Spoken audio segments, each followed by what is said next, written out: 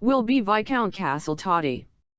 Both the Mr. Bloodyers of Mincing Lane have settled their fortunes on Fanny Bloodyer's little boy.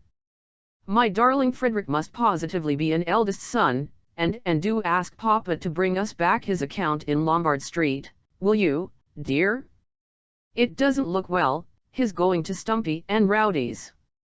After which kind of speeches, in which fashion and the main chance were blended together, and after a kiss, which was like the contact of an oyster, Mrs. Frederick Bullock would gather her starched nurslings and simper back into her carriage. Every visit which this leader of ton paid to her family was more unlucky for her. Her father paid more money into Stumpy and Rowdy's. Her patronage became more and more insufferable. The poor widow in the little cottage at Brompton, guarding her treasure there, little knew how eagerly some people coveted it. On that night when Jane Osborne had told her father that she had seen his grandson, the old man had made her no reply, but he had shown no anger and had bade her good night on going himself to his room in rather a kindly voice.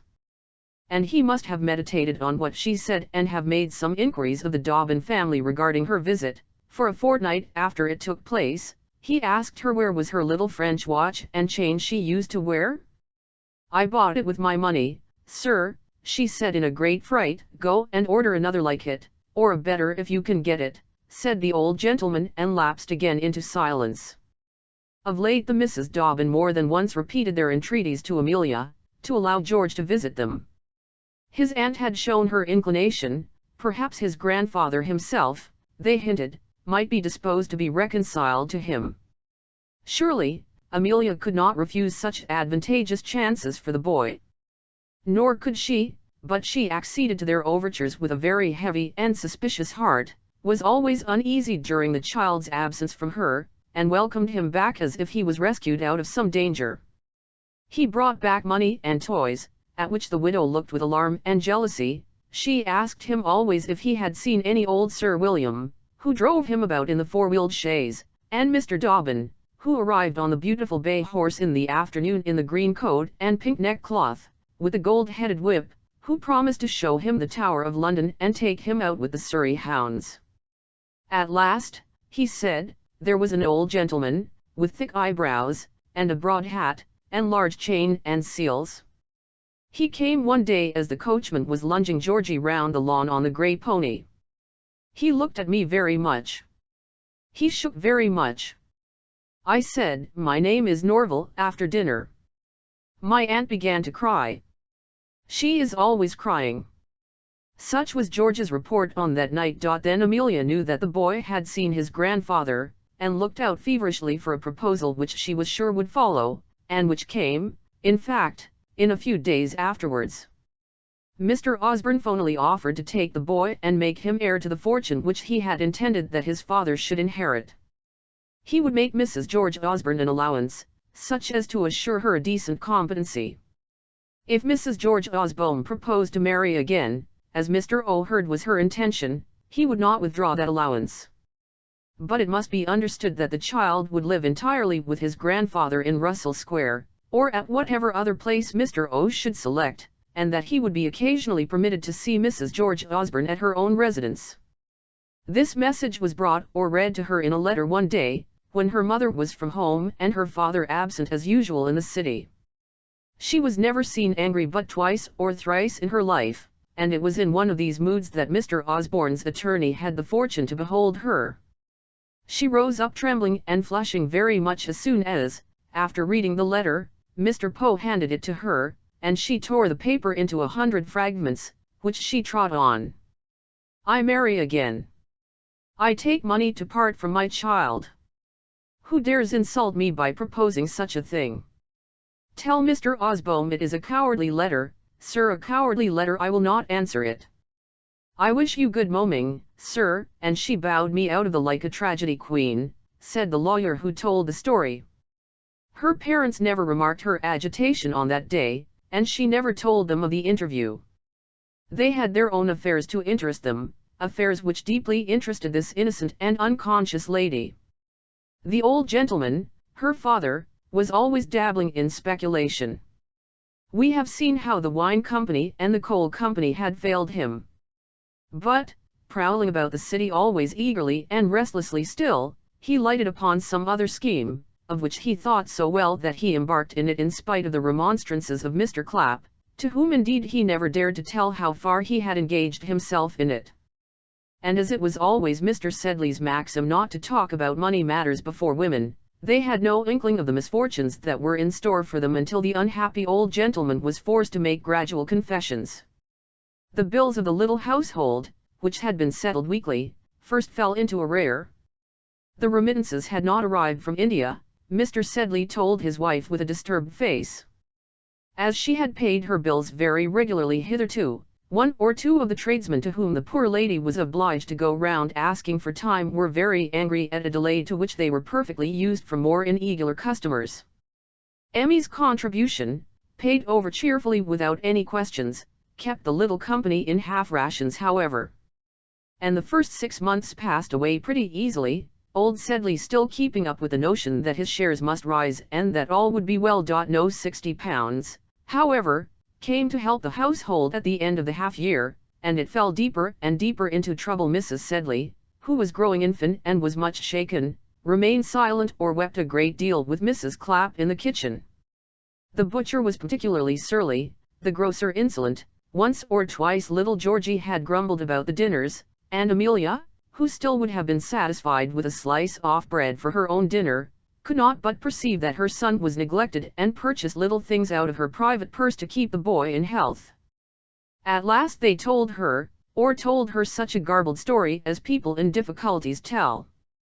One day, her own money having been received, and Amelia about to pay it over, she, who had kept an account of the moneys expended by her, proposed to keep a certain portion back out of her dividend, having contracted engagements for a new suit for Georgie.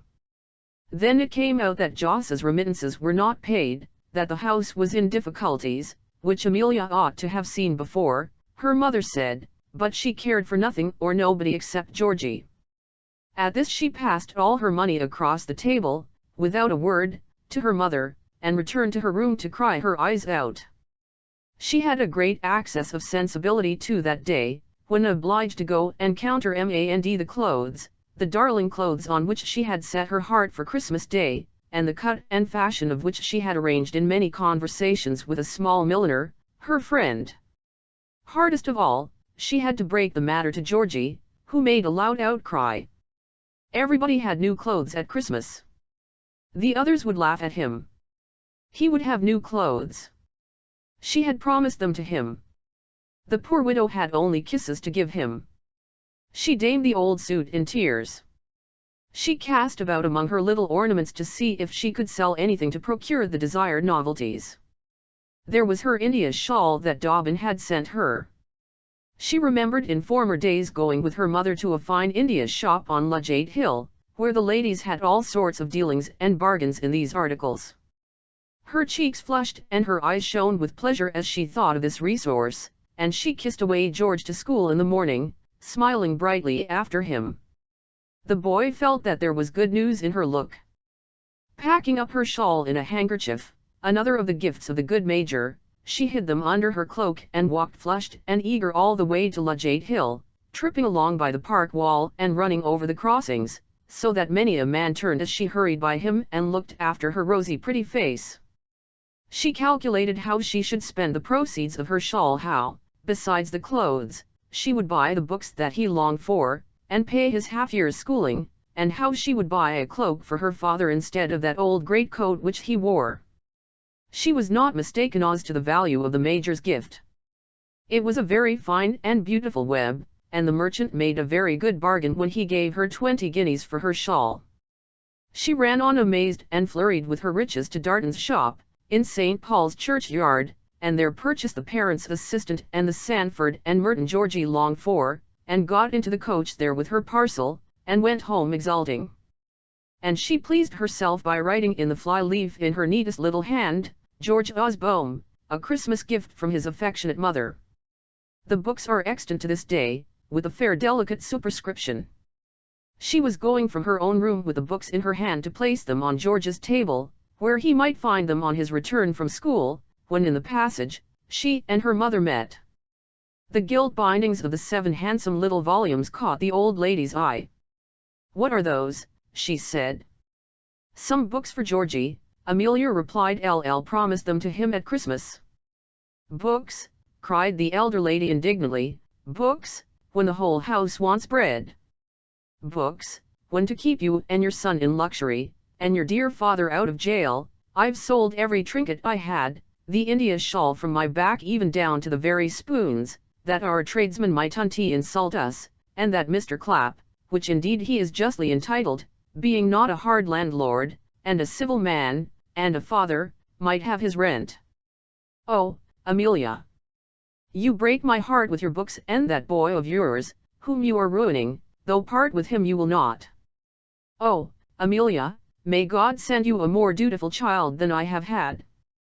There's Joss, deserts his father in his old age, and there's George, who might be provided for, and who might be rich, going to school like a lord, with a gold watch and chain round his neck, while my dear, dear old man is without a shilling." Hysteric sobs and cries ended Mrs. Sedley's speech. It echoed through every room in the small house, where all the other female inmates heard every word of the colloquy. "Oh, mother, mother," cried poor Amelia in reply. "You told me nothing. I promised him the books. One only sold my shawl this morning. Take the money." With quivering hands she took out her silver, and her sovereigns, her precious golden sovereigns, which she thrust into the hands of her mother, whence they overflowed and tumbled, rolling down the stairs. And then she went into her room, and sank down in despair and utter misery. She saw it all now. Her selfishness was sacrificing the boy. But for her he might have wealth, station, education, and his father's place, which the elder George had forfeited for her sake. She had but to speak the words, and her father was restored to competency and the boy raised to Fonian. Oh, what a conviction it was to that tender and stricken heart! Chapter 47. Gaunt House. All the world knows that Lord Steyne's town palace stands in Gaunt Square, out of which Great Gaunt Street leads, whither we first conducted Rebecca, in the time of the departed Sir Pitt Crawley. Peering over the railings and through the black trees into the garden of the square, you see a few miserable governesses with wan-faced pupils wandering round and round it, and round the dreary grass plot in the centre of which rises the statue of Lord Gaunt, who fought at Minden, in a 3-tailed wig, and otherwise habit like a Roman emperor. Gaunt House occupies nearly a side of the square. The remaining 3 sides are composed of mansions that have passed away into dowagerism, tall, dark houses, with window frames of stone, or picked out of a lighter red. Little light seems to be behind those lean, comfortless casements now, and hospitality to have passed away from those doors as much as the laced lacqueys and link boys of old times, who used to put out their torches in the blank iron extinguishers that still flank the lamps over the steps. Brass plates have penetrated into the square. Doctors, the Diddlesex Bank Western Branch, the English and European Reunion. It has a dreary look, nor is my Lord Steyne's palace less dreary. All I have ever seen of it is the vast wall in front, with the rustic columns at the great gate, through which an old porter peers sometimes with a fat and gloomy red face, and over the wall the garret and bedroom windows, and the chimneys, out of which there seldom comes any smoke now. For the present Lord Steyne lives at Naples, preferring the view of the bay and Capri and Vesuvius to the dreary aspect of the wall in Gaunt Square. A few score yards down New Gaunt Street, and leading into Gaunt Mews indeed, is a little modest back door, which you would not remark from that of any of the other stables. But many a little close carriage has stopped at that door, as my informant, little Tom Eaves, who knows everything, and who showed me the place, told me. The Prince and Perdita have been in and out of that door, sir, he had often told me. Mary Ann Clark has entered it with the Duke of. It conducts to the famous Petits appartements of Lord Steyne, one, sir, fitted up all in ivory and white satin. Another in ebony and black velvet. There is a little banqueting room taken from Salis House at Pompeii, and painted by Cosway, a little private kitchen, in which every saucepan was silver and all the spits were gold. It was there that a Galite Orleans roasted partridges on the night when he and the Marquis of Steyne won 100,000 from a great personage at Omber. Half of the money went to the French Revolution, have to purchase Lord Gaunt's marquisate and garter and the remainder, but it forms no part of our scheme to tell what became of the remainder, for every shilling of which, and a great deal more, little Tom Eaves, who knows everybody's affairs, is ready to account. Besides his town palace, the Marquis had castles and palaces in various quarters of the two kingdoms, whereof the descriptions may be found in the road books. Castle Strongbow, with its woods, on the Shannon shore; Gaunt Castle, in Carmarthenshire, where Richard XI was taken prisoner; Gauntley Hall in Yorkshire, where I have been informed there were 200 silver teapots for the breakfasts of the guests of the house, with everything to correspond in splendour; and Stilbrook in Hampshire, which was my lord's farm, an humble place of residence, of which we all remember the wonderful furniture which was sold at my lord's demise by a late celebrated auctioneer. The Marchioness of Steyne was of the renowned and ancient family of the Caerlyons, Marquises of Camelot, who have preserved the old faith ever since the conversion of the Venerable Mid, their first ancestor, and whose pedigree goes far beyond the date of the arrival of King Mute in these islands. Pendragon is the title of the eldest son of the house. The sons have been called Althursday, Euthus, and Caradox, from immemorial time. Their heads have fallen in many a loyal conspiracy. Elizabeth chopped off the head of the Arthur of her day, who had been chamberlain to Philip and Mary, and carried letters between the Queen of Scots and her uncles the Guises. A cadet of the house was an officer of the great Duke and distinguished in the famous St. Bartholomew conspiracy. During the whole of Mary's confinement, the house of Camelot conspired in her behalf. It was as much injured by its charges in fitting out an armament against the Spaniards, during the time of the Armada, as by the fines and confiscations levied on it by Elizabeth for harboring of priests, obstinate recusancy, and popish misdoings. A recreant of James's time was momentarily perverted from his religion by the arguments of that great theologian, and the fortunes of the family somewhat restored by his timely weakness. But the Earl of Camelot, of the reign of Charles, returned to the old creed of his family, and they continued to fight for it, and ruin themselves for it, as long as there was a stump left to head or to instigate a rebellion. Lady Mary Caerlyon was brought up at a Parisian convent, the Dauphiness Marie Antoinette was her godmother. In the pride of her beauty she had been married sold, it was said, to Lord Gaunt, then at Paris, who won vast sums from the lady's brother at some of Philip of Orleans's banquets. The Earl of Gaunt's famous duel with the Count de la Marche, of the Grey Musketeers, was attributed by common report to the pretensions of that officer, who had been a page, and remained a favourite of the Queen, to the hand-off beautiful Lady Mary Caerlyon. She was married to Lord Gaunt while the Count lay ill of his wound, and came to dwell at Gaunt House, and to figure for a short time in the splendid court of the Prince of Wales. Fox had toasted her. Morris and Sheridan had written songs about her.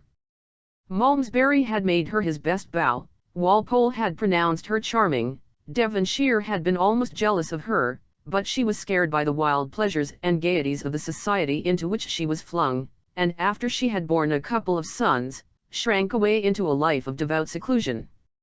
No wonder that my Lord Steyne, who liked pleasure and cheerfulness, was not often seen after their marriage by the side of this trembling, silent, superstitious, unhappy lady. The before-mentioned Tom Eaves, who has no part in this history, except that he knew all the great folks in London, and the stories and mysteries of each family, had further information regarding my Lady Steyne, which may or may not be true. The humiliations, Tom used to say, which that woman has been made to undergo, in her own house, have been frightful. Lord Steyne has made her sit down to table with women with whom I would rather die than allow Mrs. Eaves to associate with Lady Crackenbury, with Mrs. Chippenham, with Madame de la Cruche-Cassy, the French secretary's wife, from every one of which ladies Tom Eaves, who would have sacrificed his wife for knowing them, was too glad to get a bow or a dinner, with a reigning favourite in a word. And do you suppose that that woman, of that family, who are as proud as the Bourbons, and to whom the Steins are but lackeys, mushrooms of yesterday, for after all, they are not of the old Gaunts, but of a minor and doubtful branch of the house, do you suppose, I say, the reader must bear in mind that it is always Tom Eaves who speaks, that the Marchioness of Steyne, the haughtiest woman in England, would bend down to her husband so submissively if there were not some cause? Pooh! I tell you there are secret reasons. I tell you that, in the emigration, the Abbé de la Marche, who was here and was employed in the Quiberon business with Pucet and Tintignac, was the same colonel of Mousquetaires Gris with whom Stein fought in the year 86, that he and the Marchioness met again, that it was after the Reverend Colonel was shot in Brittany that Lady Stein took to those extreme practices of devotion which she carries on now, for she is closeted with her director every day she is at service at Spanish Place. Every morning, I've watched her there, that is, I've happened to be passing there, and depend on it, there's a mystery in her case. People are not so unhappy unless they have something to repent of, added Tom Eaves with a knowing wag of his head, and depend on it, that woman would not be so submissive as she is if the Marquis had not some sword to hold over her. So, if Mr. Eaves's information be correct, it is very likely that this lady, in her high station, had to submit to many a private indignity and to hide many secret griefs under a calm face. And let us, my brethren who have not our names in the Red Book, console ourselves by thinking comfortably how miserable our betters may be, and that Damocles, who sits on satin cushions and is served on gold plate, has an awful sword hanging over his head in the shape of a bailiff, or an hereditary disease, or a family secret, which peeps out evio now and then from the embroidered heiress in a ghastly manner, and will be sure to drop one day or the other in the right place. In comparing, too, the poor man's situation with that of the great, there is, always according to Mr. Eaves, another source of comfort for the former.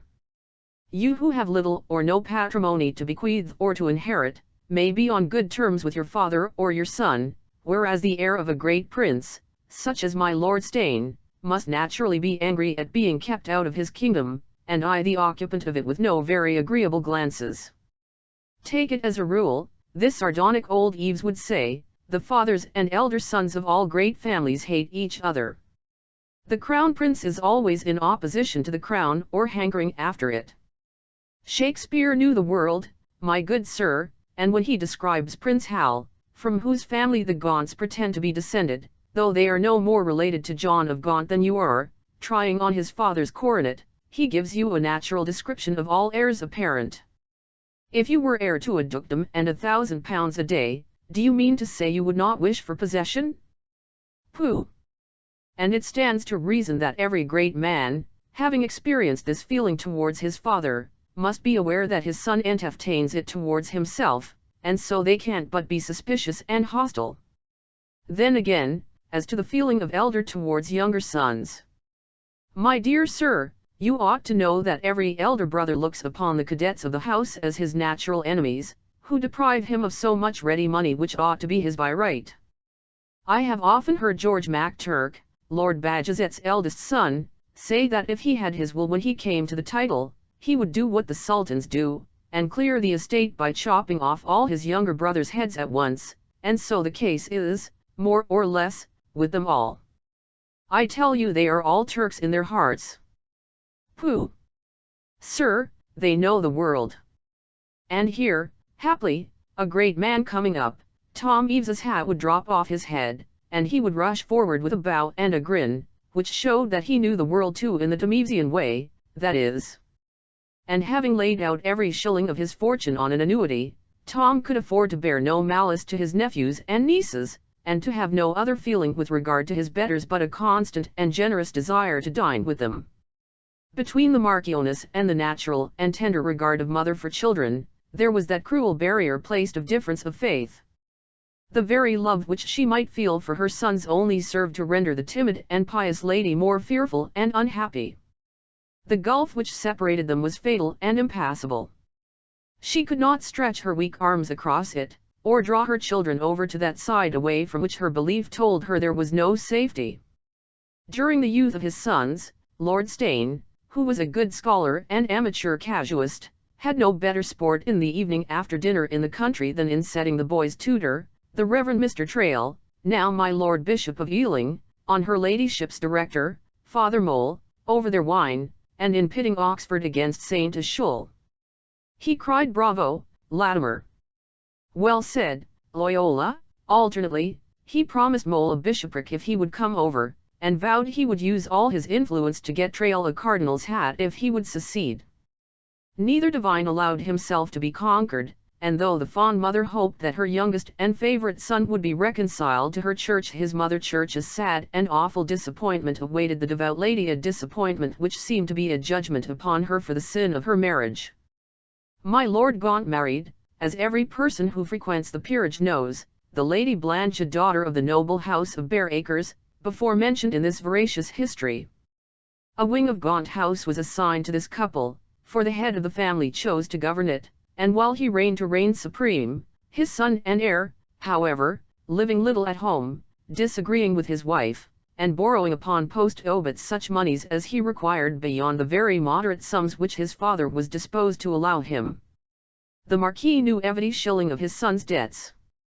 At his lamented demise, he was found himself to be possessor of many of his heir's bonds, purchased for their benefit, and devised by his lordship to the children of his younger son.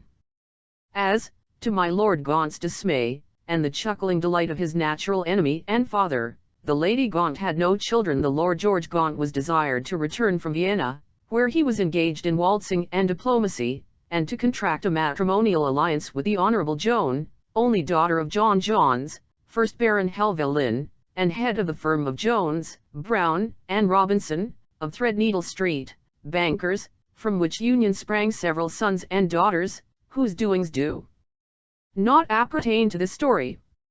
The marriage at first was a happy and prosperous one. My Lord George Gaunt could not only read, but write pretty correctly. He spoke French with considerable fluency, and was one of the finest waltzers in Europe. With these talents, and his interest at home, there was little doubt that his lordship would rise to the highest dignities in his profession. The lady, his wife, felt that courts were her sphere, and her wealth enabled her to receive splendidly in those continental towns whither her husband's diplomatic duties led him. There was talk of appointing him minister, and bets were laid at the travellers that he would be ambassador ere long, when of a sudden, rumours arrived of the secretary's extraordinary behaviour. At a grand diplomatic dinner given by his chief, he had started up and declared that a pate de foie gras was poisoned. He went to a ball at the hotel of the Bavarian envoy, the Count de Springbok Hohenlaufen, with his head shaved and dressed as a Capuchin friar. It was not a masked ball, as some folks wanted to persuade you. It was something queer, people whispered. His grandfather was so. It was in the family. His wife and family returned to this country and took up their abode at Gaunt House. Lord George gave up his post on the European continent, and was gazetted to Brazil. But people knew better. He never returned from that Brazil expedition, never died there, never lived there, never was there at all. He was nowhere, he was gone out altogether. Brazil, said one gossip to another, with a is St. John's Wood. Rio de Janeiro is a cottage surrounded by four walls, and George Gaunt is accredited to a keeper, who has invested him with the order of the strait waistcoat. These are the kinds of epitaphs which men pass over one another in Vanity Fair. Twice or thrice in a week, in the earliest morning, the poor mother went for her sins and saw the poor invalid. Sometimes he laughed at her, and his laughter was more pitiful than to hear him cry. Sometimes she found the brilliant dandy diplomatist of the Congress of Vienna dragging about a child's toy, or nursing the keeper's baby's doll. Sometimes he knew her and Father Mole, her director and companion. Oftener he forgot her, as he had done wife, children, love, ambition, vanity. But he remembered his dinner hour, and used to if his wine and water was not strong enough. It was the mysterious taint of the blood, the poor mother had brought it from her own ancient race.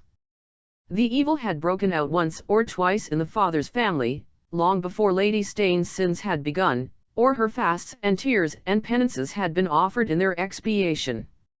The pride of the race was struck down as the firstborn of Pharaoh. The dark mark of fate and doom was on the threshold, the tall old threshold surmounted by coronets and caned heraldry. The absent lord's children meanwhile prattled and grew on quite unconscious that the doom was over them too. First they talked to their father and devised plans against his return. Then the name of the living dead man was less frequently in their mouth than not mentioned at all. But the stricken old grandmother trembled to think that these two were the inheritors of their father's shame as well as of his honors, and watched sickening for the day when the awful ancestral curse should come down on them. This dark presentiment also haunted Lord Steyne. He tried to lay the horrid bedside ghost in red seas of wine and jollity, and lost sight of it sometimes in the crowd and rout of his pleasures. But it always came back to him when alone, and seemed to grow more threatening with years. "I have taken your son," it said, "why not you? I may shut you up in a prison some day like your son George. I may tap you on the head tomorrow, and away go pleasure and honors, feasts and beauty, friends, flatterers, French cooks, fine horses, and houses in exchange for a prison, a keeper, and a straw mattress like George Gaunt's." And then my lord would defy the ghost which threatened him, for he knew of a remedy by which he could balk his enemy.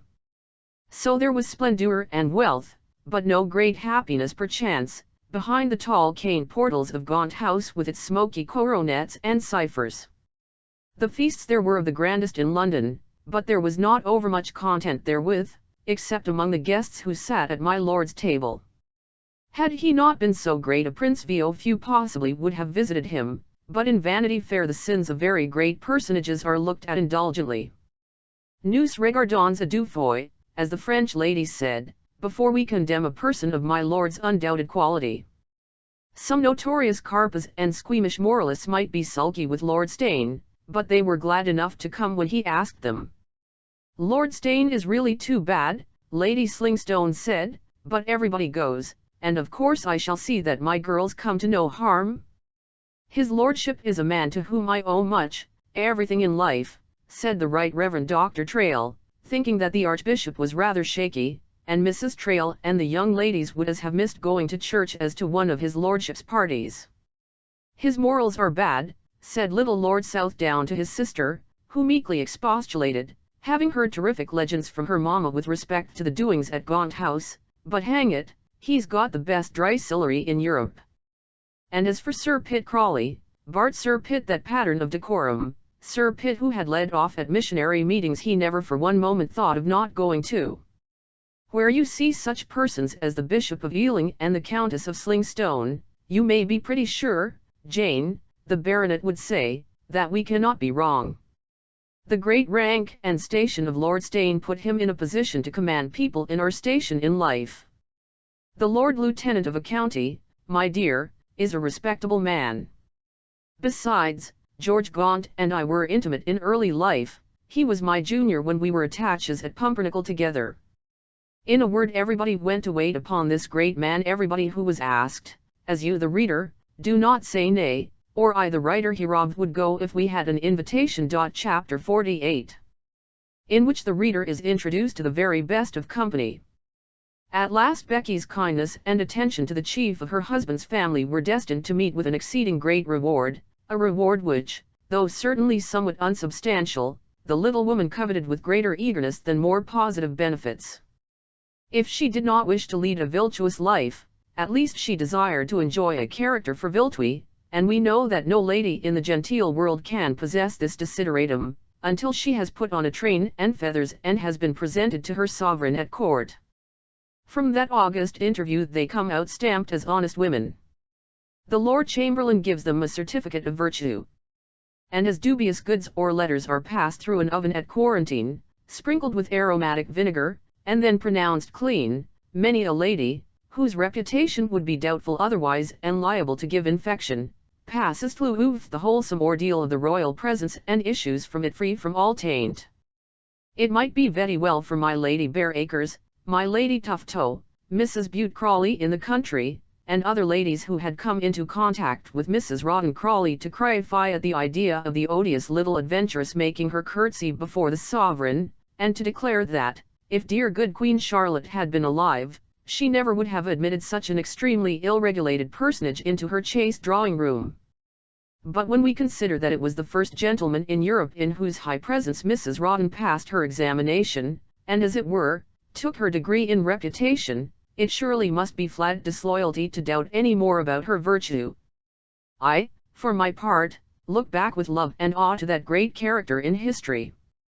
Ah, what a high and noble appreciation of gentlewomanhood there must have been in Vanity Fair, when that revered and august being was invested, by the universal acclaim of the refined and educated portion of this empire, with the title of Premier Gentilhomme of his kingdom.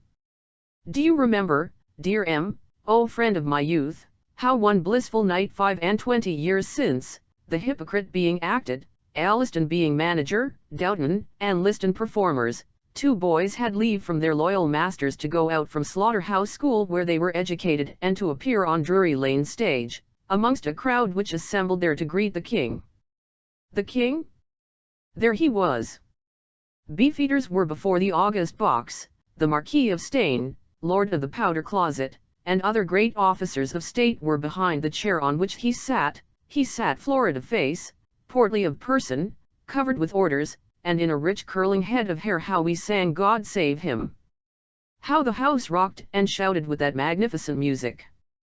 How they cheered, and cried, and waved handkerchiefs! Ladies wept, mothers clasped their children, some fainted with emotion. People were suffocated in the pit, shrieks and groans rising up amidst the writhing and shouting mass there of his people who were, and indeed showed themselves almost to be, ready to die for him. Yes, we saw him. Fate cannot deprive us of that. Others have seen Napoleon.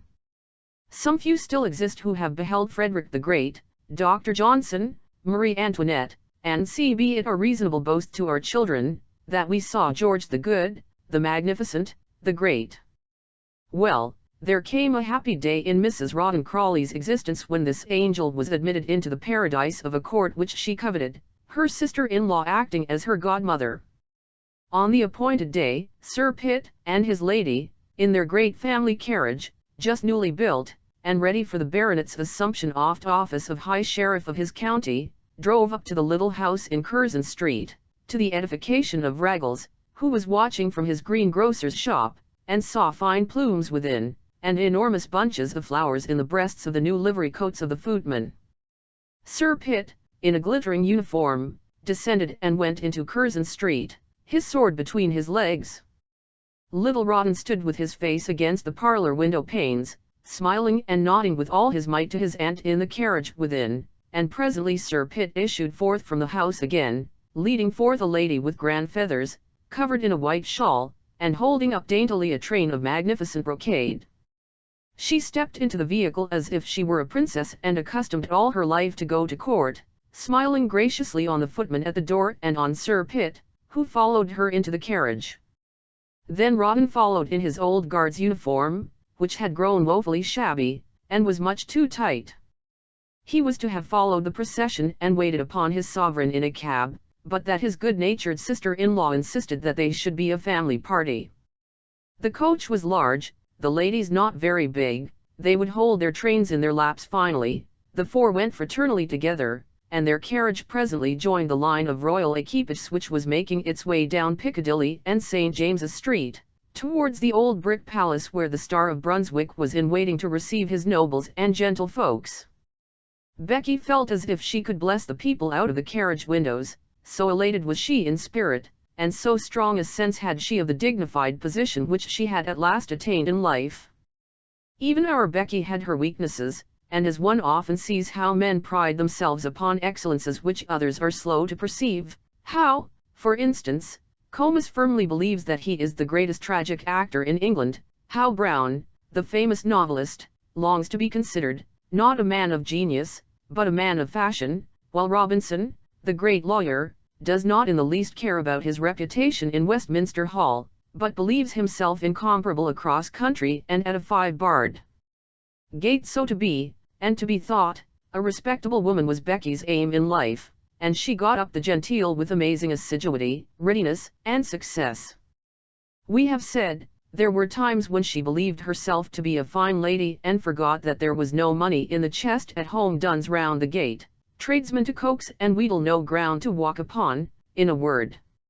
And as she went to court in the carriage, the family carriage, she adopted a demeanour so grand, self-satisfied, deliberate, and imposing that it made even Lady Jane laugh. She walked into the royal apartments with a toss of the head which would have befitted an empress, and I have no doubt had she been one, she would have become the character perfectly. We are authorized to state that Mrs. Rawdon Crawley's costume decor on the occasion of her presentation to the sovereign was of the most elegant and brilliant description. Some ladies we may have seen who wear stars and cordons and attend the St. James's assemblies, or who, in muddy boots, dawdle up and down Pall Mall and peep into the coaches as they drive up with the great folks in their feathers. Some ladies of fashion, I say, we may have seen, about 2 o'clock of the forenoon of a levee day, as the lace-jacketed band of the lifeguards are blowing triumphal marches seated on those prancing music stools, their cream-colored chargers, who are by no means lovely and enticing objects at that early period of noon. A stout countess of 60, décolleté, painted, wrinkled with rouge up to her drooping eyelids, and diamonds twinkling in her wig, is a wholesome and edifying, but not a pleasant sight. She has the faded look of a St. James's Street illumination, as it may be seen of an early morning, when half the lamps are out, and the others are blinking wanly, as if they were about to vanish like ghosts before the dawn. Such charms as those of which we catch glimpses while her ladyship's carriage passes should appear abroad at night alone.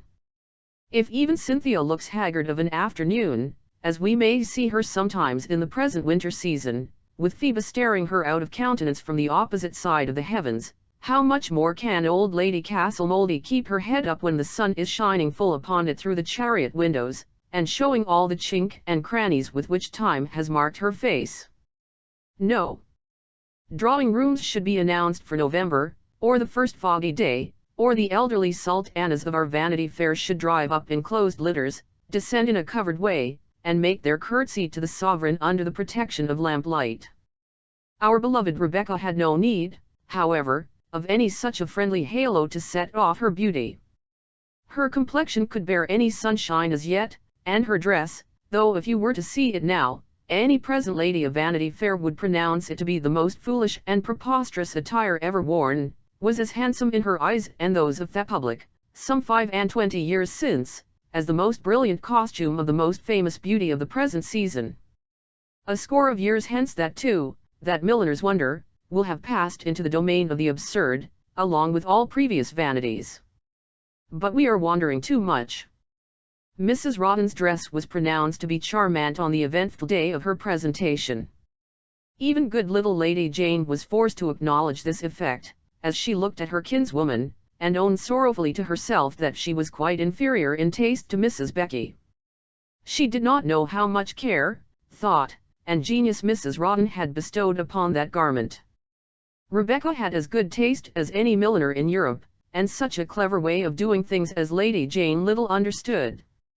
The latter quickly spied out the magnificence of the brocade of Becky's train, and the splendor of the lace on her dress. The brocade was an old remnant, Becky said, and as for the lace, it was a great bargain. She had had it these 100 years. My dear Mrs. Crawley, it must have cost a little fortune, Lady Jane said, looking down at her own lace, which was not nearly so good, and then examining the quality of the ancient brocade which formed the material of Mrs. Rawdon's court dress. She felt inclined to say that she could not afford such fine clothing, but checked that speech, with an effort, as one uncharitable to her kinswoman. And yet, if Lady Jane had known all, I think even her kindly temper would have failed her. The fact is, when she was putting Sir Pitt's house in order, Mrs. Rawdon had found the lace and the brocade in old wardrobes, the property of the former ladies of the house, and had quietly carried the goods home, and had suited them to her own little person. Briggs saw her take them, asked no questions, told no stories, but I believe quite sympathized with her on this matter, and so would many another honest woman. And the deuce did you get the diamonds, Becky, said her husband, admiring some jewels which he had never seen before and which sparkled in her ears and on her with brilliance and profusion. Becky blushed a little and looked at him hard for a moment. Pitt Crawley blushed a little too, and looked out of window. The fact is, he had given her a very small portion of the brilliants, a pretty diamond clasp, which confined a pearl necklace which she wore, and the baronet had omitted to mention the circumstance to his lady. Becky looked at her husband, and then at Sir Pitt, with an air of saucy triumph, as much as to say, "Shall I betray you?" "Guess," she said to her husband. "Why, you silly man," she continued, Where do you suppose I got them, all except the little clasp, which a dear friend of mine gave me long ago? I hired them, to be sure. I hired them at Mr. Polonius's, in Coventry Street. You don't suppose that all the diamonds which go to Colt belong to the wearers, like those beautiful stones which Lady Jane has, and which are much handsomer than any which I have, I am certain. They are family jewels, said Sir Pitt, again looking uneasy. And in this family conversation the carriage rolled down the street, until its cargo was finally discharged at the gates of the palace where the sovereign was sitting in state. The diamonds, which had created Rawdon's admiration, never went back to Mr. Polonius, of Coventry Street, and that gentleman never applied for their restoration, but they retired into a little private repository, in an old desk, which Amelia Sedley had given her years and years ago, and in which Becky kept a number of useful and, perhaps, valuable things, about which her husband knew nothing. To know nothing, or little, is in the nature of some husbands. To hide, in the nature of how many women? Oh, ladies! How many of you have surreptitious milliners' bills?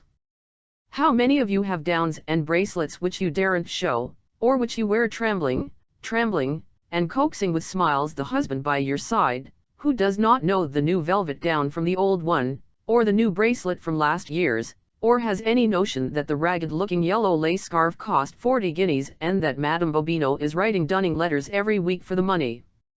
Thus Rawdon knew nothing about the brilliant diamond earrings, or the superb brilliant ornament which decorated the fair bosom of his lady, but Lord Steyne, who was in his place at court, as Lord of the Powder Closet, and one of the great dignitaries and illustrious defences of the throne of England, and came up with all his stars, garters, collars, and cordons, and paid particular attention to the little woman, knew whence the jewels came and who paid for them.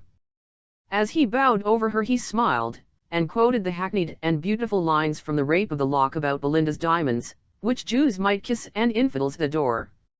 "But I hope your lordship is orthodox," said the little lady with a toss of her head. And many ladies round about whispered and talked, and many gentlemen and whispered, as they saw what marked attention the great nobleman was paying to the little adventuress. What were the circumstances of the interview between Rebecca Crawley, née Sharp, and her imperial master, it does not become such a feeble and inexperienced pennice mind to attempt to relate. The dazzled eyes close before that magnificent idea. Loyal respect and decency tell even the imagination not to look too keenly and audaciously about the sacred audience chamber, but to back away rapidly, silently, and respectfully, making profound bows out of the august presence. This may be said, that in all London there was no more loyal heart than Becky's after this interview. The name of her king was always on her lips, and he was proclaimed by her to be the most charming of men. She went to Carnegie's and ordered the finest portrait of him that art had produced, and credit could supply. She chose that famous one in which the best of monarchs is represented in a frock coat with a collar, and breeches, and silk stockings, simpering on a sofa from under his curly brown wig. She had him painted in a brooch and wore it. Indeed, she amused and somewhat pestered her acquaintance with her perpetual talk about his urbanity and beauty. Who knows? Perhaps the little woman thought she might play the part of a Maint Enon or a Pompadour. But the finest sport of all after her presentation was to hear her talk virtuously. She had a few female acquaintances, not, it must be owned, oft very highest reputation in Vanity Fair. But being made an honest woman of, so to speak, Becky would not consort any longer with these dubious ones, and cut Lady Crackenbury when the latter nodded to her from her opera box, and gave Mrs. Washington White the go-by in the ring. "One must, my dear, show one is somebody," she said. "One mustn't be seen with doubtful people. I pity Lady Crackenbury from my heart, and Mrs. Washington White may be a very good-natured dear son. You may go and dine with them, as you like your rubber. But I mustn't and won't, and you will have the goodness to tell Smith to say I am not at home when either of them calls." The particulars of Becky's costume were in the newspapers: feathers, lappets, superb diamonds, and all the rest. Lady Crackenbury read the paragraph in bitterness of spirit and discoursed to her followers about the airs which that woman was giving herself. Mrs. Bute Crawley and her young ladies in the country had a copy of the Morning Post from town, and gave a vent to their honest indignation. If you had been sandy-haired, green-eyed, and a French rope dancer's daughter, Mrs. Bute said to her eldest girl, who, on the contrary, was a very swarthy, short, and snub-nosed young lady, you might have had superb diamonds forsooth, and have been presented at court by your cousin, the Lady Jane. But you're only a gentlewoman, my poor dear child. You have only some of the best blood in England in your veins, and good principles and piety for your portion. I, myself, the wife of a baronet's younger brother, too, never thought of such a thing as going to court, nor would other people, if good Queen Charlotte had been alive. In this way the worthy rectress consoled herself, and her daughter sighed and sat over the peerage all night. A few days after the famous presentation, another great and exceeding honour was vouchsafed to the virtuous Becky. Lady Staines' carriage drove up to Mr. Rawdon Crawley's door, and the footman, instead of driving down the front of the house, as by his tremendous knocking he appeared to be inclined to do, relented, and only delivered in a couple of cards, on which were engraven the names of the Marchioness of Steyne and the Countess of Gaunt. If these bits of pasteboard had been beautiful pictures, or had had 100 yards of Malines lace rolled round them, worth twice the number of guineas, Becky could not have regarded them with more pleasure.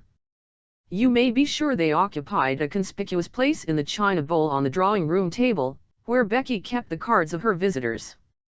Lord! Lord!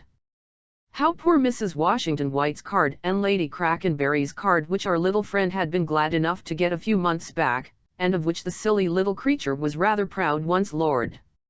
Lord! I say, how at the ombrance of these grand court cards, did those little neglected deuces sink down to the bottom of the pack? Steyne, Bareacres, Johns of Helvellyn, and Cerulean of Camelot.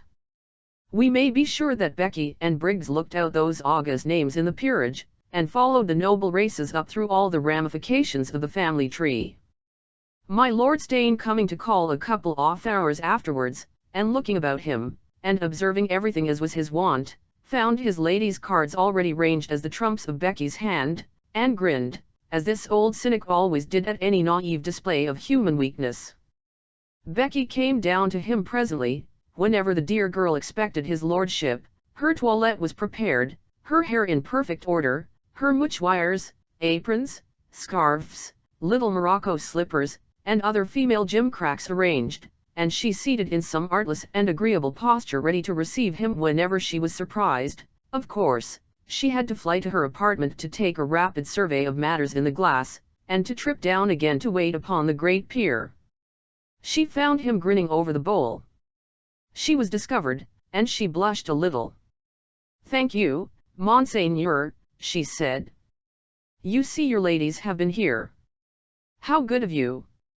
I couldn't come before I was in the kitchen making a pudding." "I know you were, I saw you through the area railings as I drove up," replied the old gentleman. "You see everything," she replied. "A few things, but not that, my pretty lady," he said good-naturedly. "You silly little fibster. I heard you in the room overhead, where I have no doubt you were putting a little rouge on. You must give some of yours to my Lady Gaunt, whose complexion is quite preposterous, and I heard the bedroom door open, and then you came downstairs." "Is it a crime to TW and look my best when you come here?" answered Mrs. Rawdon plaintively, and she rubbed her cheek with her handkerchief as if to show there was no rouge at all, only genuine blushes and modesty in her case. "About this who can tell? I know there is some rouge that won't come off on a pocket handkerchief, and some so good that even tears will not disturb it." "Well," said the old gentleman, twiddling round his wife's card, "you are bent on becoming a fine lady. You pester my poor old life out to get you into the world. You won't be able to hold your own there, you silly little fool. You've got no money." "You will get us a place," interposed Becky, as quick as possible. "You've got no money, and you want to compete with those who have. You poor little earthenware pipkin, you want to swim down the stream along with the great copper kettles." All women are alike. Everybody is striving for what is not worth the having. Gad. I dined with the king yesterday, and we had neck of mutton and turnips. A dinner of herbs is better than a stalled ox very often. You will go to Gaunt House. You give an old fellow no rest until you get there. It's not half so nice as here. You'll be bored there. I am. My wife is as gay as Lady Macbeth, and my daughter's as cheerful as Regan and Goneril. I daren't sleep in what they call my bedroom. The bed is like the bald aquin of St. Peter's, and the pictures frighten me. I have a little brass bed in a dressing room, and a little hair mattress like an anchorite. I am an anchorite. Ho! Ho! You'll be asked to dinner next week. And Gare Auxiliary Farm, look out and hold your own. How the women will bully you. This was a very long speech for a man of few words like my Lord Steyne, nor was it the first which he uttered for Becky's benefit on that day. Briggs looked up from the work table at which she was seated in the farther room and gave a deep sigh as she heard the great Marquis speak so lightly of her sex. "If you don't turn off that abominable sheep-dog," said Lord Steyne, with a savage look over his shoulder at her, "we'll have her poisoned." "I always give my dog dinner from my own plate," said Rebecca, laughing mischievously, and having enjoyed for some time the discomfiture of my lord, who hated poor Briggs for interrupting his tête-à-tête with the fair colonel's wife. Mrs. Rawdon at length had pity upon her admirer, and calling to Briggs, praised the fineness of the weather to her and bade her to take out the child for a walk. "Elle can't send her away," Becky said presently, after a pause, and in a very sad voice. Her eyes filled with tears as she spoke, and she turned away her head. "You owe her her wages, I suppose," said the peer. "Worse than that," said Becky, still casting down her eyes. "I have mined her." "Ruined her? Then why don't you turn her out?" the gentleman asked. "Men do that," Becky answered bitterly. "Women are not so bad as you. Last year, when we were reduced to our last guinea, she gave us everything. She shall never leave me, until we are enlined utterly ourselves, which does not seem far off, or until I can pay her the utmost farthing." How much is it?" said the peer with an oath. And Becky, reflecting on the largeness of his means, mentioned not only the sum which she had borrowed from Miss Briggs, but one of nearly double the amount. This caused the Lord Steyne to break out in another brief and energetic expression of anger, at which Rebecca held down her head the more and cried bitterly. "I could not help it. It was my only chance. I dare not tell my husband. He would kill me if I told him what I have done. I have kept it a secret from everybody but you, and you forced it from me. Ah, what shall I do, Lord Steyne? For I am very, very unhappy." Lord Steyne made no reply except by beating the devil's tattoo and biting his nails. At last he clapped his hat on his head and flung out of the room. Rebecca did not rise from her attitude of misery until the door slammed upon him and his carriage whirled away. Then she rose up with the queerest expression of victorious mischief glittering in her green eyes. She burst out laughing once or twice to herself, as she sat at work, and sitting down to the piano, she rattled away a triumphant voluntary on the keys, which made the people pause under her window to listen to her brilliant music. That night, there came 2 notes from Gaunt House for the little woman, the one containing a card of invitation from Lord and Lady Steyne to a dinner at Gaunt House next Friday, while the other enclosed a slip of grey paper bearing Lord Steyne's signature and the address of Messrs. Jones, Brown, and Robinson, Lombard Street. Rawdon heard Becky laughing in the night once or twice. It was only her delight at going to Gaunt House and facing the ladies there, she said, which amused her so. But the truth was that she was occupied with a great number of other thoughts. Should she pay off old Briggs and give her her congé? Should she astonish Raggles by settling his account? She turned over all these thoughts on her pillow, and on the next day, when Rawdon went out to pay his morning visit to the club, Mrs. Crawley, in a modest dress with a veil on, whipped off in a hackney coach to the city, and being landed at Messrs. Jones and Robinson's bank, presented a document there to the authority at the desk, who, in reply, asked her how she would take it. She gently said she would take £150 in small notes and the remainder in one note, and passing through St. Paul's churchyard stopped there and bought the handsomest black silk gown for Briggs which money could buy, and which, with a kiss and the kindest speeches, she presented to the simple old spinster. Then she walked to Mr. Raggles, inquired about his children affectionately, and gave him £50 on account. Then she went to the liveryman from whom she jobbed her carriages and gratified him with a similar sum. "And I hope this will be a lesson to you, Spavin," she said, "and that on the next drawing-room day my brother, Sir Pitt, will not be inconvenienced by being obliged to take 4 of us in his carriage to wait upon his Majesty, because my own carriage is not forthcoming." It appears there had been a difference on the last drawing-room day. Hence the degradation which the Colonel had almost suffered, of being obliged to enter the presence of his sovereign in a hack cab.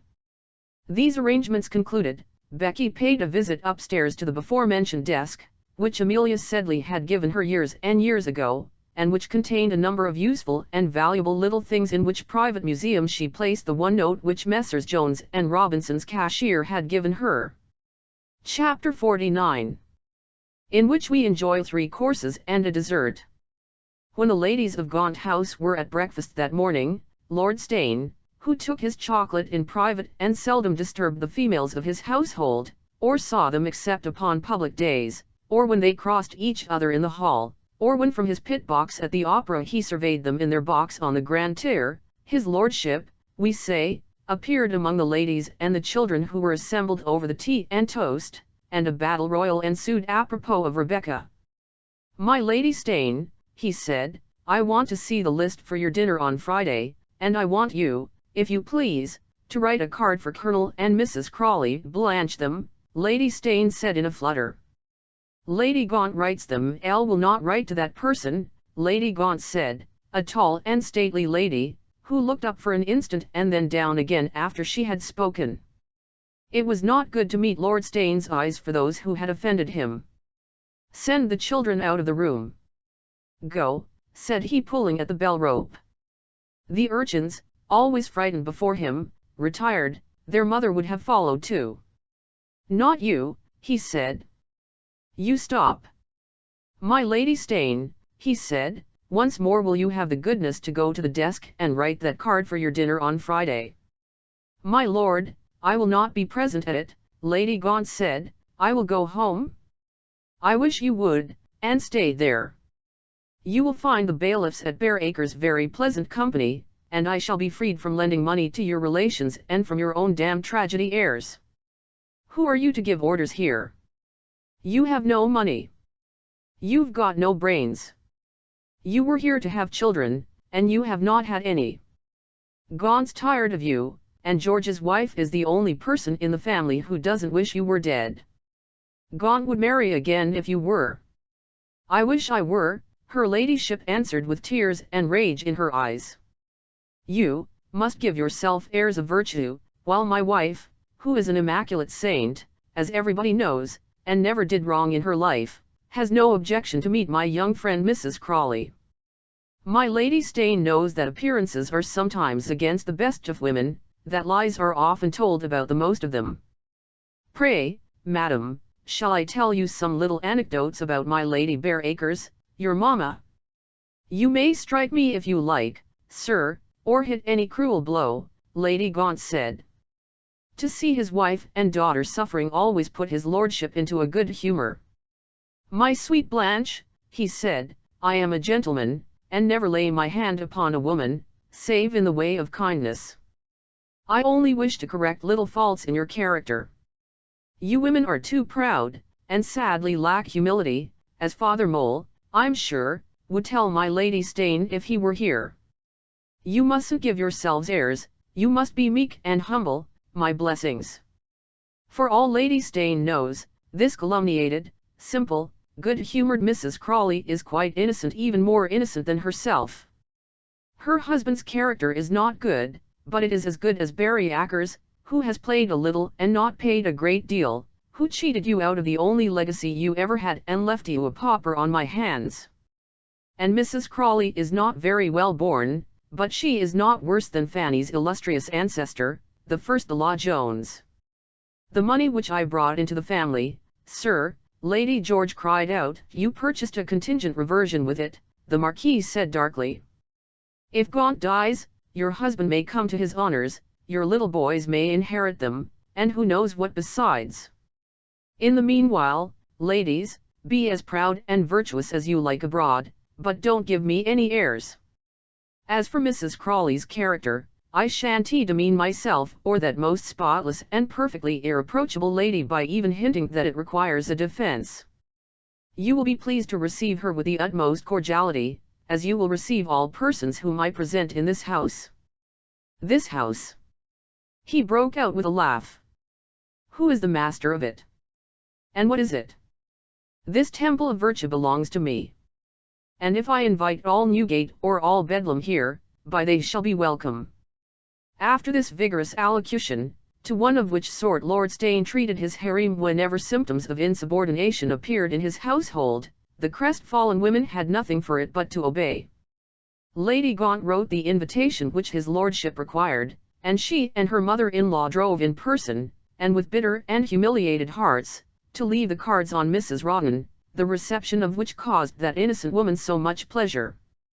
There were families in London who would have sacrificed a year's income to receive such an honour at the hands of those great ladies.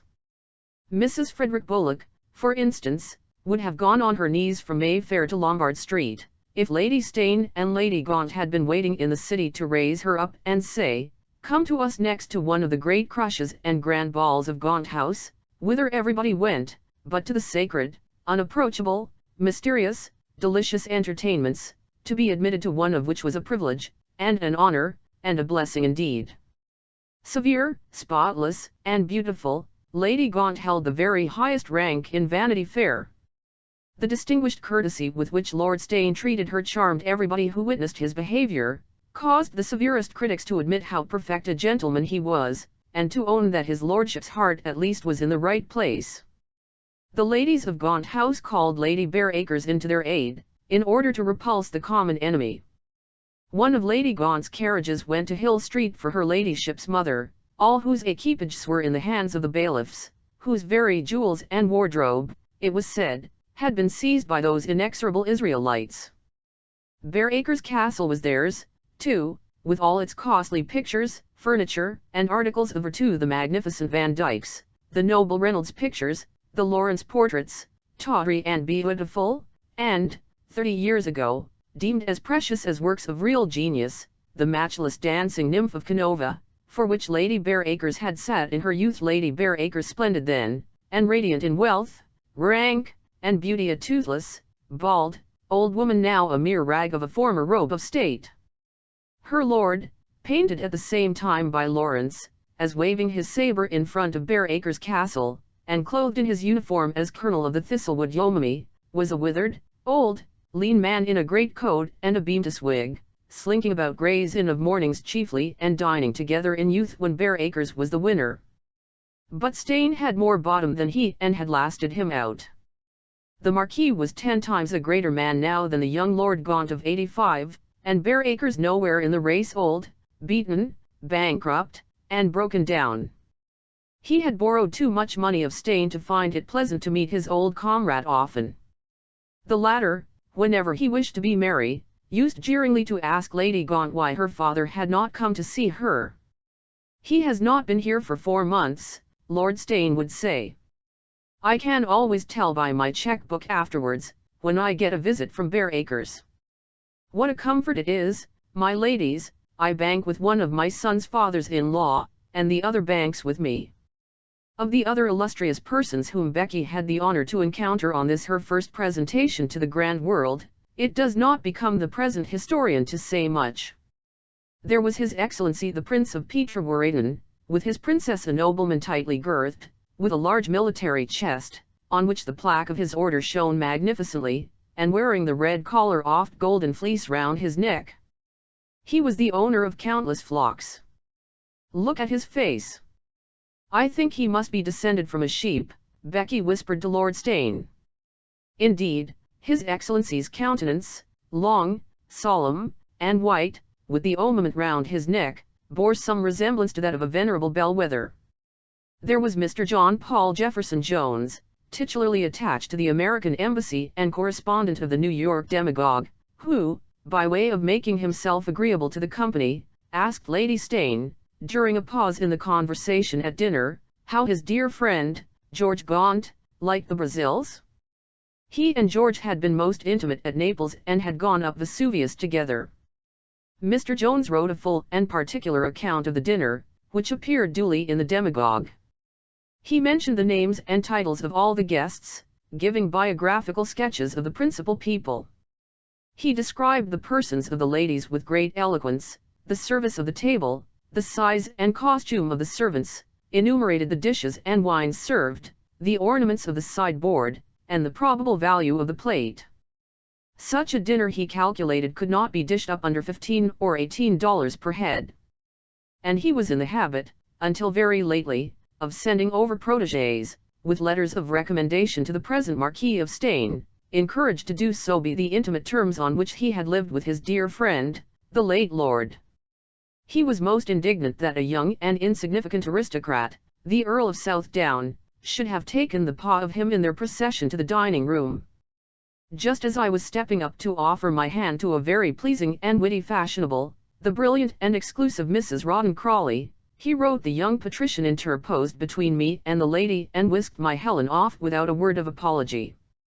I was fain to bring up the rear with the colonel, the lady's husband, a stout red-faced warrior who distinguished himself at Waterloo, where he had better luck than befell some of his brother redcoats at New Orleans. The colonel's countenance on coming into this polite society wore as many blushes as the face of a boy of 16 assumes when he is confronted with his sister's schoolfellows. It has been told before that honest Rawdon had not been much used at any period of his life to ladies' company.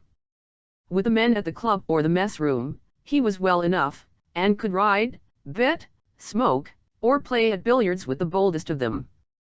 He had had his time for female friendships, but that was 20 years ago, and the ladies were of the rank of those with whom young Marlowe in the comedy is represented as having been familiar before he became abashed in the presence of Miss Hardcastle. The times are such that one scarcely dares to allude to that kind of company which thousands of our young men in Vanity Fair are frequenting every day, which nightly fills casinos and dancing rooms, which is known to exist as well as the Ring in Hyde Park or the Congregation at St. James's, but which the most squeamish if not the most moral of societies is determined to ignore. In a word, although Colonel Crawley was now 45 years of age, it had not been his lot in life to meet with a half-dozen good women, besides his paragon of a wife.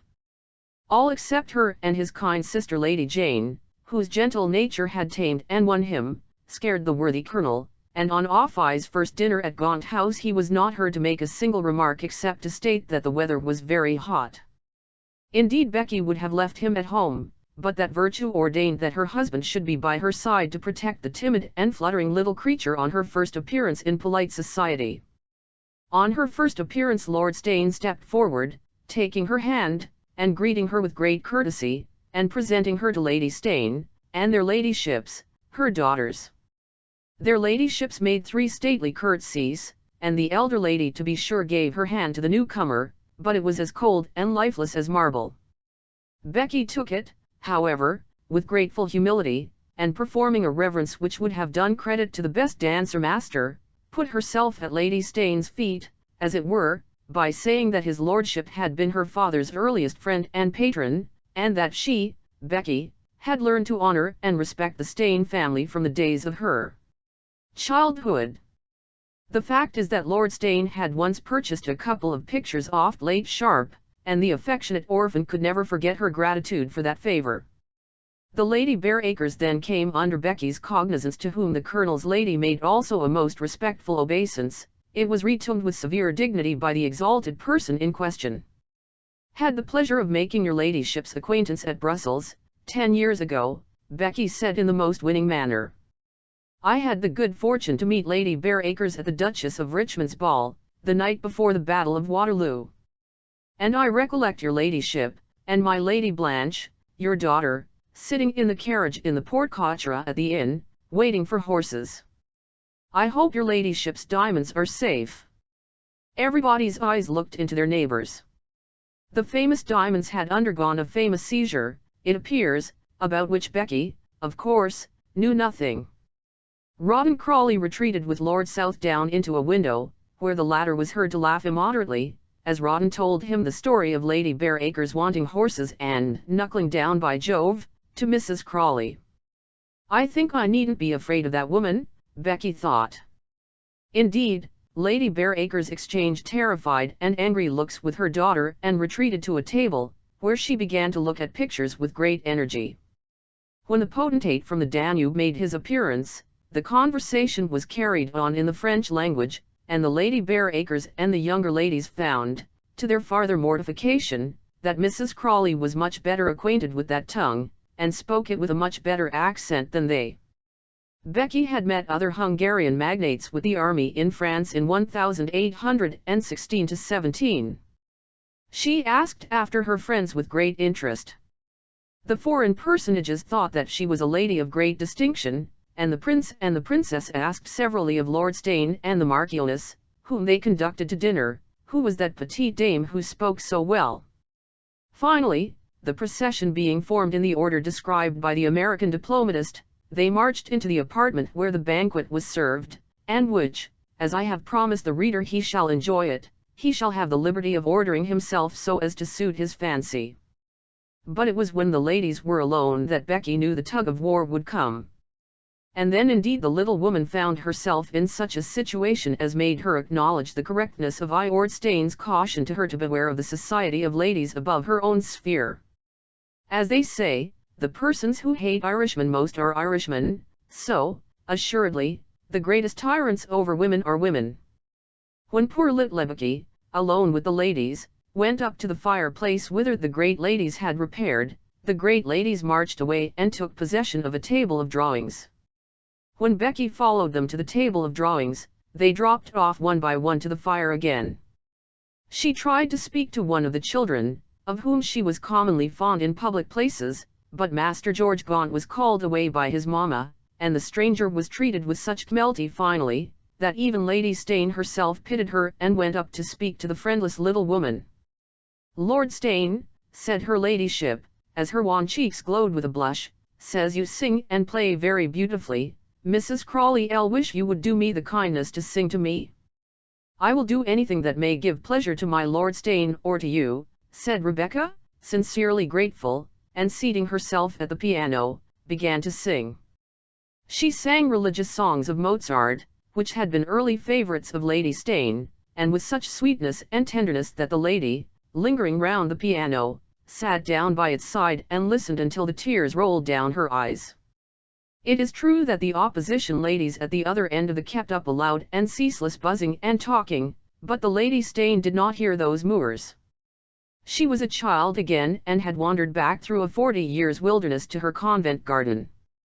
The chapel organ had pealed the same tones, the organist, the sister whom she loved best of the community, had taught them to her in those early happy days. She was a girl once more, and the brief period of her happiness bloomed out again. For an hour she started when the jarring doors were flung open, and with a loud laugh from Lord Steyne, the men of the party entered full of gaiety. He saw at a glance what had happened in his absence, and was grateful to his wife for once. He went and spoke to her, and called her by her Christian name, so as again to bring blushes to her pale wife. "Says you have been singing like an angel," he said to Becky. "Now there are angels of two kinds, and both sorts, it is said, are charming in their way." Whatever the previous portion of the evening had been, the rest of that night was a great triumph, for she sang her very best, and it was so good that every one of the men came and crowded round the piano. The women, her enemies, were left quite alone. And Mr. Paul Jefferson Jones thought he had made a conquest of Lady Gaunt by going up to her ladyship and praising her delightful friend's first-rate singing. Chapter 50 contains a vulgar incident. The muse, whoever she be, who presides over this comic history must now descend from the genteel heights in which she has been soaring and have the goodness to drop down upon the lowly roof of John Sedley at Brompton, and describe what events are taking place there. Here, too, in this humble tenement, live care, and distrust, and dismay. Mrs. Clapp in the kitchen is mumbling in secret to her husband about the rent, and urging the good fellow to rebel against his old friend and patron and his present lodger. Mrs. Sickley has ceased to visit her landlady in the lower regions now, and indeed is in a position to patronize Mrs. Clapp no longer. How can one be condescending to a lady to whom one owes a matter of £40, and who is perpetually throwing out hints for the money? The Irish maid-servant has not altered in the least in her kind and respectful behavior, but Mrs. Sedley fancies that she is growing insolent and ungrateful, and, as the guilty thief who fears each bush an officer, sees threatening innuendos and hints of capture in all the girl's speeches and answers. Miss Clapp, grown quite a young woman now, is declared by the soured old lady to be an unbearable and impudent little minx. Why Amelia can be so fond of her, or have her in her so much, or walk out with her so constantly, Mrs. Sedley cannot conceive. The bitterness of poverty has poisoned the life of the once cheerful and kindly woman. She is thankless for Amelia's constant and gentle bearing towards her, carps at her for her efforts at kindness or service, rails at her for her silly pride in her child and her neglect of her parents. Georgie's house is not a very lively one since Uncle Jos's annuity has been withdrawn and the little family are almost upon famine diet. Amelia thinks, and racks her brain, to find some means of increasing the small pittance upon which the household is starving. Can she give lessons in anything? Paint card racks? Do fine work? She finds that women are working hard, and better than she can, for twopence a day. She buys a couple of begilt Bristol boards at the fancy stationers and paints her very best upon them, a shepherd with a red waistcoat on one, and a pink face smiling in the midst of a pencil landscape, a shepherdess on the other, crossing a little bridge, with a little dog, nicely shaded. The man of the fancy repository and Brompton Emporium of Fine Arts, of whom she bought the screens, vainly hoping that he would repurchase them when ornamented by her hand, can hardly hide the sneer with which he examines these feeble works of art. He looks askance at the lady who waits in the shop, and ties up the cards again in their envelope of whitey brown paper, and hands them to the poor widow and Miss Clapp, who had never seen such beautiful things in her life, and had been quite confident that the man must give at least 2 guineas for the screens. They try at other shops in the interior of London, with faint sickening hopes. "Don't want 'em," says one. "Be off," says another fiercely. 3 and 6pence has been spent in vain. The screens retire to Miss Clapp's bedroom, who persists in thinking them lovely. She writes out a little card in her neatest hand, and after long thought and labor of composition, in which the public is informed that the lady who has some time at her disposal, wishes to undertake the education of some little girls, whom she would instruct in English, in French, in geography, in history, and in music, address A.O. at Mr. Brown's, and she confides the card to the gentleman of the Fine Art Repository, who consents to allow it to lie upon the counter, where it grows dingy and fly-blown. Amelia passes the door wistfully many a time, in hopes that Mr. Brown will have some news to give her, but he never beckons her in. When she goes to make little purchases, there is no news for her. Poor simple lady, tender and weak, how are you to battle with the violent world? She grows daily more careworn and sad, fixing upon her child alarmed eyes, whereof the little boy cannot interpret the expression. She starts up of a night and peeps into his room stealthily, to see that he is sleeping and not stolen away. She sleeps but little now. A constant thought and terror is haunting her. How she weeps and prays in the long silent nights, how she tries to hide from herself the thought which will return to her, that she ought to part with the boy, that she is the only barrier between him and prosperity. She can't. Not now, at least. Some other day. Oh! It is too hard to think of and to bear. A thought comes over her which makes her blush and turn from herself. Her parents might keep the annuity, the curate would many her and give a home to her and the boy. But George's picture and dearest memory are there to rebuke her. Shame and love say no to the sacrifice. She shrinks from it as from something unholy, and such thoughts never found a resting place in that pure and gentle bosom. The combat, which we describe in a sentence or two, lasted for many weeks in poor Amelia's heart, during which she had no confidant, indeed, she could never have won, as she would not allow to herself the possibility of yielding, though she was giving way daily before the enemy with whom she had to battle. One truth after another was marshalling itself silently against her and keeping its ground.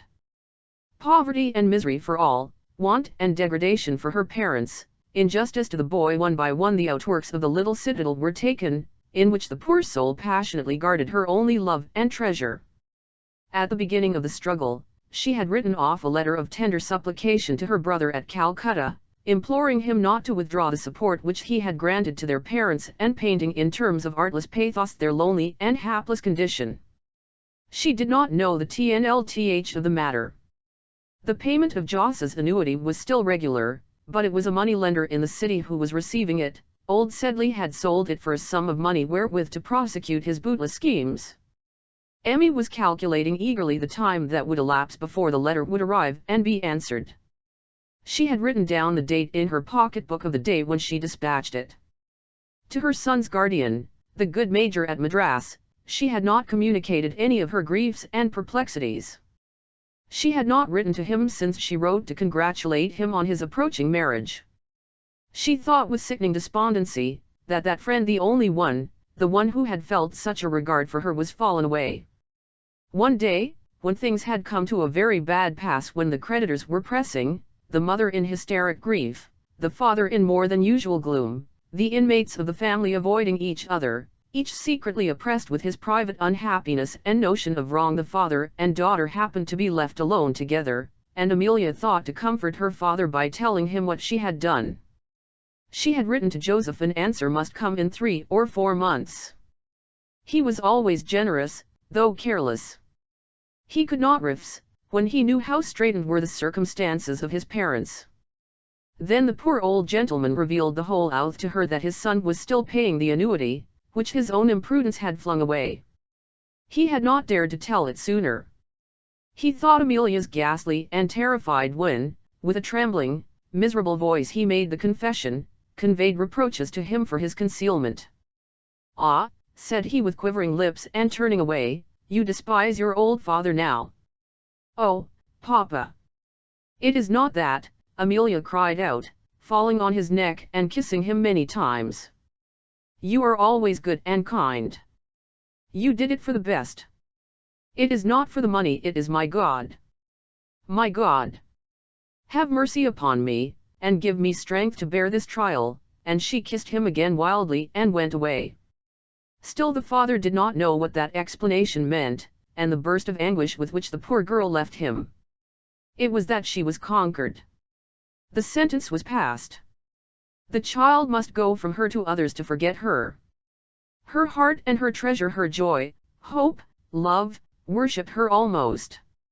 She must give him up, and then she would go to George, and they would watch over the child and wait for him until he came to them in heaven.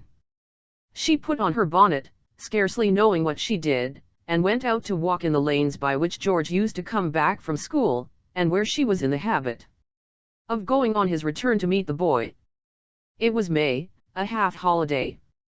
The leaves were all coming out, the weather was brilliant, the boy came in running to her flushed with health, singing, his bundle of school books hanging by a thong. There he was. Both her arms were round him. No, it was impossible. They could not be going to part. "What is the matter, mother?" said he, "you look so pale." "Nothing, my child," she said, and stooped down and kissed him. That night Amelia made the boy read the story of Samuel to her, and how Hannah, his mother, having weaned him, brought him to Eli the high priest to minister before the Lord. And he read the song of gratitude which Hannah sang, and which says, "Who it is who maketh PCM and maketh rich, and bringeth low and exalteth, how the poor shall be raised up out of the dust, and how, in his own might, no man shall be strong." Then he read how Samuel's mother made him a little coat and brought it to him from year to year when she came up to offer the yearly sacrifice. And then, in her sweet simple way, George's mother made commentaries to the boy upon this affecting story. How Hannah, though she loved her son so much, yet gave him up because of her vow. And how she must always have thought of him as she sat at home, far away, making the little coat, and Samuel, she was sure, never forgot his mother, and how happy she must have been as the time came, and the years pass away very quick, when she should see her boy and how good and wise he had grown. This little sermon she spoke with a gentle solemn voice, and dry eyes, until she came to the account of their meeting. Then the discourse broke off suddenly, the tender heart overflowed, and taking the boy to her breast, she rocked him in her arms and wept silently over him in a sainted agony of tears. Her mind being made up, the widow began to take such measures as seemed right to her for advancing the end which she proposed. One day, Miss Osborne, in Russell Square, Amelia had not written the name or number of the house for 10 years. Her youth, her early story came back to her as she wrote the superscription. One day Miss Osborne got a letter from Amelia which made her blush very much and looked towards her father, sitting glooming in his place at the other end of the table. In simple terms, Amelia told her the reasons which had induced her to change her mind respecting her boy. Her father had met with fresh misfortunes which had entirely ruined him. Her own pittance was so small that it would barely enable her to support her parents and would not suffice to give George the advantages which were his due. Great as her sufferings would be at parting with him, she would, by God's help, endure them for the boy's sake. She knew that those to whom he was going would do all in their power to make him happy. She described his disposition, such as she fancied it, quick and impatient of control or harshness, easily to be moved by love and kindness. In a postscript, she stipulated that she should have a written agreement, that she should see the child as often as she wished. She could not part with him under any other terms. "What?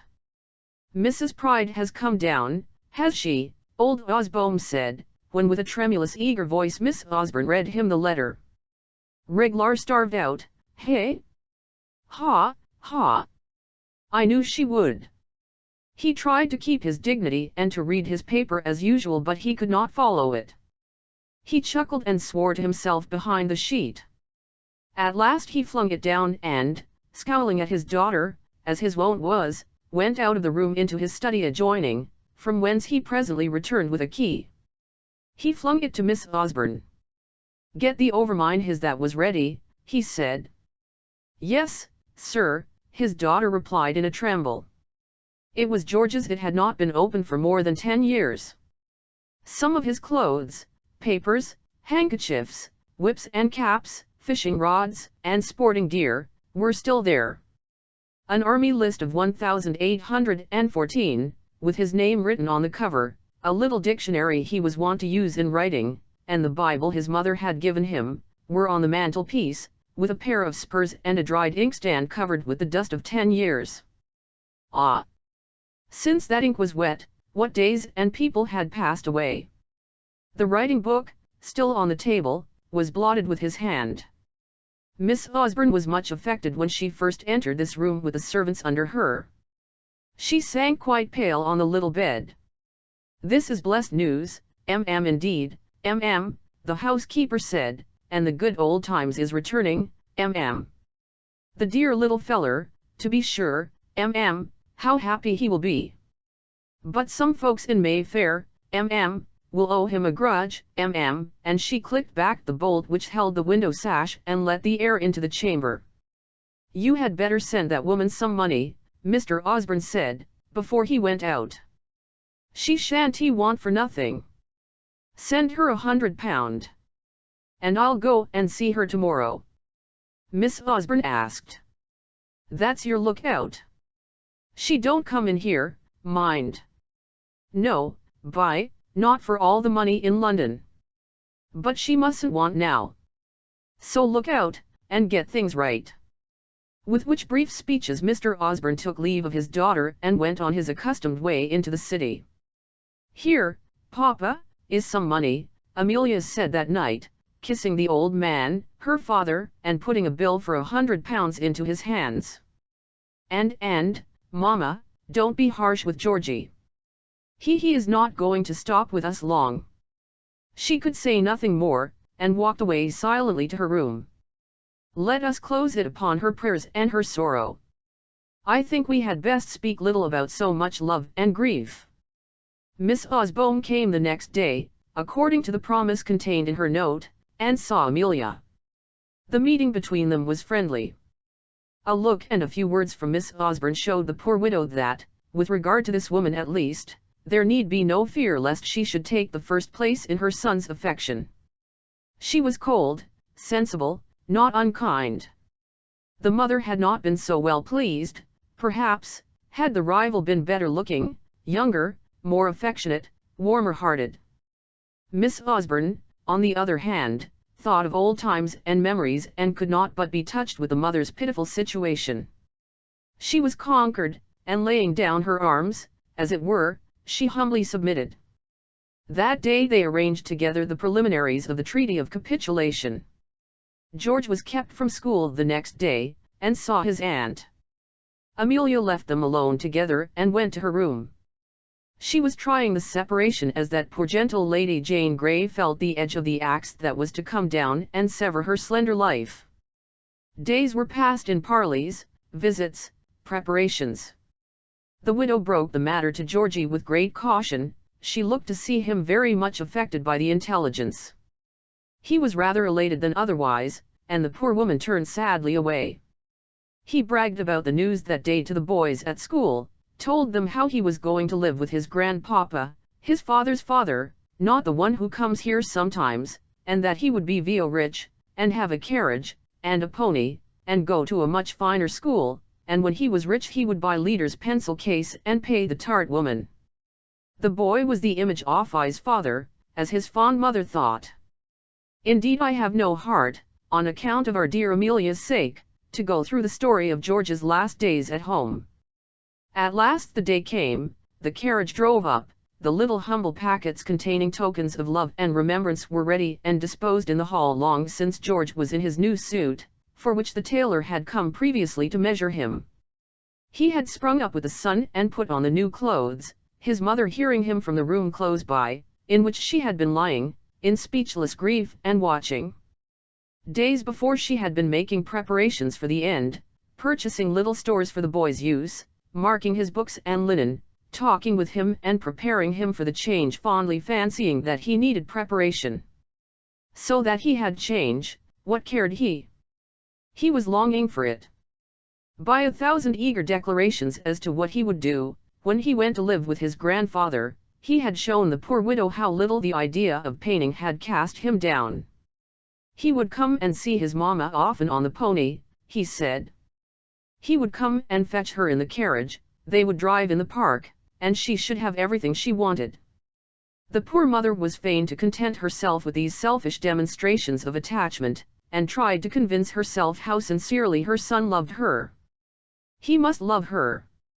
All children were so, a little anxious for novelty, and no, not selfish, but self-willed. Her child must have his enjoyments and ambition in the world. She herself, by her own selfishness and imprudent love for him, had denied him his just rights and pleasures hitherto. I know few things more affecting than that timorous debasement and self-humiliation of a woman.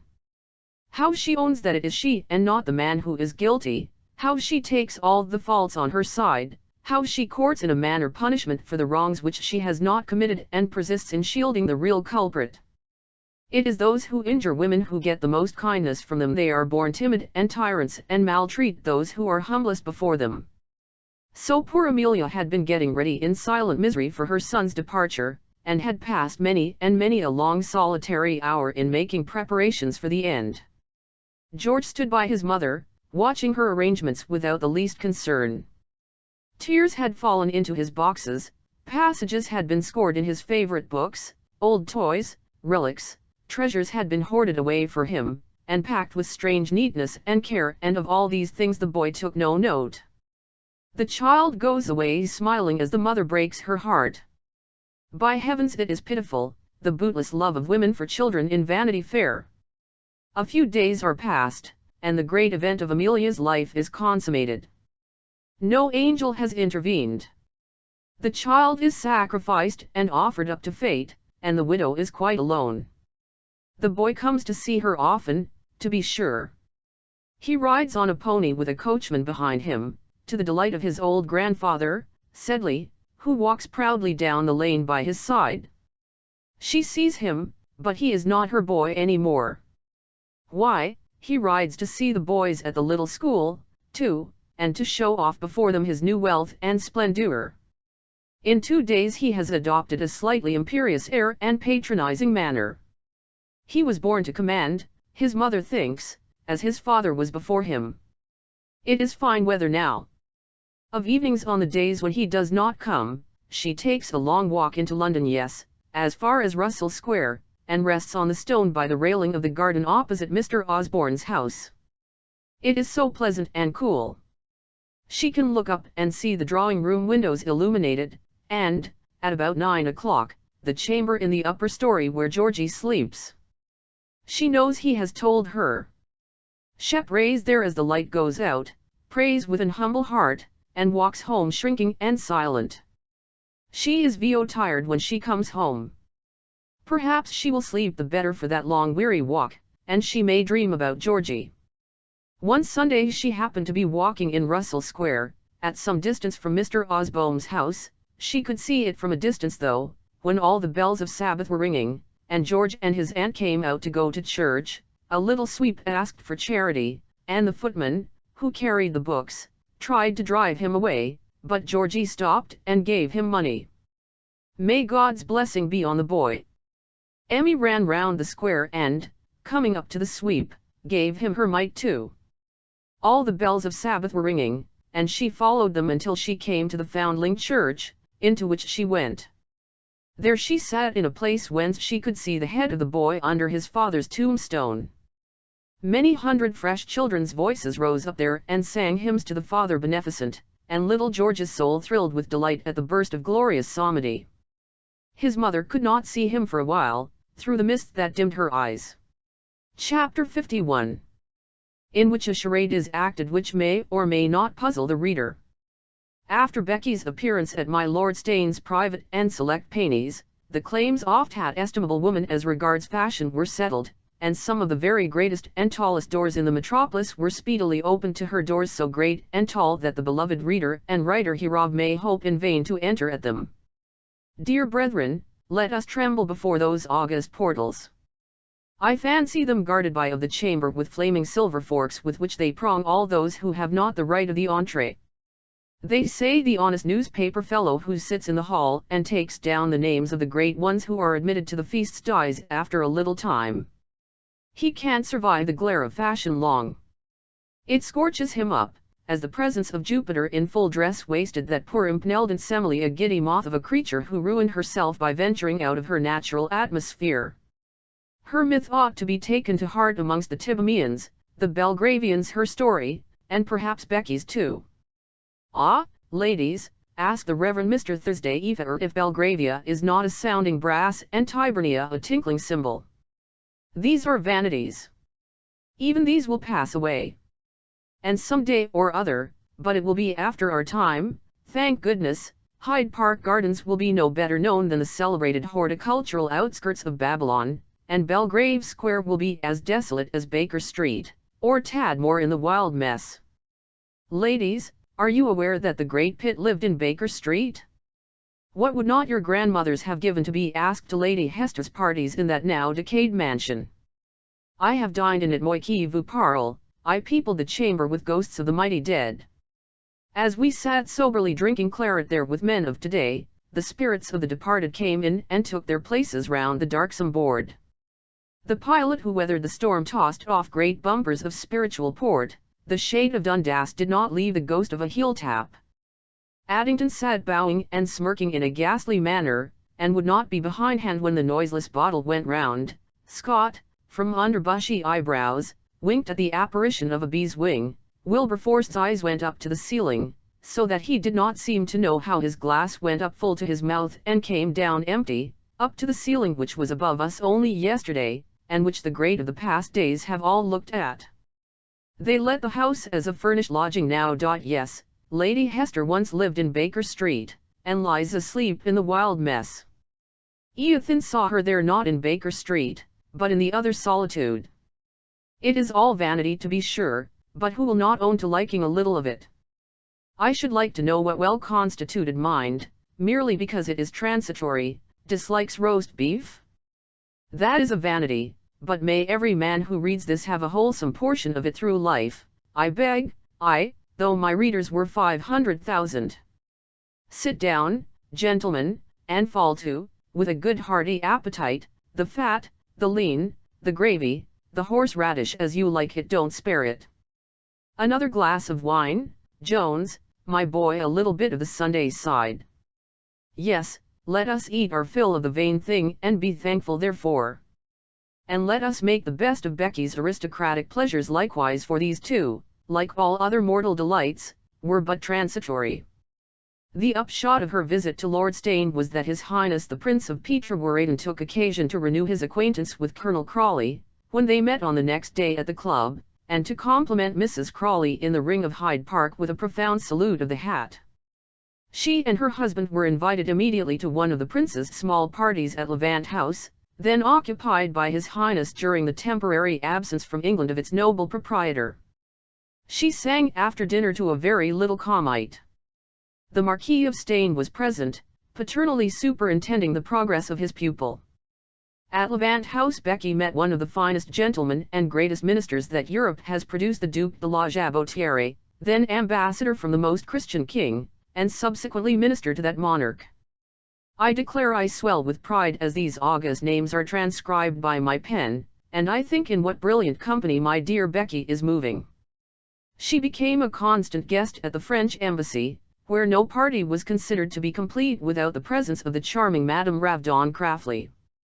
Messieurs de Truffini, of the Perigord family, and Champignac, both attachés of the embassy, were straightway smitten by the charms of the fair colonel's wife, and both declared, according to the wont of their nation, for who ever yet met a Frenchman, come out of England, that has not left half a dozen families miserable, and brought away as many hearts in his pocket-book, both, I say, declared that they were au mieux with the charming Madame Ravdon. But I doubt the correctness of the assertion. Champignac was very fond of écarté, and made many parties with the colonel of evenings, while Becky was singing to Lord Steyne in the other room, and as for Truffney, it is a well-known fact that he dared not go to the Travellers', where he owed money to the waiters, and if he had not had the embassy as a dining place, the worthy young gentleman must have starved. I doubt, I say, that Becky would have selected either of these young men as a person on whom she would bestow her special regard. They ran of her messages, purchased her gloves and flowers, went in debt for opera boxes for her, and made themselves amiable in 1,000 ways. And they talked English with adorable simplicity, and to the constant amusement of Becky and my Lord Steyne, she would mimic one or other to his face, and compliment him on his advance in the English language with a gravity which never failed to tickle the Marquis, her sardonic old patron. Truffney gave Briggs a shawl by way of winning over Becky's confidant, and asked her to take charge of a letter which the simple spinster handed over in public to the person to whom it was addressed, and the composition of which amused everybody who read it greatly. Lord Steyne read it, everybody but honest Rawdon, to whom it was not necessary to tell everything that passed in the little house in Mayfair. Here, before long, Becky received not only the best foreigners, as the phrase is in our noble and admirable society slang, but some oft best English people too. I don't mean the most virtuous, or indeed the least virtuous, or the cleverest, or the stupidest, or the richest, or the best born, but the best, in a word, people about whom there is no question, such as the great Lady Fitzwillis, that patron saint of Almack's, the great Lady Slowbore, the great Lady Grizzle Macbeth, she was Lady G. Glowry, daughter of Lord Grey of Glowrer, and the like. When the Countess of Fitzwillis, her ladyship is of the King Street family, C.D. Brett and Burke, takes up a person, he or she is safe. There is no question about them any more. Not that my Lady Fitzwillis is any better than anybody else, being, on the contrary, a faded person, 57 years of age, and neither handsome, nor wealthy, nor entertaining, but it is agreed on all sides that she is of the best people.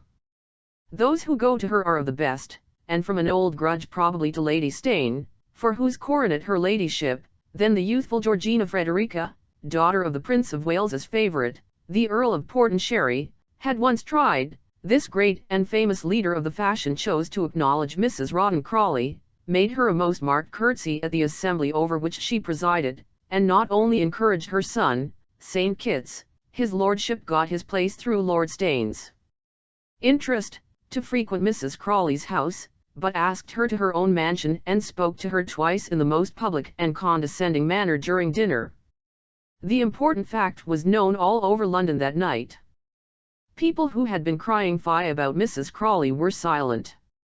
Wenham, the wit and laveur, Lord Steyne's right-hand man, went about everywhere praising her. Some who had hesitated, came forward at once and welcomed her. Little Tom Toady, who had whammed Southdown about visiting such an abandoned woman, now besought to be introduced to her. In a word, she was admitted to be among the best people. Ah, my beloved readers and brethren, do not envy poor Becky prematurely. Glory like this is said to be fugitive. It is currently reported that even in the VO inmost circles, they are no happier than the poor wanderers outside the zone, and Becky, who penetrated into the very centre offician and saw the great George IV face to face, has owned since that there too was vanity. We must be brief in descanting upon this part of her career. As I cannot describe the mysteries of Freemasonry, although I have a shrewd idea that it is a humbug, so an uninitiated man cannot take upon himself to portray the great world accurately, and had best keep his opinions to himself, whatever they are. Becky has often spoken in subsequent years of the season of her life, when she moved among the very greatest circles of the London fashion. Her success excited, elated, and then bored her. At first no occupation was more pleasant than to invent and procure, the latter a work of no small trouble and ingenuity, by the way, in a person of Mrs. Rawdon Crawley's very narrow means, to procure, we say, the prettiest new dresses and ornaments, to drive to fine dinner parties, where she was welcomed by great people, and from the fine dinner parties to fine assemblies, whither the same people came with whom she had been dining, whom she had met the night before, and would see on the morrow. The young men faultlessly appointed, handsomely cravated, with the neatest glossy boots and white gloves, the elders portly, brass-buttoned, noble-looking, polite, and prosy, the young ladies blonde, timid, and in pink, the mothers grand, beautiful, sumptuous, solemn, and in diamonds. They talked in English, not in bad French, as they do in the novels. They talked about each other's houses, and characters, and families, just as the Joneses do about the Smiths. Becky's former acquaintances hated and envied her. The poor woman herself was yawning in spirit. "I wish I were out of it," she said to herself. "I would rather be a parson's wife and teach a Sunday school than this, or a sergeant's lady and ride in the regimental wagon, or, oh, how much gayer it would be to wear spangles and trousers and dance before a booth at a fair." "You would do it very well," said Lord Steyne, laughing. She used to tell the great man her ennuis and perplexities in her artless way. They amused him. "Rawdon would make a VO good acre master of the ceremonies. What do you call him? The man in the large boots and the uniform, who goes round the ring cracking the whip. He is large, heavy, and of a military figure." "I recollect," Becky continued pensively, "my father took me to see a show at Brook Green Fair when I was a child, and when we came home, I made myself a pair of stilts and danced in the studio to the wonder of all the pupils." "Should have liked to see it," said Lord Steyne. "Should like to do it now," Becky continued. "How Lady Blink-Ey would open her eyes, and Lady Grizzle Macbeth would stare." "Hush! Silence! There is past a beginning tosing." Becky always made a point of being conspicuously polite to the professional ladies and gentlemen who attended at these aristocratic parties, of following them into the corners where they sat in silence, and shaking hands with them, and smiling in the view of all persons. She was an artist herself, as she said very truly. There was a frankness and humility in the manner in which she acknowledged her origin, which provoked, or disarmed, or amused lookers-on, as the case might be. "How cool that woman is," said one. "What airs of independence she assumes, where she ought to sit still and be thankful if anybody speaks to her." "What an honest and good-natured soul she is," said another. "What an artful little minx," said a third. They were all right very likely, but Becky went her own way, and so fascinated the professional personages that they would leave off their sore throats in order to sing at her parties and give her lessons for nothing. Yes, she gave parties in the little house in Curzon Street. Many scores of carriages, with blazing lamps, up the street, to the disgust of number 100, who could not rest for the thunder of the knocking, and of 102, who could not sleep for envy.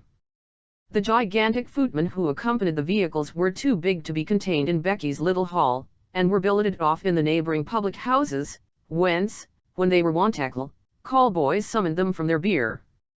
Scores of the great dandies of London squeezed and trod on each other on the little stairs, laughing to find themselves there, and many spotless and severe ladies of ton were seated in the little drawing-room, listening to the professional singers, who were singing according to their wont, and as if they wished to blow the windows down. And the day after, there appeared among the fashionable reunions in the Morning Post a paragraph to the following effect: "Yesterday, Colonel and Mrs. Crawley entertained a select party at dinner at their house in Mayfair. Their Excellencies the Prince and Princess of Petrograd, H.E. Papush Pasha, the Turkish ambassador, attended by Kaibab Bey, Dragoman of the Mission, the Marquis of Steyne, Earl of Southdown, Sir Pitt, and Lady Jane Crawley, Mr. Wagg. After dinner Mrs. Crawley had an assembly which was attended by the Duchess, Dowager, of Stilton, Duke de la Gruyere, Marchioness of Cheshire, Marchese Alessandro Stracano, Comte de Brie, Baron Shapzuger, Chevalier Tosti, Countess of Slingstone, and Lady F. Macadam, Major General, and Lady G. Macbeth, and, 2, Miss Macbeths, Viscount Paddington, Sir Horace Fogey, Honourable Sans Bedwin, Bobaki Bahadur, and an N.C., which the reader may fill at his pleasure through a dozen close lines of small type. And in her commerce with the great our dear friend showed the same frankness which distinguished her transactions with the lowly in station. On one occasion, when out at a very fine house, Rebecca was, perhaps rather ostentatiously, holding a conversation in the French language with a celebrated tenor singer of that nation, while the Lady Grizel Macbeth looked over her shoulder scowling at the pair. "Lo, very well you speak French," Lady Grizel said, who herself spoke the tongue in an Edinburgh accent most remarkable to hear. "I ought to know it," Becky modestly said, casting down her eyes. "I taught it in a school, and my mother was a Frenchwoman." Lady Grizel was won by her humility and was mollified towards the little woman. She deplored the fatal levelling tendencies of the age, which admitted persons of all classes into the society of their superiors, but her ladyship owned that this one at least was well behaved and never forgot her place in life. She was a very good woman, good to the poor, stupid, blameless, unsuspicious. It is not her ladyship's fault that she fancies herself better than you and me. The skirts of her ancestors' garments have been kissed for centuries, it is 1,000 years, they say, since the tartans of the head of the family were embraced by the defunct Duncan's lords and councillors, when the great ancestor of the house became King of Scotland. Lady Steyne, after the music scene, succumbed before Becky, and perhaps was not disinclined to her. The younger ladies of the House of Gaunt were also compelled into submission. Once or twice they set people at her, but they failed. The brilliant Lady Stunnington tried a passage of arms with her, but was routed with great slaughter by the intrepid little Becky. When attacked sometimes, Becky had a knack of adopting a demure ingenue air, under which she was most dangerous. She said the wickedest things with the most simple unaffected air when in this mood, and would take care artlessly to apologize for her blunders, so that all the world should know that she had made them. Mr. Wagg, the celebrated wit, and a lead captain and trencherman off me Lord Steyne, was caused by the ladies to charge her, and the worthy fellow, leering at his patronesses and giving them a wink, as much as to say, "Now look out for sport," one evening began an assault upon Becky, who was unsuspiciously eating her dinner. The little woman, attacked on a sudden, but never without arms, lighted up in an instant, parried and riposted with a home thrust, which made Wag's face tingle with shame. Then she returned to her soup with the most perfect calm and a quiet smile on her face. Wag's great patron, who gave him dinners and lent him a little money sometimes, and whose election, newspaper, and other jobs Wag did, gave the luckless fellow such a savage glance with the eyes as almost made him sink under the table and burst into tears.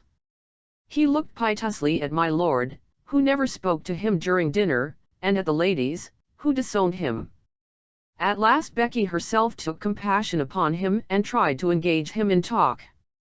He was not asked to dinner again for 6 weeks, and Fiche, my lord's confidential man, to whom Wag naturally paid a good deal of court, was instructed to tell him that if he ever dared to say an elder thing to Mrs. Crawley again, or make her the butt of his stupid jokes, my lord would put even one of his notes of hand into his lawyer's hands and sell him up without mercy. Wag wept before Fiche and implored his dear friend to intercede for him. He wrote in favor of Mrs. R.C., which appeared in the VO next number of the Hamscam magazine, which he conducted. He implored her goodwill at parties where he met her. He cringed and coaxed Rawdon at the club. He was allowed to come back to Gaunt House after a while. Becky was always good to him, always amused, never angry.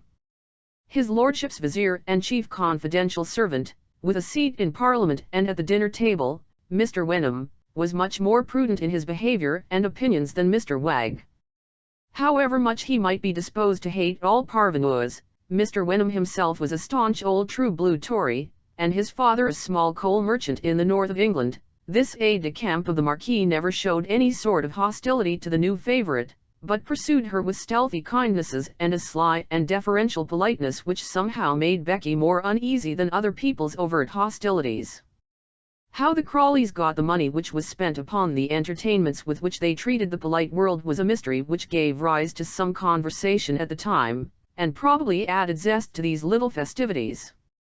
Some persons averred that Sir Pitt Crawley gave his brother a handsome allowance. If he did, Becky's power over the baronet must have been extraordinary indeed, and his character greatly changed in his advanced age. Other parties hinted that it was Becky's habit to levy contributions on all her husband's friends, going to this one in tears with an account that there was an execution in the house, falling on her knees to that one and declaring that the whole family must go to jail or commit suicide unless such and such a bill could be paid. Lord Southdown, it was said, had been induced to give many hundreds through these pathetic representations. Young Feltham, of the Th Dragoons, and son of the firm of Tyler and Feltham, hatters and army accoutrement makers, and whom the Crawleys introduced into fashionable life, was also cited as one of Becky's victims in the pecuniary way.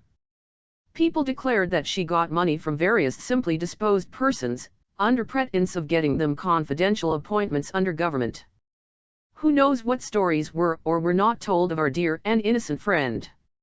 Certain it is that if she had had all the money which she was said to have begged or borrowed or stolen, she might have capitalized and been honest for life, but this is advancing matters.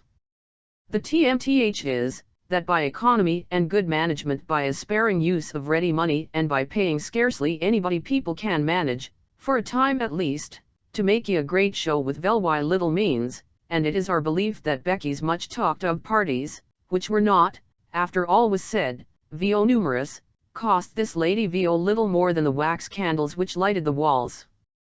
Stilbrook and Queen's Crawley supplied her with game and fute in abundance.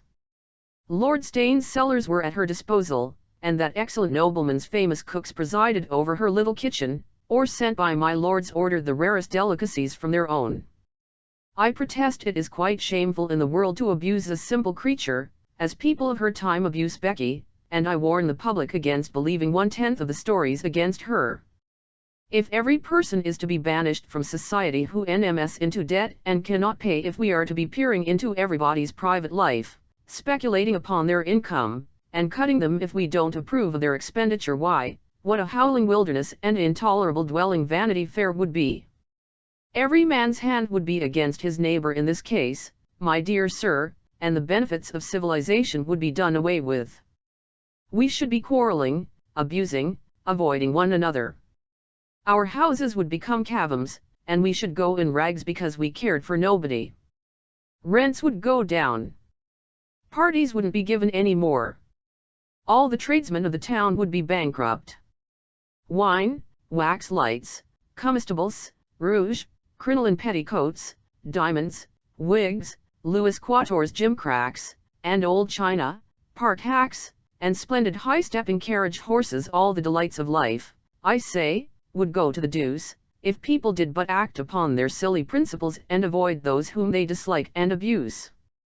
whereas, by a little charity and mutual forbearance, things are made to go on pleasantly enough. We may abuse a man as much as we like, and call him the greatest rascal unhanged, but do we wish to hang him therefore? No. We shake hands when we meet. If his cook is good we forgive him and go and dine with him, and we expect he will do the same by us. Thus trade flourishes, civilization advances, peace is kept, new dresses are wanted for new assemblies every week, and the last year's vintage of Lafitte will remunerate the honest proprietor who reared it.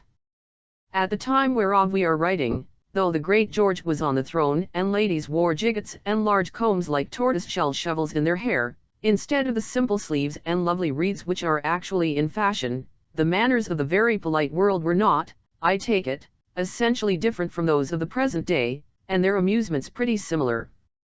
To us, from the outside, gazing over the policeman's shoulders at the bewildering beauties as they pass into court or ball, they may seem beings of unearthly splendor and in the enjoyment of an exquisite happiness by us unattainable. It is to console some of these dissatisfied beings that we are narrating our dear Becky's struggles, and triumphs, and disappointments, of all of which, indeed, as is the case with all persons of merit, she had her share. At this time the amiable amusement of acting charades had come among us from France, and was considerably in vogue in this country, enabling the many ladies amongst us who had beauty to display their charms, and the fewer number who had cleverness to exhibit their wit. My Lord Steyne was incited by Becky, who perhaps believed herself endowed with both the above qualifications, to give an enflammement at Gaunt House, which should include some of these little dramas, and we must take leave to introduce the reader to this brilliant reunion, and, with a melancholy welcome too, for it will be among the very last of the fashionable entertainments to which it will be our fortune to conduct him. A portion of that splendid room, the picture gallery of Gaunt House, was arranged as the charade theatre.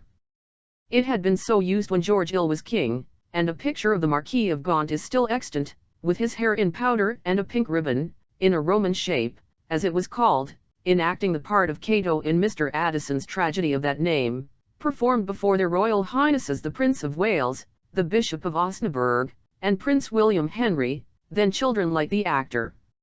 One or two of the old properties were drawn out of the garrets, where they had lain ever since, and furbished up anew for the present festivities. Young Bedwin Sands, then an elegant dandy and Eastern traveller, was manager of the revels. An Eastern traveller was somebody in those days, and the adventurous Bedwin, who had published his quarto and passed some months under the tents in the desert, was a personage of no small importance. In his volume there were several pictures of Sands in various oriental costumes, and he travelled about with a black attendant of most unprepossessing appearance, just like another Brian de Bois Gilbert. Bedwin, his costumes, and black man, were hailed at Gaunt House as very valuable acquisitions. He led off the first charade. A Turkish officer with an immense plume of feathers, the Yanizaris were supposed to be still in existence, and the tarbush had not as yet displaced the ancient and majestic headdress of the true believers, was seen couched on a divan, and making believe to puff at an narghileh, in which, however, for the sake of the ladies, only a fragrant pastile was allowed to smoke. The Turkish dignitary yawns and expresses signs of weariness and idleness. He claps his hands and Mesrour the Nubian appears, with bare arms, bangles, yataghans, and every Eastern ornament gaunt, tall, and hideous. He makes a salaam before my lord the Aga. A thrill of terror and delight runs through the assembly. The ladies whisper to one another. The black slave was given to Bedwin Sands by an Egyptian pasha in exchange for 3 dozen of maraschino.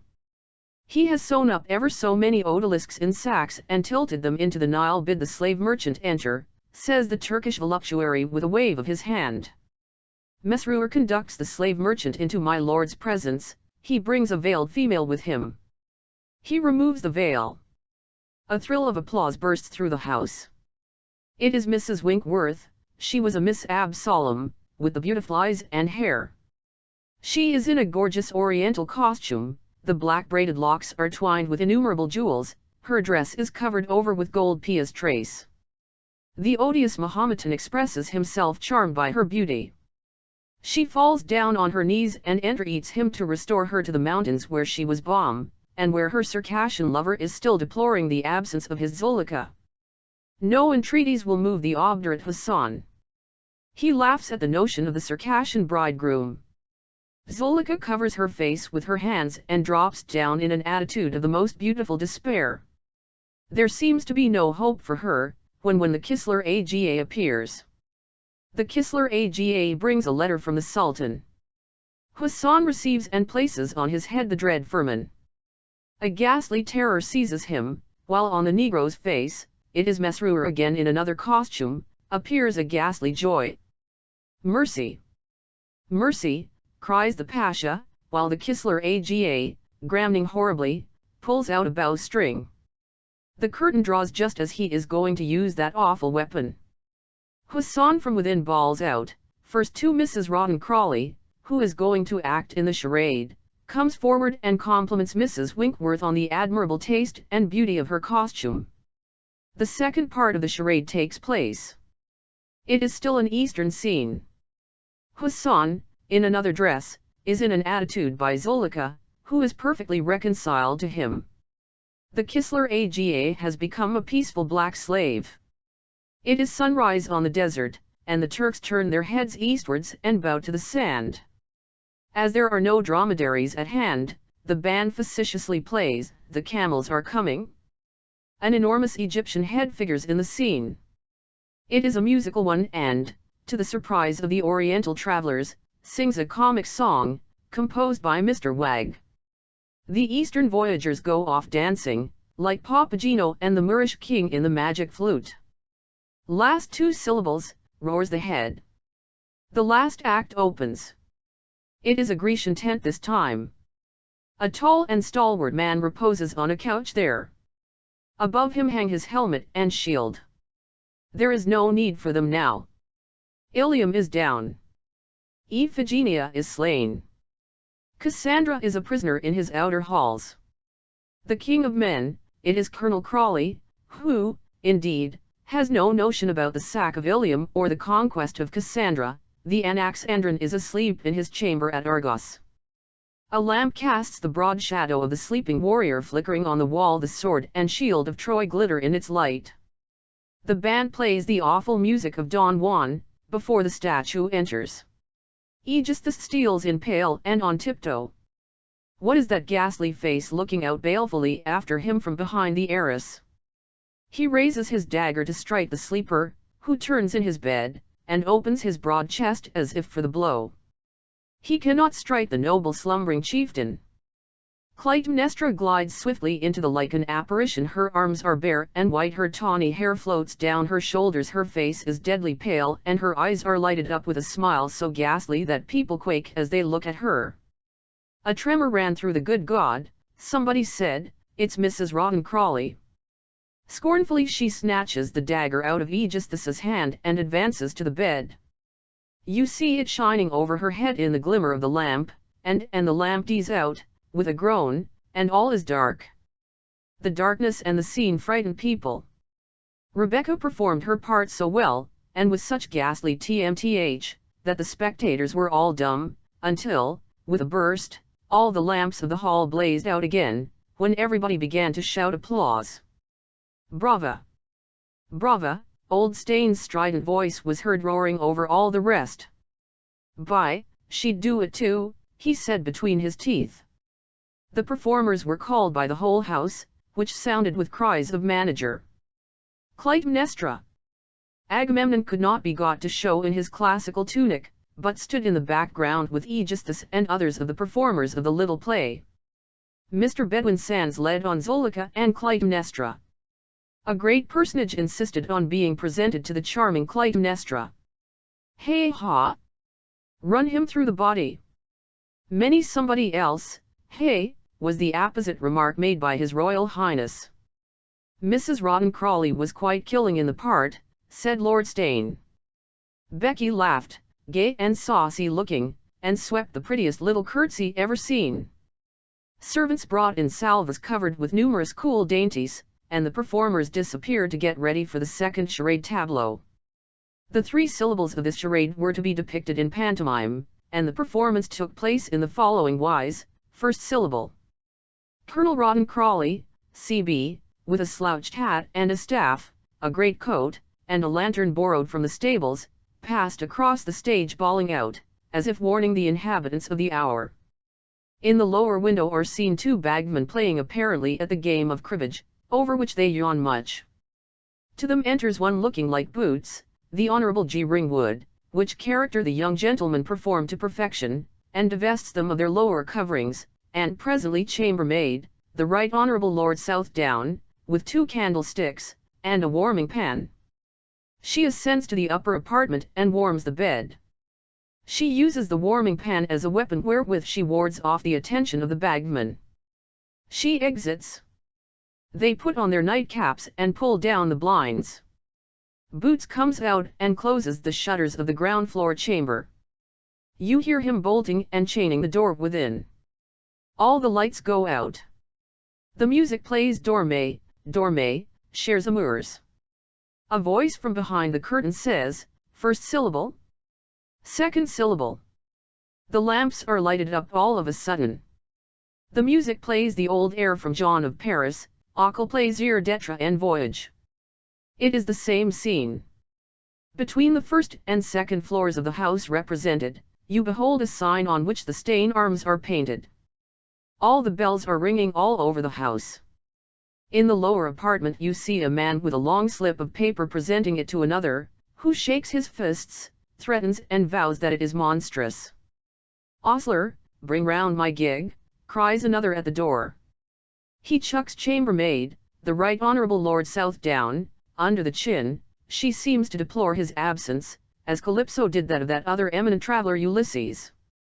Boots, the Honourable G. Ringwood, passes with a wooden box, containing silver flagons, and cries pots with such exquisite humour and naturalness that the whole house rings with applause, and a bouquet is thrown to him.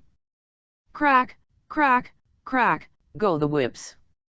Landlord, chambermaid, waiter rush to the door, but just as some distinguished guest is arriving, the curtains close, and the invisible theatrical manager cries out the second syllable. I think it must be hotel, says Captain Grigg of the Life Guards. There is a general laugh at the captain's cleverness. He is not very far from the mark. While the third syllable is in preparation, the band begins a nautical. Some maritime event is about to take place. A bell is heard ringing as the curtain draws aside. Now, gents, for the shore, a voice exclaims. People take leave of each other. They point anxiously as if towards the clouds, which are represented by a dark curtain, and they nod their heads in fear. Lady Squeams, the Right Honourable Lord Southdown, her lap-dog, her bags, ridicules, and husband sit down, and cling hold of some ropes. It is evidently a ship. The captain, Colonel Crawley, C.B., with a cocked hat and a telescope, comes in, holding his hat on his head, and looks out. His coat tails fly about as if in the wind. When he leaves go of his hat to use his telescope, his hat flies off, with immense applause. It is blowing fresh. The music rises and whistles louder and louder. The mariners go across the stage staggering, as if the ship was in severe motion. The steward, the Honourable G. Ringwood, passes reeling by, holding 6 basins. He puts one rapidly by Lord Squeams. Lady Squeams, giving a pinch to her dog, which begins to howl piteously, puts her pocket handkerchief to her face, and rushes away as for the cabin. The music rises up to the wildest pitch of stormy excitement, and the third syllable is concluded. There was a little ballet, Le Rossignol, in which Montesquieu and Noblet used to be famous in those days, and which Mr. Wagg transferred to the English stage as an opera, putting his verse, of which he was a skiff writer, to the pretty airs of the ballet. It was dressed in old French costume, and little Lord Southdown now appeared admirably attired in the disguise of an old woman hobbling about the stage with a faultless crooked stick. Trills of melody were heard behind the scenes, and gurgling from a sweet pasteboard cottage covered with roses and trellis work. Philomele, Philomele, cries the old woman, and Philomele comes out. More applause. It is Mrs. Rawdon Crawley in powder and patches, the most ravissante little marquise in the world. She comes in laughing, humming, and frisks about the stage with all the innocence of theatrical youth. She makes a curtsy. Mamma says, "Why, child, you are always laughing and singing," and away she goes, with the rose upon my balcony, the rose upon my balcony. The morning air purring was leafless all the winter time and pining for the spring. You ask me why her breath is swat and why her cheek is bl. It is because the sun is out and birds begin to sing. The nightingale, whose melody is through the ringing, was silent when the boughs were bare and winds were blowing keen. And if, Mamma, you ask of me the reason of his singing, it is because the sun is out and all the leaves are green. Thus each performs his part. Mamma, the birds have found their voices, the blowing rose a flush, Mamma, her bonny cheek to dye, and there's sunshine in my heart, Mamma, who wakens and rejoices, and so I sing and blush, Mamma, and that's the reason why. During the intervals of the stanzas of this ditty, the good-natured Erzwanage addressed as Mamma by the singer, and whose large whiskers appeared under her cap, seemed very anxious to exhibit her maternal affection by embracing the innocent creature who performed the daughter's PMT. Every caress was received with loud acclamations of laughter by the sympathizing audience. At its conclusion, while the music was performing a symphony as if ever so many birds were warbling, the whole house was unanimous for an encore, and applause and bouquets without end were showered upon the nightingale of the evening. Lord Steyne's voice of applause was loudest of all. Becky, the nightingale, took the flowers which he threw to her and pressed them to her heart with the air of a consummate comedian. Lord Steyne was frantic with delight. His guest's enthusiasm harmonized with his own. Where was the beautiful black-eyed houri whose appearance in the first charade had caused such delight? She was twice as handsome as Becky, but the brilliancy of the latter had quite eclipsed her. All voices were for her. Stevens, Caradori, Ronzidobinus, people compared her to one or the other, and agreed with good reason, very likely, that had she been an actress none on the stage could have surpassed her. She had reached her culmination, her voice rose trilling and bright over the storm of applause, and soared as high and joyful as her triumph. There was a ball after the dramatic entertainments, and everybody pressed round Becky as the great point of attraction of the evening. The royal personage declared with an oath that she was perfection, and engaged her again and again in conversation. Little Becky's soul swelled with pride and delight at these honors. She saw fortune, fame, fashion before her. Lord Steyne was her slave, followed her everywhere, and scarcely spoke to any one in the room beside, and paid her the most marked compliments and attention. She still appeared in her marquise costume and danced a minuet with Monsieur de Truffini, Monsieur le Duc de la Jabotiere's attaché, and the Duke, who had all the traditions of the ancient court, pronounced that Madame Crawley was worthy to have been a pupil of Vestris, or to have figured at Versailles.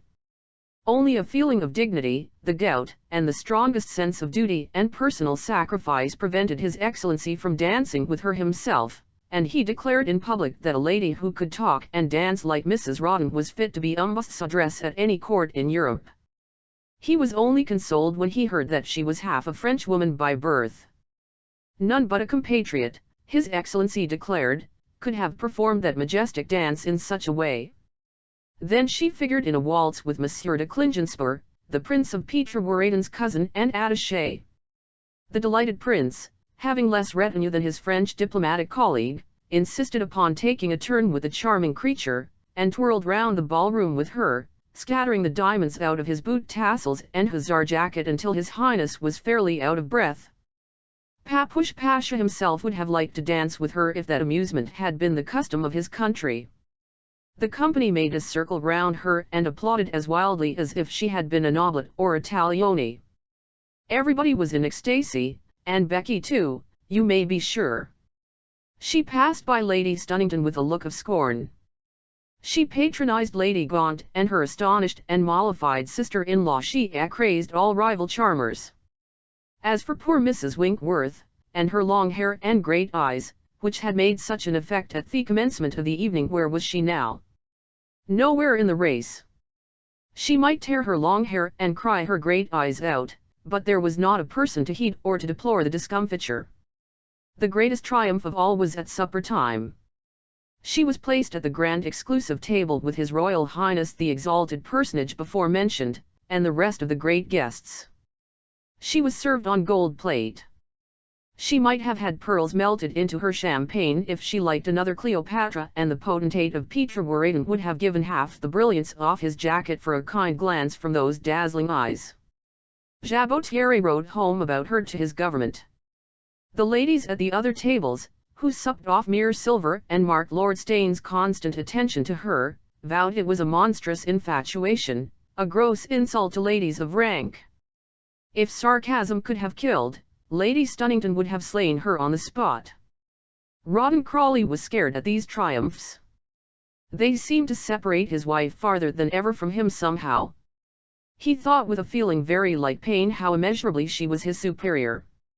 When the hour of departure came, a crowd of young men followed her to her carriage, for which the people without bawled, the being caught up by the linkmen who were stationed outside the tall gates of Gaunt House, congratulating each person who issued from the gate and hoping his lordship had enjoyed this noble party.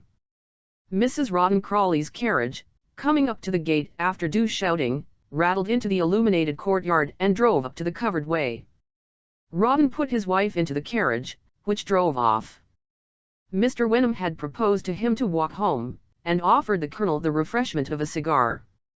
They lighted their cigars by the lamp of one of the many link boys outside, and Rawdon walked on with his friend Wenham. Two persons separated from the crowd and followed the two gentlemen, and when they had walked down Gaunt Square a few score of paces, one of the men came up and, touching Rawdon on the shoulder, said, "Beg your pardon, Colonel, I wish to speak to you most particular." This gentleman's acquaintance gave a loud whistle as the latter spoke, at which signal a cab came clattering up from those stationed at the gate of Gaunt House, and the aide-de-camp ran round and placed himself in front of Colonel Crawley. That gallant officer at once knew what had befallen him. He was in the hands of the bailiffs. He started back, falling against the man who had first touched him. "We're three on us, it's no use bolting," the man behind said. "It's you, Moss, is it?" said the colonel, who appeared to know his interlocutor. "How much is it?" "Only a small thing," whispered Mr. Moss, of Curzitra Street, Chancery Lane, and assistant officer to the Sheriff of Middlesex, 166, 6 and 8 pence, at the suit of Mr. Nathan. "Lend me 100, Wenham, for God's sake," poor Rawdon said. "I've got 70 at home." "I've not got £10 in the world," said poor Mr. Wenham. "Good night, my dear fellow." "Good night," said Rawdon ruefully. And Wenham walked away, and Rawdon Crawley finished his cigar as the cab drove under Temple Bar. Chapter 52. In which Lord Steyne shows himself in a most amiable light. When Lord Steyne was benevolently disposed, he did nothing by halves, and his kindness towards the Crawley family did the greatest honour to his benevolent discrimination.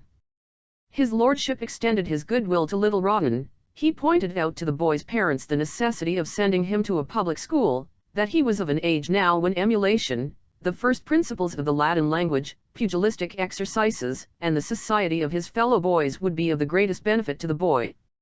His father objected that he was not rich enough to send the child to a good public school, his mother that Briggs was a capital mistress for him, and had brought him on, as indeed was the fact, famously in English, the Latin rudiments, and in general learning, but all these objections disappeared before the generous perseverance of the Marquis of Steyne. His lordship was one of the governors of that famous old collegiate institution called the Whitefriars. It had been a Cistercian convent in old days, when the Smithfield, which is contiguous to it, was a tournament ground.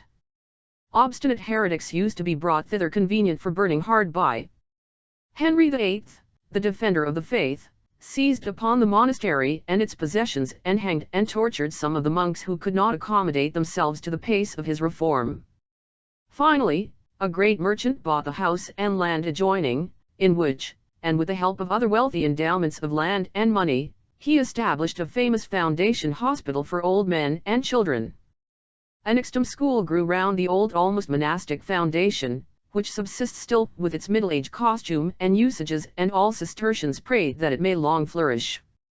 Of this famous house, some of the greatest noblemen, prelates and dignitaries in England are governors, and as the boys are very comfortably lodged, fed, and educated, and subsequently inducted to good scholarships at the university and livings in the church, many little gentlemen are devoted to the ecclesiastical profession from their tenderest years, and there is considerable emulation to procure nominations for the foundation. It was originally intended for the sons of poor and deserving clerics and laics, but many of the noble governors of the institution, with an enlarged and rather capricious benevolence, selected all sorts of objects for their bounty. To get an education for nothing, and a future livelihood and profession assured, was so excellent a scheme that some of the richest people did not disdain it, and not only great men's relations, but great men themselves, sent their sons to profit by the chance. Right revelation prelates sent their own kinsmen or the sons of their clergy, while, on the other hand, some great noblemen did not disdain to patronize the children of their confidential servants, so that a lad entering this establishment had every variety of youthful society wherewith to mingle.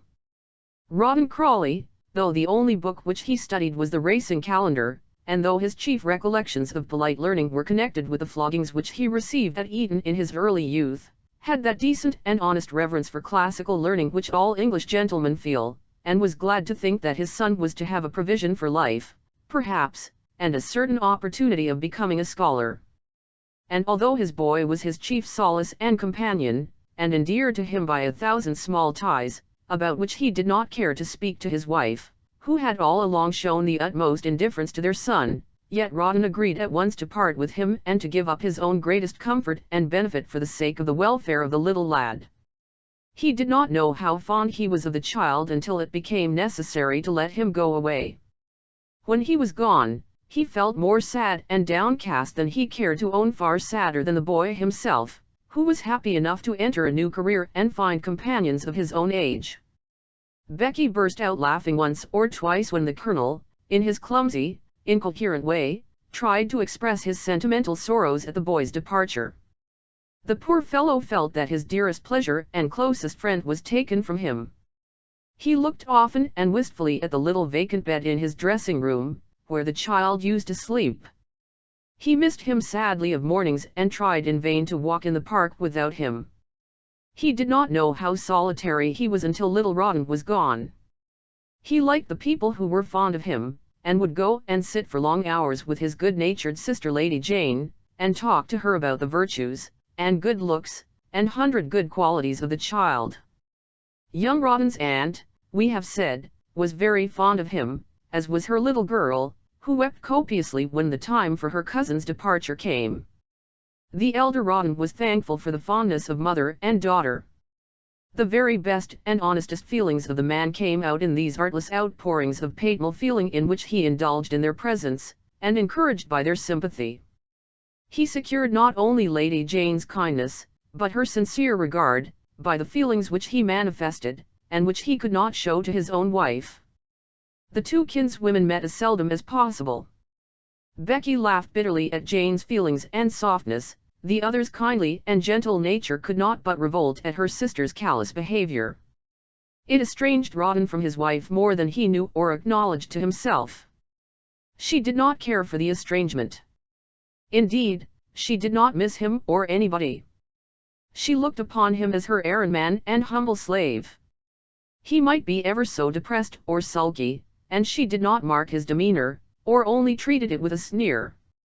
She was busy thinking about her position, or her pleasures, or her advancement in society. She ought to have held a great place in it, that is certain.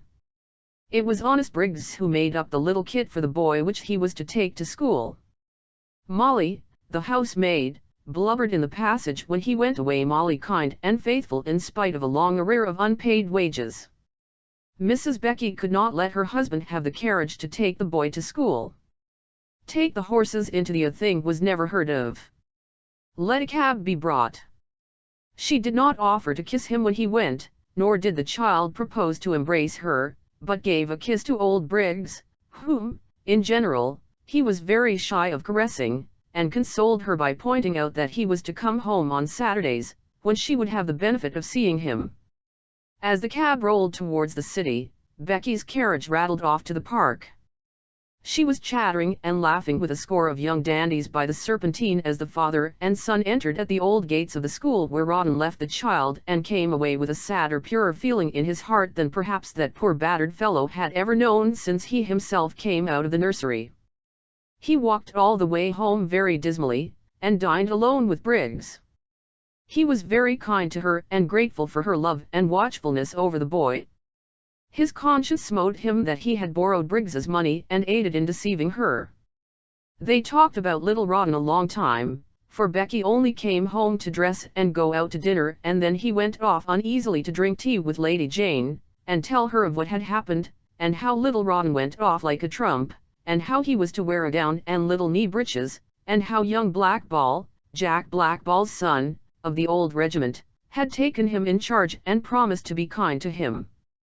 In the course of a week, young Blackball had constituted little Rawdon his fag, shoe black, and breakfast toaster, initiated him into the mysteries of the Latin grammar, and thrashed him 3 or 4 times, but not severely.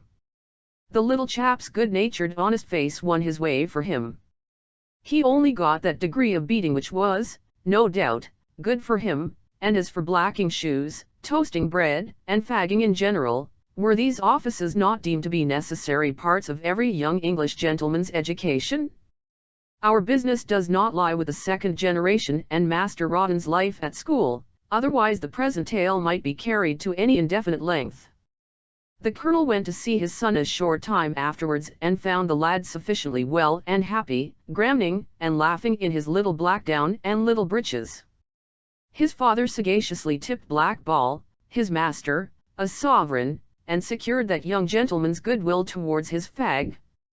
As a protégé of the great Lord Steyne, the nephew of a county member, and son of a colonel and C.B., whose name appeared in some of the most fashionable parties in the Morning Post, perhaps the school authorities were disposed not to look unkindly on the child.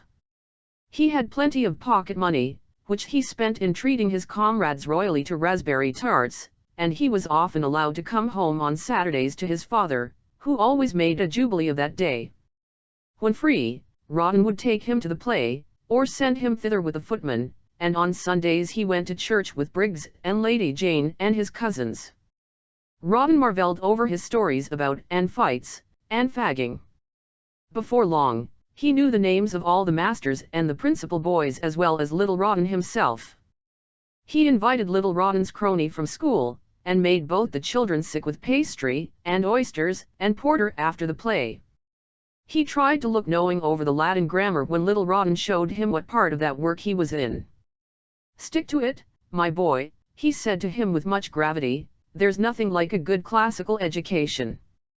Nothing. Becky's contempt for her husband grew greater every day. "Do what you like, dine where you please, go and have ginger beer and sawdust at Astley's, or psalm singing with Lady Jane, only don't expect me to busy myself with the boy. I have your interests to attend to, as you can't attend to them yourself. I should like to know where you would have been now, and in what sort of a position in society, if I had not looked after you." Indeed, nobody wanted poor old Rawdon at the parties whither Becky used to go. She was often asked without him now. She talked about great people as if she had the fee simple of Mayfair, and when the court went into Ming, she always wore black. Little Rawdon being disposed of, Lord Steyne, who took such a parental interest in the affairs of this amiable poor family, thought that their expenses might be advantageously curtailed by the departure of Miss Briggs, and that Becky was quite clever enough to take the management of her own house. It has been narrated in a former chapter how the benevolent nobleman had given his protégée money to pay off her little debt to Miss Briggs, who however still remained behind with her friends, whence my lord came to the painful conclusion that Mrs. Crawley had made some other use of the money confided to her than that for which her generous patron had given the loan. However, Lord Steyne was not so arrogant as to impugn his suspicions upon this head to Mrs. Becky, whose feelings might be hurt by any controversy on the money question, and who might have 1,000 painful reasons for disposing otherwise of his lordship's generous loan. But he determined to satisfy himself of the real state of the case, and instituted the necessary inquiries in a most cautious and delicate manner. In the first place he took an early opportunity of pumping Miss Briggs. That was not a difficult operation. A very little encouragement would set that worthy woman to talk volubly and pour out all within her. And one day when Mrs. Rawdon had gone out to drive, as Mr. Fish, his lordship's confidential servant, easily learned at the livery stables where the Crawleys kept their carriage and horses, or rather, where the liveryman kept a carriage and horses for Mr. and Mrs. Lord, dropped in upon the Curzon Street house, asked Briggs for a cup of coffee, told her that he had good accounts of the little boy at school, and in 5 minutes found out from her that Mrs. Rawdon had given her nothing except a black silk gown, for which Miss Briggs was immensely grateful.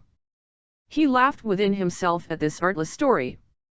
For the nuth is, our dear friend Rebecca had given him a most circumstantial narration of Briggs's delight at receiving her money, £1125, and in what securities she had invested it, and what a pang Becky herself felt in being obliged to pay away such a delightful sum of money. Who knows, the dear woman may have thought within herself, perhaps he may give me a little more. My lord, however, made no such proposal to the little schemer, very likely thinking that he had been sufficiently generous already.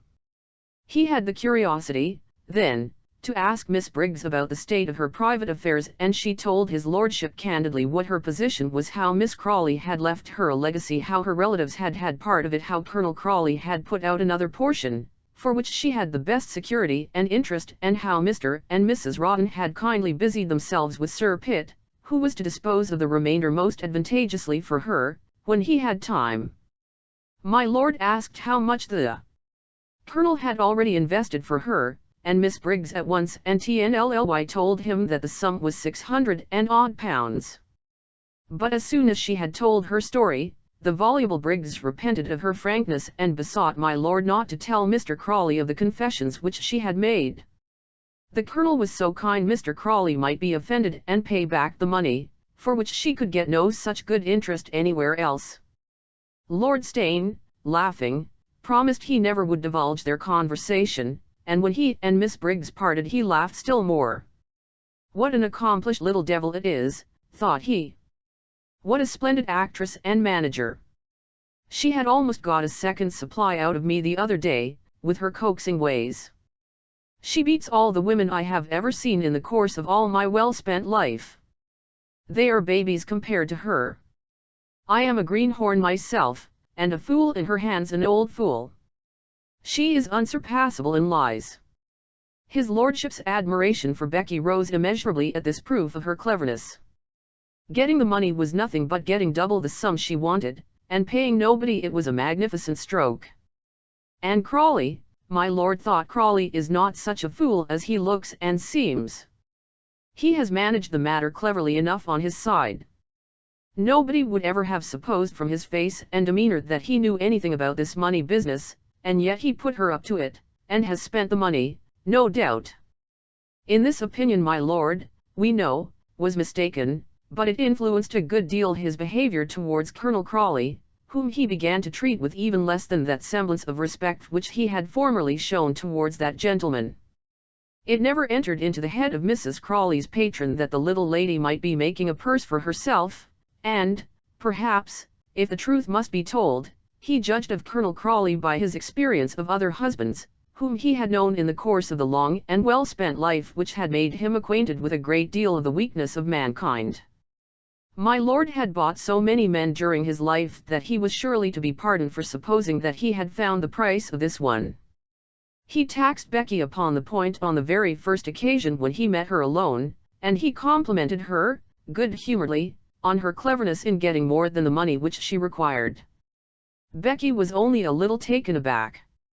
It was not the habit of this dear creature to tell falsehoods, except when necessity compelled, but in these great emergencies it was her practice to lie very freely, and in an instant she was ready with another neat plausible circumstantial stow which she administered to her patron. The previous statement which she had made to him was a falsehood, a wicked falsehood, she owned it. But who had made her tell it?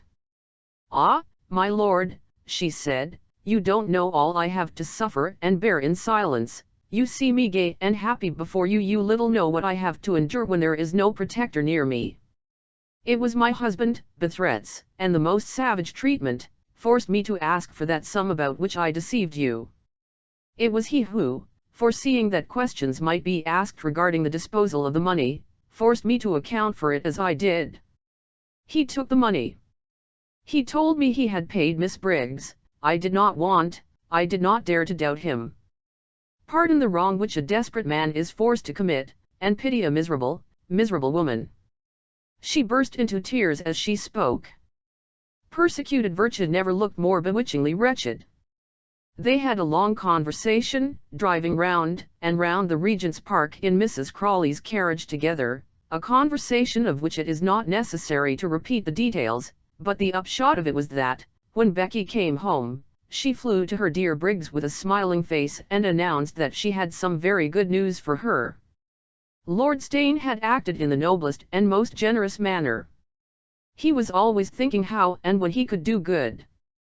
Now that little Rawdon was gone to school, a dear companion and friend was no longer necessary to her. She was grieved beyond measure to part with Briggs, but her means required that she should practice every retrenchment, and her sorrow was mitigated by the idea that her dear Briggs would be far better provided for by her generous patron than in her humble home. Mrs. Pilkington, the housekeeper at Gauntly Hall, was growing exceedingly old, feeble, and rheumatic. She was not equal to the work of superintending that vast mansion, and must be on the lookout for a successor. It was a splendid position. The family did not go to Gauntly once in 2 years. At other times the housekeeper was the mistress of the magnificent mansion, had 4 covers daily for her table, was visited by the clergy and the most respectable people of the county, was the lady of Gauntly, in fact, and the 2 last housekeepers before Mrs. Pilkington had married rectors of Gauntly, but Mrs. P. could not, being the aunt of the present rector. The place was not to be hers yet, but she might go down on a visit to Mrs. Pilkington and see whether she would like to succeed her. What words can paint the ecstatic gratitude of Briggs? All she stipulated for was that little Rawdon should be allowed to come down and see her at the Hall. Becky promised this anything. She ran up to her husband when he came home and told him the joyful news. Rawdon was glad, deuced glad. The weight was off his conscience about poor Briggs's money. She was provided for, at any rate, but his mind was disquiet. He did not seem to be all right, somehow. He told little Southdown what Lord Steyne had done, and the young man eyed Crawley with an air which surprised the latter. He told Lady Jane of this second proof of Steyne's bounty, and she, too, looked odd and alarmed. So did Sir Pitt. She is too clever and gay to be allowed to go from party to party without a companion, both said. You must go with her, Rawdon, wherever she goes, and you must have somebody with her, one of the girls from Queen's Crawley, perhaps, though they were rather giddy guardians for her. Somebody Becky should have. But in the meantime it was clear that Honest must not lose her chance of settlement for life, and so she and her bags were packed, and she set off on her journey. And so 2 of Rawdon's out-sentinels were in the hands of the enemy. Sir Pitt went and expostulated with his sister-in-law upon the subject of the dismissal of Briggs and other matters of delicate family interest. In vain she pointed out to him how necessary was the protection of Lord Steyne for her poor husband, how cruel it would be on their part to deprive Briggs of the position offered to her. Cajolements, coaxings, smiles, tears could not satisfy Sir Pitt, and he had something very like a quarrel with his once admired Becky. He spoke of the honor of the family, the unsullied reputation of the Crawleys, expressed himself in indignant tones about her receiving those young Frenchmen, those wild young men of fashion, my Lord Steyne himself, whose carriage was always at her door, who passed hours daily in her company, and whose constant presence made the world talk about her. As the head of the house he implored her to be more prudent. Society was already speaking lightly of her. Lord Steyne, though a nobleman of greatest station and talents, was a man whose attentions would compromise any woman. He besought, he implored, he commanded his sister-in-law to be watchful in her intercourse with that nobleman. Becky promised anything and everything Pitt wanted, but Lord Steyne came to her house as often as ever, and Sir Pitt's anger increased. I wonder was Lady Jane angry or pleased that her husband at last found fault with his favourite Rebecca. Lord Steyne's visits continuing, his own ceased, and his wife was for refusing all further intercourse with that nobleman and declining the invitation to the charade night which the Marchioness sent to her, but Sir Pitt thought it was necessary to accept it, as his Royal Highness would be there.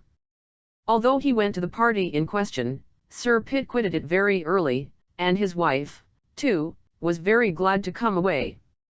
Becky hardly so much as spoke to him or noticed her sister-in-law. Pitt Crawley declared her behavior was monstrously indecorous, reprobated in strong terms the habit of play-acting and fancy dressing as highly unbecoming a British female, and after the charades were over, took his brother Rawdon severely to task for appearing himself and allowing his wife to join in such improper exhibitions. Rawdon said she should not join in any more such amusements, but indeed, and perhaps from hints from his elder brother and sister, he had already become a very watchful and exemplar domestic character. He left off his clubs and billiards. He never left home. He took Becky out to drive, he went laboriously with her to all her parties. Whenever my Lord Steyne called, he was sure to find the Colonel.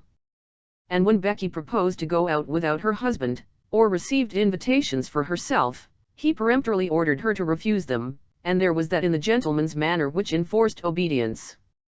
Little Becky, to do her justice, was charmed with Rawdon's gallantry. If he was surly, she never was.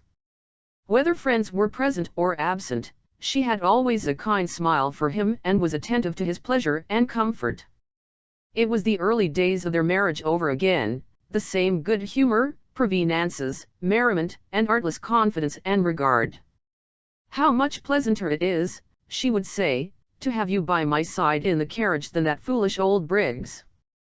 Let us always go on so, dear Rawdon. How nice it would be, and how happy we should always be, if we had but the money." He fell asleep after dinner in his chair. He did not see the face opposite to him, haggard, wemmy, and terrible. It lighted up with fresh candid smiles when he woke. It kissed him gaily. He wondered that he had ever had suspicions. No, he never had suspicions. All those dumb doubts and surly misgivings which had been gathering on his mind were mere idle jealousies. She was fond of him, she always had been. As for her shining in society, it was no fault of hers, she was formed to shine there. Was there any woman who could talk, or sing, or do anything like her? If she would but like the boy. Rawdon thought. But the mother and son never could be brought together, and it was while Rawdon's mind was agitated with these doubts and perplexities that the incident which was mentioned in the last chapter, and the unfortunate Colonel found himself a prisoner away from home. Chapter 53. A Rescue and a Catastrophe. Friend Rawdon drove on then to Mr. Moss's mansion in Curzitra Street, and was duly inducted into that dismal place of hospitality. Morning was breaking over the cheerful housetops of Chancery Lane as the rattling cab woke up the echoes there. A little pink-eyed Jew boy, with a head as nitty as the rising morn, led the party into the house, and Rawdon was welcomed to the ground-floor apartments by Mr. Moss, his travelling companion and host, who cheerfully asked him if he would like a glass of something warm after his drive.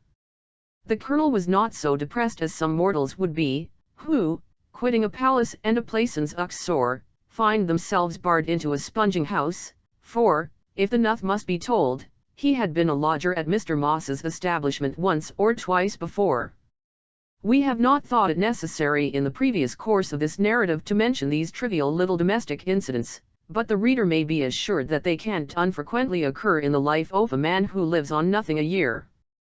Upon his first visit to Mr. Moss, the Colonel, then a bachelor, had been liberated by the generosity of his aunt. On the second mishap, little Becky, with the greatest spirit and kindness, had borrowed a sum of money from Lord Southdown and had coaxed her husband's creditor, who was her shawl, velvet gown, lace pocket handkerchief, trinket, and gimcrack purveyor, indeed, to take a portion of the sum claimed and Rawdon's promissory note for the remainder. So on both these occasions the capture and release had been conducted with the utmost gallantry on all sides, and Moss and the Colonel were therefore on the very best of terms.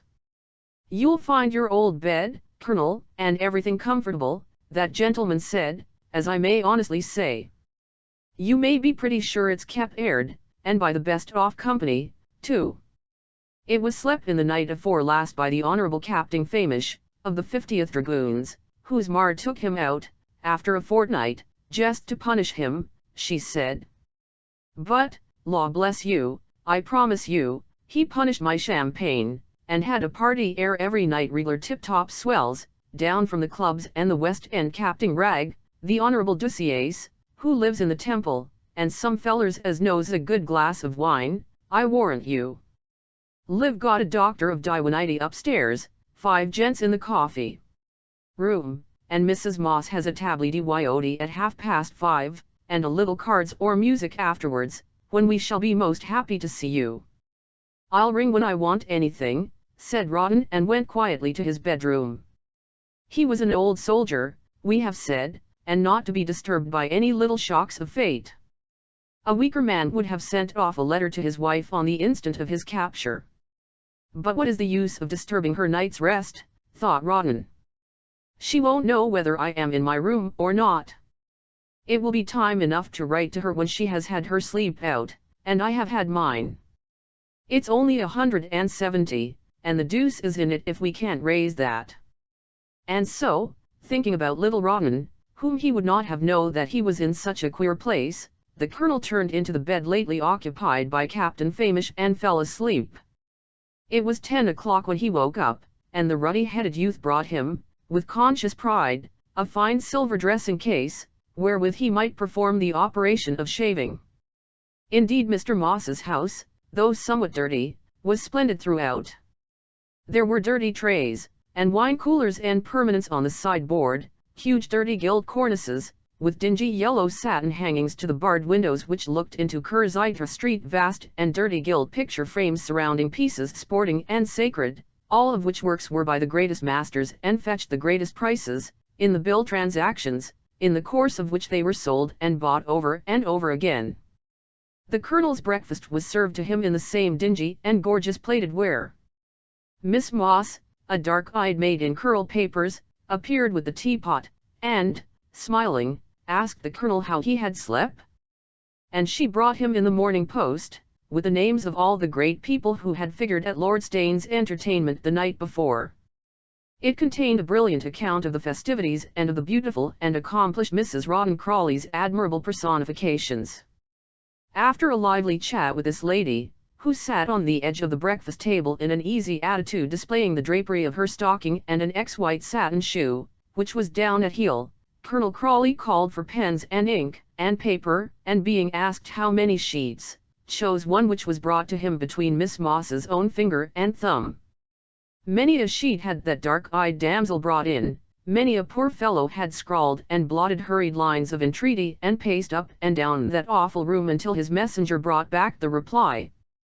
Poor men always use messengers instead of the post. Who has not had their letters, with the wafers wet, and the announcement that a person is waiting in the hall? Now on the score of his application, Rawdon had not many misgivings.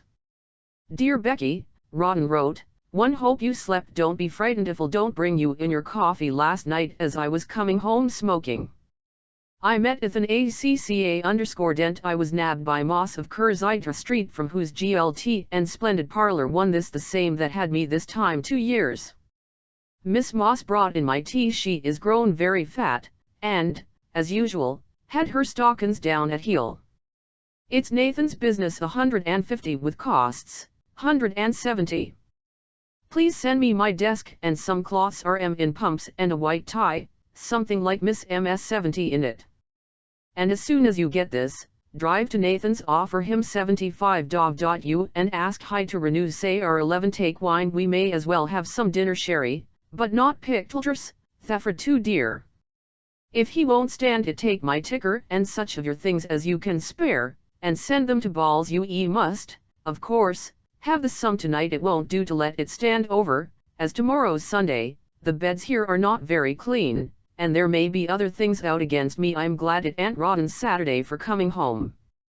God bless you. Yours in haste, RCP.S_make haste and come. This letter, sealed with a wafer, was dispatched by one of the messengers who are always hanging about Mr. Moss's establishment, and Rawdon, having seen him depart, went out in the courtyard and smoked his cigar with a tolerably easy mind in spite of the bars overhead, for Mr. Moss's courtyard is railed in like a cage, lest the gentlemen who are boarding with him should take a fancy to escape from his hospitality.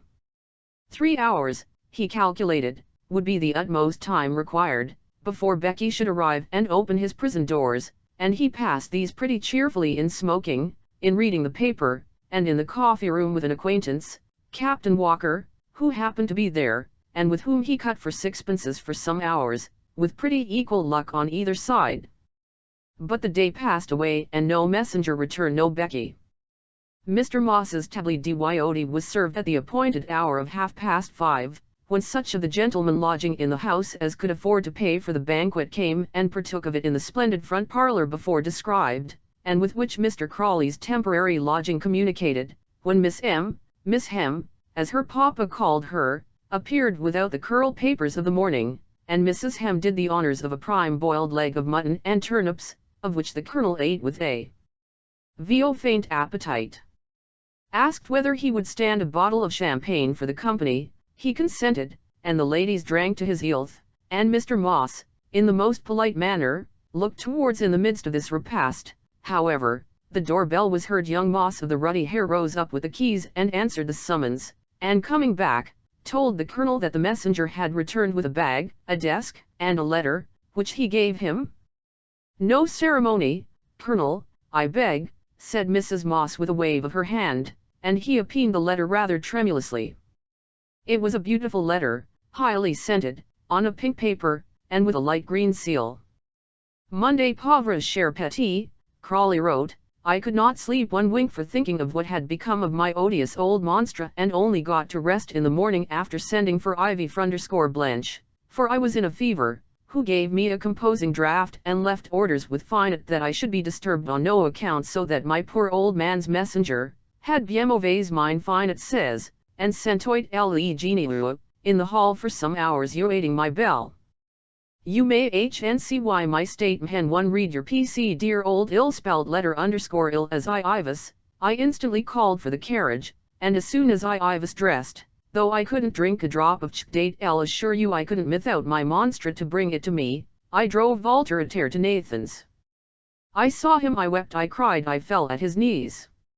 Nothing would mollify the horrid man, he would all the money, he said, or keep my poor monstre in prison. I home at the intention of paying that triste visite chez Monday uncle, when every trinket I have should be at your disposal, though they you'll not fetch £100, for some, you know, are with cher uncle already, and found Myler there with the Bulgarian old sheep-faced monster, who had come to compliment me upon last night's performances. Paddington came too, drawling and lisping and twiddling his hair, so did Champinac, and his chef. Everybody with poison of compliments and pretty speeches plaguing poor me, longed to be rid of Thero, and was thinking every moment of the time of Monday pauvre Pinson when they Ivy gone. I went down on my knees to Myler, told him we going to pawn everything, and begged and prayed him to give me £200. He pished and pshaddy in a me not to be such a as to pav and said he would see whether he could lend me the money. At last he went away, promising that he send it me in the morning, when I will bring it to my poor old monster with a kiss from his Becky. I am urting in bed, oh one hail, such a headache and such a heartache. When Rawdon read over this letter, he turned so red and looked so savage that the company at the table d'hôte easily perceived that bad news had reached him. All his suspicions, which he had been trying to banish, returned upon him. She could not even go out and sell her trinkets to free him. She could laugh and talk about compliments paid to her, whilst he was in prison. Who had put him there? Wenham had walked with him, was there. He could hardly bear to think of what he suspected. Leaving the room hurriedly, he ran into his own, opened his desk, wrote 2 hurried lines, which he directed to Sir Pitt or Lady Crawley, and bade the messenger carry them at once to Gaunt Street, bidding him to take a cab, and promising him a guinea if he was back in an hour. In the note he besought his dear brother and sister, for the sake of God, for the sake of his dear child and his honor, to come to him and relieve him from his difficulty. He was in prison, he wanted £100 to set him free, he entreated them to come to him. He went back to the dining room after dispatching his messenger and called for more wine. He laughed and talked with a strange boisterousness, as the people thought. Sometimes he laughed madly at his own fears and went on drinking for an hour, listening all the while for the carriage which was to bring his fate back. At the expiration of that time, wheels were heard whirling up to the gate. The young janitor went out with his gate keys. It was a lady whom he let in at the bailiff's door. "Colonel Crawley," she said, trembling very much. He, with a knowing, locked the outer door upon her, then unlocked and opened the inner one, and calling out, "Colonel, you're wanted," led her into the back parlour, which he occupied. Rawdon came in from the dining parlour where all those people were carousing, into his back room, a flare of coarse light following him into the apartment where the lady, still very nervous. "It is I, Rawdon," she said in a timid voice, which she strove to render cheerful. "It is Jane." Rawdon was quite overcome by that kind voice and presence. He ran up to her, caught her in his arms, gasped out some inarticulate words of thanks, and fairly sobbed on her shoulder. She did not know the cause of his emotion. The bills of Mr. Moss were quickly settled, perhaps to the disappointment of that gentleman, who had counted on having the Colonel as his guest over Sunday at least, and Jane, with beaming smiles and happiness in her eyes, carried away Rawdon from the bailiff's house, and they went homewards in the cab in which she had hastened to his release. Pitt was gone to a parliamentary dinner, she said, when Rawdon's note came, and so, dear Rawdon, I came myself, and she put her kind hand in his. Perhaps it was well for Rawdon Crawley that Pitt was away at that dinner. Rawdon thanked his sister 100 times, and with an ardour of gratitude which touched and almost alarmed that soft-hearted woman. "Oh," said he, in his rude, artless way, you don't know how I'm changed since I've known you, and little Roddy. I'd like to change somehow. You see, I want to be—" He did not finish the sentence, but she could interpret it. And that night, after he left her, and as she sat by her own little boy's bed, she prayed humbly for that poor wayworn sinner. Rawdon left her and walked home rapidly. It was 9 o'clock at night. He ran across the streets and the great squares of Vanity Fair, and at length came up breathless opposite his own house. He started back and fell against the railings, trembling as he looked up. The drawing-room windows were blazing with light. She had said that she was in bed and ill. He stood there for some time, the light from the rooms on his pale face. He took out his door key and let himself into the house. He could hear laughter in the upper rooms. He was in the ball dress in which he had been captured the night before. He went silently up the stairs, leaning against the banisters at the stair-head. Nobody was stirring in the house, besides all the servants had been sent away. Rawdon heard laughter within, laughter and singing. Becky was singing a snatch of the song of the night before. A hoarse voice shouted "Brava! Brava!" It was Lord Staynes. Rawdon opened the door and went in. A little table with a dinner was laid out, and wine and plate.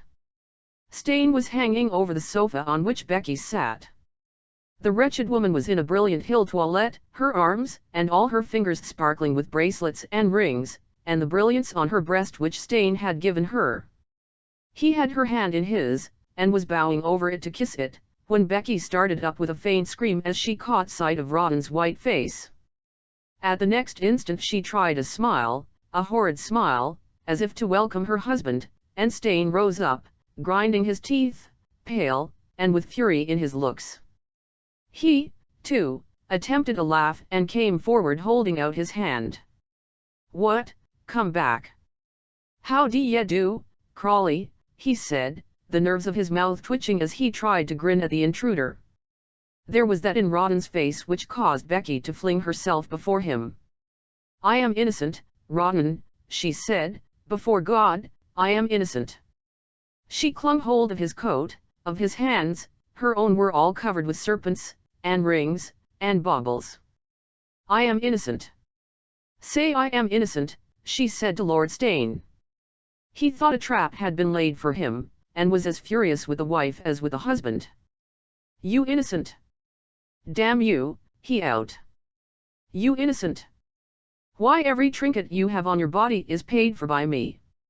I have given you thousands of pounds, which this fellow has spent and for which he has sold you. Innocent, by.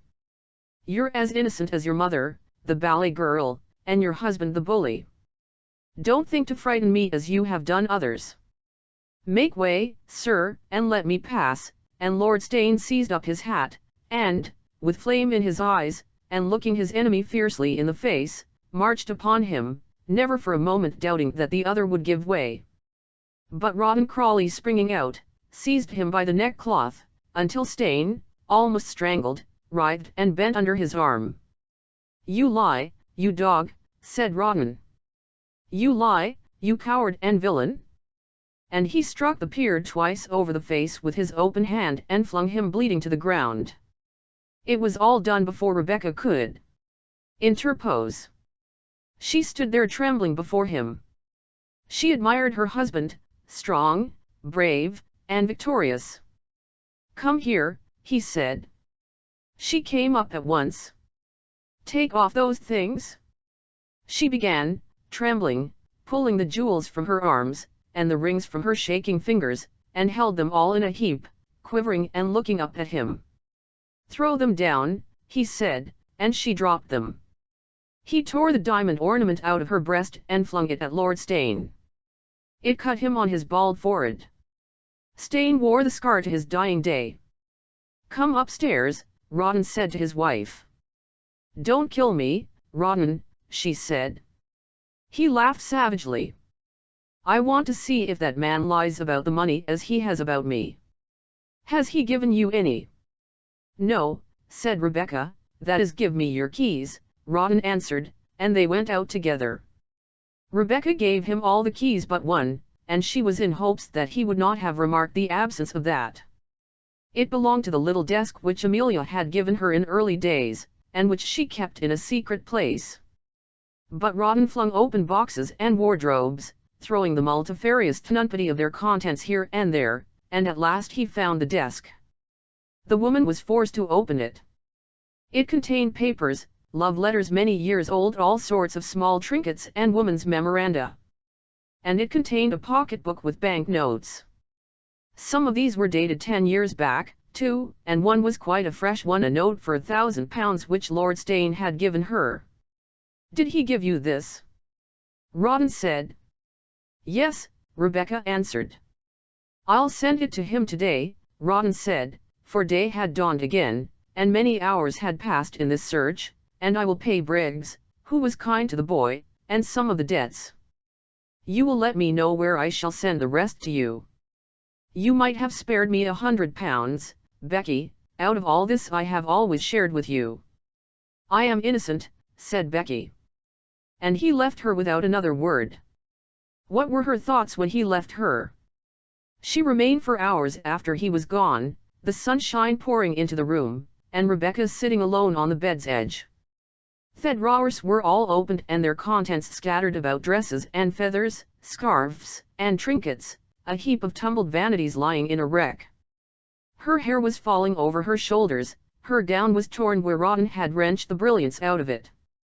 She heard him go downstairs a few minutes after he left her, and the door slamming and closing on him. She knew he would never come back. He was gone forever. Would he kill? Thought not until after he had met Lord Steyne. She thought of her long past life, and all the dismal incidents of it. Ah, how dreary it seemed, how miserable, lonely and profitless. Should she take laudanum, and end it, to have done with all hopes, schemes, debts, and triumphs? The French maid found her in this position, sitting in the midst of her miserable ruins with clasped hands and shy eyes. The woman was her accomplice and in Steyne's pay. "Monday, dear, madam, what has happened?" she asked. What had happened? Was she guilty or not? She said not, but who could tell what was truth which came from those lips, or if that corrupt heart was in this case pure? All her lies and her schemes, and her selfishness and her wiles, all her wit and genius had come to this bankruptcy. The woman closed the curtains and, with some entreaty and show of kindness, persuaded her mistress to lie down on the bed. Then she went below and gathered up the trinkets which had been lying on the floor since Rebecca dropped them there at her husband's orders, and Lord Steyne went away. Chapter 54 Sunday after the battle. The mansion of Sir Pitt Crawley, in Great Gaunt Street, was just beginning to dress itself for the day, as Rawdon, in his evening costume, which he had now worn 2 days, passed by the scared female who was scouring the steps and entered into his brother's study. Lady Jane, in her morning gown, was up and above stairs in the nursery superintending the toilettes of her children and listening to the morning prayers which the little creatures performed at her knee. Every morning she and they performed this duty privately, and before the public ceremonial at which Sir Pitt presided and at which all the people of the household were expected to assemble. Rawdon sat down in the study before the baronet's table, set out with the orderly blue books and the letters, the neatly docket bills and symmetrical pamphlets, the locked account books, desks, and dispatch boxes, the Bible, the Quarterly Review, and the Court Guide, which all stood as if on parade awaiting the inspection of their chief. A book of family sermons, one of which Sir Pitt was in the habit of administering to his family on Sunday mornings, lay ready on the study table, and awaiting his judicious selection. And by the sermon book was the Observer newspaper, damp and neatly folded, and for Sir Pitt's own private use. His gentleman alone took the opportunity of perusing the newspaper before he laid it by his master's desk. Before he had brought it into the study that morning, he had read in the journal a flaming account of festivities at Gaunt House, with the names of all the distinguished personages invited by the Marquis of Steyne to meet His Royal Highness. Having made comments upon this entertainment to the housekeeper and her niece as they were taking early tea and hot buttered toast in the former lady's apartment, and wondered how the rotting Crawleys could get on, the valet had damped and folded the paper once more, so that it looked quite fresh and innocent against the arrival of the master of the house. Poor Rawdon took up the paper and began to tty and read it until his brother should arrive. But the print fell blank upon his eyes, and he did not know in the least what he was reading. The government news and appointments, which Sir Pitt as a public man was bound to peruse, otherwise he would by no means permit the introduction of Sunday papers into his household, the theatrical criticisms, the fight for £100 a side between the barking butcher and the Tutbury Pet, the Gaunt House Chronicle itself, which contained a most complimentary though guarded account of the famous charades of which Mrs. Becky had been the heroine, all these passed as in a haze before Rawdon, as he sat waiting the arrival of the chief of the family. Punctually, as the shrill-toned bell of the black marble study clock began to chime 9, Sir Pitt made his appearance, fresh, neat, smugly shaved, with a waxy clean face, and stiff shirt collar, his scanty hair combed and oiled, trimming his nails as he descended the stairs majestically, in a starched cravat and a grey flannel dressing gown, a real old English gentleman, in a word a model of neatness and every propriety. He started when he saw poor Rawdon in his study in tumbled clothes, with bloodshot eyes, and his hair over his face. He thought his brother was not sober, and had been out all night on some orgy.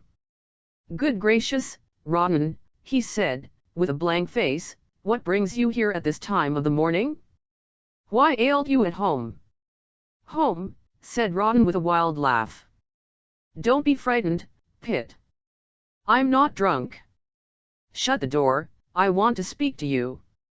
Pitt closed the door and came up to the table, where he sat down in the other armchair that one placed for the reception of the steward, agent, or confidential visitor who came to transact business with the baronet, and trimmed his nails more vehemently than ever.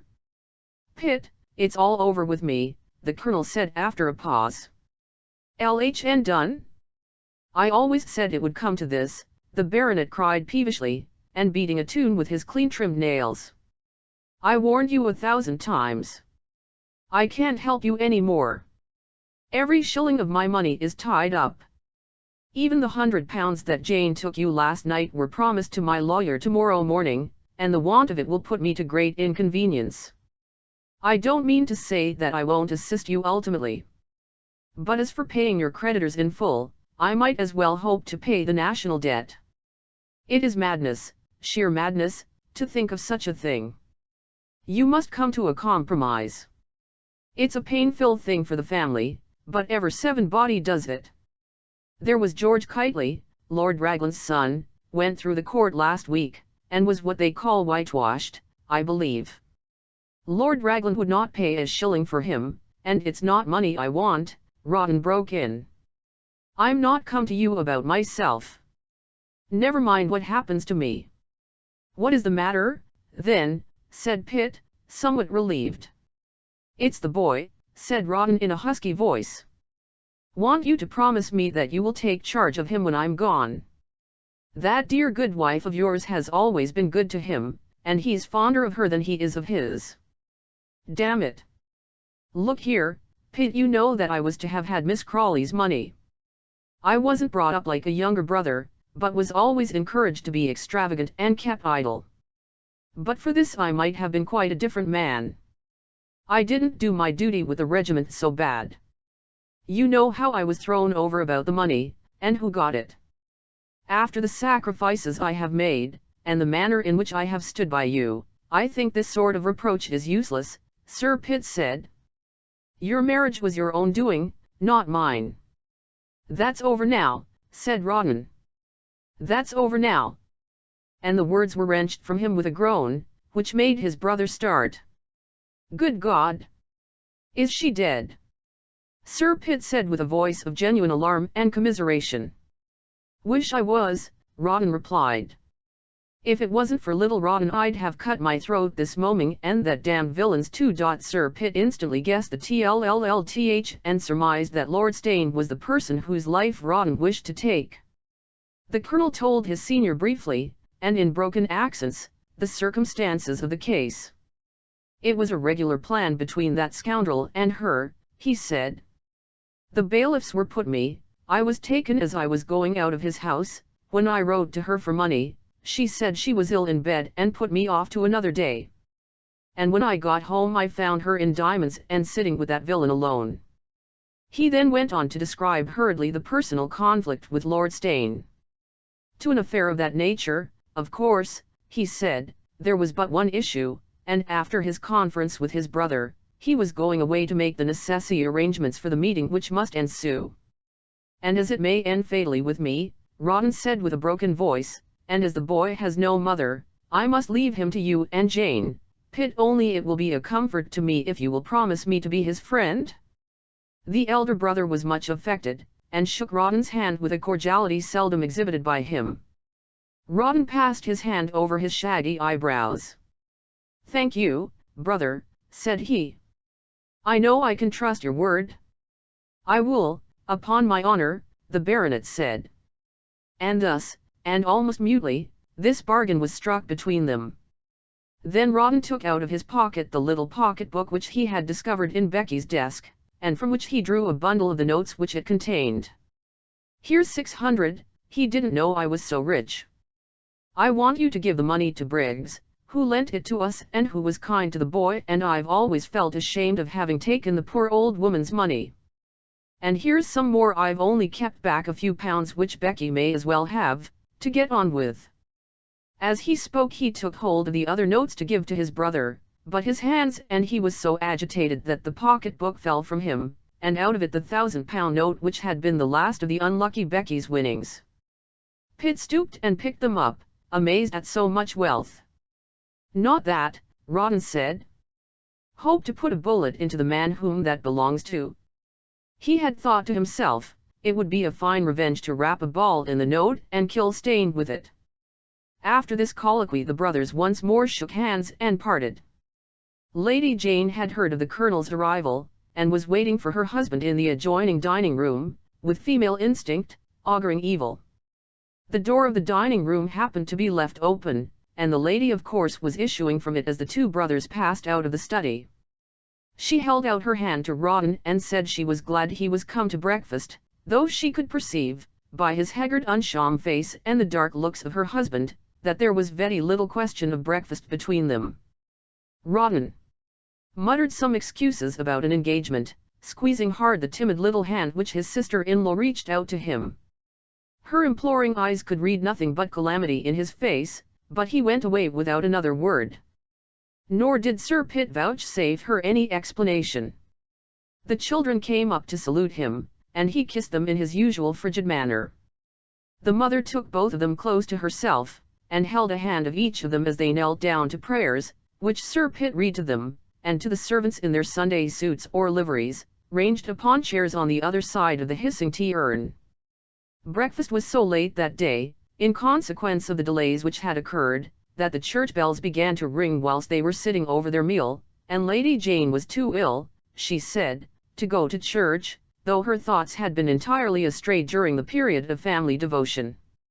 Rawdon Crawley meanwhile hurried on from Great Gaunt Street, and knocking at the great bronze Medusa's head which stands on the portal of Gaunt House, brought out the purple Silenus in a red and silver waistcoat who acts as porter of that palace.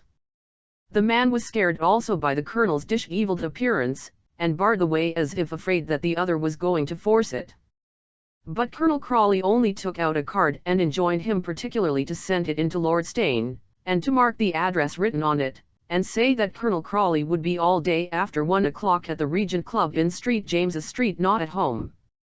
The fat red-faced man looked after him with astonishment as he strode away, so did the people in their Sunday clothes who were out so early, the charity boys with shining faces, the greengrocer lolling at his door, and the publican shutting his shutters in the sunshine, against service commenced.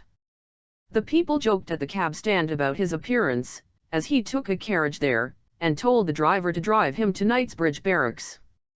All the bells were jangling and tolling as he reached that place. He might have seen his old acquaintance Amelia on her way from Brompton to Russell Square, had he been looking out. Troops of schools were on their march to church, the shiny pavement and outsides of coaches in the suburbs were thronged with people out upon their Sunday pleasure, but the colonel was much too busy to take any heed of these phenomena, and, arriving at Knightsbridge, speedily made his way up to the room of his old friend and comrade Captain Macmurdo, who Crawley found, to his satisfaction, was in barracks.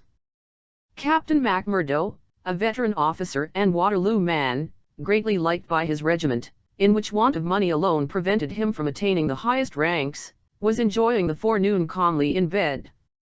He had been at a fast supper party, given the night before by Captain the Honourable George Cinqbars, at his house in Brompton Square, to several young men of the regiment, and a number of ladies of the corps de ballet, and old Mac, who was at home with people of all ages and ranks, and consorted with generals, dog fanciers, opera dancers, bruisers, and EVE1Y kind of person, in a word, was resting himself after the night's labours, and, not being on duty, was in bed. His room was hung round with boxing, sporting, and dancing pictures, presented to him by comrades as they retired from the regiment, and married, and settled into quiet life. And as he was now nearly 50 years of age, 24 of which he had passed in the corps, he had a singular museum. He was one of the best shots in England, and, for a heavy man, one of the best riders. Indeed, he and Crawley had been rivals when the latter was in the army. To be brief, Mr. Macmurdo was lying in bed, reading in Bell's Life an account of that very fight between the Tutbury Pet and the Barking Butcher, which has been before mentioned, a venerable bristly warrior, with a little close-shaved grey head, with a silk nightcap, a red face and nose, and a great dyed moustache.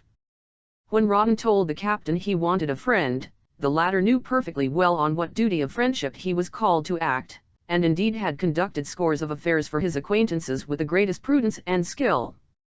His Royal Highness the late lamented Commander-in-Chief had had the greatest regard for Macmurdo on this account, and he was the common refuge of gentlemen in trouble. "What's the row about, Crawley, my boy?" said the old warrior. "No more gambling business, hey, like that when we shot Captain Marker?" "It's about my wife," Crawley answered, casting down his eyes and turning very red. The other gave a whistle. "I always said she'd throw you over," he began. Indeed, there were bets in the regiment and at the clubs regarding the probable fate of Colonel Crawley, so lightly was his wife's character esteemed by his comrades and the world, but seeing the savage look with which Rawdon answered the expression of this opinion, Macmurdo did not think fit to enlarge upon it further. "Is there no way out of it, old boy?" the captain continued in a grave tone. "Is it only suspicion, you know, or what is it? Any letters? Can't you keep it quiet? Best not make any noise about a thing of that sort if you can help it. Think of his only finding her out now, the captain thought to himself, and remembered 100 particular conversations at the mess table, in which Mrs. Crawley's reputation had been torn to shreds. "There's no way but one out of it, Rawdon, there's only a way out of it for one of us, Mac, do you understand? I was put out of the way, arrested, I found em alone together. I told him he was a liar and a coward, and knocked him down and thrashed him." "Serve him right," Mac Murdo said. "Who is it?" Rawdon answered it was Lord Steyne. "The deuce! A marquis! They said he, that is, they said you. I What the devil do you mean?" roared out Rawdon. "Do you mean that you ever heard a fellow doubt about my wife and didn't tell me, Mac?" "The world's very censorious, old boy," the other replied. "What the deuce was the good of my telling you what any tomfools talked about?" "It was damned unfriendly, Mac," said Rawdon, quite overcome, and, covering his face with his hands, he gave way to an emotion, the sight of which caused the tough old campaigner opposite him to wince with sympathy. "Hold up, old boy," he said, "great man or not, we'll put a bullet in him, damn him. As for women, they're all so." "You don't know how fond I was of that one," Rawdon said, half inarticulately. "Damn, I followed her like a footman. I gave up everything I had to her. I'm a beggar because I would marry her. By Jove, sir, I've pawned my own watch in order to get her anything she fancied, and she's been making a purse for herself all the time, and grudged me £100 to get me out of quad." He then fiercely and incoherently, and with an agitation under which his counsellor had never before seen him labour, told Mac Murdo the circumstances of the story. His adviser caught at some stray hints in it. "She may be after all," he said. "She says so. Steyne has been 100 times alone with her in the house before." "It may be so," Rawdon answered sadly, "but this don't look very," and he showed the captain the £1,000 note which he had found in Becky's pocket-book. "This is what he gave her, Mac, and she kept it unknown to me, and with this money in the house, she refused to stand by me when I was locked up." The captain could not but own that the secreting of the money had a very ugly look. Whilst they were engaged in their conference, Rawdon dispatched Captain Mac Murdo's servant to Curzon Street, with an order to the domestic there to give up a bag of clothes of which the colonel had great need.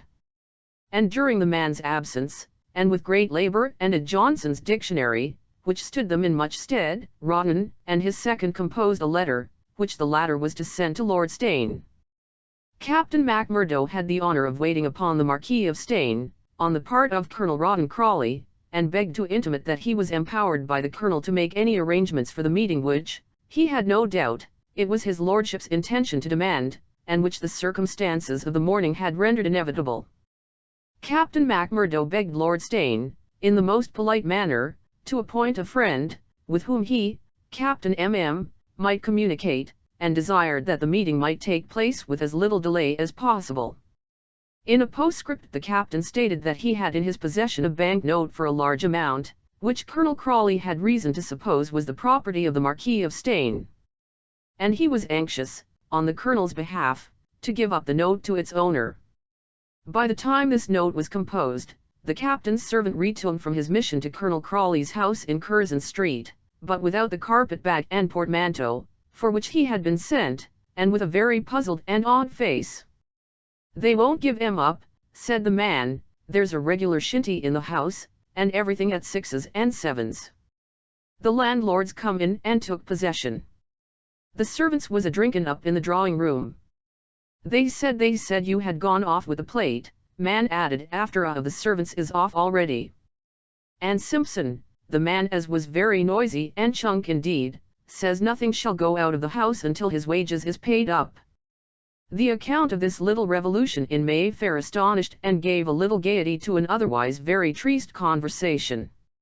The two officers laughed at Rawdon's discomfiture.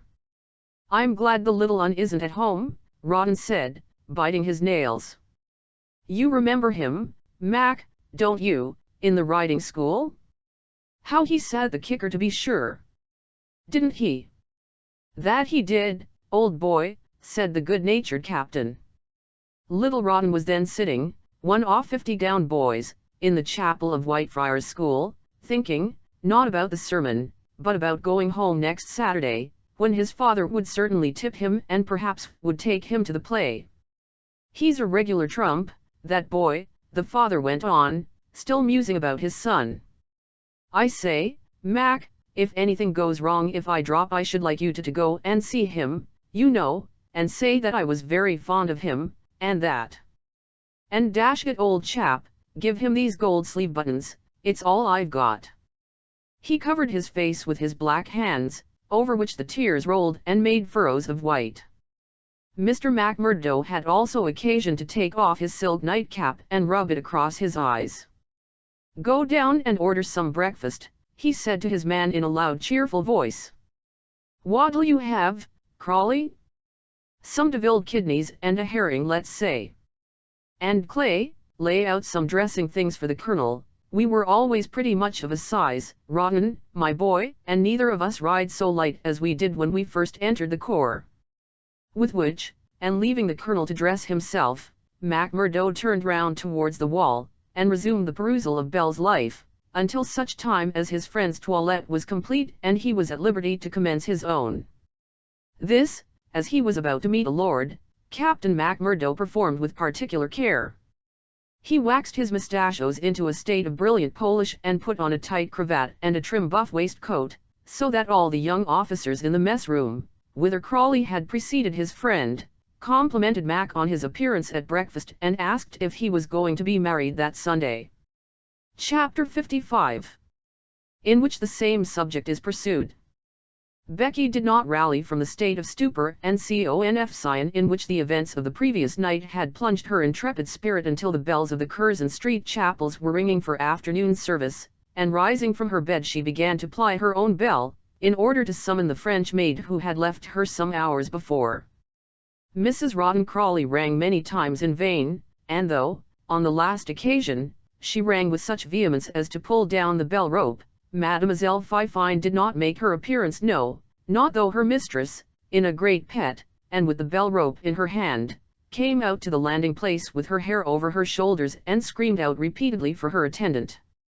The truth is, she had quitted the premises for many hours, and upon that permission which is called French leave among us.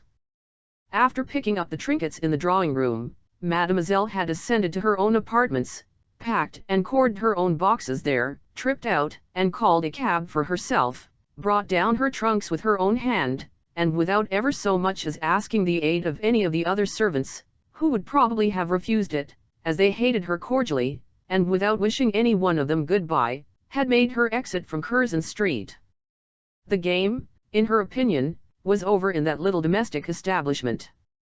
Fifine went off in a cab, as we have known more exalted persons of her nation to do under similar circumstances, but, more provident or lucky than these, she secured not only her own propine, but some of her mistresses, if indeed that lady could be said to have any propine at all, and not only carried off the trinkets before alluded to, and some favourite dresses on which she had long kept her eye, but 4 richly gilt Louis Quatorze candlesticks, 6 gilt albums, keepsakes, and books of beauty, a gold enamelled snuff-box which had once belonged to Madame du Barry, and the sweetest little inkstand and mother-of-pearl blotting book, which Becky used when she composed her charming little pink notes, had vanished from the premises in Curzon Street together with Mademoiselle Fifine, and all the silver laid on the table for the little festin which Rawdon interrupted.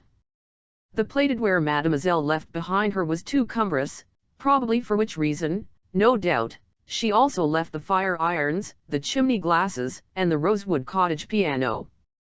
A lady very like her subsequently kept a milliner's shop in the Rue du Helder at Paris, where she lived with great credit and enjoyed the patronage of my Lord Steyne. This person always spoke of England as of the most treacherous country in the world, and stated to her young pupils that she had been a fréjusement volé by natives of that island. It was no doubt compassion for her misfortunes which induced the Marquis of Steyne to be so very kind to Madame de Saint Amaranth. May she flourish as she deserves. She appears no more in our quarter of Vanity Fair. Hearing a buzz and a stir below, and indignant at the impudence of those servants who would not answer her summons, Mrs. Crawley flung her moaming robe round her and descended majestically to the drawing-room, whence the noise proceeded. The cook was there with blackened face, seated on the beautiful chintz sofa by the side of Mrs. Raggles, to whom she was administering maraschino.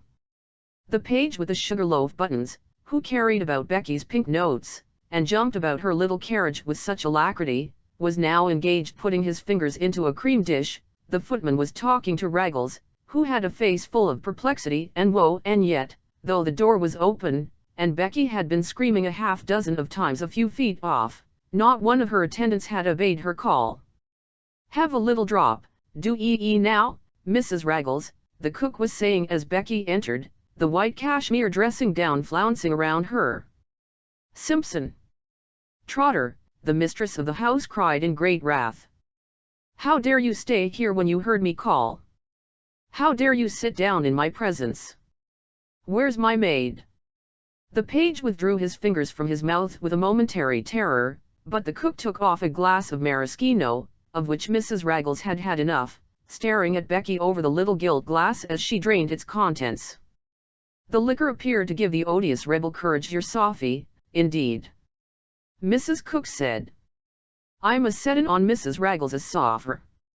Don't you stir, Mrs. Raggles, mum. I'm a settin' on Mr. and Mrs. Raggles' soffy, which they bought with honest money, and very dear it cost 'em, too. And I'm thinkin' if I set here until I'm paid my wages, I shall set a precious long time, Mrs. Raggles, and set I will, too. Ha! Ha!" And with this she filled herself another glass of the liquor and drank it with a more hideously satirical air. "Trotter! Simpson! Turn that drunken wretch out," screamed Mrs. Crawley. "El Shanti," said Trotter the footman, "turn out yourself. Pay our salaries, and tum me out too. We'll go fast enough." "Are you all here to insult me?" cried Becky in a filly. "When Colonel Crawley comes home I'll..." At this the servants burst into a hoarse ha-ha, in which, however, Raggles, who still kept a most melancholy countenance, did not join. "He ain't a-coming back," Mr. Trotter resumed. "He sent for his things, and I wouldn't let 'em go, although Mr. Raggles would, and I don't believe he's no more a colonel than I am. He's hoff, and I suppose you're a-goin' after him. You're no better than swindlers, both on you. Don't be a-bullyin' me. I won't stand it. Pay us or sell Aries, I say. Pay us or sell Aries." It was evident, from Mr. Trotter's flushed countenance and defective intonation, that he, too, had had recourse to vinous stimulus. "Mr. Raggles," said Becky in a passion of vexation, "you will not surely let me be insulted by that drunken man?" "Hold your noise, Trotter, do now," said Simpson the page. He was affected by his mistress's deplorable situation, and succeeded in preventing an outrageous denial of the epithet drunken on the footman's part. "Oh, said Raggles, "I never thought to live to see this year day. I've known the Crawley family ever since I was born. I lived butler with Miss Crawley for 30 years, and I little thought one of that family was a-goin' to ruin me. Yes, ruin me," said the poor fellow with tears in his eyes. "Har you a-goin' to pay me? You've lived in this 'ouse for a year. You've 'ad my substance, my plate and liming. You 110 me a milk and butter bill of £200, you must ave no laid heggs for your humlets, and cream for your spaniel dog." "She didn't care what her own flesh and blood had," interposed the cook. "Many's the time, he'd have starved but for me. He's a carroty boy now, cookie," said Mr. Trotter, with a denelincan ha. Honest Raggles in a lamentable tone, an enumeration of his griefs. All he said was "TME." Becky and her husband had enlined him. He had bills coming due next and no means to meet them. He would be sold up and turned out of his shop and his house, because he had tunnelsted to the Crawley family. His tears and lamentations made Becky more peevish than ever. "You all seem to be against me," she said bitterly. "What do you want? I can't pay you on Sunday. Come back tomorrow and I'll pay you everything. I thought Colonel Crawley had settled with you." "He will tomorrow." I declare to you upon my honor that he left home this morning with £1,500 in his pocketbook. He has left me nothing. Apply to him. Give me a bonnet and shawl and let me go out and find him. There was a difference between us this morning. You all seem to know it.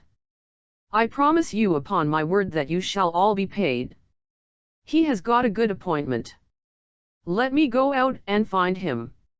This audacious statement caused Raggles and the other personages present to look at one another with a wild surprise, and with it Rebecca left them. She went upstairs and dressed herself, this time without the aid of her French maid.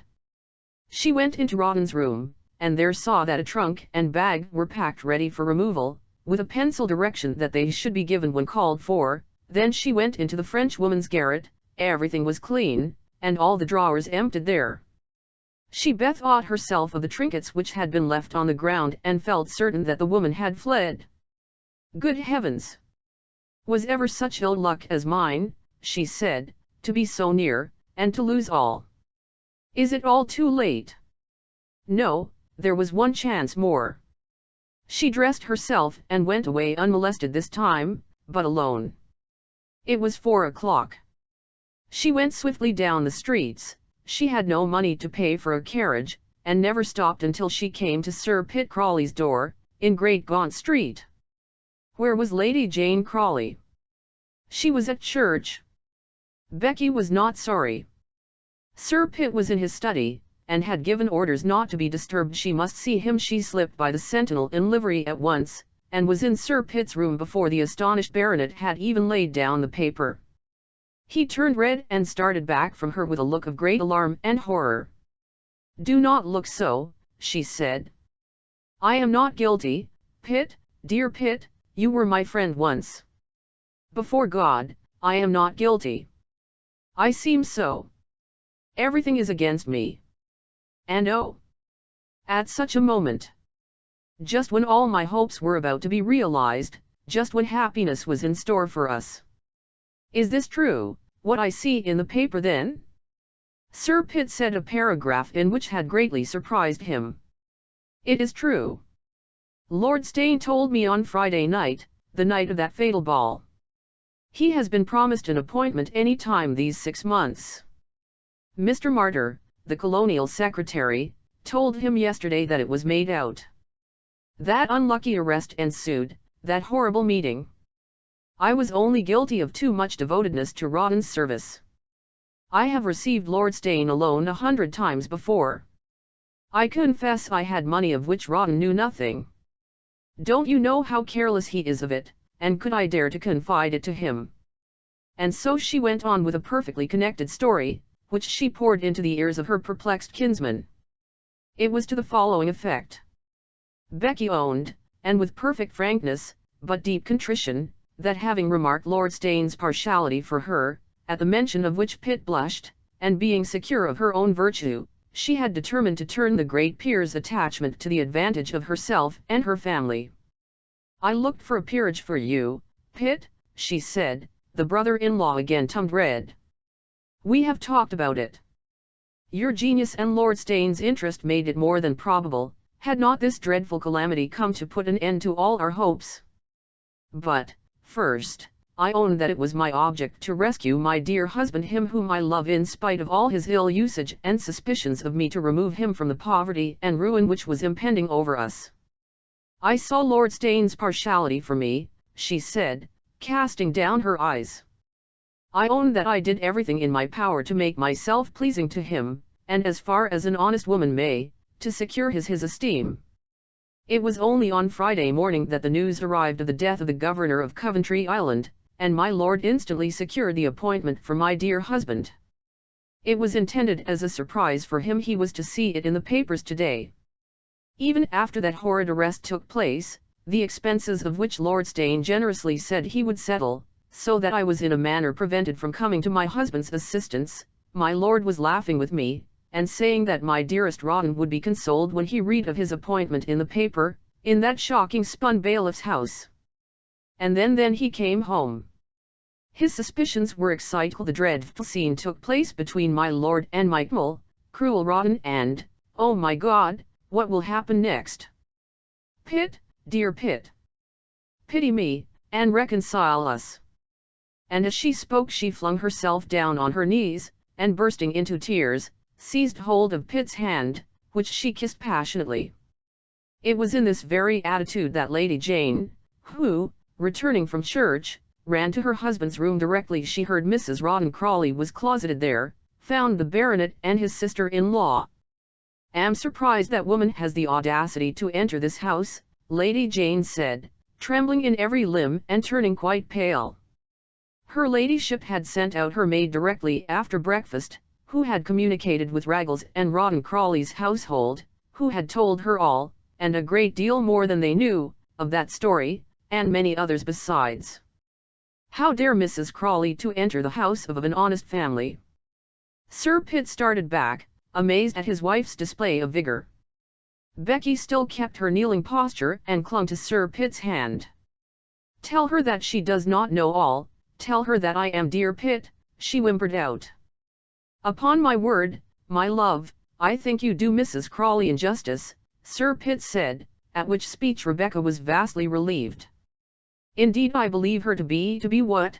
cried out Lady Jane, her clear voice thrilling and her heart beating violently as she spoke. "To be a wicked woman, a heartless mother, a false wife? She never loved her dear little boy, who used to fly here and tell me of her cruelty to him. She never came into a family but she strove to bring misery with her and to weaken the most sacred affections with her wicked flattery and falsehoods. She has deceived her husband, as she has deceived everybody. Her soul is black with vanity, worldliness, and all sorts of crime. I tremble when I touch her. I keep my children out of her sight." "Lady Jane," cried Sir Pitt, starting up, "this is really language. I have been a true and faithful wife to you, Sir Pitt," Lady Jane continued, intrepidly, "I have kept my marriage vow as I made it to God and have been obedient and gentle as a wife should. But righteous obedience has its limits, and I declare that I will not bear that woman again under my roof. If she enters it, I and my children will leave it. She is not worthy to sit down with Christian people. You must choose, sir, between her and me," and with this my lady swept out of the room, fluttering with her own audacity, and leaving Rebecca and Sir Pitt not a little astonished at it. As for Becky, she was not hurt, nay, she was pleased. "It was the diamond clasp you gave me," she said to Sir Pitt, reaching him out her hand, and before she left him, for which event you may be sure my Lady Jane was looking out from her dressing-room window in the upper story, the baronet had promised to go and seek out his brother, and endeavour to bring about a reconciliation. Rawdon found some of the young fellows of the regiment seated in the mess-room at breakfast, and was induced without much difficulty to partake of that meal, and of the devilled legs of fowls and soda water with which these young gentlemen fortified themselves. Then they had a conversation befitting the day and their time of life, about the next pigeon match at Battersea, with relative bets upon Ross and Osbaldiston, about Mademoiselle Arion of the French Opera, and who had left her, and how she was consoled by Panther Carr, and about the fight between the butcher and the pet, and the probabilities that it was a cross. Young Tandyman, a hero of 17, laboriously endeavouring to get up a pair of mustachios, had seen the fight, and spoke in the most scientific manner about the battle and the condition of the men. It was he who had driven the butcher onto the ground in his drag and passed the whole of the previous night with him. Had there not been foul play he must have won it. All the old files of the ring were in it, and Tandyman wouldn't pay, no, damme, he wouldn't pay. It was but a year since the young cornet, now so knowing a hand in Cribb's parlour, had a still lingering liking for toffee, and used to be birched at Eton. So they went on talking about dancers, fights, drinking, demureps, until Macmurdo came down and joined the boys and the conversation. He did not appear to think that any especial reverence was due to their boyhood. The old fellow cut in with stories, to the full as choice as any the youngest rake present had to tell, nor did his own grey hairs nor their smooth faces detain him. Old Mac was famous for his good stories. He was not exactly a ladies' man, that is, men asked him to dine rather at the houses of their mistresses than of their mothers. There can scarcely be a life lower, perhaps, than his, but he was quite contented with it, such as it was, and led it in perfect good nature, simplicity, and modesty of demeanor. By the time Mac had finished a copious breakfast, most oft others had concluded their meal. Young Lord Vorenus was smoking an immense meerschaum pipe, while Captain Hughes was employed with a cigar. That violent little devil Tandyman, with his little bull terrier between his legs, was tossing for shillings with all his might. That fellow was always at some game or other, against Captain Duciase, and Mac and Rawdon walked off to the club, neither, of course, having given any hint of the business which was occupying their minds. Both, on the other hand, had joined pretty gaily in the conversation, for why should they interrupt it? Feasting, drinking, ribaldry, laughter, go on alongside of all sorts of other occupations in Vanity Fair. The crowds were pouring out of church as Rawdon and his friend passed down St. James's Street and entered into their club. The old bucks and habitués, who ordinarily stand gaping and grinning out of the great front window of the club, had not arrived at their posts as yet. The newspaper room was almost empty. One man was present whom Rawdon did not know, another to whom he owed a little score for whist, and whom, in consequence, he did not care to meet. A third was reading the Royal List, a periodical famous for its scandal and its attachment to Church and King. Sunday paper at the table, and looking up at Crawley with some interest, said, "Crawley, I congratulate you." "What do you mean?" said the Colonel. "It's in the Observer and the Royalist too," said Mr. Smith. "What?" Rawdon cried, turning very red. He thought that the affair with Lord Steyne was already in the public prints. Smith looked up wondering and smiling at the agitation which the Colonel exhibited as he took up the paper and, trembling, began to read. Mr. Smith and Mr. Brown, the gentleman with whom Rawdon had the outstanding whist account, had been talking about the Colonel just before he came in. "It is come just in the nick of time," said Smith. "I suppose Crawley had not a shilling in the world?" "It's a wind that blows everybody good," Mr. Brown said. "He can't go away without paying me a pony he owes me." "What's the salario?" asked Smith. 2 or 3,000, answered the other. "But the climate's so infernal, they don't enjoy it long. Liverseege died after 18 months of it, and the man before went off in 6 weeks, I hear. Some people say his brother is a very clever man." "I always found him a d bore," Smith ejaculated. "He must have good interest, though. He must have got the Colonel the place." "He," said Brown, with a sneer. "Pooh! It was Lord Steyne got it." "How do you mean?"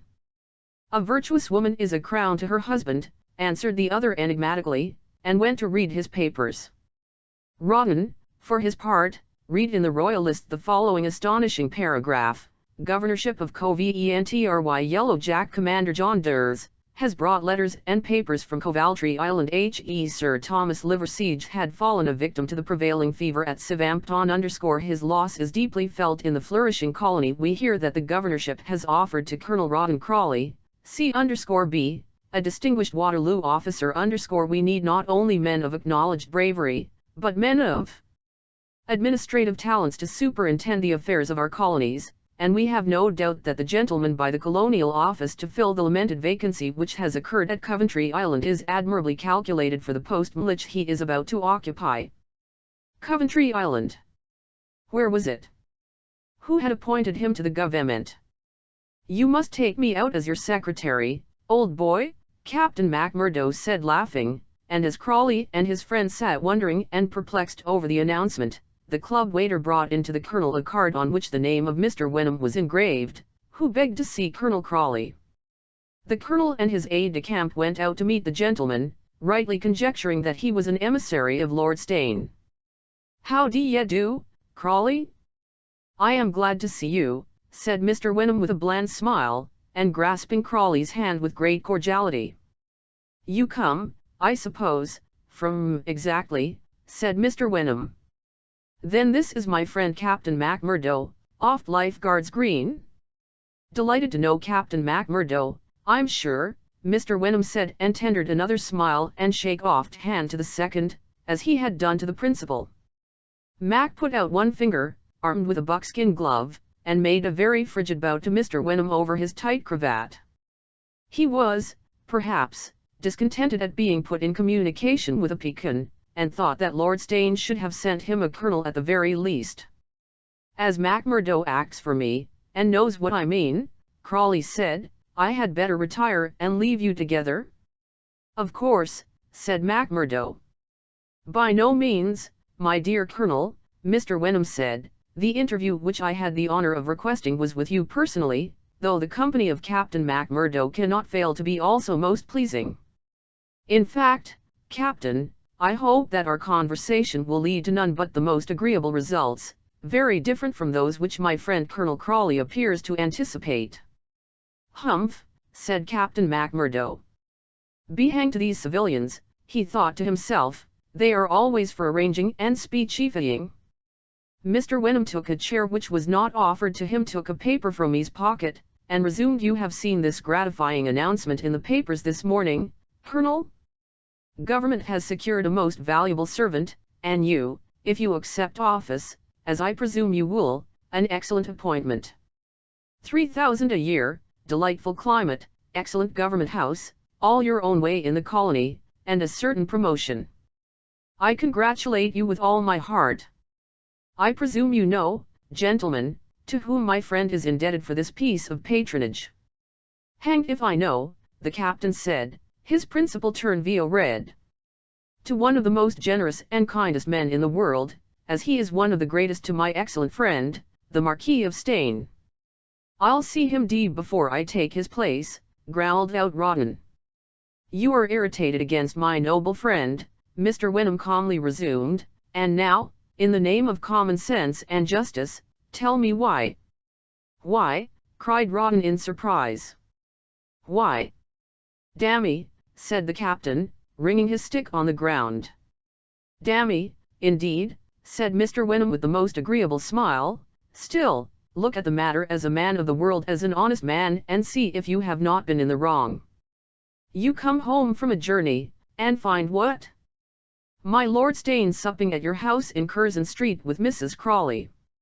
Is the circumstance strange or novel? Has he not been 100 times before in the same position? Upon my honour and word as a Wenham here put his hand on his waistcoat with a parliamentary declare, I think that your suspicions are monstrous and utterly unfounded, and that they injure an honourable gentleman who has proved his goodwill towards you by 1,000 benefactions and a most spotless and innocent lady." "You don't mean to say that Crawley's mistaken," said Mr. Macmurdo. "Believe that Mrs. Crawley is as innocent as my wife, Mrs. Wenham," Mr. Wenham said with great energy.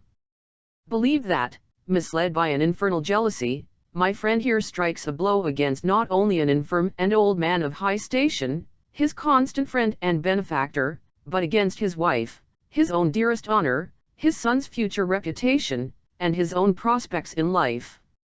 Will tell you what happened," Mr. Wenham continued with great solemnity, "was sent for this morning by my Lord Steyne, and found him in a pitiable state, as, I need hardly inform Colonel Crawley, any man of age and infinity would be after a personal conflict with a man of your strength. I say to your face, it was a cruel advantage you took of that strength, Colonel Crawley. It was not only the body of my noble and excellent friend which was wounded, his heart, sir, was bleeding. A man whom he had loaded with benefits and regarded with affection had subjected him to the foulest indignity. What was this very appointment, which appears in the journals of to-day, but a proof of his kindness to you? When I saw his lordship this morning I found him in a state pitiable indeed to see, and as anxious as you are to revenge the outrage committed upon him, by blood. You know he has given his proofs, I presume, Colonel Crawley." "He has plenty of pluck," said the colonel. "Nobody ever said he hadn't. His first order to me was to write a letter of challenge, and to carry it to Colonel Crawley. One or other of us, he said, must not survive the outrage of last night." Crawley nodded. "You're coming to the point, Wenham," he said. "I tried my utmost to calm Lord Steyne. Good God! Sir, I said, how I regret that Mrs. Wenham and myself had not accepted Mrs. Crawley's invitation to sup with her. She asked you to sup with her? Captain McMurdo said. After the opera. Here's the note of invitation. Stop. No, this is another paper. I thought I had it, but it's of no consequence, and I pledge you my word to the fact. If we had come and it was only one of Mrs. Wenham's headaches which prevented us, she suffers under them a good deal, especially in the spring. If we had come, and you had returned home, there would have been no quarrel, no insult, no suspicion, and so it is positively because my poor wife has a headache that you are to bring death down upon two men of honor and plunge two of the most excellent and ancient families in the kingdom into disgrace and sorrow. Mr. McMurdo looked at his principal with the air of a man profoundly puzzled, and Rawdon felt with a kind of rage that his prey was escaping him. He did not believe a word of the story, and yet, how discredit or disprove it? Mr. Wenham continued with the same fluent oratory, which in his place in Parliament he had so often practised. I sat for an hour or more by Lord Steyne's bedside, beseeching, imploring Lord Steyne to forego his intention of demanding a meeting. I pointed out to him that the circumstances were after all suspicious. They were suspicious.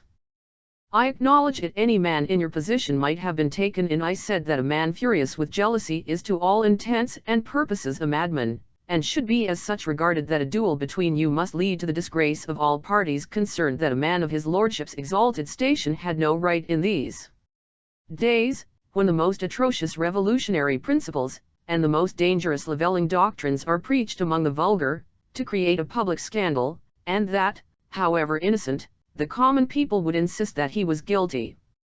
In fine, I implored him not to send the challenge.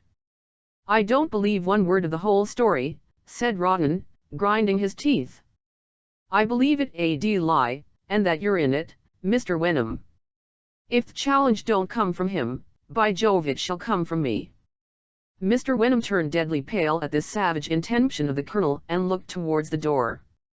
But he found a champion in Captain McMurdo. That gentleman rose up with an oath and rebuked Rawdon for his language. You put the affair into my hands, and you shall act as I think fit, by Jove, and not as you do. You have no right to insult Mr. Wenham with this sort of language, and damme, Mr. Wenham, you deserve an apology. And as for a challenge to Lord Steyne, you may get somebody else to carry it, I won't. If my lord, after being thrashed, chooses to sit still, damme let him.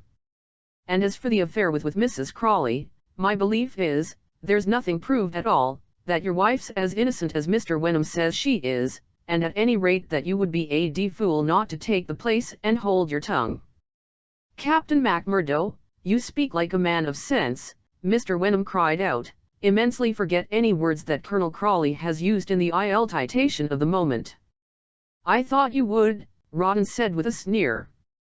Shut your mouth, you old stupid, the captain said good-naturedly.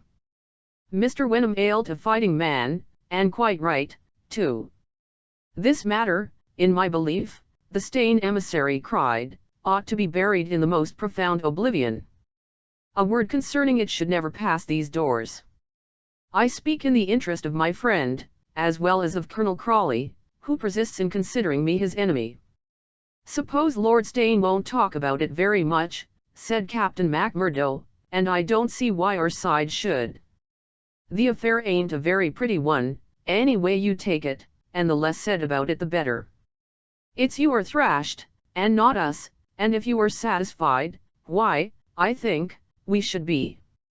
Mr. Wenham took his hat, upon this, and Captain McMurdo following him to the door, shut it upon himself and Lord Steyne's agent, leaving Rawdon chafing within.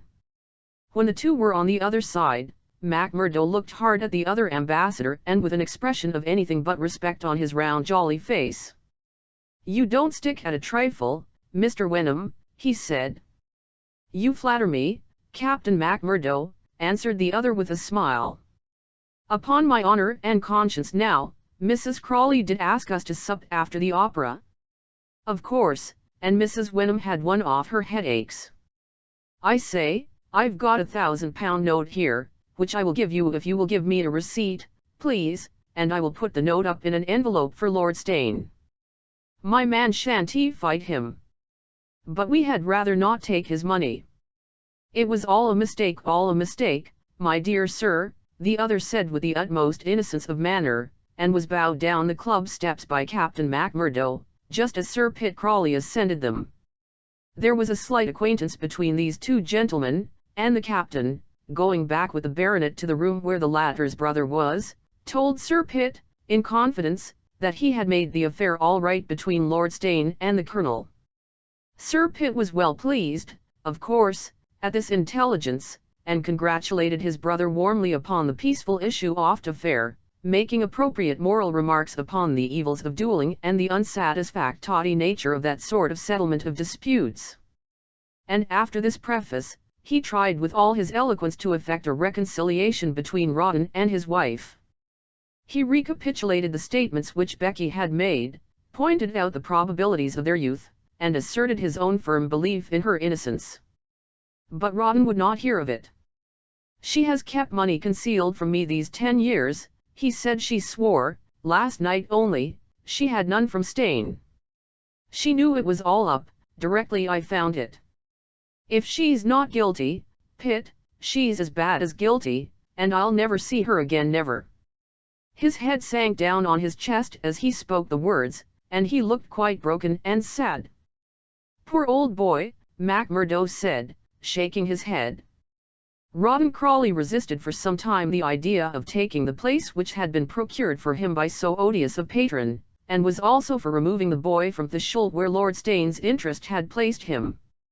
He was induced, however, to acquiesce in these benefits by the entreaties of his brother and Macmurdo, but mainly by the latter, pointing out to him what a filly Steyne would be in to think that his enemy's fortune was made through his means.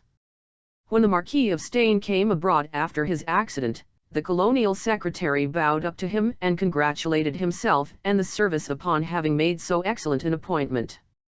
These congratulations were received with a degree of gratitude which may be imagined on the part of Lord Steyne. The secret of the rencontre between him and Colonel Crawley was buried in the profoundest oblivion, as Wenham said, that is, by the seconds and the principals. But before that evening was over it was talked of at 50 dinner tables in Vanity Fair. Little Cackleby himself went to 7 evening parties and told the story with comments and emendations at each place. How Mrs. Washington White revelled in it!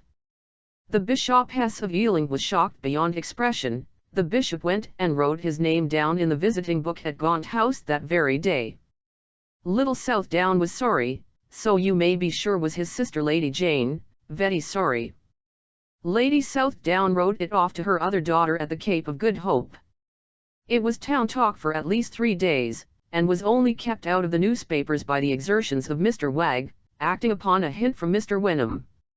The bailiffs and brokers seized upon poor Raggles in Curzon Street, and the late fair tenant of that poor little mansion was in the meanwhile where? Who cared? Who asked after a day or two? Was she guilty or not? We all know how charitable the world is, and how the verdict of Vanity Fair goes when there is a doubt. Some people said she had gone to Naples in pursuit of Lord Steyne, whilst others averred that his lordship quitted that city and fled to Palermo on hearing of Becky's arrival. Some said she was living in Bierstadt, and had become a dame d'honneur to the Queen of Bulgaria, some that she was at Boulogne, and others, at a boarding house at Cheltenham. Rawdon made her a tolerable annuity, and we may be sure that she was a woman who could make a little money go a great way, as the saying is. He would have paid his debts on leaving England, could he have got any insurance office to take his life, but the climate of Coventry Island was so bad that he could borrow no money on the strength of his salary. He remitted, however, to his brother punctually, and wrote to his little boy regularly every mail. He kept Macmurdo in cigars and sent over quantities of shells, cayenne pepper, hot pickles, guava jelly, and colonial produce to Lady Jane. He sent his brother home the Swamp Town Gazette, in which the new governor was praised with immense enthusiasm, whereas the Swamp Town Sentinel, whose wife was not asked to Government House, declared that His Excellency was a tyrant, compared to whom Nero was an enlightened philanthropist. Little Rawdon used to like to get the papers and read about His Excellency. His mother never made any movement to see the child. He went home to his aunt for Sundays and holidays. He soon knew every bird's nest about Queen's Crawley, and rode out with Sir Huddlestone's hounds, which he admired so on his first well-remembered visit to Hampshire. Chapter 56. Georgie is made a gentleman. Georgie Osborne was now fairly established in his grandfather's mansion in Russell Square, of his father's room in the house and heir apparent of all the splendours there. The good looks, gallant bearing, and gentlemanlike appearance of the boy won the grandsire's heart for him. Mr. Osborne was as proud of him as ever he had been of the elder George. The child had many more luxuries and indulgences than had been awarded his father. Osborne's commerce had prospered greatly of late years. His wealth and importance in the city had very much increased. He had been glad enough in former days to put the elder George to a good private school, and a commission in the army for his son had been a source of no small pride to him. For little George and his future prospects the old man looked much higher. He would make a gentleman of the little chap, was Mr. Osborne's constant saying regarding little Georgie. He saw him in his mind's eye, a collegian, a parliament man, a baronet, perhaps. The old man thought he would die contented if he could see his grandson in a fair way to such honours. He would have none but a tip-top college man to educate him, none of your quacks and pretenders, no, no. A few years before, he used to be savage, and inveigh against all parsons, scholars, and the like, declaring that they were a pack of humbugs, and quacks that weren't fit to get their living but by grinding Latin and Greek, and a set of supercilious dogs that pretended to look down upon British merchants and gentlemen, who could buy up 500 of 'em. He would mourn now, in a very solemn manner, that his own education had been neglected, and repeatedly point out, in pompous orations to Georgie, the necessity and excellence of classical acquirements. When they met at dinner the grandsire used to ask the lad what he had been reading during the day, and was greatly interested at the report the boy gave of his own studies, pretending to understand little George when he spoke regarding them. He made 100 blunders and showed his ignorance many a time. It did not increase the respect which the child had for his senior. A quick brain and a better education elsewhere showed the boy very soon that his grandsire was a dullard, and he began accordingly to command him and to look down upon him, for his previous education, humble and contracted as it had been, had made a much better gentleman of Georgie than any plans of his grandfather could make him. He had been brought up by a kind, weak, and tender woman, who had no pride about anything but about him, and whose heart was so pure and whose bearing was so meek and humble that she could not but needs be a true lady. She busied herself in gentle offices and quiet duties. If she never said brilliant things, she never spoke or thought unkind ones, guileless and artless, loving and pure. Indeed, how could our poor little Amelia be other than a real gentlewoman? Young Georgie lorded over this soft and yielding nature, and the contrast of its simplicity and delicacy with the coarse pomposity of the dull old man with whom he next came in contact made him lord over the latter too. If he had been a prince royal he could not have been better brought up to think well of himself. Whilst his mother was yearning after him at home, and I do believe every hour of the day, and during most hours of the sad lonely nights, thinking of him, this young gentleman had a number of pleasures and consolations administered to him, which made him for his part bear the separation from Amelia very easily. Little boys who cry when they are going to school cry because they are going to a very uncomfortable place. It is only a few who weep from sheer affection. When you think that the eyes of your childhood dried at the sight of a piece of gingerbread, and that a plum cake was a compensation for the agony of parting with your mamma and sisters, oh my friend and brother, you need not be too confident of your own fine feelings. Well, then, Master George Osborne had every comfort and luxury that a wealthy and lavish old grandfather thought fit to provide. The coachman was instructed to purchase for him the handsomest pony which could be bought for money, and on this George was taught to ride, first at a riding school, whence, after having performed satisfactorily without stirrups, and over the leaping bar, he was conducted through the New Road to Regent's Park, and then to Hyde Park, where he rode in state with Martin the coachman behind him. Old Osborne, who took matters more easily in the city now, where he left his affairs to his junior partners, would often ride out with Miss O in the same fashionable direction.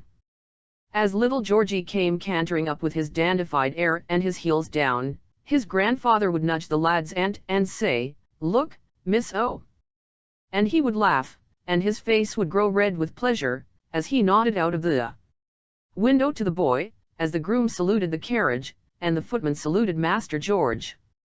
Here too his aunt, Mrs. Frederick Bullock, whose chariot might daily be seen in the ring, with bullocks, or emblazoned on the panels and harness, and 3 pasty-faced little bullocks, covered with cockades and feathers, staring from the windows. Mrs. Frederick Bullock, I say, flung glances of the bitterest hatred at the little upstart as he rode by with his hand on his side and his hat on one ear, as proud as a lord.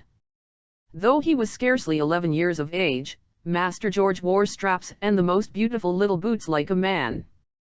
He had gilt spurs, and a gold-headed whip, and a fine pin in his handkerchief, and the neatest little kid gloves which Lamb's Conduit Street could furnish.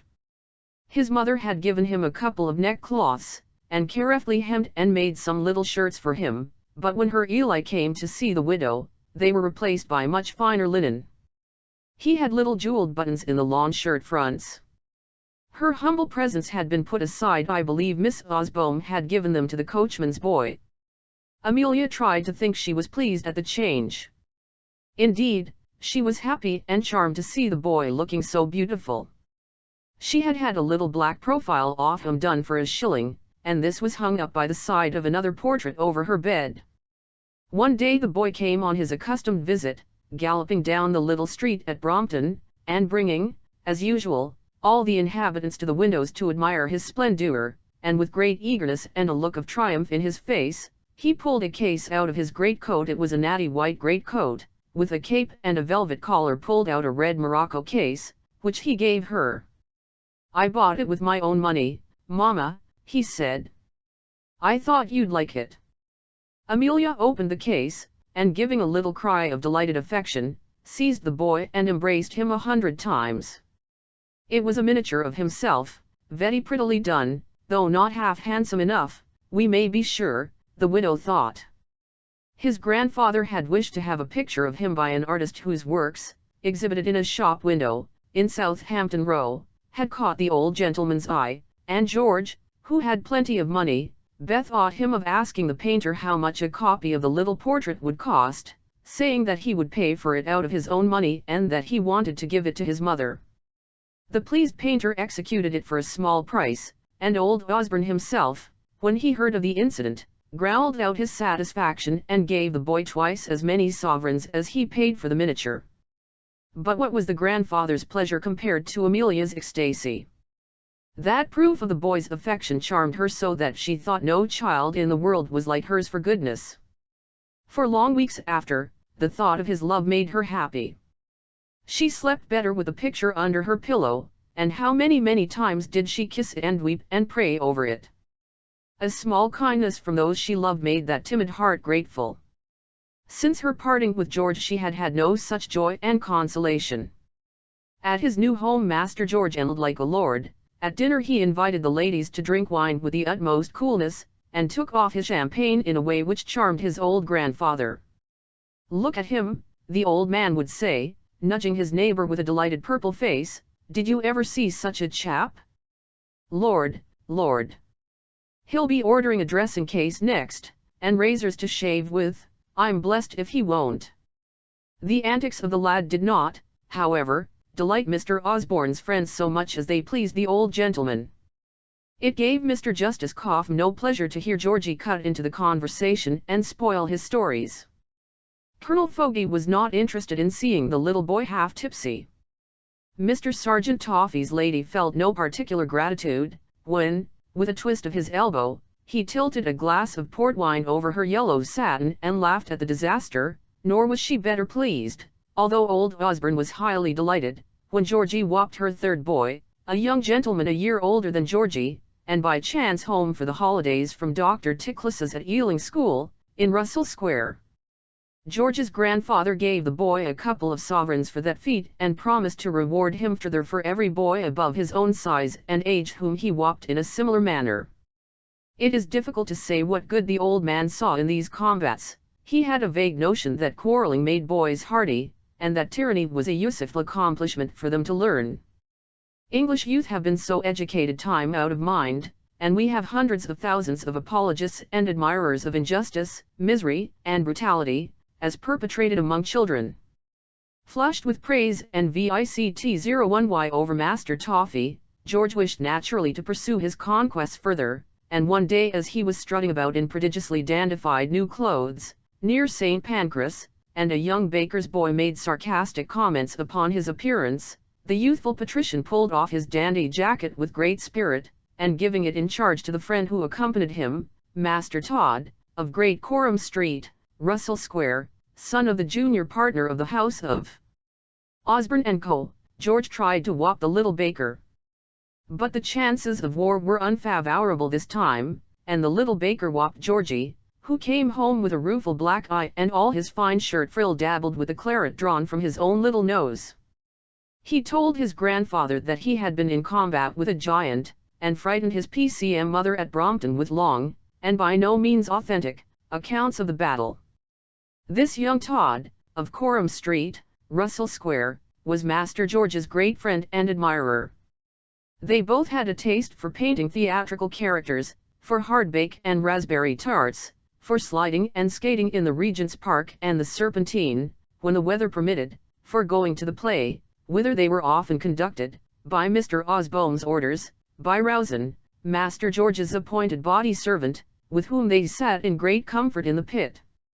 In the company of this gentleman they visited all the principal theatres of the metropolis, knew the names of all the actors from DNNY Lane to Sadler's Wells, and performed, indeed, many of the plays to the Todd family and their youthful friends, with West's famous characters, on their pasteboard theatre.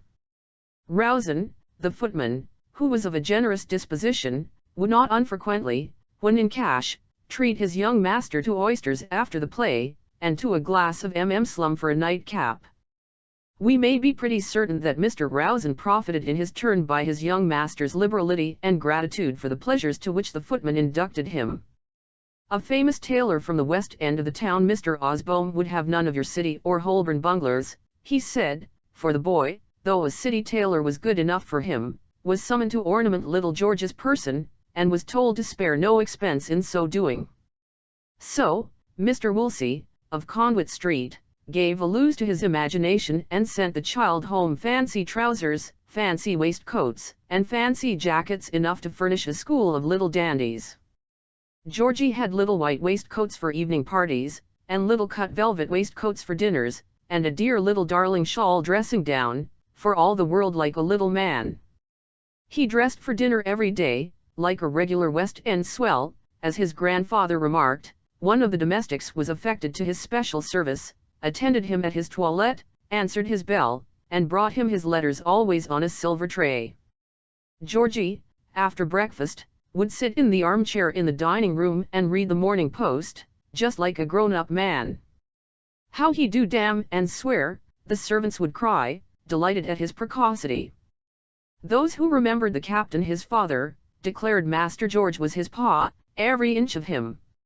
He made the house lively by his activity, his imperiousness, his scolding, and his good nature.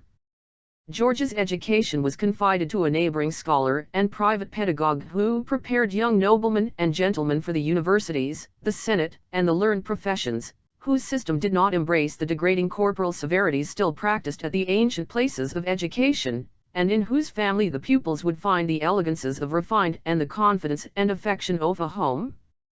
It was in this way that the Reverend Lawrence Veal of Hart Street, Bloomsbury, and domestic chaplain to the Earl of Bareacres, strove with Mrs. Veal his wife to entice pupils.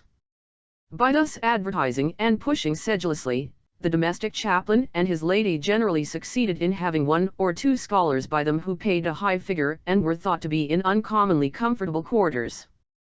There was a large West Indian whom nobody came to see, with a mahogany complexion, a woolly head, and an exceedingly dandified appearance. There was another hulking boy of 23 whose education had been neglected and whom Mr. and Mrs. Veal were to introduce into the polite world. There were 2 sons of Colonel Bangles of the East India Company's service. These 4 sat down to dinner at Mrs. Veal's genteel board, when Georgie was introduced to her establishment. Georgie was, like some dozen other pupils, only a day boy. He arrived in the morning under the guardianship of his friend Mr. Rowson, and if it was fine, would ride away in the afternoon on his pony, followed by the wealth of his grandfather, was reported in the school to be prodigious. The Reverend Mr. Veal used to compliment Georgie upon it personally, warning him that he was destined for a high station, that it became him to prepare, by sedulity and docility in youth, for the lofty duties to which he would be called in mature age, that obedience in the child was the best preparation for command in the man, and that he therefore begged George would not bring toffee into the school and ruin the health of the master's Bangles, who had everything they wanted at the elegant and abundant table of Mrs. Veal. With respect to learning, the curriculum, as Mr. Veal loved to call it, was of prodigious extent, and the young gentleman in Hart Street might learn something of every known science. The Reverend Mr. Veal had an orrery, a machine, a turning lathe, a theatre, in the wash-house, a chemical apparatus, and what he called a select library of all the worlds of the best authors of ancient and modern times and languages. He took the boys to the British Museum and descanted upon the antiquities and the specimens of natural history there, so that audiences would gather round him as he spoke, and all Bloomsbury highly admired him as a prodigiously well-informed man. And whenever he spoke, which he did almost always, he took care to produce the very finest and longest words of which the vocabulary gave him the use, rightly judging that it was as cheap to employ a handsome, large, and sonorous epithet, as to use a little stingy one. Thus he would say to George in school, I observed on my return home from taking the indulgence of an evening's scientific conversation with my excellent friend Dr. Balders, a true archaeologian, gentlemen, a true archaeologian, that the windows of your venerated grandfather's almost princely mansion in Russell Square were illuminated as if for the purposes of festivity. Am I right in my conjecture that Mr. Osborne entertained a society of chosen spirits round his sumptuous board last night? Little Georgie, who had considerable humour, and used to mimic Mr. Veal to his face with great spirit and dexterity, would reply that Mr. V was quite correct in his surmise. Then those friends who had the honour of panicking of Mr. Osborne's hospitality, gentlemen, had no reason, I will lay any wager, to complain of their repast. I myself have been more than once so favoured. By the way, Master Osborne, you came a little late this morning, and have been a defaulter in this respect more than once. I myself, I say, gentlemen, humble as I am, have been found not unworthy to share Mr. Osborne's elegant hospitality.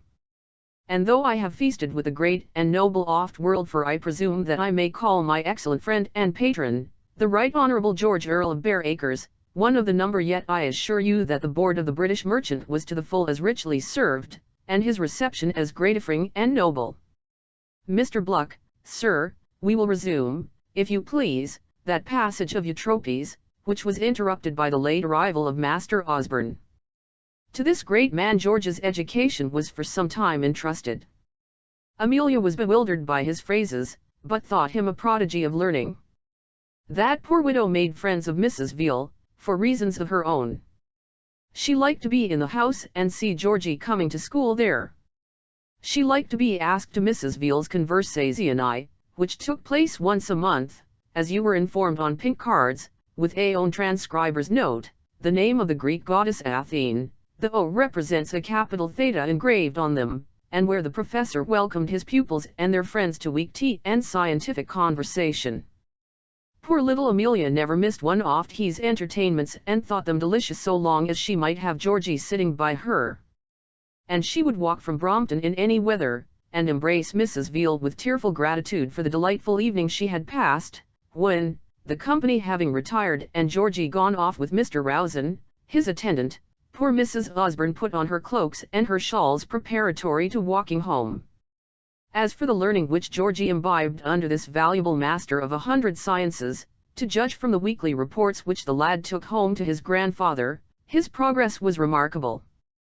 The names of a score or more of desirable branches of knowledge were printed in a table, and the pupil's progress in each was marked by the professor. In Greek Georgie was pronounced Aristos, in Latin Optimus, in French Tres Bien, and so forth, and everybody had prizes for everything at the end of the year. Even Mr. Swartz, the woolly-headed young gentleman, and half-brother to the Honourable Mrs. Mac Mull, and Mr. Bluck, the neglected young pupil of 23 from the agricultural district, and that idle young scapegrace of a Master Todd before mentioned, received little 18-penny books, with Athene engraved on them, and a pompous Latin inscription from the professor to his young friends. The family of this Master Todd were hangers-on of the house of Osborne. The old gentleman had advanced Todd from being a clerk to be a junior partner in his establishment. Mr. Osborne was the godfather of young Master Todd, who in subsequent life wrote Mr. Osborne Todd on his cards and became a man of decided fashion, while Miss Osborne had accompanied Miss Maria Todd to the font, and gave her protégé a prayer collection of tracts, a volume of very low church poetry, or some such memento of her goodness every year.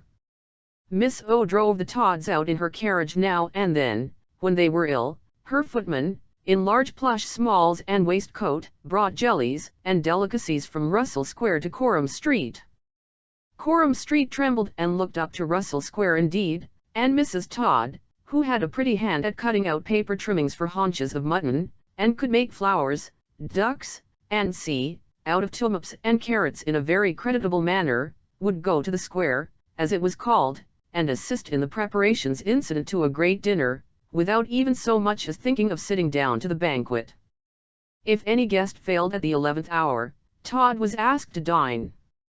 Mrs. Todd and Maria came across in the evening, slipped in with a muffled knock, and were in the drawing-room by the time Miss Osborne and the ladies under her convoy reached that apartment and ready to fire off duets and sing until the gentlemen came up. Poor Maria Todd, poor young lady! How she had to work and thrum at these duets and sonatas in the street, before they appeared in public in the square. Thus it seemed to be decreed by fate that Georgie was to domineer over everybody with whom he came in contact, and that friends, relatives, and domestics were all to bow the knee before the little fellow. It must be owned that he accommodated himself very willingly to this arrangement. Most people do so. And Georgie liked to play the part of master and perhaps had a natural aptitude for it.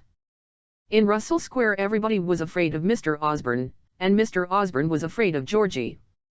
The boy's dashing manners, and on-land rattle about books and learning, his likeness to his father, dead unreconciled in Brussels yonder, awed the old gentleman and gave the young boy the mastery.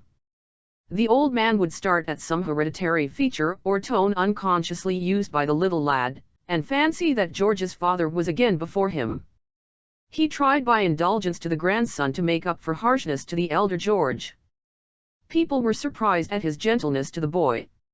He growled and swore at Miss Osborne as usual, and would smile when George came down late for breakfast. Miss Osborne, George's aunt, was a faded old spinster, broken down by more than 40 years of dullness and coarse usage. It was easy for a lad of spirit to master her. And whenever George wanted anything from her, from the jam pots in her cupboards to the cracked and dry old colors in her paint box, the old paint box which she had had when she was a pupil of Mr. Smee and was still almost young and blooming, Georgie took possession of the object of his desire, which obtained, he took no further notice of his Aunt Dot for his friends and cronies. He had a pompous old schoolmaster, who flattered him, and a toady, his senior, whom he could thrash. It was dear Mrs. Todd's delight to leave him with her youngest daughter, Rosa Jemima, a darling child of 8 years old. The little pair looked so well together, she would say, but not to the folks in the square, we may be sure, who knows what might happen? Don't they make a pretty little couple, the fond mother thought. The broken-spirited, old, maternal grandfather was likewise subject to the little T's aunt. He could not help respecting a lad who had such fine clothes and rode with a groom behind him. Georgie, on his side, was in the constant habit of hearing coarse abuse and vulgar satire levelled at John Sedley by his pitiless old enemy, Mr. Osborne. Osborne used to call the other the old pauper, the old coal man, the old bankrupt, and by many other such names of brutal contumely. How was little George to respect a man so prostrate? A few months after he was with his paternal grandfather, Mrs. Sedley died. There had been little love between her and the child. He did not care to show much grief. He came down to visit his mother in a fine new suit of mourning, and was angry that he could not go to a play upon which he had set his heart. The illness of that old lady had been the occupation and perhaps the safeguard of Amelia. What do men know about women's martyrdoms? We should go mad had we to endure the 100th part of those daily pains which are meekly borne by many women. Ceaseless slavery meeting with no reward, constant gentleness and kindness met by cruelty as constant, love, labor, patience, watchfulness, without even so much as the acknowledgement of a good word, all this, how many of them have to bear in quiet, and appear abroad with cheerful faces as if they felt nothing. Tender slaves that they are, they must needs be hypocrites and weak. From her chair Amelia's mother had taken to her bed, which she had never left, and from which Mrs. Osborne herself was never absent except when she ran to see George. The old lady grudged her even those rare visits. She, who had been a kind, smiling, good-natured mother once, in the days of her prosperity, but whom poverty and infirmities had broken down. Her illness or estrangement did not affect Amelia. They rather enabled her to support the other calamity under which she was suffering, and from the thoughts of which she was kept by the ceaseless calls of the invalid. Amelia bore her harshness quite gently, smoothed the uneasy pillow, was always ready with a soft answer to the watchful, querulous voice, soothed the sufferer with words of hope, such as her pious simple heart could best feel and utter, and closed the eyes that had once looked so tenderly upon her. Then all her time and tenderness were devoted to the consolation and comfort of the bereaved old father, who was stunned by the blow which had befallen him, and stood utterly alone in the world. His wife, his honor, his fortune, everything he loved best had fallen away from him. There was only Amelia to stand by and support with her gentle arms the tottering, heartbroken old man. We are not going to write the history, it would be too dreary and stupid. I can see Vanity Fair yawning over at d'Avance. One day as the young gentlemen were assembled in the study at the Reverend Mr. Veal's, and the domestic chaplain to the Right Honourable the Earl of Bareacres was spouting away as usual, a smart carriage drove up to the door decorated with the statue of Athene, and two gentlemen stepped out. The young master's Bangles rushed to the window with a vague notion that their father might have arrived from Bombay. The great hulking scholar of 23, who was crying secretly over a passage of Eutropius, flattened his neglected nose against the panes and looked at the drag, as the Lakeways place sprang from the box and let out the persons in the carriage. "It's a fat one and a thin one," Mr. Bluck said as a thundering knock came to the door. Everybody was interested, from the domestic chaplain himself, who hoped he saw the fathers of some future pupils, down to Master Georgie, glad of any pretext for laying his book down. The boy in the shabby lively with the faded copper buttons, who always thmst himself into the tight coat to open the door, came into the study and said, "Two gentlemen want to see Master Osborne." The professor had had a trifling altercation in the morning with that young gentleman, owing to a difference about the introduction of crackers in, but his face resumed its habitual expression of bland courtesy as he said, "Master Osborne, I give you full permission to go and see your carriage friends, to whom I beg you to convey the respectful compliments of myself and Mrs. Veal." Georgie went into the reception room and saw two strangers, whom he looked at with his head up, in his usual haughty manner. One was fat, with mustachios, and the other was lean and long, in a blue frock coat, with a brown face and a grizzled head. "My God, how like he is," said the long gentleman with a start. "Can you guess who we are, George?" The boy's face flushed up, as it did usually when he was moved, and his eyes brightened.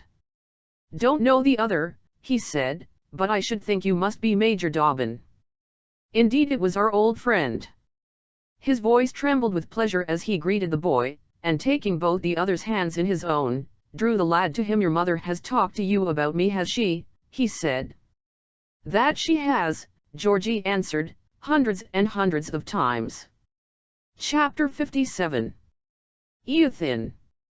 It was one of the many causes for personal pride with which old Osborne chose to recreate himself that Sedley, his ancient rival, enemy, and benefactor, was in his last days so utterly defeated and humiliated as to be forced to accept pecuniary obligations at the hands of the man who had most injured and insulted him. The successful man of the world cursed the old pauper and relieved him from time to time. As he furnished George with money for his mother, he gave the boy to understand by hints, delivered in his brutal, coarse way, that George's maternal grandfather was but a wretched old bankrupt and dependent, and that John Sedley might thank the man to whom he already owed ever so much money for the aid which his generosity now chose to administer. George carried the pompous supplies to his mother and the shattered old widower whom it was now the main business of her life to tend and comfort. The little fellow patronized the feeble and disappointed old man. It may have shown a want of proper pride in Amelia that she chose to accept these money benefits at the hands of her father's enemy. But proper pride and this poor lady had never had much acquaintance together. A disposition naturally simple and demanding protection, a long course of poverty and humility, of daily privations, and hard words, of kind offices and no returns, had been her lot ever since womanhood almost, or since her luckless marriage with George Osborne. You who see your betters bearing up under this shame every day, meekly suffering under the slights of fortune, gentle and unpitied, poor and rather despised for their poverty, do you ever step down from your prosperity and wash the feet of these poor wearied beggars? The very thought of them is odious and low. There must be classes, there must be rich and poor, Dives says, smacking his claret. It is well if he even sends the broken meat out to Lazarus sitting under the window. Very true, but think how mysterious and often unaccountable it is, that lottery of life which gives to this man the purple and fine linen and sends to the other rags for garments and dogs for comforters. So I must own that, without much repining, on the contrary with something akin to gratitude, Amelia took the crumbs that her father-in-law let drop now and then, and with them fed her own parent. Directly she understood it to be her duty, it was this young woman's nature, ladies, she is but 30 still, and we choose to call her a young woman even at that age, it was, I say, her nature to sacrifice herself and to fling all that she had at the feet of the beloved object. During what long thankless nights had she worked out her fingers for little Georgie whilst at home with her, what buffets, scorns, privations, poverties had she endured for father and mother. And in the midst of all these solitary resignations and unseen sacrifices, she did not respect herself any more than the world respected her, but I believe thought in her heart that she was a poor-spirited, despicable little creature, whose luck in life was only too good for her merits. Oh, you poor women! Oh, you poor secret martyrs and victims, whose life is a tonnure, who are stretched on racks in your and who lay your heads down on the block daily at the drawing-room table, every man who watches your pains, or peers into those dark places where the tonnure is administered to you, must pity you and thank God that he has a beard. I recollect seeing, years ago, at the prisons for idiots and madmen at Bicêtre, near Paris, a wretch bent down under the bondage of his imprisonment and his personal infirmity, to whom one of our party gave a halfpenny worth of snuff in a cornet or screw of paper. The kindness was too much for the epileptic creature. He cried in an anguish of delight and gratitude, "If anybody gave you and me 1,000 a year, or saved our lives, we could not be so affected." And so, if you properly tyrannize over a woman, you will find a happy orthofkenness act upon her and bring tears into her eyes, as though you were an angel benefiting her. Some such boons as these were the best which fortune allotted to poor little Amelia. Her life, begun not unprosperously, had come down to this, to a mean prison and a long, ignoble bondage. Little George visited her captivity sometimes and consoled it with feeble gleams of encouragement. Russell Square was the boundary of her prison. She might walk thither occasionally, but was always back to sleep in her cell at night, to perform cheerless duties, to watch by thankless sick beds, to suffer the harassment and tyranny of querulous disappointed old age. How many thousands of people are there, women for the most part, who are doomed to endure this long slavery? Who are hospital nurses without wages, sisters of charity, if you like, without the romance and the sentiment of sacrifice, who strive, fast, watch, and suffer, unpitied, and fade away ignobly and unknown.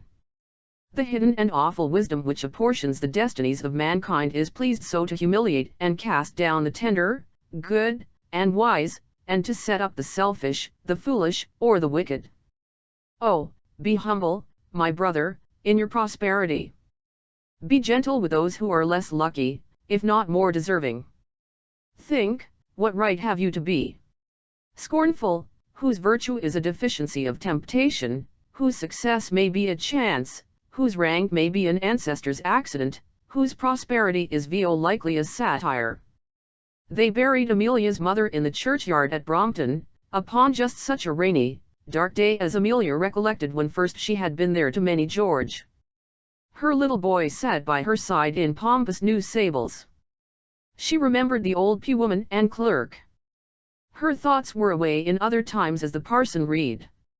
But that she held George's hand in her own, perhaps she would have liked to change places with then, as usual, she felt ashamed of her selfish thoughts and prayed inwardly to be strengthened to do her duty.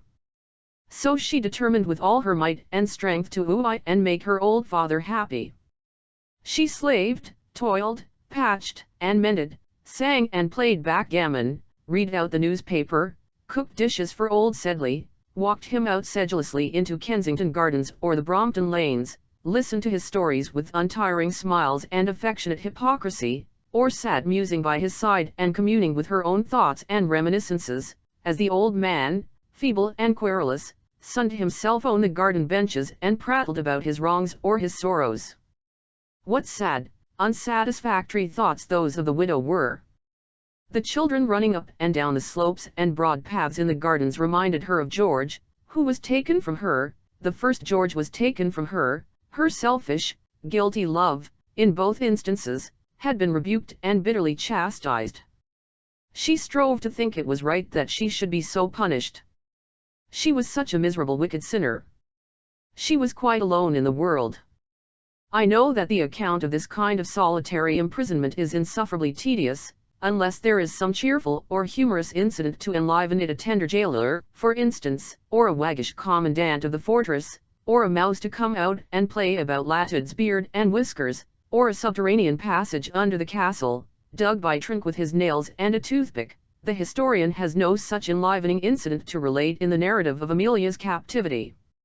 Fancy her, if you please, during this period, very sad, but always ready to smile when spoken to, in a very mean, poor, not to say vulgar position of life, singing songs, making puddings, playing cards, mending stockings, for her old father's benefit. So, never mind, whether she be a heroine or no, or you and L, however old, scolding, and bankrupt, may we have in our last days a kind soft shoulder on which to lean and a gentle hand to soothe our gouty old pillows. Old Sedley grew very fond of his daughter after his wife's death, and Amelia had her consolation in doing her duty by the old man. But we are not going to leave these two people long in such a low and ungenteel station of life. Better days, as far as worldly prosperity went, were in store for both. Perhaps the ingenious reader has guessed who was the stout gentleman who called upon Georgie at his school in company with our old friend Major Dobbin. It was another old acquaintance returned to England, and at a time when his presence was likely to be of great comfort to his relatives there. Major Dobbin, having easily succeeded in getting leave from his good-natured commandant to proceed to Madras, and thence probably to Europe, on urgent private affairs, never ceased travelling night and day until he reached his journey's end, and had directed his march with such celerity that he arrived at Madras in a high fever. His servants who accompanied him brought him to the house of the friend with whom he had resolved to stay until his departure for Europe in a state of delirium, and it was thought for many, many days that he would never travel farther than the beaming ground of the church of St. George's, where the troops should fire a salvo over his grave, and where many a gallant officer lies far away from his home. Here, as the PCM fellow lay tossing in his fever, the people who watched him might have heard him raving about Amelia. The idea that he should never see her again depressed him in his lucid hours. He thought his last day was come, and he made his solemn preparations for departure, setting his affairs in this world in order and leaving the little property of which he was possessed to those whom he most desired to benefit. The friend in whose house he was witnessed his testament. He desired to be buried with a little brown hair chain which he wore round his neck and which, if the truth must be known, he had got from Amelia's maid at Brussels, when the young widow's hair was cut off, during the fever which prostrated her after the death of George Osborne on the plateau at Mount St. John. He recovered, relapsed again, having undergone such a process of letting and calomel as showed the strength of his original constitution. He was almost a skeleton when they put him on board the Ramchunder East Indiaman, Captain Bragg, from Calcutta, touching at Madras, and so weak and prostrate that his friend who had tended him through his illness prophesied that the honest Major would never survive the voyage, and that he would pass some morning, shrouded in flag and over the ship's side, and carrying down to the sea with him the relic that he wore at his heart. But whether it was the sea air, or the hope which sprung up in him afresh, from the day that the ship spread her canvas and stood out of the roads towards home, our friend began to amend, and he was quite well, though as gaunt as a greyhound, before they reached the Cape. "Kirk will be disappointed of his majority this time," he said with a smile, "though will expect to find himself gazetted by the time the regiment reaches home. For it must be premised that while the Major was lying ill at Madras, having made such prodigious haste to go thither, the gallant Th., which had passed many years abroad, which after its return from the West Indies had been balked of its stay at home by the Waterloo campaign, and had been ordered from Flanders to India, had received orders home, and the Major might have accompanied his comrades, had he chosen to wait for their arrival at Madras. Perhaps he was not inclined to put himself in his exhausted state again under the guardianship of Glorvina. "I'll think Miss O'Dowd would have done for me," he said laughingly to a fellow passenger, "if we had had her on board, and when she had sunk me, she would have fallen upon you, depend upon it, and carried you in as a prize to Southampton, Joss, my boy." For indeed it was no other than our stout friend who was also a passenger on board the Ramchunder. He had passed 10 years in Bengal. Constant dinners, tiffins, pale ale, and claret, the prodigious labour of cut sherry, and the refreshment of brandy punny which he was forced to take there, had their effect upon Waterloo Sedley. A voyage to Europe was pronounced necessary for him, and having served his hill time in India and had fine appointments which had enabled him to lay by a considerable sum of money, he was free to come home and stay with a good pension, or to return and resume that rank in the service to which his seniority and his vast talents entitled him.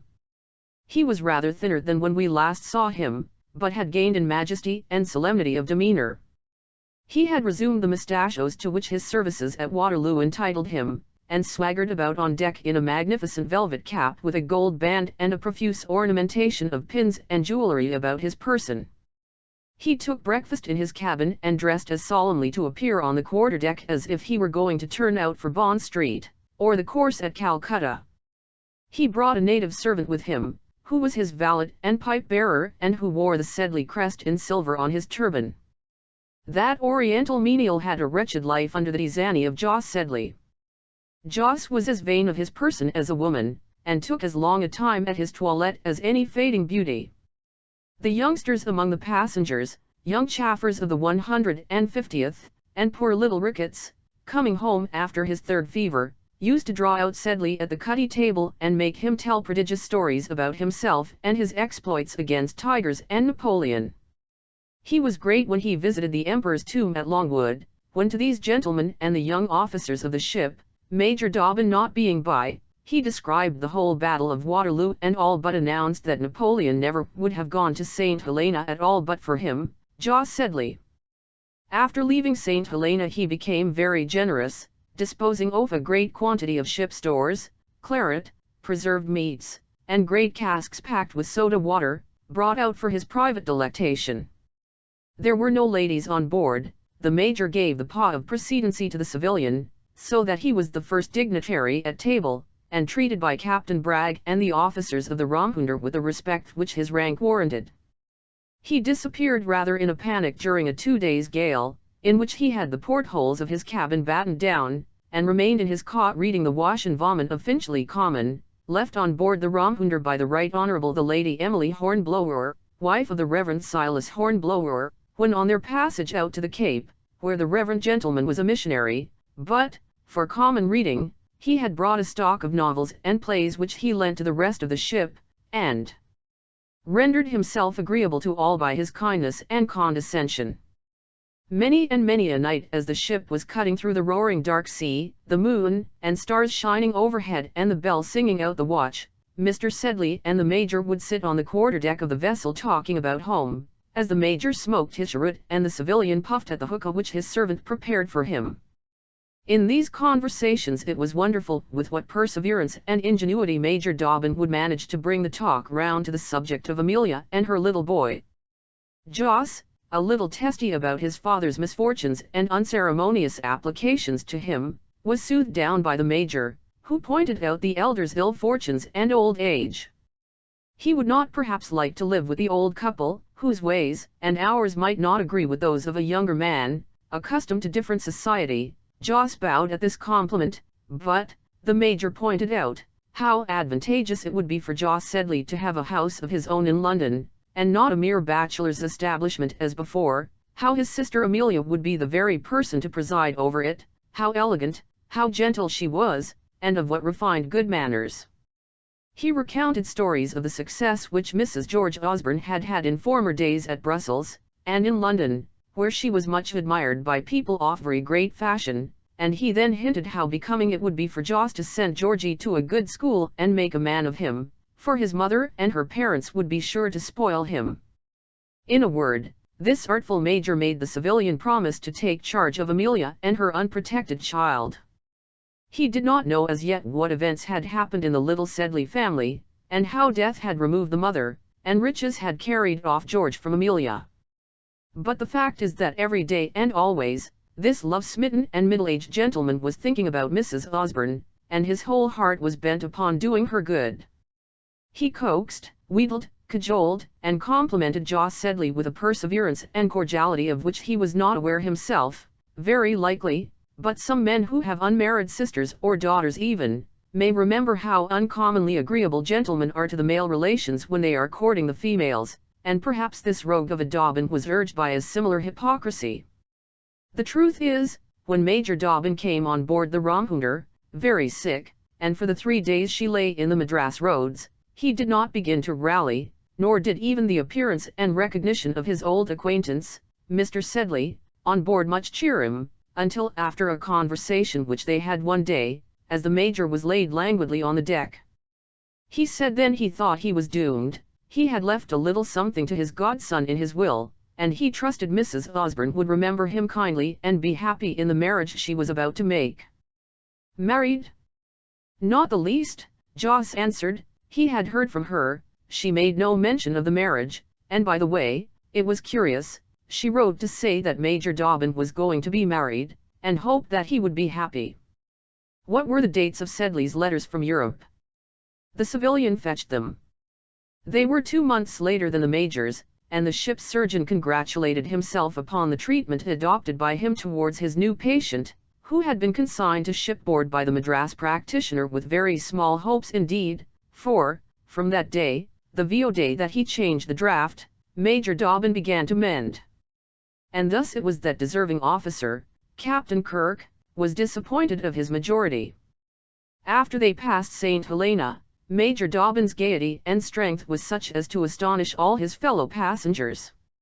He larked with the midshipmen, played single stick with the mates, ran up the shrouds like a boy, sang a comic song one night to the amusement of the whole party assembled over their grog after some murder, and rendered himself so gay, lively, and amiable that even Captain Bragg, who thought there was nothing in his passenger, and considered he was a poor-spirited feller at first, was constrained to own that the Major was a reserved but well-informed and meritorious officer.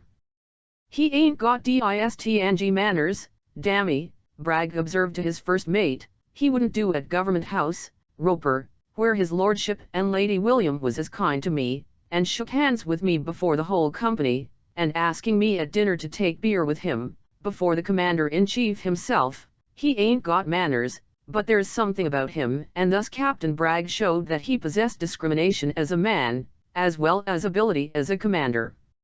But a calm taking place when the Ramhunter was within 10 days' sail of England, Dobbin became so impatient and ill-humoured as to surprise those comrades who had before admired his vivacity and good temper. He did not recover until the breeze sprang up again, and was in a highly excited state when the pilot came on board. Good God! How his heart beat as the 2 friendly spires of Southampton came in sight. Chapter 58. Our friend the Major. Our Major had rendered himself so popular on board the Ramhunter that when he and Mr. Sedley descended into the welcome shore boat which was to take them from the ship, the whole crew, men and officers, the great Captain Bragg himself leading off, gave 3 cheers for Major Dobbin, who blushed very much and ducked his head in token of thanks. Jos, who very likely thought the cheers were for himself, took off his gold-laced cap and waved it majestically to his friends, and they were pulled to shore and landed with great dignity at the pier, whence they to the Royal George Hotel. Although the sight of that magnificent round of beef, and the silver tankard suggestive of real British home-brewed ale and porter, which perennially greet the eyes of the traveller returning from foreign parts who enters the coffee-room of the George, are so invigorating and delightful that a man entering such a comfortable snug homely English inn might well like to stop some days there. Yet Dobbin began to talk about a post-chaise instantly, and was no sooner at Southampton than he wished to be on the road to London. Jos, however, would not hear of moving that evening. Why was he to pass a night in a post-chaise instead of a great large undulating downy feather bed which was there ready to replace the horrid little narrow crib in which the portly Bengal gentleman had been confined during the voyage? He could not think of moving till his baggage was cleared, or of travelling until he could do so with his chillum. So the Major was forced to wait over that night, and dispatched a letter to his family announcing his arrival, entreating from Jos a promise to write to his own friends. Jos promised, but didn't keep his promise. The captain, the surgeon, and 1 or 2 passengers came and dined with our 2 gentlemen at the inn, Jos exerting himself in a sumptuous way in ordering the dinner and promising to go to town the next day with the Major. The landlord said it did his eyes good to see Mr. Sedley take off his first pint of porter. If I had time and dared to enter into digressions, I would write a chapter about that first pint of porter drunk upon English ground. Ah, how good it is! It is worthwhile to leave home for a year, just to enjoy that one draught. Major Dobbin made his appearance the next morning very neatly shaved and according to his wont. Indeed, it was so early in the morning that nobody was up in the house except that wonderful Boots of an inn who never seems to want sleep, and the Major could hear the snores of the various inmates of the house roaring through the corridors as he creaked about in those dim passages. Then the sleepless Boots went shirking round from door to door, gathering up at each the Bluchers, Wellingtons, Oxonians, which stood outside. Then Jos's native servant arose and began to get ready his master's ponderous dressing apparatus and prepare his hookah. Then the maid-servants got up, and meeting the dark man in the passages, shrieked, and mistook him for the devil. He and Dobbin stumbled over their pails in the passages as they were scouring the decks of the Royal George. When the first unshorn waiter appeared and unbarred the door of the inn, the Major thought that the time for departure was arrived, and ordered a post-chaise to be fetched instantly, that they might set off. He then directed his steps to Mr. Sedley's room and opened the curtains of the great large family bed wherein Mr. Jos was snoring. "Come, up, Sedley," the Major said, "it's time to be off, the chaise will be at the door in half an hour." Jos growled from under the counterpane to know what the time was, but when he at last extorted from the blushing Major, who never told fibs, however they might be to his advantage, what was the real hour of the morning, he broke out into a volley of bad language, which we will not repeat here, but by which he gave Dobbin to understand that he would jeopardy his soul if he got up at that moment, that the Major might go and be hanged, that he would not travel with Dobbin, and that it was most unkind and ungentlemanlike to disturb a man out of his sleep in that way, on which the discomfited Major was obliged to retreat, leaving Jos to resume his interrupted slumbers. The chaise came up presently, and the Major would wait no longer. If he had been an English nobleman travelling on a pleasure tour, or a newspaper courier bearing dispatches, government messages are generally carried much more quietly, he could not have travelled more quickly. The post-boys wondered at the fees he flung amongst them. How happy and green the country looked as the chaise whirled rapidly from milestone to milestone, through neat country towns where landlords came out to welcome him with smiles and bows, by pretty roadside inns, where the signs hung on the elms, and horses and wagons were drinking under the checkered shadow of the trees, by old halls and parks, rustic hamlets clustered round ancient grey churches and through the charming friendly English landscape. Is there any in the world like it? To a traveller returning home it looks so kind it seems to shake hands with you as you pass through it. Well, Major Dobbin passed through all this from Southampton to London, and without noting much beyond the milestones along the road. You see, he was so eager to see his parents at Camberwell. He knelled get the time lost between Piccadilly and his old haunt at the Slaughters, whither he drove faithfully. Long years had passed since he saw it last, since he and George, as young men, had enjoyed many a feast, and held many a revel there. He had now passed into the stage of old fellowhood. His hair was grizzled, and many a passion and feeling of his youth had grown grey in that interval. There, however, stood the old waiter at the door, in the same greasy black suit, with the same double chin and flaccid face, with the same huge bunch of seals at his fob, rattling his money in his pockets as before, and receiving the Major as if he had gone away only a week ago. "Cut the Major's things in 23, that's his room," John said, exhibiting not the least surprise. "Roast fowl for your dinner, I suppose. You ain't got married? They said you was married. The Scotch surgeon of yours was here." "No, it was Captain Humby of the 33rd, as was quartered with the th in Ingy." "Like any warm water? What do you come in a chay for? Ain't the coach good enough?"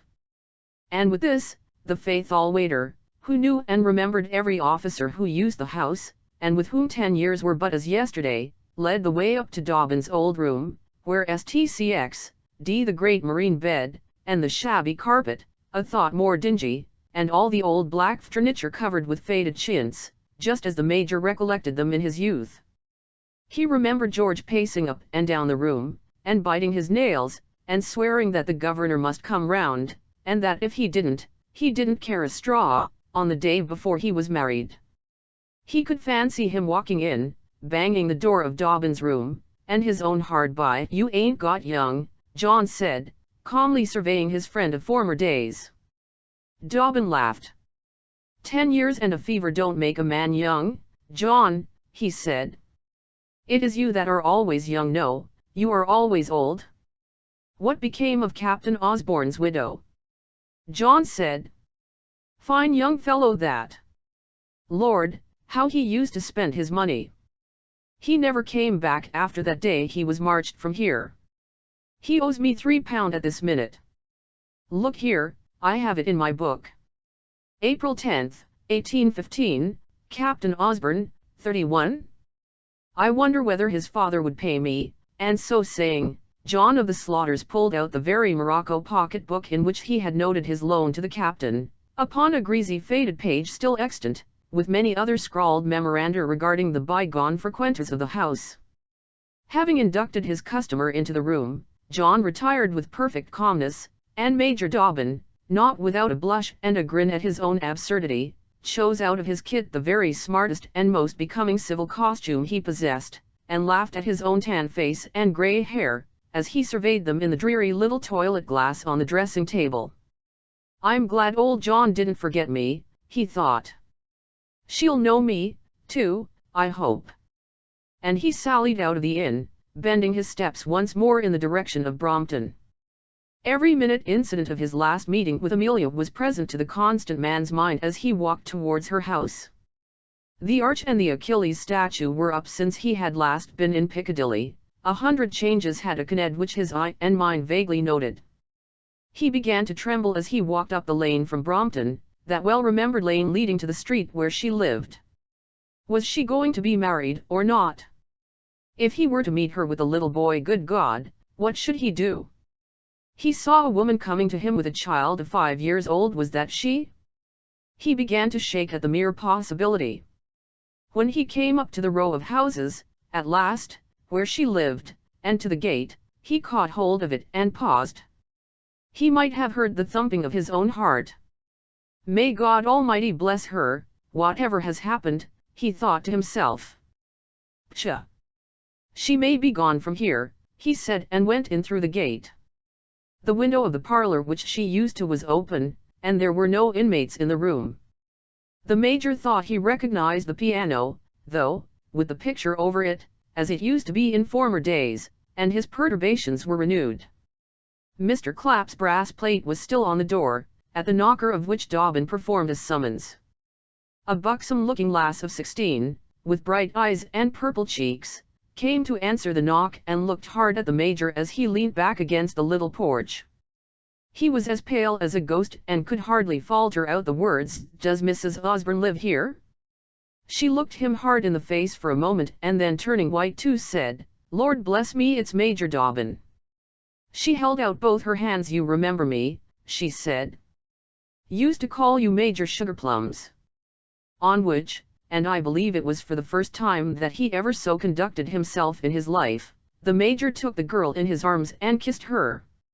She began to laugh and cry hysterically, and calling out "Ma, Pa," with all her voice, brought up those worthy people, who had already been surveying the Major from the casement of the ornamental kitchen, and were astonished to find their daughter in the little passage in the embrace of a great tall man in a blue frock coat and white duck trousers.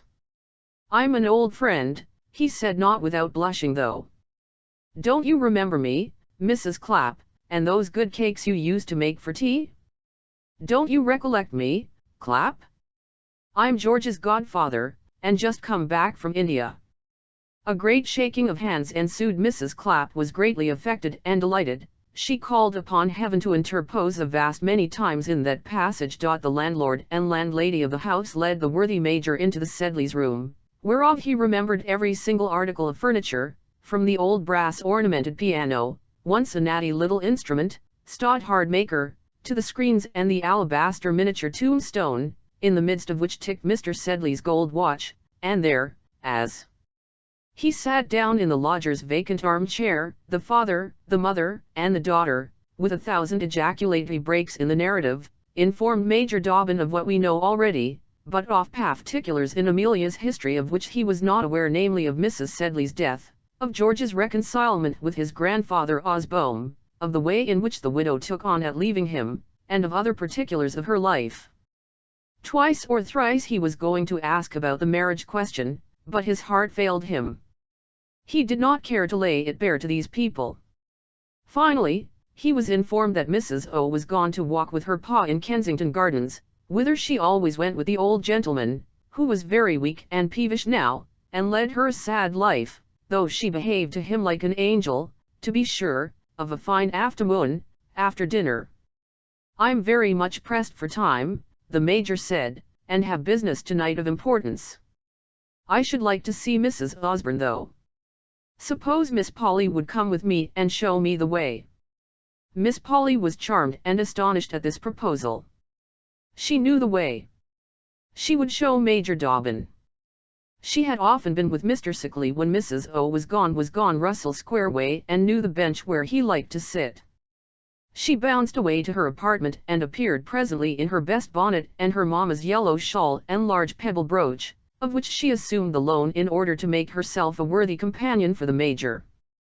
That officer, then, in his blue frock coat and buckskin gloves, gave the young lady his arm, and they walked away very gaily. He was glad to have a friend at hand for the scene which he dreaded somehow. He asked 1,000 more questions from his companion about Amelia. His kind heart grieved to think that she should have had to part with her son. How did she bear it? Did she see him often? Was Mr. Sedley pretty comfortable now in a worldly point of view? Polly answered all these questions of Major Sugarplums to the very best of her power. And in the midst of their walk an incident occurred which, though very simple in its nature, was productive of the greatest delight to Major Dobbin. A pale young man with feeble whiskers and a stiff white neckcloth came walking down the lane, and Sandwich having a lady, that is, on each arm. One was a tall and commanding middle-aged female, with features and a complexion similar to those of the clergyman of the Church of England by whose side she marched, and the other a stunted little woman with a dark face, ornamented by a fine new bonnet and white ribbons, and in a smart pelisse, with a rich gold watch in the midst of her person.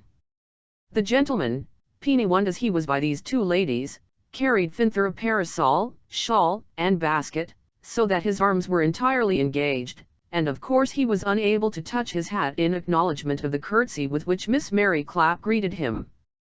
He merely bowed his head in reply to her salutation, which the two ladies returned with a patronizing air, and at the same time looking severely at the individual in the blue coat and bamboo cane who accompanied Miss Polly. "Who's that?" asked the Major, amused by the group, and after he had made way for the three to pass up the lane. Mary looked at him rather roguishly. "That is our curate, the Reverend Mr. Binney," a twitch from Major Dobbin, "and his sister Miss B. Lord bless us, how she did use to worrit us at Sunday school, and the other lady, the little one with a cast in her eye and the handsome watch, is Mrs. Binney Miss Grits that was, her pa was a grocer, and kept the little original gold teapot in Kensington Gravel Pits. They were married last month, and are just come back from Margate. She's £5,000 to her fortune, but her and Miss B, who made the match, have quarrelled already." If the Major had twitched before, he started now, and slapped the bamboo on the ground with an emphasis which made Miss Clapp cry, "Law!" and laugh too. He stood for a moment, silent, with open mouth, looking after the retreating young couple, while Miss Mary told their history, but he did not hear beyond the announcement of the reverend gentleman's marriage. His head was swimming with felicity. After this rencontre he began to walk double-quick towards the place of his destination, and yet they were too soon, for he was in a great tremor at the idea of a meeting for which he had been longing any time these 10 the Brompton Lanes, and entering at the little old portal in Kensington Garden Wall. "There they are," said Miss Polly, and she felt him again start back on her arm. She was a confidante at once of whole business.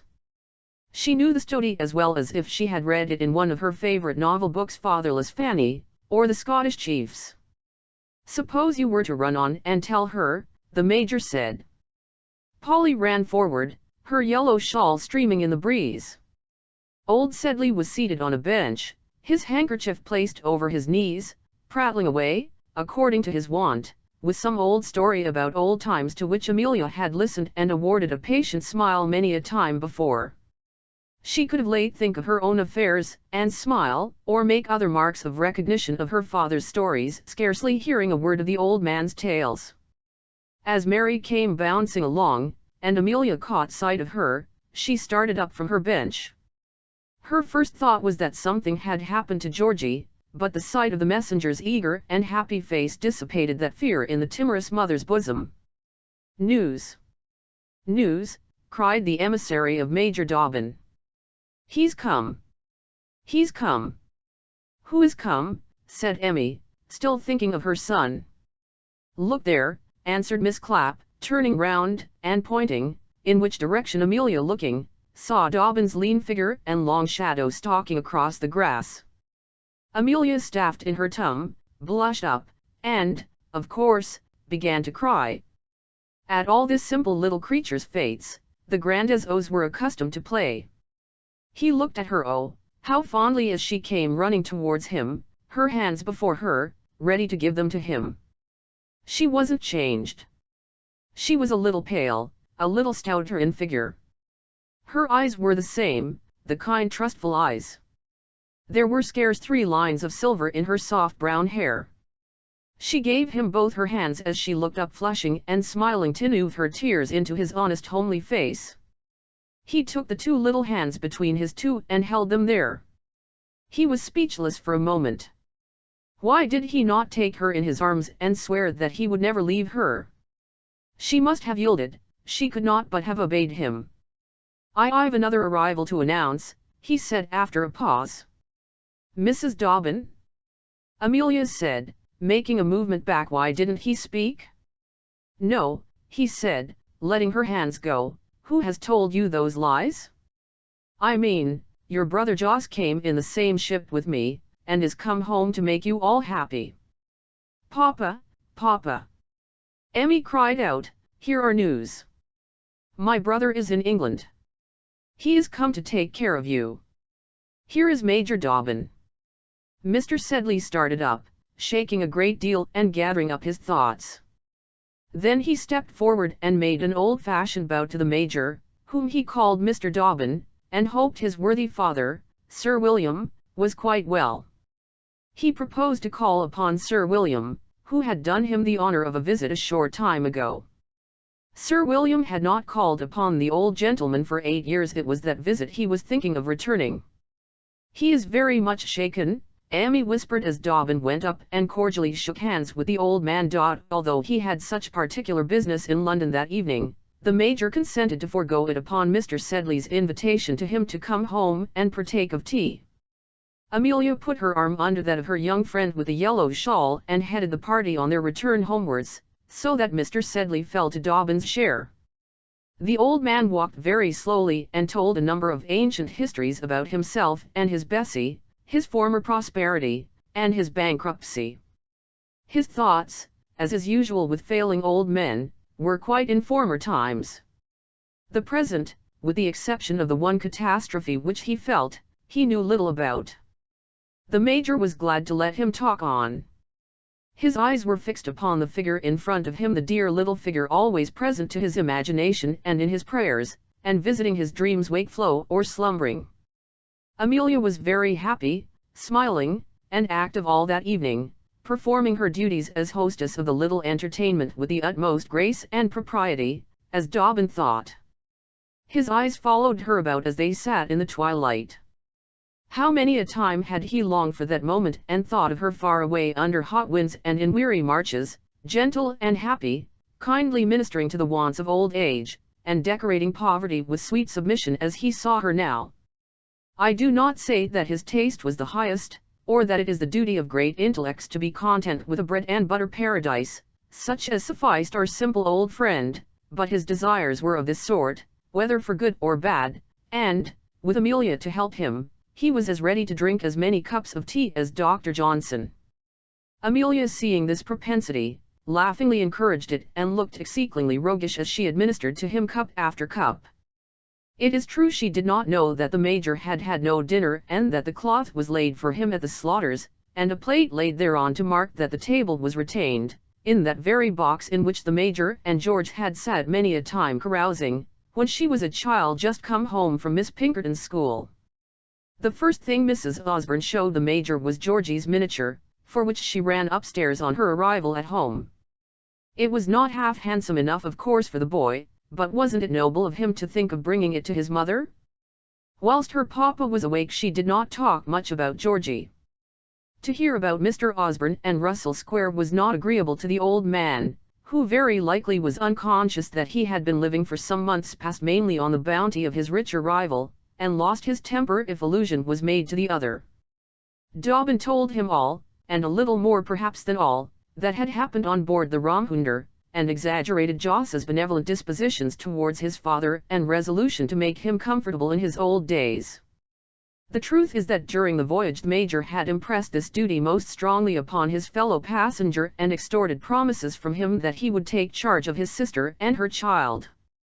He soothed Joss's irritation with regard to the bills which the old gentleman had drawn upon him, gave a laughing account of his own sufferings on the same score and of the famous consignment of wine with which the old man had favoured him, and brought Mr. Joss, who was by no means an ill-natured person when well pleased and moderately flattered, to a very good state of feeling regarding his relatives in Europe. And in fine, I am ashamed to say that the Major stretched the truth so far as to tell old Mr. Sedley that it was mainly a desire to see his parent which brought Joss once more to Europe. At his accustomed hour Mr. Sedley began to doze in his chair, and then it was Amelia's opportunity to commence her conversation, which she did with great eagerness. It related exclusively to Georgie. She did not talk at all about her own sufferings at breaking from him, for indeed, this worthy woman, though she was half killed by the separation from the child, yet thought it was very wicked in her to repine at losing him, but everything concerning him, his virtues, talents, and prospects, she poured out. She described his angelic beauty, narrated 100 instances of his generosity and greatness of mind whilst living with her, how a royal duchess had stopped and admired him in Kensington Gardens, how splendidly he was cared for now, and how he had a groom and a pony, what quickness and cleverness he had, and what a prodigiously well-read and delightful person the Reverend Lawrence Veal was, George's master. "He knows everything," Amelia said. "He has the most delightful parties.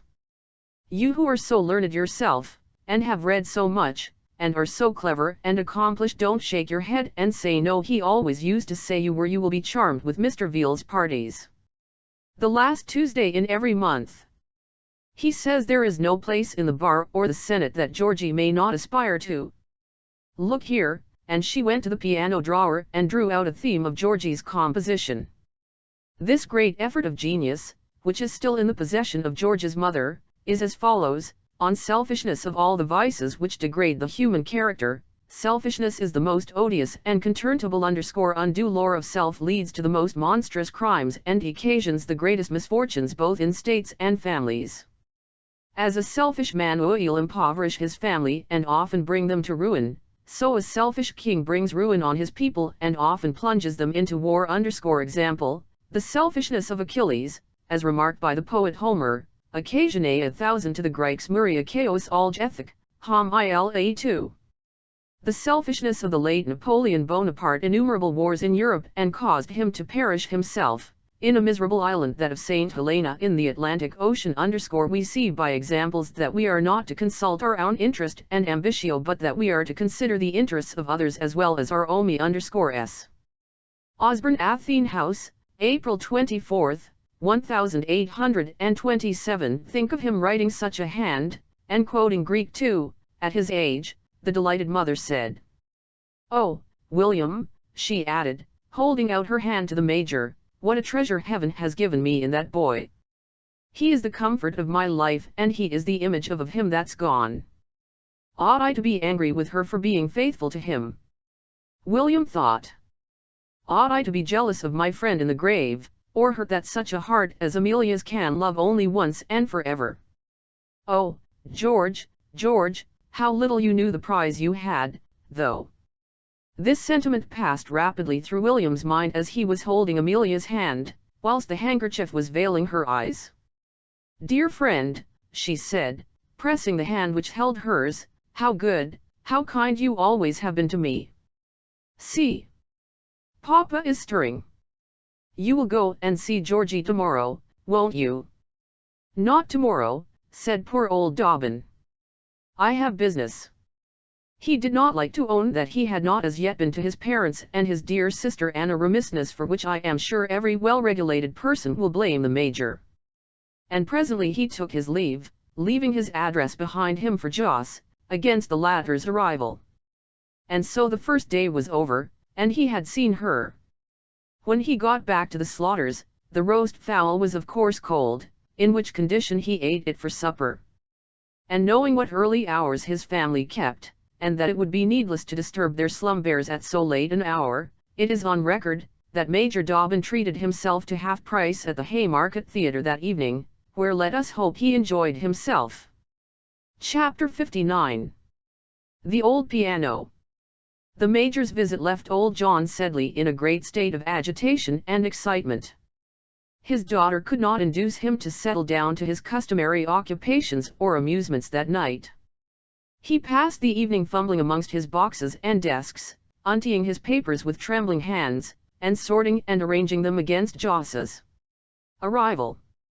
He had them in the greatest order, his tapes and his files, his receipts, and his letters with lawyers and correspondents, the documents relative to the wine project, which failed from a most unaccountable accident, after commencing with the most splendid prospects, the coal project, which only a want of capital prevented from becoming the most successful scheme ever put before the public, the patent sawmills and sawdust consolidation project, and c.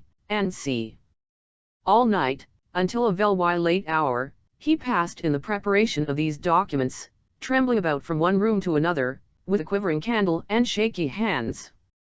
"Here's the wine papers, here's the sawdust, here's the coals, here's my letters to Calcutta and Madras, and replies from Major Dobbin, C.B., and Mr. Joseph Sicklito the same. He shall find no irregularity about me, Emmy," the old gentleman said. Emmy smiled. "I don't think Joss will care about seeing those papers, Papa," she said.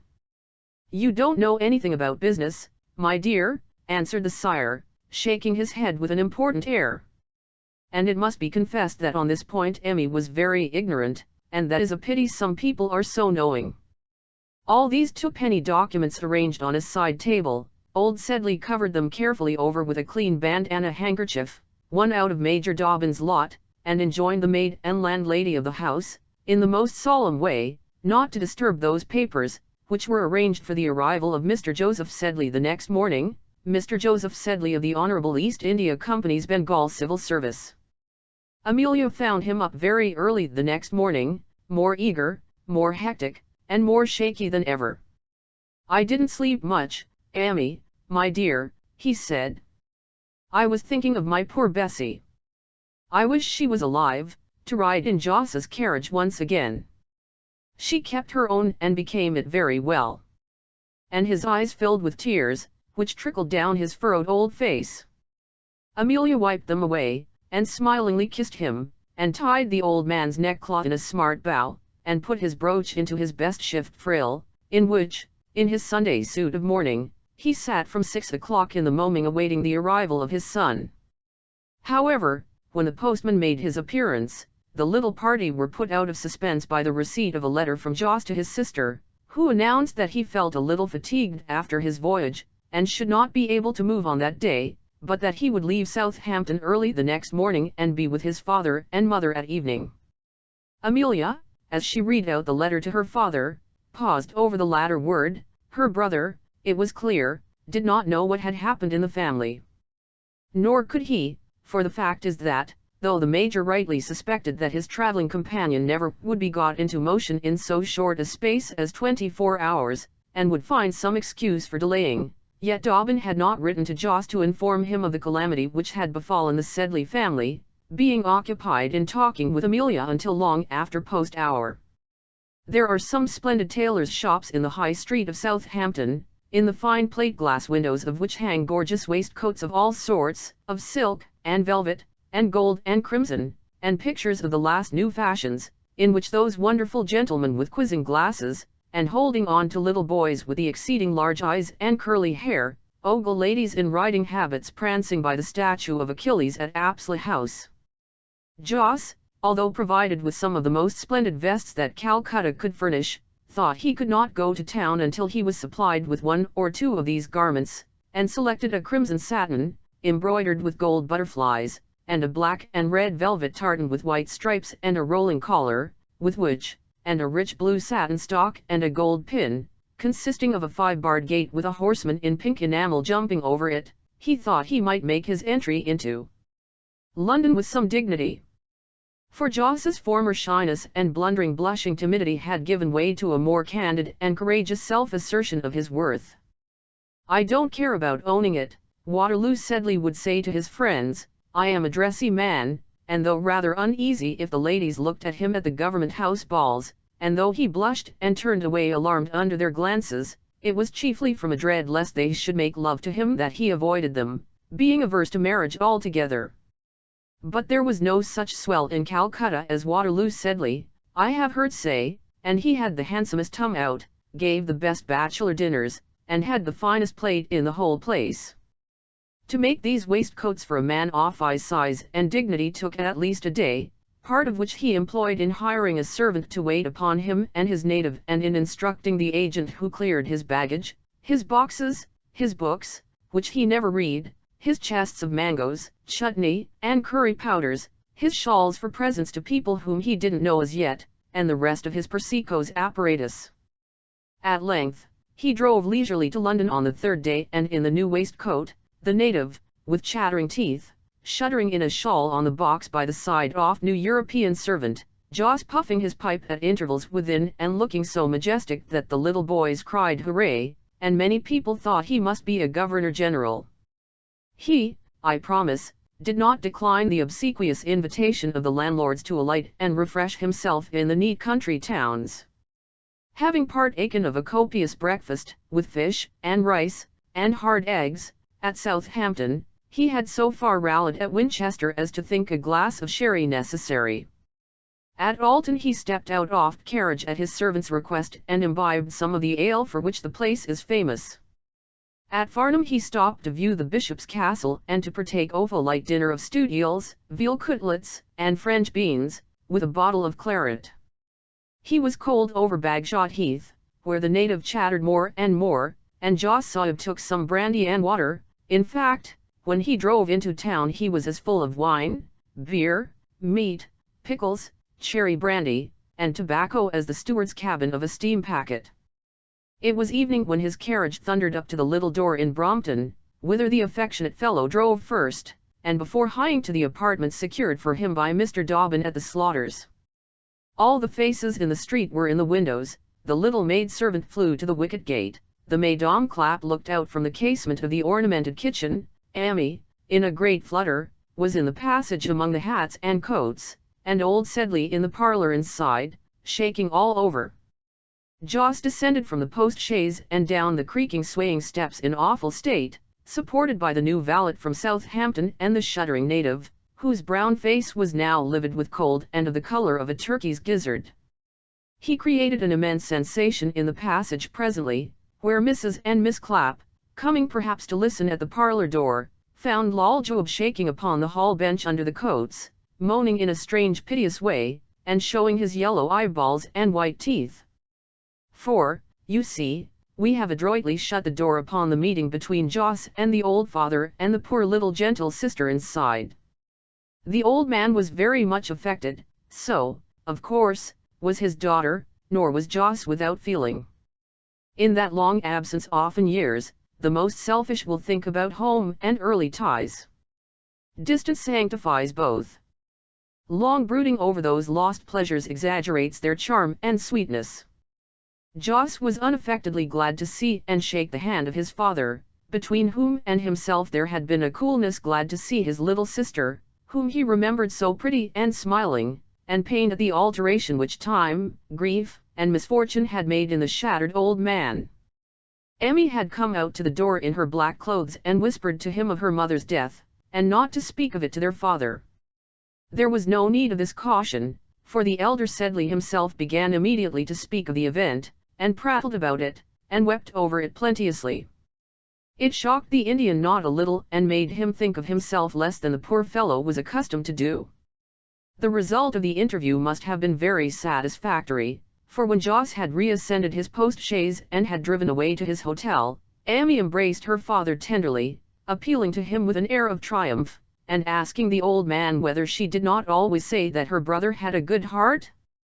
Indeed, Joseph Sedley, affected by the humble position in which he found his relations, and in the expansiveness and overflowing of heart occasioned by the first meeting, declared that they should never suffer want or discomfort any more, that he was at home for some time at any rate, during which his house and everything he had should be theirs, and that Amelia would look very pretty at the head of his table until she would accept one of her own. She shook her head sadly and had, as usual, recourse to the waterworks. She knew what he meant. She and her young confidante, Miss Mary, had talked over the matter most fully, the very night of the Major's visit, beyond which time the impetuous Polly could not refrain from talking of the discovery which she had made, and describing the start and tremor of joy by which Major Dobbin betrayed himself when Mr. Binney passed with his bride and the Major learned that he had no longer a rival to fear. "Didn't you see how he shook all over when you asked if he was married, and he said, 'Who told you those lies?'" "Oh, Polly said, 'He never kept his eyes off you, and I'm sure he's grown grey a thinking of you.'" But Amelia, looking up at her bed, over which hung the portraits of her husband and son, told her young protégé never, to speak on that subject again, that Major Dobbin had been her husband's dearest friend and her own and George's most kind and affectionate guardian, that she loved him as a brother, but that a woman who had been married to such an angel as that, and she pointed to the wall, could never think of any other union.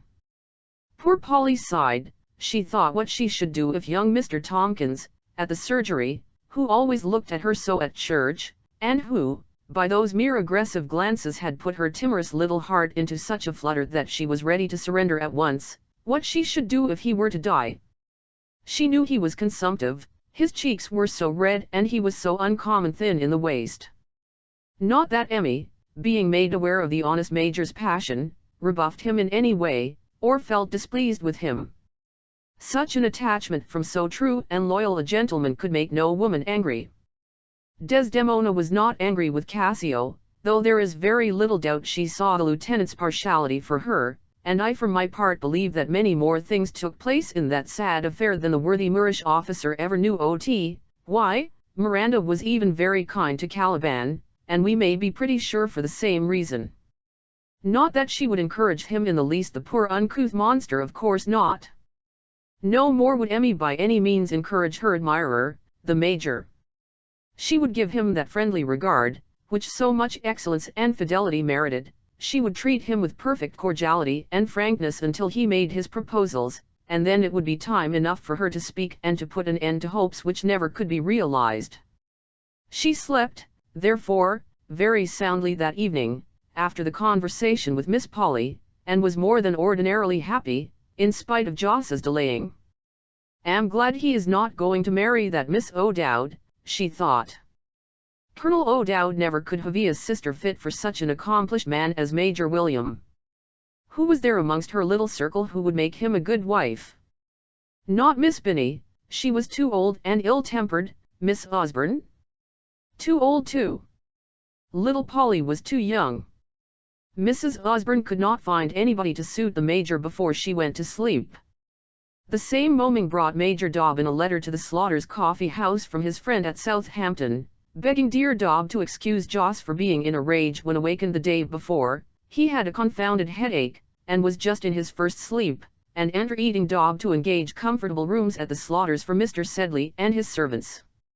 The Major had become necessary to Joss during the voyage. He was attached to him, and hung upon him. The other passengers were away to London. Young Ricketts and little Chaffers went away on the coach that day, Ricketts on the box, and taking the reins from Botley. The doctor was off to his family at Portsea, Bragg gone to town to his co-partners, and the first mate busy in the unloading of the Romhounder. Mr. Joe was very lonely at Southampton, and got the landlord of the George to take a glass of wine with him that day, at the very hour at which Major Dobbin was seated at the table of his father, Sir William, where his sister found out, for it was impossible for the Major to tell fibs, that he had been to see Mrs. George Osborne. Joss was so comfortably situated in St. Martin's Lane, he could enjoy his hookah there with such perfect ease, and could swagger down to the theatres, when minded, so agreeably, that, perhaps, he would have remained altogether at the Slaughters had not his friend, the Major, been at his elbow. That gentleman would not let the Bengalee rest until he had executed his promise of having a home for Amelia and his father. Joss was a soft fellow in anybody's hands, Dobbin most active in anybody's concerns but his own. The civilian was, therefore, an easy victim to the guileless arts of this good-natured diplomatist, and was ready to purchase, hire, or relinquish whatever his friend thought fit. Lol Job, of whom the boys about St. Martin's Lane used to make cruel fun whenever he showed his dusky countenance in the street, was sent back to Calcutta in the Lady Kickleberry East Indiaman, in which Sir William Dobbin had a share, having previously taught Joss's European the art of preparing curries, pillows, and pipes. It was a matter of great delight and occupation to Joss to superintend the building of a smart chariot which he and the Major ordered in the neighbouring Long Acre, and a pair of handsome horses were jobbed, with which Joss drove about in state in the park, or to call upon his Indian friends. Amelia was not seldom by his side on these excursions, when also Major Dobbin would be seen in the back seat of the carriage. At other times old Sedley and his daughter took advantage of it, and Miss Clapp, who frequently accompanied her friend, had great pleasure in being recognized as she sat in the carriage, dressed in the famous yellow shawl, by the young gentleman at the surgery, whose face might commonly be seen over the window blinds as she passed. Shortly after Joss's first appearance at Brompton, a dismal scene, indeed, took place at that humble cottage at which the Sedleys had passed the last 10 years of their life. Joss's carriage, the temporary one, not the chariot under construction, arrived one day and carried off old Sedley and his daughter to return no more. The tears that were shed by the landlady and the landlady's daughter at that event were as genuine tears of sorrow as any that have been outpoured in the course of this history. In their long acquaintanceship and intimacy they could not recall a harsh word that had been uttered by Amelia. She had been all sweetness and kindness, always thankful, always gentle, even when Mrs. Clapp lost her own temper and pressed for the rent. When the kind creature was going away for good and all, the landlady reproached herself bitterly for ever having used a rough expression to her. How she wept, as they stuck up with wafers on the window, a paper notifying that the little rooms so long occupied were to let. They never would have such lodgers again, that was quite clear. Afterlife proved the truth of this melancholy prophecy, and Mrs. Clapp revenged herself for the deterioration of mankind by levying the most savage contributions upon the tea caddies and legs of mutton of her locataires. Most of them scolded and grumbled, some of them did not pay, none of them stayed. The landlady might well regret those old friends, who had left her. As for Miss Mary, her sorrow at Amelia's departure was such as I shall not attempt to depict. From childhood upwards she had been with her daily and had attached herself so passionately to that dear good lady that when the grand barouche came to carry her off into splendour, she fainted in the arms of her friend, who was indeed scarcely less affected than the good-natured girl. Amelia loved her like a daughter. During 11 years the girl had been her constant friend and associate. The separation was a very painful one indeed to her. But it was of course arranged that Mary was to come and stay often at the grand new house whither Mrs. Osborne was going, and where Mary was sure she would never be so happy as she had been in their humble cot, as Miss Clapp called it, in the language of the novels which she loved. Let us hope she was wrong in her judgment. Poor Emmy's days of happiness had been very few in that humble cot. A gloomy fate had oppressed her there. She never liked to come back to the house after she had left it, or to face the landlady who had tyrannized over her when ill-humored and unpaid, or when pleased had treated her with a coarse familiarity scarcely less odious. Her servility and fulsome compliments when Emmy was in prosperity were not more to that lady's liking. She cast about notes of admiration all over the new house, extolling every article of furniture or ornament. She fingered Mrs. Osborne's dresses and calculated their price. Nothing could be too good for that sweet lady, she vowed and protested. But in the vulgar sycophant who now paid court to her, Emmy always remembered the coarse tyrant who had made her miserable many a time, to whom she had been forced to put up petitions for time, when rent was overdue, who cried out at her extravagance if she bought delicacies for her ailing mother or father, who had seen her humble and trampled upon her. Nobody ever heard of these griefs, which had been part of our poor little woman's lot in life. She kept them secret from her father, whose improvidence was the cause of much of her misery. She had to bear all the blame of his misdoings, and indeed was so utterly gentle and humble as to be made by nature for a victim. I hope she is not to suffer much more of that hard usage. And, as in all griefs there is said to be some consolation, I may mention that P.C.M. Mary, when left at her friend's departure in a hysterical condition, was placed under the medical treatment of the young fellow from the surgery, under whose care she rallied after a short period. Emmy, when she went away from Brompton, endowed Mary with every article of furniture that the house contained, only taking away her pictures, the 2 pictures over the bed, and her piano, that little old piano which had now passed into a plaintive jingling old age, but which she loved for reasons of her own. She was a child when first she played on it, and her parents gave it her. It had been given to her again since, as the reader may remember, when her father's house was gone to ruin and the instrument was recovered out of the wreck. Major Dobbin was exceedingly pleased when, as he was superintending the arrangements of Joss's new house, which the Major insisted should be very handsome and comfortable, the cart arrived from Brompton, bringing the trunks and bandboxes of the emigrants from that village, and with them the old piano. Amelia would have it up in her sitting room, a neat little apartment on the 2nd floor, adjoining her father's chamber, and where the old gentleman sat commonly of evenings. When the men appeared then bearing this old music box, and Amelia gave orders that it should be placed in the chamber aforesaid, Dobbin was quite elated. "I'm glad you've kept it," he said in a very sentimental manner. "I was afraid you didn't care about it, value it more than anything I have in the world," said Amelia. "Do you, Amelia?" cried the Major.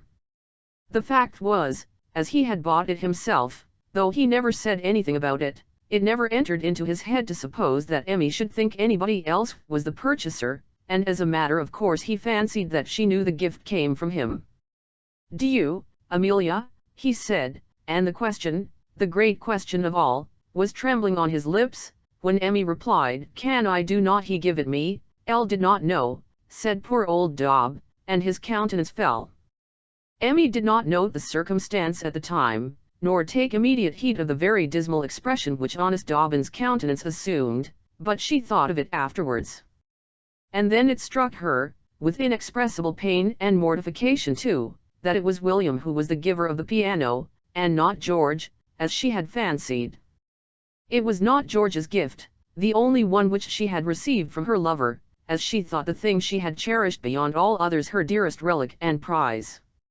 She had spoken to it about George, played his favourite airs upon it, sat for long evening hours, touching, to the best of her simple melancholy harmonies on the keys, and weeping over them in silence. It was not George's relic. It was valueless now. The next time that old Sedley asked her to play, she said it was shockingly out of tune, that she had a headache, that she couldn't play.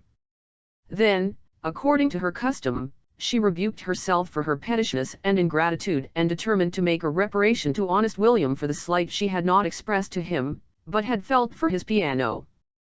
A few days afterwards, as they were seated in the drawing-room, where Jos had fallen asleep with great comfort after dinner, Amelia said with rather a faltering voice to Major Dobbin, "Have to beg your pardon for something."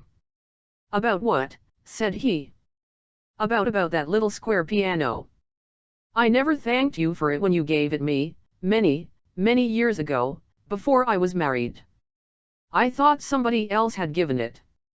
"Thank you, William." She held out her hand, but the PCM little woman's heart was bleeding, and as for her eyes, of course they were at their work. But William could hold no more. "Amelia, Amelia," he said, "I did buy it for you. I loved you then as I do now. I must tell you. I think I loved you from the first minute that I saw you, when George brought me to your house, to show me the Amelia whom he was engaged to. You were but a girl, in white, with large ringlets. You came down singing, do you remember, and we went to Vauxhall. Since then I have thought of but one woman in the world, and that was you. I think there is no hour in the day has passed for 12 years that I haven't thought of you. I came to tell you this before I went to India, but you did not care, and I hadn't the heart to speak. You did not care whether I stayed or went, was very ungrateful." Amelia said no, only indifferent. Dobbin continued desperately. "I have nothing to make a woman to be otherwise. I know what you are feeling now. You are hurt in your heart at the discovery about the piano, and that it came from me and not from George. I forgot, or I should never have spoken of it so. It is for me to ask your pardon for being a fool for a moment, and thinking that years of constancy and devotion might have pleaded with you. It is you who are cruel now," Amelia said with some spirit. "George is my husband, here and in heaven. How could I love any other but him? I am his now as when you first saw me, dear William. It was he who told me how good and generous you were, and who taught me to love you as a brother. Have you not been everything to me and my boy? Our dearest, domest, kindest friend and protector? Had you come a few months sooner perhaps you might have spared me that dreadful parting. Oh, it nearly killed me, William, but you didn't come, though I wished and prayed for you to come, and they took him too away from me. Isn't he a noble boy, William? Be his friend still and mine." And here her voice broke, and she hid her face on his shoulder. The Major folded his arms round her, holding her to him as if she was a child, and kissed her head. "I will not change, dear Amelia," he said. "I ask for no more than your love. I think I would not have it otherwise. Only let me stay near you and see you often." "Yes, often," Amelia said. And so William was at liberty to look and long as the poor boy at school who has no money may sigh after the contents of the tart woman's trade. Chapter 60 returns to the genteel world. Good fortune now begins to smile upon Amelia. We are glad to get her out of that low sphere in which she has been creeping hitherto and introduce her into a polite circle not so grand and refined as that in which our other female friend, Mrs. Becky, has appeared, but still having no small pretensions to gentility and fashion. Jos's friends were all from the 3 presidencies, and his new house was in the comfortable Anglo-Indian district of which Moira Place is the centre. Minto Square, Great Clive Street, Warren Street, Hastings Street, Ochterlony Place, Plassey Square, Assay Terrace, Gardens was a felicitous word not applied to stucco houses with asphalt terraces in front, so early as 1827, who does not know these respectable abodes of the retired Indian aristocracy, and the quarter which Mr. Wenham calls the Black hole, in a word. Joss's position in life was not grand enough to entitle him to a house in Moira Place, where none can live but retired members of council, and partners of Indian firms, who break, after having settled £100,000 on their wives, and retire into comparative penury to a country place and £4,000 a year. He engaged a comfortable house of a second or third-rate order in Gillespie Street, purchasing the carpets, costly mirrors, and handsome and appropriate plan furniture by Seddons from the assignees of Mr. Scape, lately admitted partner into the great Calcutta house of Fogle, Fake, and Cracksman, in which poor Scape had embarked £70,000, the earnings of a long and honourable life, taking Fake's place, who retired to a princely park in Sussex. The Fogles have been long out of the firm, and Sir Horace Fogle is about to be raised to the peerage as Baron, I say, partner into the great agency house of Fogle and Fake 2 years before it failed for a million and plunged half the Indian public into misery and ruin. Scape, ruined, honest, and broken-hearted at 65 years of age, went out to Calcutta to wind up the affairs of the house. Walter Scape was withdrawn from Eton and put into a merchant's house. Florence Scape, Fanny Scape, and their mother faded away to Boulogne, and will be heard of no more. To be brief, Joss stepped in and bought their carpets and sideboards and admired himself in the mirrors which had reflected their kind handsome faces. The Scape tradesmen, all honourably paid, left their cards, and were eager to supply the new household. The large men in white waistcoats who waited at Scape's dinners, greengrocers, bank porters, and milkmen in their private capacity, left their addresses and ingratiated themselves with the butler. Mr. Chummy, the chimney purifier, who had swept the last 3 families, tried to coax the butler and the boy under him, whose duty it was to go out covered with buttons and with stripes down his trousers, for the protection of Mrs. Amelia whenever she chose to walk abroad. It was a modest establishment. The butler was Joss's valet also, and never was more drunk than a butler in a small family should be who has a proper regard for his master's wine. Emmy was supplied with a maid, grown on Sir William Dobbin's suburban estate, a good girl, whose kindness and humility disarmed Mrs. Osborne, who was at first terrified at the idea of having a servant to wait upon herself, who did not in the least know how to use one, and who always spoke to domestics with the most reverential politeness. But this maid was very useful in the family, in dexterously tending old Mr. Sedley, who kept almost entirely to his own coiffure of the house and never mixed in any of the gay doings which took place there. Numbers of people came to see Mrs. Osborne. Lady Dobbin and daughters were delighted at her change of fortune, and waited upon her.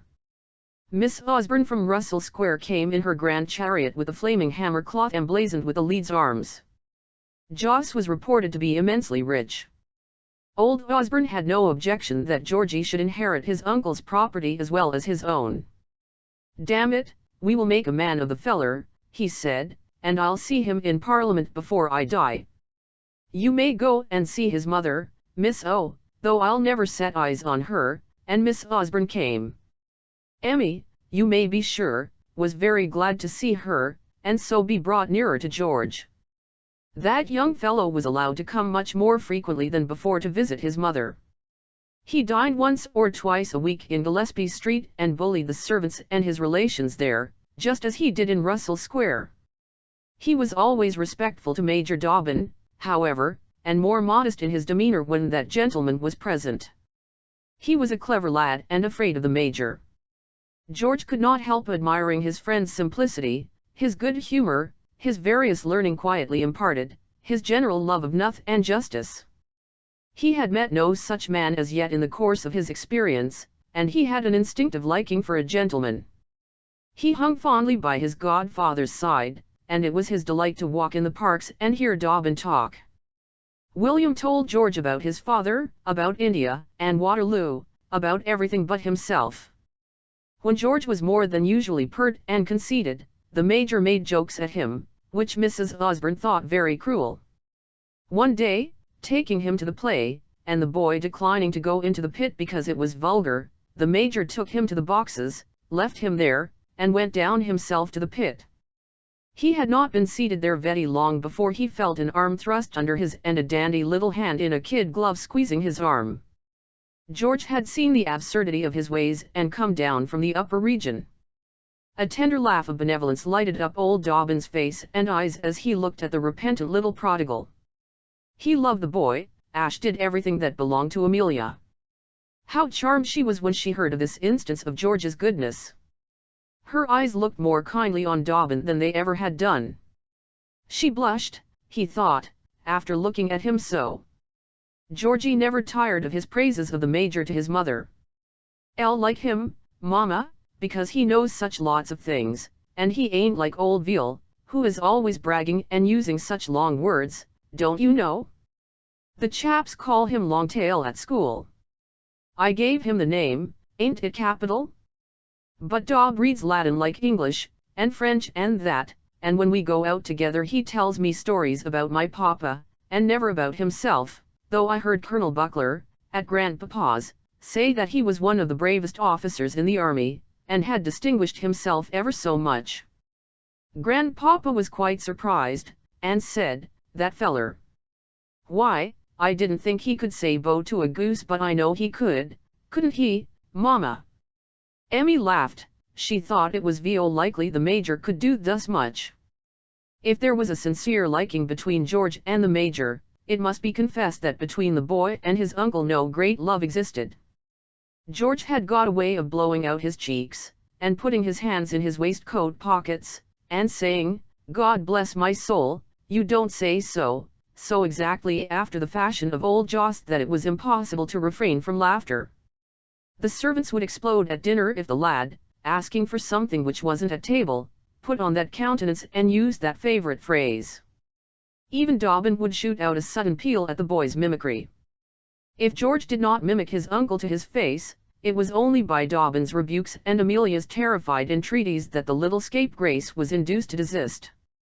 And the worthy civilian, being haunted by a dim consciousness that the lad thought him an ass, and was inclined to turn him into ridicule, used to be extremely timorous and, of course, doubly undignified in the presence of Master Georgie. When it was announced that the young gentleman was expected in Gillespie Street to dine with his mother, Mr. Joss commonly found that he had an engagement at the club. Perhaps Noggs was much grieved at his absence.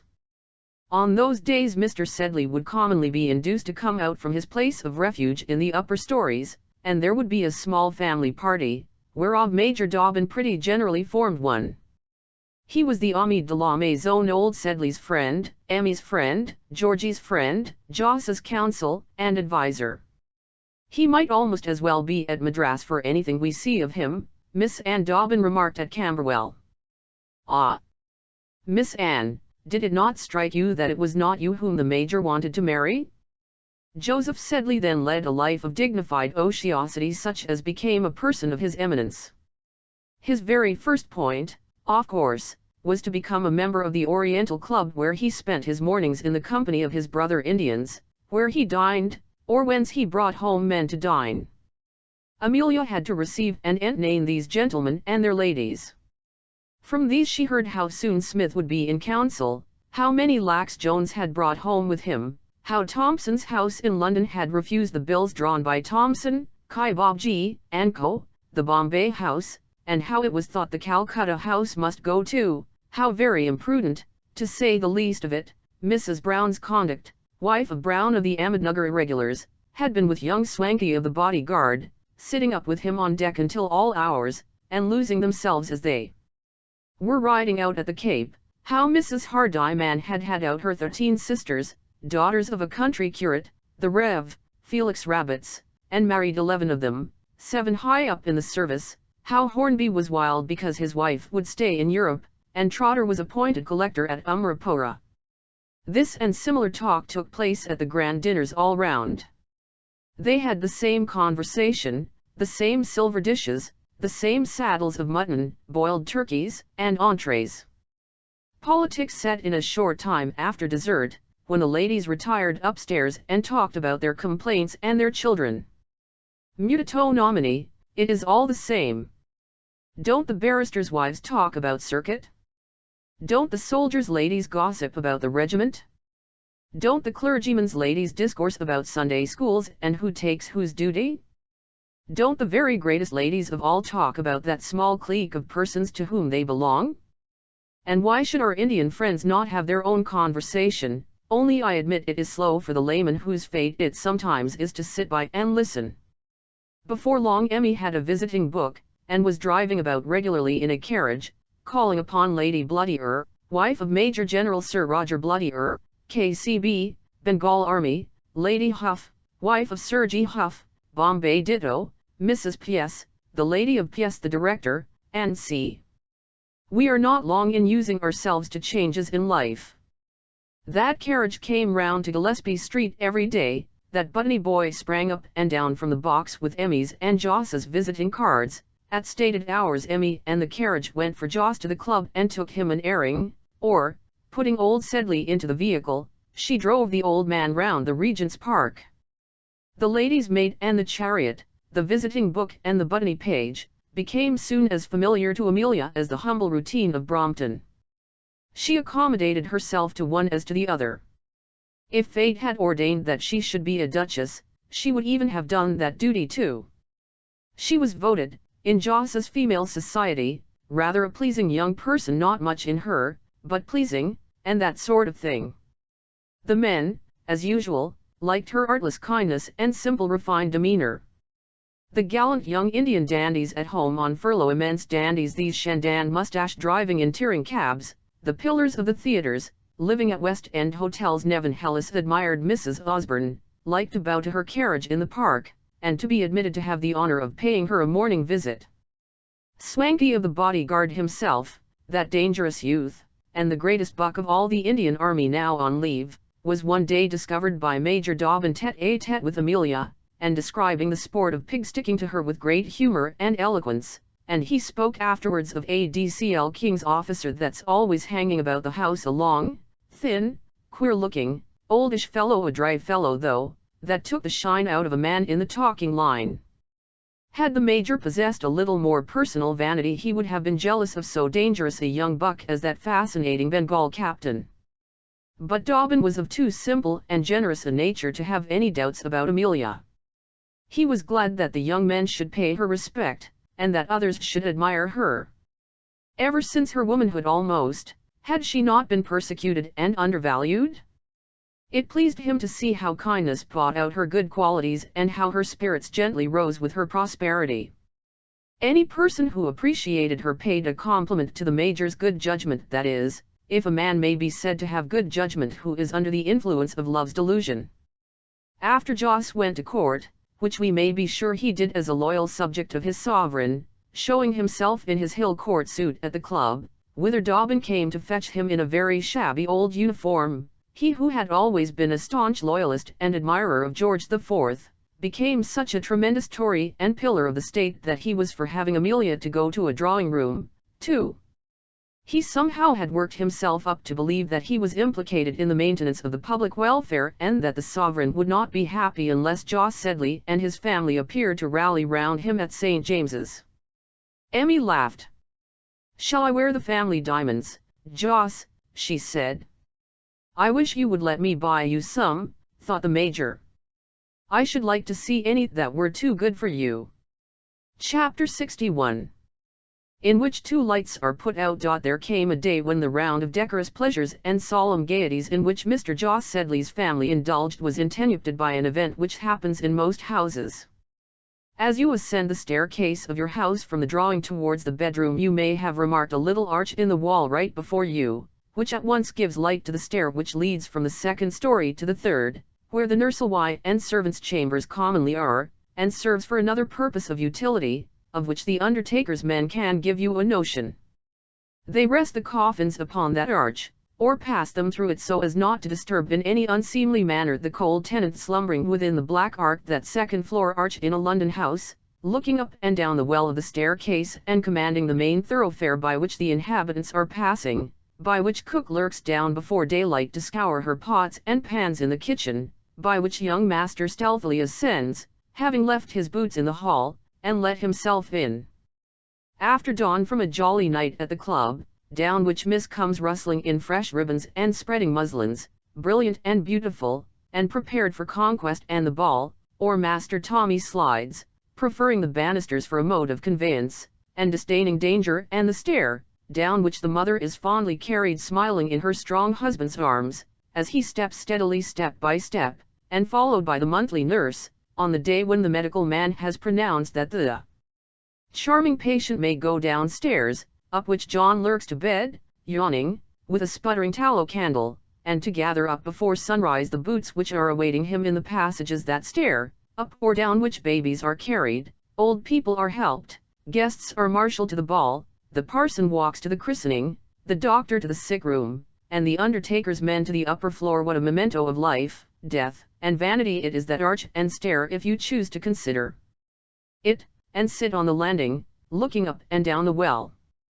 The doctor will come up to us too for the last time there, my friend in motley. The nurse will look in at the curtains, and you take no notice, and then she will fling open the windows for a little and let in the air. Then they will pull down all the front blinds of the house and live in the back rooms. Then they will send for the lawyer and other men in black, and see. Your comedy and mine will have been played then, and we shall be removed, oh, how far, from the trumpets, and the shouting, and the posture-making. If we are gentlefolks, they will put hatchments over our late domicile, with gilt cherubim, and mottos stating that there is quiet in heaven. Your son will new furnish the house, or perhaps let it, and go into a more modern quarter. Your name will be among the members deceased in the lists of your clubs next year. However much you may be mourned, your widow will like to have her weeds neatly made. The cook will send or come up to ask about dinner. The survivor will soon bear to look at your picture over the mantelpiece, which will presently be deposed from the place of honor, to make way for the portrait of the son who reigns. Which of the dead are most tenderly and passionately deplored? Those who love the survivors the least, I believe. The death of a child occasions a passion of grief and frantic tears, such as your end, brother reader, will never inspire. The death of an infant which scarce knew you, which a week's absence from you would have caused to forget you, will strike you down more than the loss of your closest friend, or your firstborn son, a man grown like yourself, with children of his own. We may be harsh and stern with Judah and Simeon, our love and pity gush out for Benjamin, the little one. And if you are old, as some reader of this may be or shall be, old and rich, or old and poor, you may one day be thinking, for people are very good round about me, but they won't grieve too much when I am gone. I am very rich, and they want my inheritance, or very poor, and they are tired of supporting me. The period of mourning for Mrs. Sedley's death was only just concluded, and Jos scarcely had had time to cast off his black and appear in the splendid waistcoats which he loved, when it became evident to those about Mr. Sedley that another event was at hand, and that the old man was about to go seek for his wife in the dark land whither she had preceded him. The state of my father's health, Jos Sedley solemnly remarked at the club, prevents me from giving any large parties this season, but if you will come in quietly at 6:30, Chutney, my boy, and fake a homely dinner with one or two of the old set, I shall be always glad to see you. So Jos and his acquaintances dined and drank their claret among themselves in silence, whilst the sands of life were running out in the old man's glass upstairs. The velvet-footed butler brought them their wine, and they composed themselves to a rubber after dinner, at which Major Dobbin would sometimes come and take a hand, and Mrs. Osborne would occasionally descend, when her patient above was settled for the night, and had commenced one of those lightly troubled slumbers which visit the pillow of old age. The old man clung to his daughter during this sickness. He would take his broths and medicines from scarcely any other hand. To tend him became almost the sole business of her life. Her bed was placed close by the door which opened into his chamber, and she was alive at the slightest noise or disturbance from the couch of the querulous invalid. Though, to do him justice, he lay awake many an hour, silent and without stirring, unwilling to awaken his kind and vigilant nurse. He loved his daughter with more fondness now, perhaps, than ever he had done since the days of her childhood. In the discharge of gentle offices and kind filial duties, this simple creature shone most especially. She walks into the room as silently as a sunbeam, Mr. Dobbin thought as he saw her passing in and out from her father's room, a cheerful sweetness lighting up her face as she moved to and fro, graceful and noiseless. When women are brooding over their children, or busied in a sick room, who has not seen in their faces those sweet angelic beams of love and pity? A secret feud of some years' standing was thus healed, and with a tacit reconciliation. In these last hours, and touched by her love and goodness, the old man forgot all his grief against her, and wrongs which he and his wife had many a long night debated, how she had given up everything for her boy, how she was careless of her parents in their old age and misfortune, and only thought of the child, how absurdly and foolishly, impiously indeed, she took on when George was removed from her. Old Sedley forgot these charges as he was making up his last account, and did justice to the gentle and uncomplaining little martyr. One night when she stole into his room, she found him awake, when the broken old man made his confession. "Oh, Amy, I've been thinking we were very unkind and unjust to you," he said, and put out his cold and feeble hand to her. She knelt down and prayed by his bedside, as he did too, having still hold of her hand. "When our turn comes, friend, may we have such company in our prayers." Perhaps as he was lying awake then, his life may have passed before him, his early hopeful struggles, his manly successes and prosperity, his downfall in his declining years, and his present helpless condition. No chance of revenge against fortune, which had had the better of him, neither name nor money to bequeath, a spent out, bootless life of defeat and disappointment, and the end here. Which, I wonder, brother reader, is the better lot, to die prosperous and famous, or and disappointed? To have, and to be forced to yield, or to sink out of life, having played and lost the game? That must be a strange feeling, when a day of our life comes and we say, tomorrow, success or failure won't matter much, and the sun will rise, and all the myriads of mankind go to their work or their pleasure as usual, but I shall be out of the turmoil. So there came one morning and sunrise when all the world got up and set about its various works and pleasures, with the exception of old John Sedley, who was not to fight with fortune, or to hope or scheme any more, but to go and take up a quiet and utterly unknown residence in a churchyard at Brompton by the side of his old wife. Major Dobbin, Joss, and Georgie followed his remains to the grave, in a black cloth coach. Joss came on purpose from the Star and Garter at Richmond, whither he retreated after the deplorable event. He did not care to remain in the house, under the circumstances, you understand. But Emmy stayed and did her duty as usual. She was bowed down by no especial grief, and rather solemn than sorrowful. She prayed that her own end might be as calm and painless, and thought with trust and reverence of the words which she had heard from her father during his illness, indicative of his faith, his resignation, and his future hope. Yes, I think that will be the better ending of the two, after all. Suppose you are particularly rich and well-to-do, and say on that last day, am very rich, I am tolerably well known, I have lived all my life in the best society, and thank heaven, come of a most respectable family. I have served my king and country with honor. I was in Parliament for several years, where, I may say, my speeches were listened to and pretty well received.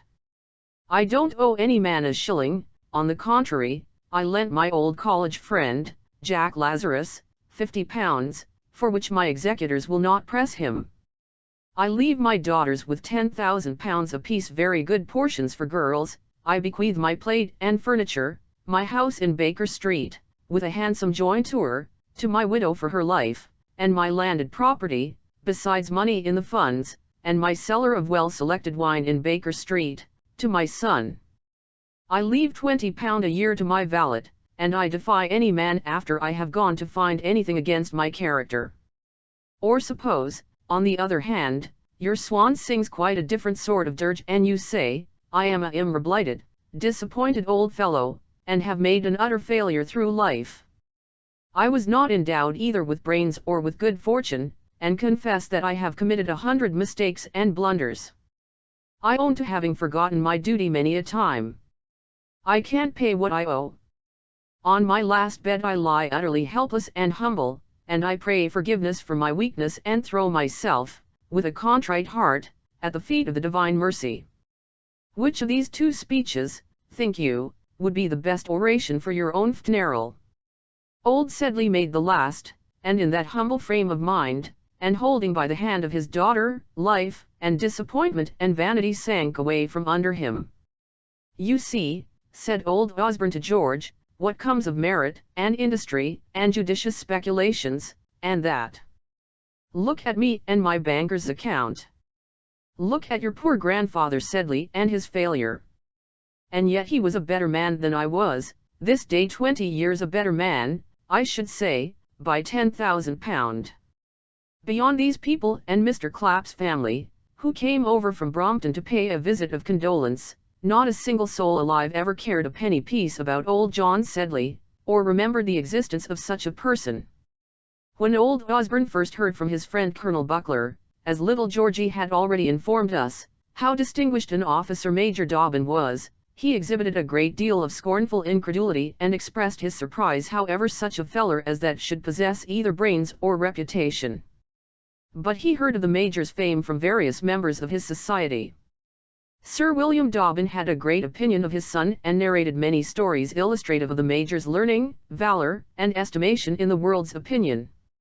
Finally, his name appeared in the lists of one or two great parties of the nobility, and this circumstance had a prodigious effect upon the old aristocrat of Russell Square.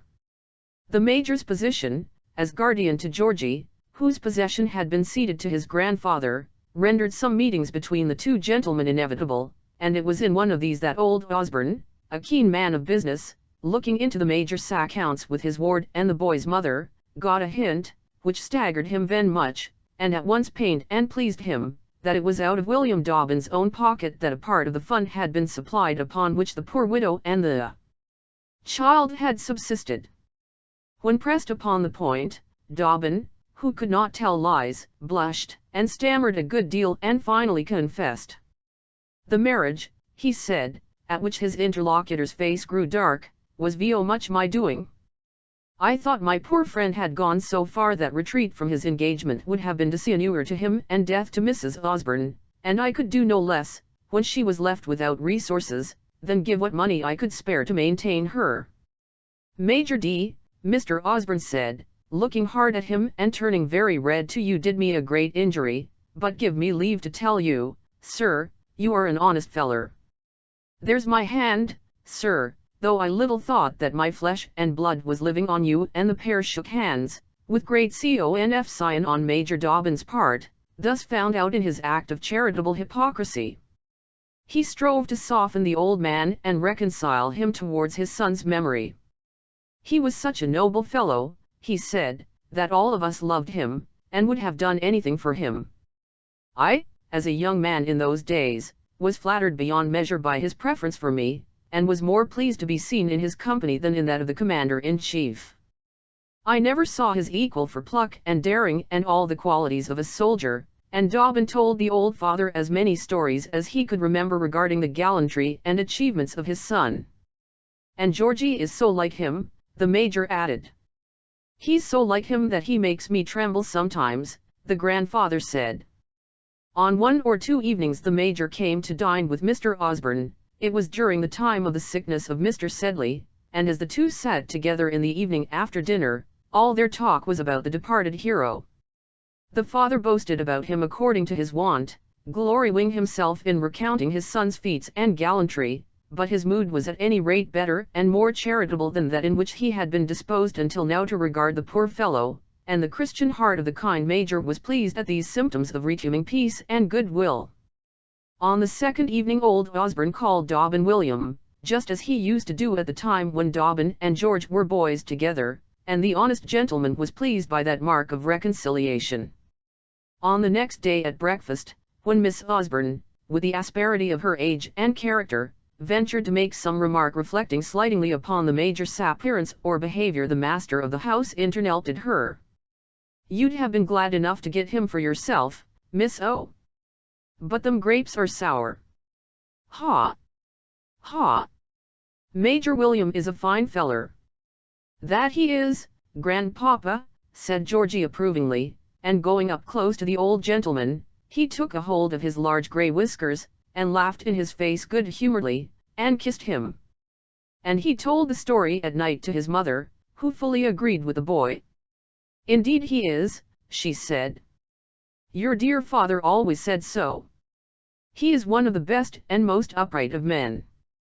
Dobbin happened to drop in very soon after this conversation, which made Amelia blush perhaps, and the young scapegrace increased the conf sign by telling Dobbin the other part of the story. I say, Dobb, he said, there's such an uncommon nice girl wants to marry you. She's plenty of tin, she wears a front, and she scolds the servants from morning till night. Who is it? Asked Dobbin. It's Aunt, the boy answered. Grandpapa said so. And I say, Dobb, how prime it would be to have you for my uncle. Old Sedley's quavering voice from the next at this moment weakly called for Amelia, and the laughing ended. That old Osborne's mind was changing was pretty clear. He asked George about his uncle sometimes, and laughed at the boy's imitation of the way in which Joss said, God bless my soul, and gobbled his soup. Then he said, it's not respectful, sir, of you younkers to be imitating of your relations. Miss O, when you go out a-driving today, leave my card upon Mr. Sedley, do you hear? There's no quarrel betwixt me and him anyhow. The card was returned, and Joss and the Major were asked to a dinner the most splendid and stupid that perhaps ever Mr. Osborne gave. Every inch of the family plate was exhibited, and the best company was asked. Mr. Sedley took down Miss O to dinner, and she was very gracious to him, whereas she hardly spoke to the Major, who sat apart from her, and by the side of Mr. Osborne, very timid. Joss said, with great solemnity, it was the best turtle soup he had ever tasted in his life, and asked Mr. Osborne where he got his Madeira. It is some of Sedley's wine, whispered the butler to his master. I've had it a long time, and paid a good figure for it, too, Mr. Osborne said aloud to his guest, and then whispered to his right-hand neighbour how he had got it at the old chap's sale. More than once he asked the Major about Mrs. George Osborne, a theme on which the Major could be very eloquent when he chose. He told Mr. Osborne of her sufferings, of her passionate attachment to her husband, whose memory she worshipped still, of the tender and dutiful manner in which she had supported her parents, and given up her boy, when it seemed to her her duty to do so. You don't know what she endured, sir, said honest Dobbin with a tremor in his voice, and I hope and TNTST you will be reconciled to her. If she took your son away from you, she gave hers to you, and however much you loved your George, depend on it, she loved hers 10 times more. By God, you are a good feller, sir, was all Mr. Osborne said. It had never struck him that the widow would feel any pain at parting from the boy, or that his having a fine fortune could grieve her. A reconciliation was announced as speedy and inevitable, and Amelia's heart already began to beat at the notion of the awful meeting with George's father. It was never, however, destined to take place. Old Sedley's lingering illness and death supervened, after which a meeting was for some time impossible. That catastrophe and other events may have worked upon Mr. Osborne. He was much shaken of late, and aged, and his mind was working inwardly. He had sent for his lawyers, and probably changed something in his will. The medical man who looked in pronounced him shaky, agitated, and talked of a little blood and the seaside, but he took neither of these remedies. One day when he should have come down to breakfast, his servant missing him, went into his dressing room and found him lying at the foot of the dressing table in a fit. Miss Osborne was apprised, the were sent for, Georgie stopped away from school, the bleeders and cuppers came. Osborne partially regained cognizance, but never could speak again, though he tried dreadfully once or twice, and in 4 days he died. The doctors went down, and the undertaker's men went up the stairs, and all the shutters were shut towards the garden in Russell Square. Bullock rushed from the city in a hurry. How much money had he left to that boy? Not half, surely? Surely share and share alike between the three. It was an agitating moment. What was it that poor old man tried once or twice in vain to say? I hope it was that he wanted to see Amelia and be reconciled before he left the world to one dear and faithful wife of his son. It was most likely that, for his will showed that the hatred which he had so long cherished had gone out of his heart. They found in the pocket of his dressing gown the letter with the great red seal which George had written him from Waterloo. He had looked at the other papers too, relative to his son, for the key of the box in which he kept them was also in his pocket, and it was found the seals and envelopes had been broken very likely on the night before the seizure, when the butler had taken him tea into his study, and found him reading in the great red family Bible. When the will was opened, it was found that half the property was left to George, and the remainder between the two sisters. Mr. Bullock to continue, for their joint benefit, the affairs of the commercial house, or to go out, as he thought fit. An annuity of £500, chargeable on George's property, was left to his mother, the widow of my beloved son, George Osborne, who was to resume the guardianship of the boy. Major William Dobbin, my beloved son's friend, was appointed executor, and as out of his kindness and bounty, and with his own private funds, he maintained my grandson and my son's widow, when they were otherwise without means of support. The testator went on to say, I hereby thank him heartily for his love and regard for them, and beseech him to accept such a sum as may be sufficient to purchase his commission as a lieutenant colonel, or to be disposed of in any way he may think fit. When Amelia heard that her father-in-law was reconciled to her, her heart melted, and she was grateful for the fortune left to her. But when she heard how Georgie was restored to her, and knew how and by whom, and how it was William's bounty that supported her in poverty, how it was William who gave her her husband and her son, then she sank on her knees, and prayed for blessings on that constant and kind heart. She bowed down and humbled herself, and kissed the feet, as it were, of that beautiful and generous affection. And gratitude was all that she had to pay back for such admirable devotion and benefits, only gratitude. If she thought of any other return, the image of George stood up out of the grave and said, You are mine, and mine only, now and forever. William knew her feelings. Had he not passed his whole life in divining them? When the nature of Mr. Osborne's will became known to the world, it was edifying to remark how Mrs. George Osborne rose in the estimation of the people forming her circle of acquaintance. The servants of Joss's establishment, who used to question her humble orders and say they would ask master whether or not they could obey, never thought now of that sort of appeal. The cook forgot to sneer at her shabby old gowns, which, indeed, were quite eclipsed by that lady's finery when she was dressed to go to church of a Sunday evening. The others no longer grumbled at the sound of her bell, or delayed to answer that summons. The coachman, who grumbled that his horses should be brought out and his carriage made into an hospital for that old feller and Mrs. O, drove her with the utmost alacrity now, and trembling lest he should be superseded by Mr. Osborne's coachman, asked what them their Russell Square coachman knew about town, and whether they was fit to sit on a box before a lady.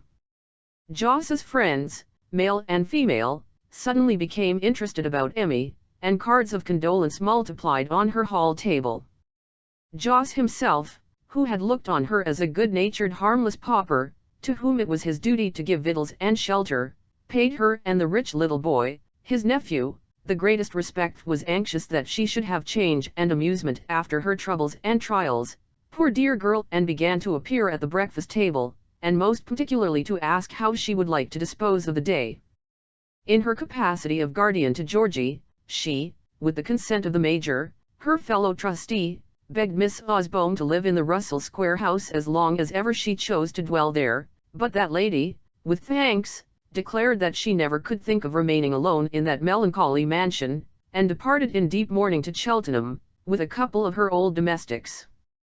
The rest were liberally paid and dismissed, the faithful old butler, whom Mrs. Osborne proposed to retain, resigning, and preferring to invest his savings in a public house, where, let us hope, he was not unprosperous. Miss Osborne not choosing to live in Russell Square, Mrs. Osborne also, after consultation, declined to occupy the gloomy old mansion there.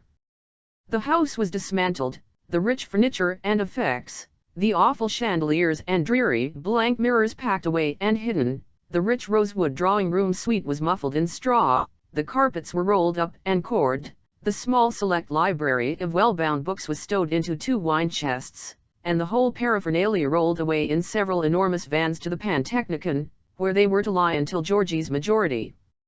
and the great heavy dark plate chests went off to Messrs. Stumpy and Rowdy, to lie in the cellars of those eminent bankers until the same period should arrive. One day Emmy, with George in her hand and clad in deep sables, went to visit the deserted mansion which she had not entered since she was a girl. The place in front was littered with straw where the vans had been laden and rolled off. They went into the great blank rooms, the walls of which bore the marks where the pictures and mirrors had hung. Then they went up the great blank stone staircases into the upper rooms, into that where Grandpapa died, as George said in a whisper, and then higher still into George's own room. The boy was still clinging by her side, but she thought of another besides him. She knew that it had been his father's room as well as his own. She went up to one of the open windows, one of those at which she used to gaze with a sick heart when the child was first taken from her, and thence as she looked out she could see, over the trees of Russell Square, the old house in which she herself was born, and where she had passed so many happy days of sacred youth. They all came back to her, the pleasant holidays, the kind faces, the careless, joyful past times, and the long pains and trials that had since cast her down. She thought of these and of the man who had been her constant protector, her good genius, her sole benefactor, her tender and generous friend. "Took here, mother," said Georgie, "here's a G.O. scratched on the glass with a diamond. I never saw it before, I never did it." "It was your father's room long before you were born, George," she said, and she blushed as she kissed the boy. She was very silent as they drove back to Richmond, where they had taken a temporary house, where the smiling lawyers used to come bustling over to see her, and we may be sure noted the visit in the bill, and where of course there was a room for Major Dobbin too, who rode over frequently, having much business to transact on behalf of his little ward. Georgie at this time was removed from Mr. Veal's on an unlimited holiday, and that gentleman was engaged to prepare an inscription for a fine marble slab, to be placed up in the Foundling under the monument of Captain George Osborne. The female bullock, aunt of Georgie, although despoiled by that little monster of one half of the sum which she expected from her father, nevertheless showed her charitableness of spirit by being reconciled to the mother and the boy. Roehampton is not far from Richmond, and one day the chariot, with the golden bullocks emblazoned on the panels, and the flaccid children within, drove to Amelia's house at Richmond, and the Bullock family made an eruption into the garden, where Amelia was reading a book, Joss was in an arbor placidly dipping strawberries into wine, and the Major in one of his Indian jackets was giving a back to Georgie, who chose to jump over him. He went over his head and bounded into the little advance of bullocks, with immense black bows in their hats, and huge black sashes, accompanying their mourning mamma. He is just of the age for Rosa, the fond parent thought, and glanced towards that dear child, an unwholesome little miss of 7 years of age. "Rosa, go and kiss your dear cousin," Mrs. Frederick said. "Don't you know me, George? I am your aunt." "I'll know you well enough," George said, "but I don't like kissing, please," and he retreated from the obedient caresses of his cousin. "Take me to your dear mamma, you droll child," Mrs. Frederick said, and those ladies accordingly met, after an absence of more than 15 years. During Emmy's cares and poverty the other had never once thought about coming to see her, but now that she was decently prosperous in the world, her sister-in-law came to her as a matter of course. So did numbers more. Our old friend, Miss Swartz, and her husband came thundering over from Hampton Court, with flaming yellow liveries, and was as impetuously fond of Amelia as ever. Miss Swartz would have liked her always if she could have seen her.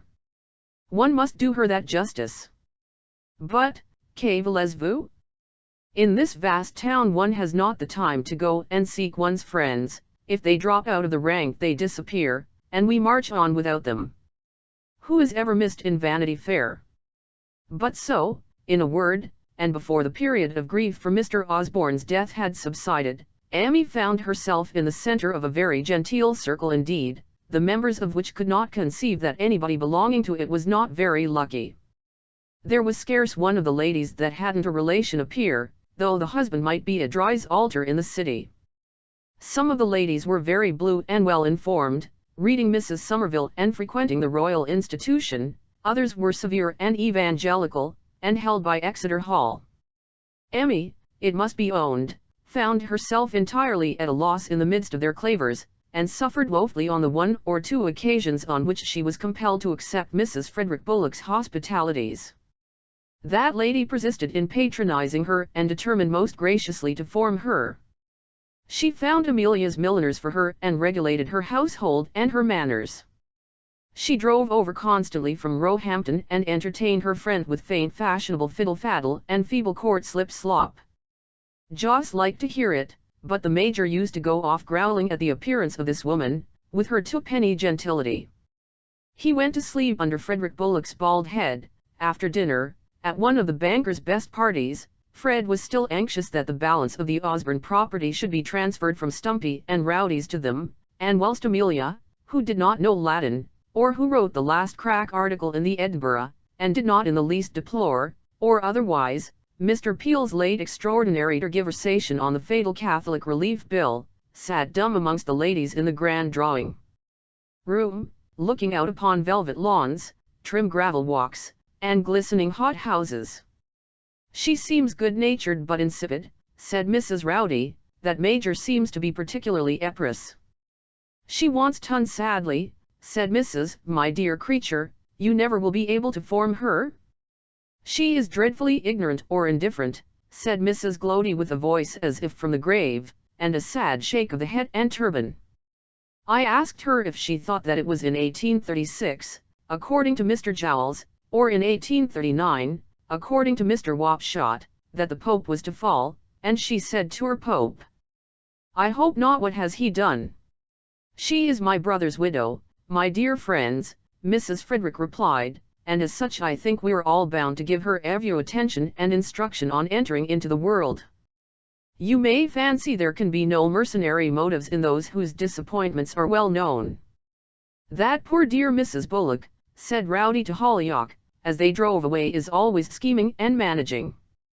She wants Mrs. Osbone's account to be taken from our house to hers, and the way in which she coaxes that boy and makes him sit by that blear-eyed little Rosa is perfectly ridiculous. I wish Glory was choked with her Man of Sin and her Battle of Armageddon,' cried the other, and the carriage rolled away over Putney Bridge. But this sort of society was too cruelly genteel for Emmy, and all jumped for joy when a foreign tour was proposed. Chapter 62. A.M. Rhine. The above everyday events had occurred, and a few weeks had passed, when on one fine morning, Parliament being over, the summer advanced, and all the good company in London about to quit that city for their annual tour in search of pleasure or health, the Badavire steamboat left the Tower stairs laden with a goodly company of English fugitives. The quarter-deck awnings were up, and the benches and gangways crowded with scores of rosy children, bustling nursemaids, ladies in the prettiest pink bonnets and summer dresses, gentlemen in travelling caps and linen jackets, whose mustachios had just begun to sprout for the ensuing tour, and stout trim old veterans with starched neckcloths and neat brushed hats, such as have invaded Europe any time since the conclusion of the war, and Caney the National got 'em into Evio City of the continent. The congregation of hat boxes, and Brahma desks, and dressing cases was prodigious.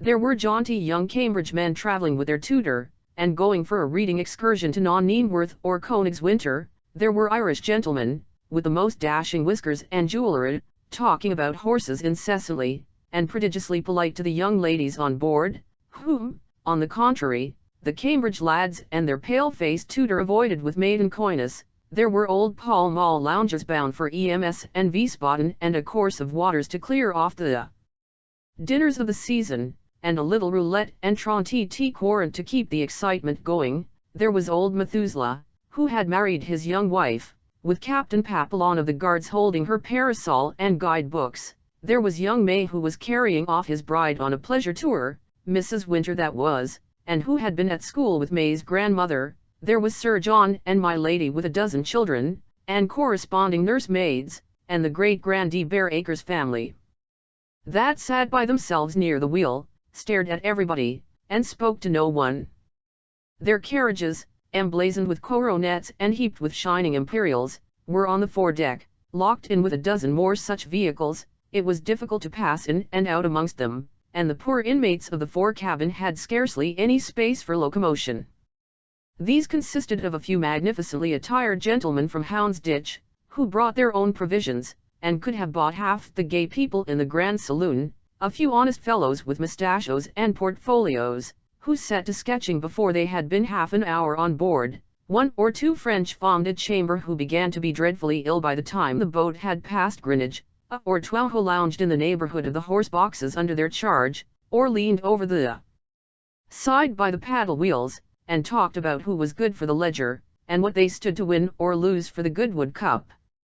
All the couriers, when they had done plunging about the ship and had settled their various masters in the cabins or on the deck, congregated together and began to chatter and smoke, the Hebrew gentleman joining them and looking at the canailles. There was Sir John's great carriage that would hold 13 people, my Lord Methuselah's carriage, my Lord Barryacker's chariot, Britska, and Furgon, that anybody might pay for who liked. It was a wonder how my lord got the ready money to pay for the expenses of the journey. The Hebrew gentleman knew how he got it. They knew what money his lordship had in his pocket at that instant, and what interest he paid for it, and who gave it him. Finally there was a very neat, handsome travelling carriage, about which the gentleman speculated. "A qui cette voiture là," said one gentleman courier with a large Morocco money bag and earrings to another with earrings and a large Morocco money bag. "C'est a kirche je Benz jelaivu tout à l'heure qui brenoit de sang vicious dans la voiture," said the courier in a fine German French. Kirch emerging presently from the neighborhood of the hold, where he had been bellowing instructions intermingled with polyglot oaths to the ship's men engaged in secreting the passengers' luggage, came to give an account of himself to his brother interpreters. He informed them that the carriage belonged to a nabob from Calcutta and Jamaica enormously rich, and with whom he was engaged to travel, and at this moment a young gentleman who had been whammed off the bridge between the paddle boxes, and who had dropped thence on to the roof of Lord Methuselah's carriage, from which he made his way over other carriages and imperials until he had clambered on to his own, descended thence and through the window into the body of the carriage, to the applause of the couriers looking on. "Nous allons avoir une belle traversée, Monsieur George," said the courier with a grin, as he lifted his gold-laced cap. "Dear French," said the young gentleman, "where's the biscuits, I?" Whereupon Kirsch answered him in the English language or in such an imitation of it as he could command, for though he was familiar with all languages, Mr. Kirsch was not acquainted with a single one, and spoke all with indifferent volubility and ink-01-tectness. The imperious young gentleman who gobbled the biscuits, and indeed it was time to refresh himself, for he had breakfasted at Richmond full 3 hours before, was our young friend George Osborne. Uncle Jos and his mamma were on the quarter-deck with a gentleman of whom they used to see a good deal, and the four were about to make a summer tour.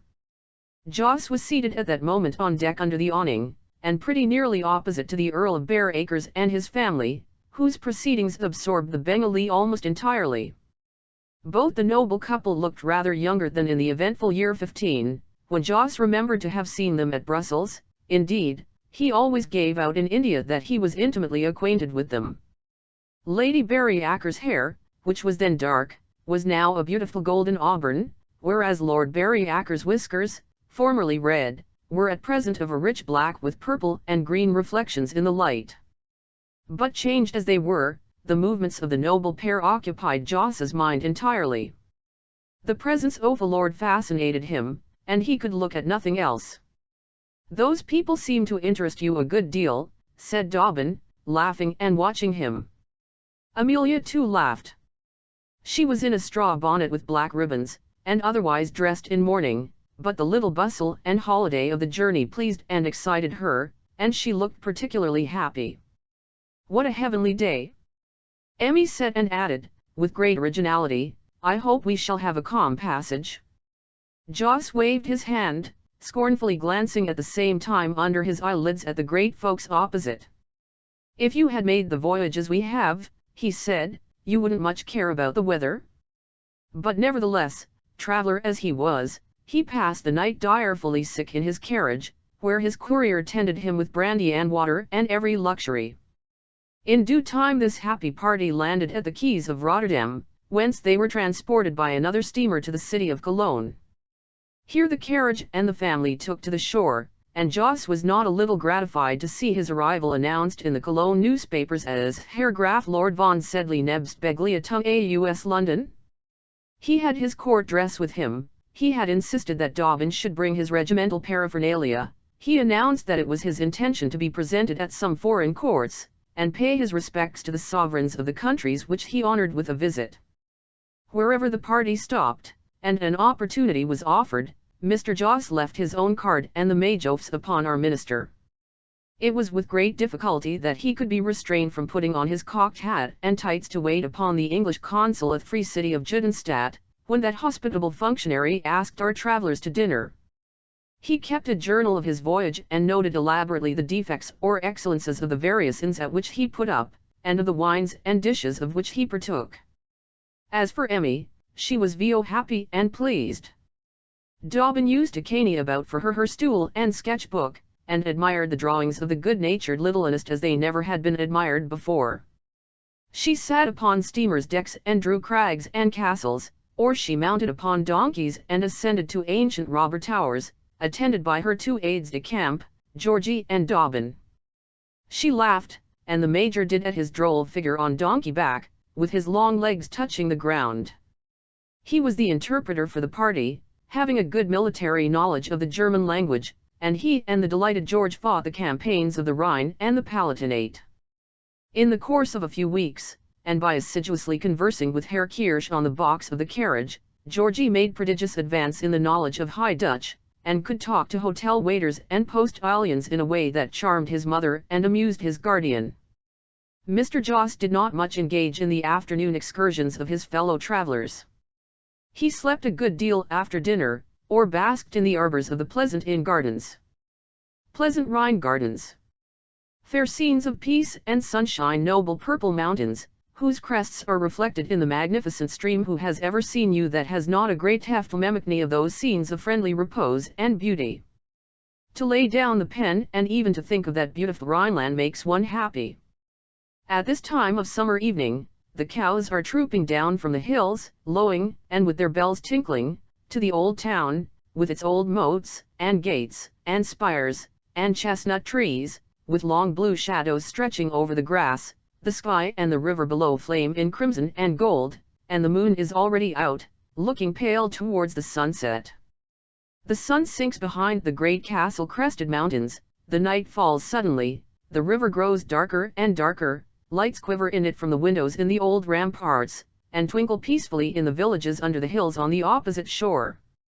So Joss used to go to sleep a good deal with his bandana over his face and be very comfortable, and read all the English news, and every word of Galignani's admirable newspaper. May the blessings of all Englishmen who have ever been abroad rest on the founders and proprietors of that piratical print, and whether he woke or slept, his friends did not very much miss him. Yes, they were very happy.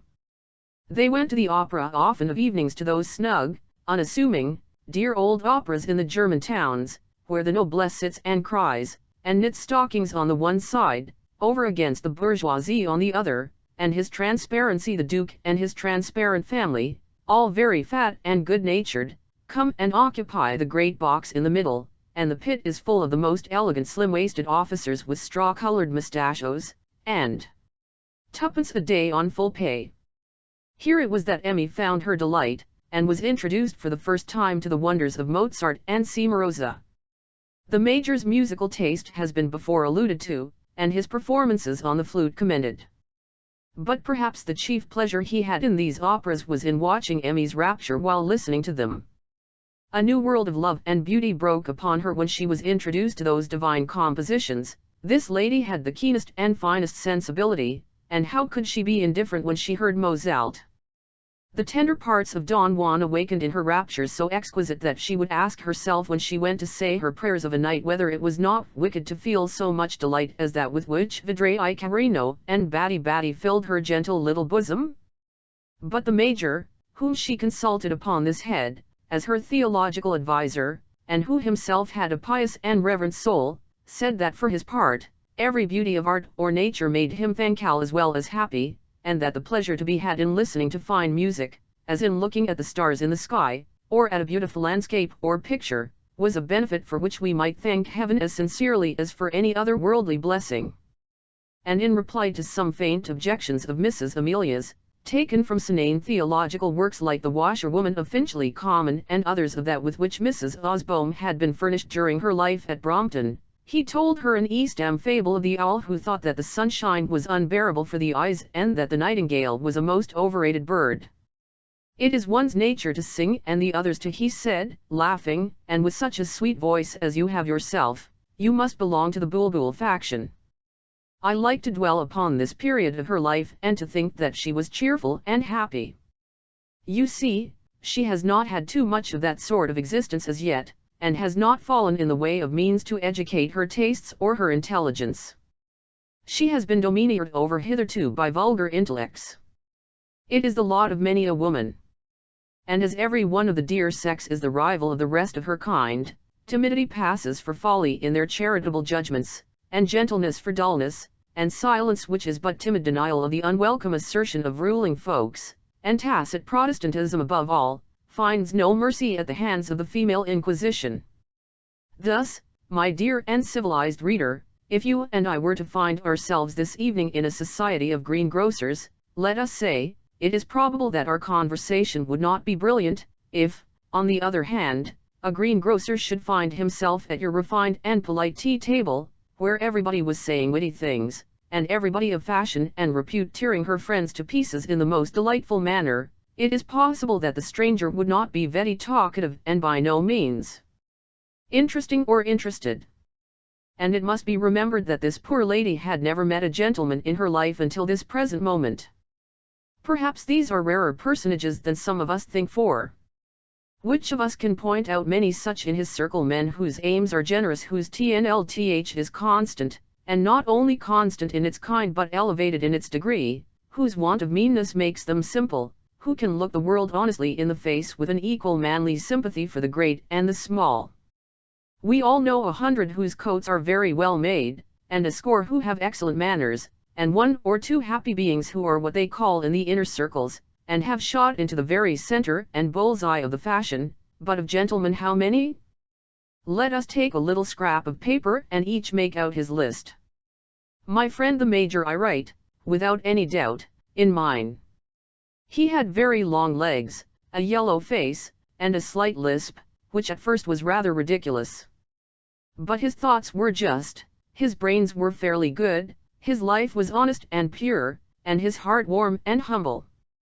He certainly had very large hands and feet, which the 2 George Osbornes used to caricature and laugh at, and their jeers and laughter perhaps led poor little Emmy astray as to his worth. But have we not all been misled about our heroes and changed our opinions 100 times? Emmy, in this happy time, found that hers underwent a very great change in respect of the merits of the Major. Perhaps it was the happiest time of both their lives, indeed, if they did but know it, and who does? Which of us can point out and say that was the culmination, that was the summit of human joy? But at all events, this couple were very decently contented, and enjoyed as pleasant a summer tour as any pair that left England that year.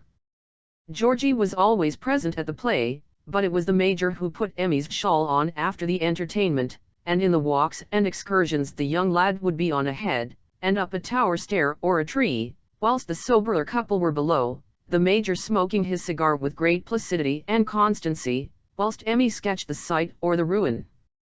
It was on this very tour that I, the present writer of a histody of which every word is UE, had the pleasure to see them first and to make their acquaintance.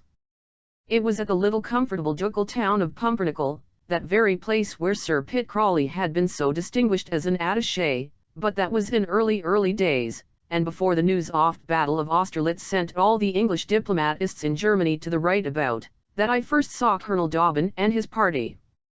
They had arrived with a carriage and courier at the Prince Hotel, the best of the town, and the whole party dined at the table d'hôte. Everybody remarked the majesty of Joss and the knowing way in which he sipped, or rather sucked, the Johannisberger, which he ordered for dinner. The little boy, too, we observed, had a famous appetite, and consumed schilken, and braten, and kartoffeln, and cranberry jam, and salad, and pudding, and roast fowls, and sweetmeats, with a gallantry that did honor to his nation. After about 15 dishes, he concluded the repast with dessert, some of which he even carried out of doors, for some young gentleman at table, amused with his coolness and gallantry and easy manner, induced him to pocket a handful of macaroons, which Hetty's cussed on his way to the theatre, whither everybody went in the cheery social little German place. The lady in black, the boy's mamma, laughed and blushed, and looked exceedingly pleased and shy as the dinner went on, and at the various feats and instances of espièglerie on the part of her son. The colonel, for so he became very soon afterwards, I remember, joked the boy with a great deal of grave fun, pointing out dishes which he hadn't tried, and entreating him not to balk his appetite, but to have a second supply of this or that. It was what they call a Gastrol night at the Royal Grand Ducal Pumpernickel-ish Hof or Court Theatre, and Madame Schroeder-Devrient, then in the bloom of her beauty and genius, performed the part of the heroine in the wonderful opera of Fidelio. From our places in the stalls we could see our 4 friends of the table d'hôte in the loge which Schwendler of the Erpins kept for his best guests, and I could not help remarking the effect which the magnificent actress and music produced upon Mrs. Osbourne, for so we heard the stout gentleman in the mustachios call her. During the astonishing comes of the prisoners, over which the delightful voice of the actress rose and soared in the most ravishing harmony, the English lady's face wore such an expression of wonder and delight that it snuck even little Phipps, the blasé attaché, who drawled out, as he fixed his glass upon her, "Gade, it really does one good to see a woman capable of that state of excitement." And in the prison scene, where Fidelio, rushing to her husband, cries, "Nix, nix, main floor Stan," she fairly lost herself and covered her face with her handkerchief. Every woman in the house was snivelling at the time, but I suppose it was because it was predestined that I was to write this particular lady's memoirs that I remarked her. The next day they gave another piece of Beethoven, Die Schlacht bei Vittoria. Malbrook is introduced at the beginning of the performance, as indicative of the brisk advance of the French army. Then come dinans, trumpets, thunders of artillery, and groans of the dying, and at last, in a grand triumphal swell, God Save the King is performed. There may have been a score of Englishmen in the house, but at the burst of that beloved and well-known music, every one of them, we young fellows in the stalls, Sir John and Lady Bullminster, who had taken a house at Pumpernickel for the education of their 9 children, the fat gentleman with the mustachios, the long major in white duck trousers, and the lady with the little boy upon whom he was so sweet, even Kirsch, the courier in the gallery, stood bolt upright in their places and proclaimed themselves to be members of the dear old British nation. As for Tapeworm, the charge d'affaires, he rose up in his box and bowed and simpered, as if he would represent the whole empire. Tapeworm was nephew and heir of old Marshal Tiptoff, who has been introduced in this story as General Tiptoff, just before Waterloo, who was colonel of the regiment in which Major Dobbin served, and who died in this year full of honours, and of an aspic of plover's eggs, when the regiment was graciously given by His Majesty to Colonel Sir Michael O'Dowd, K.C.B., who had commanded it in many glorious fields.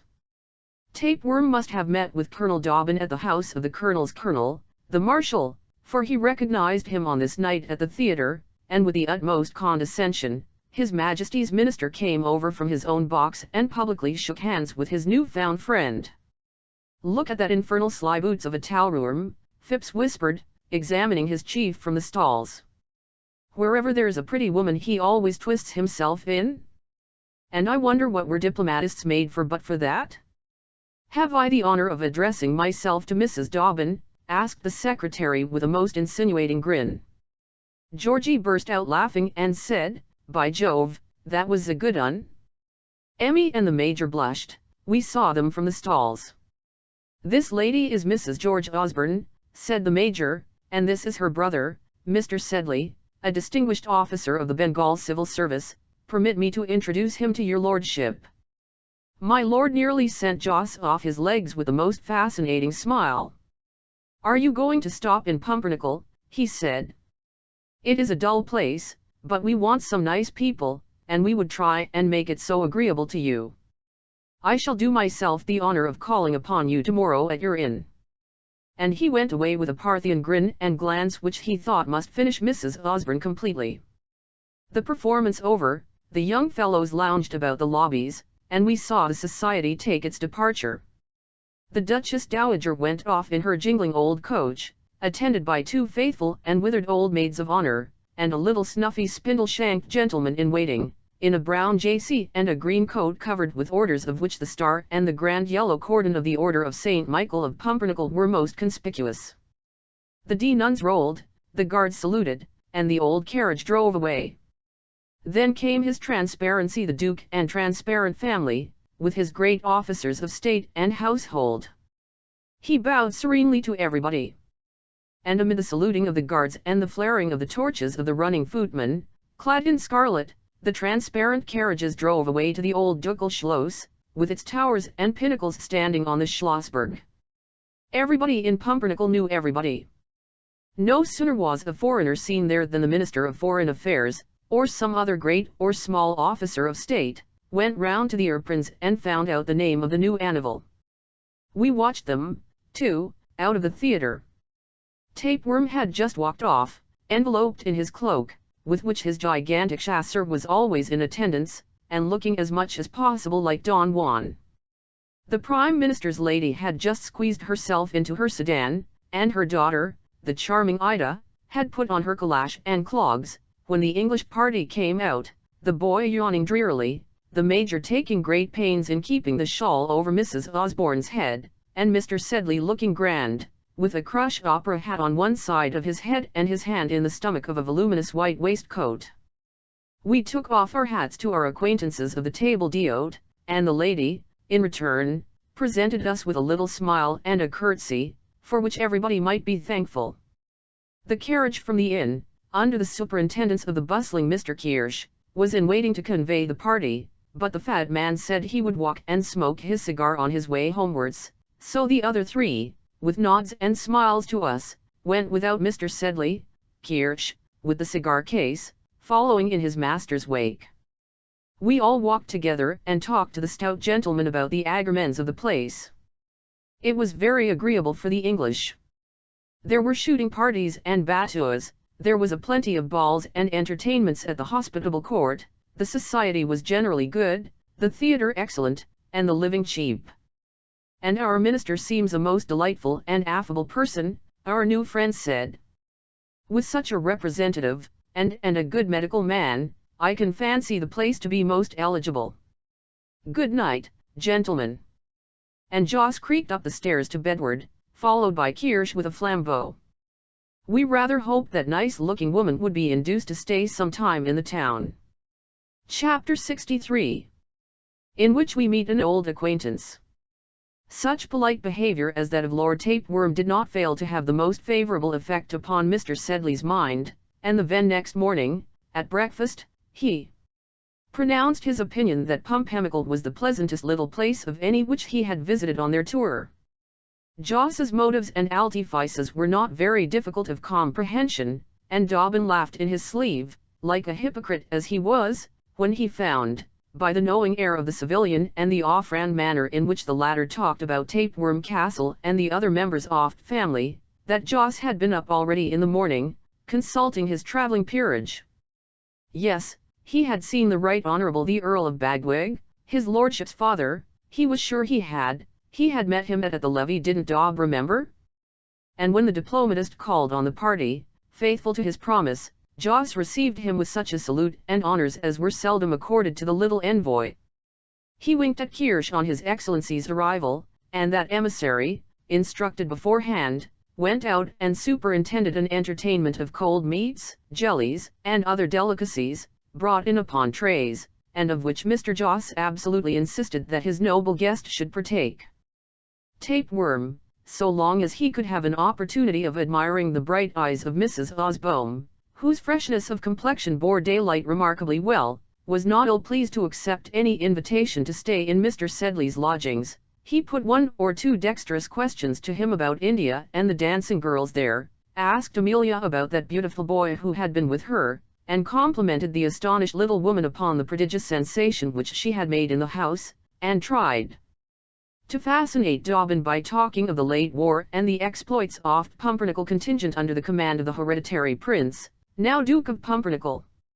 Lord Tapeworm inherited no little portion of the family gallantry, and it was his happy belief that almost every woman upon whom he himself cast friendly eyes was in love with him. He left Emmy under the persuasion that she was slain by his wit and attractions, and went home to his lodgings to write a pretty little note to her. She was not fascinated, only puzzled, by his grinning, his simpering, his scented cambric handkerchief, and his high-heeled lacquered boots.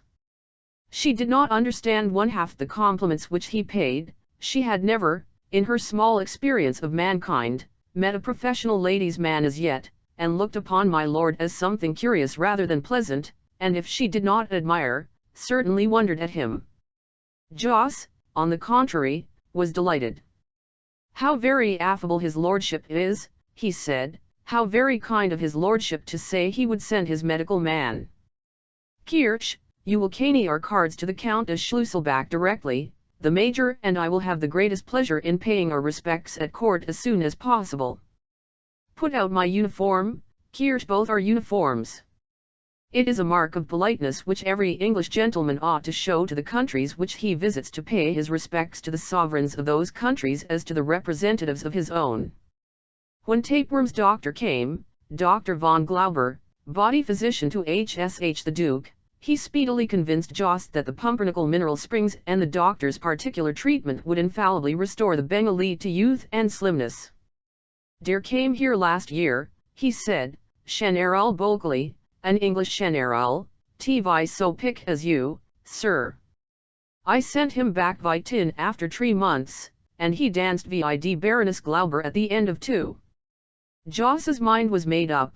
The springs, the doctor, the court, and the charged affair convinced him, and he proposed to spend the autumn in these delightful quarters. And punctual to his word, on the next day the charged affair presented Joss and the Major to Victor Aurelius 17, being conducted to their audience with that sovereign by the Countess Schlusselbach, Marshal of the Court. They were straightway invited to dinner at court, and their intention of staying in the town being announced, the politest ladies of the whole town instantly called upon Mrs. Osbom, and as not one of these, however poor they might be, was under the rank of a baroness, Joss's delight was beyond expression.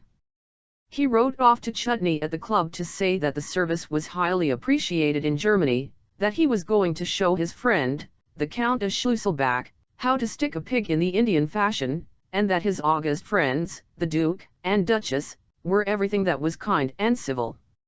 Emmy, too, was presented to the august family, and as mourning is not admitted in court on certain days, she appeared in a pink crape dress with a diamond ornament in the corsage, presented to her by her brother, and she looked so pretty in this costume that the Duke and court, putting out of the question the Major, who had scarcely ever seen her before in an evening dress, and vowed that she did not look 25, all admired her excessively. In this dress she walked a polonaise with Major Dobbin at a court ball, in which easy dance Mr. Joss had the honor of leading out the Countess of Schlusselbach, an old lady with a humpback, but with 16 good quarters of nobility and related to half the royal houses of Germany.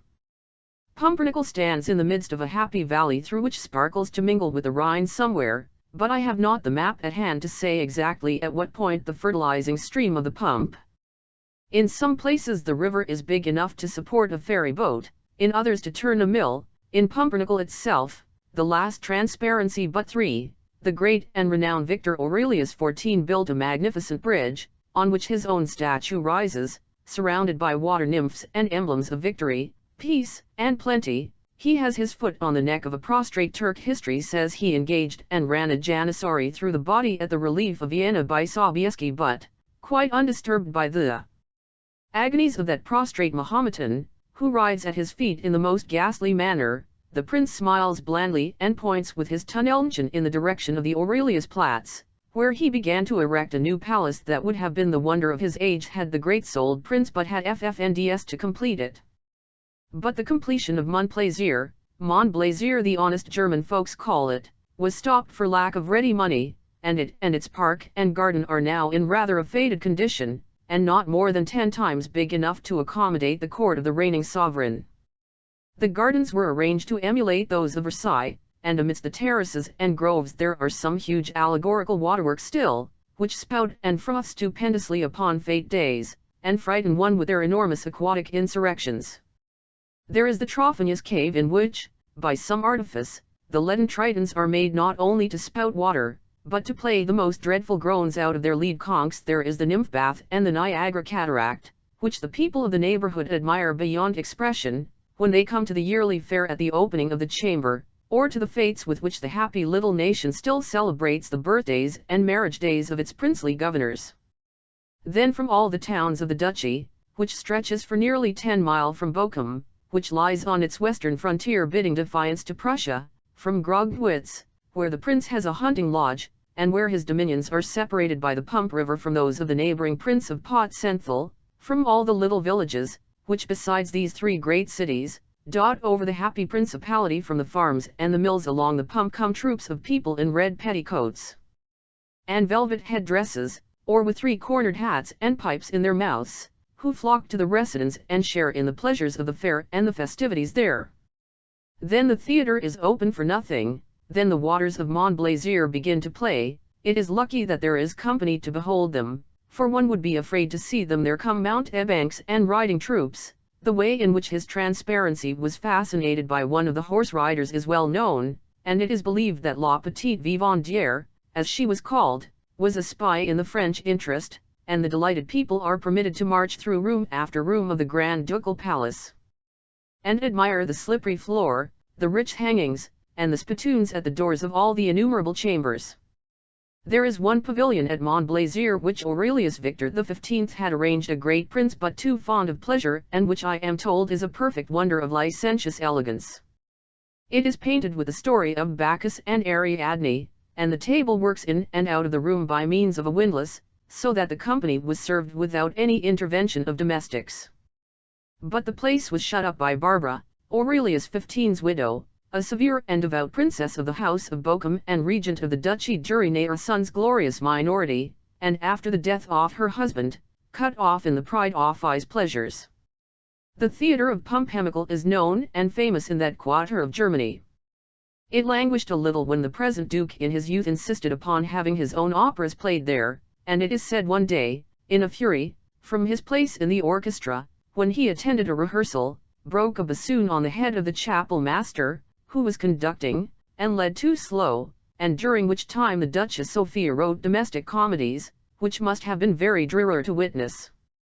But the prince executes his music in private now, and the Duchess only gives away her plays to the foreigners of distinction who visit her kind little court. It is conducted with no small comfort and splendour.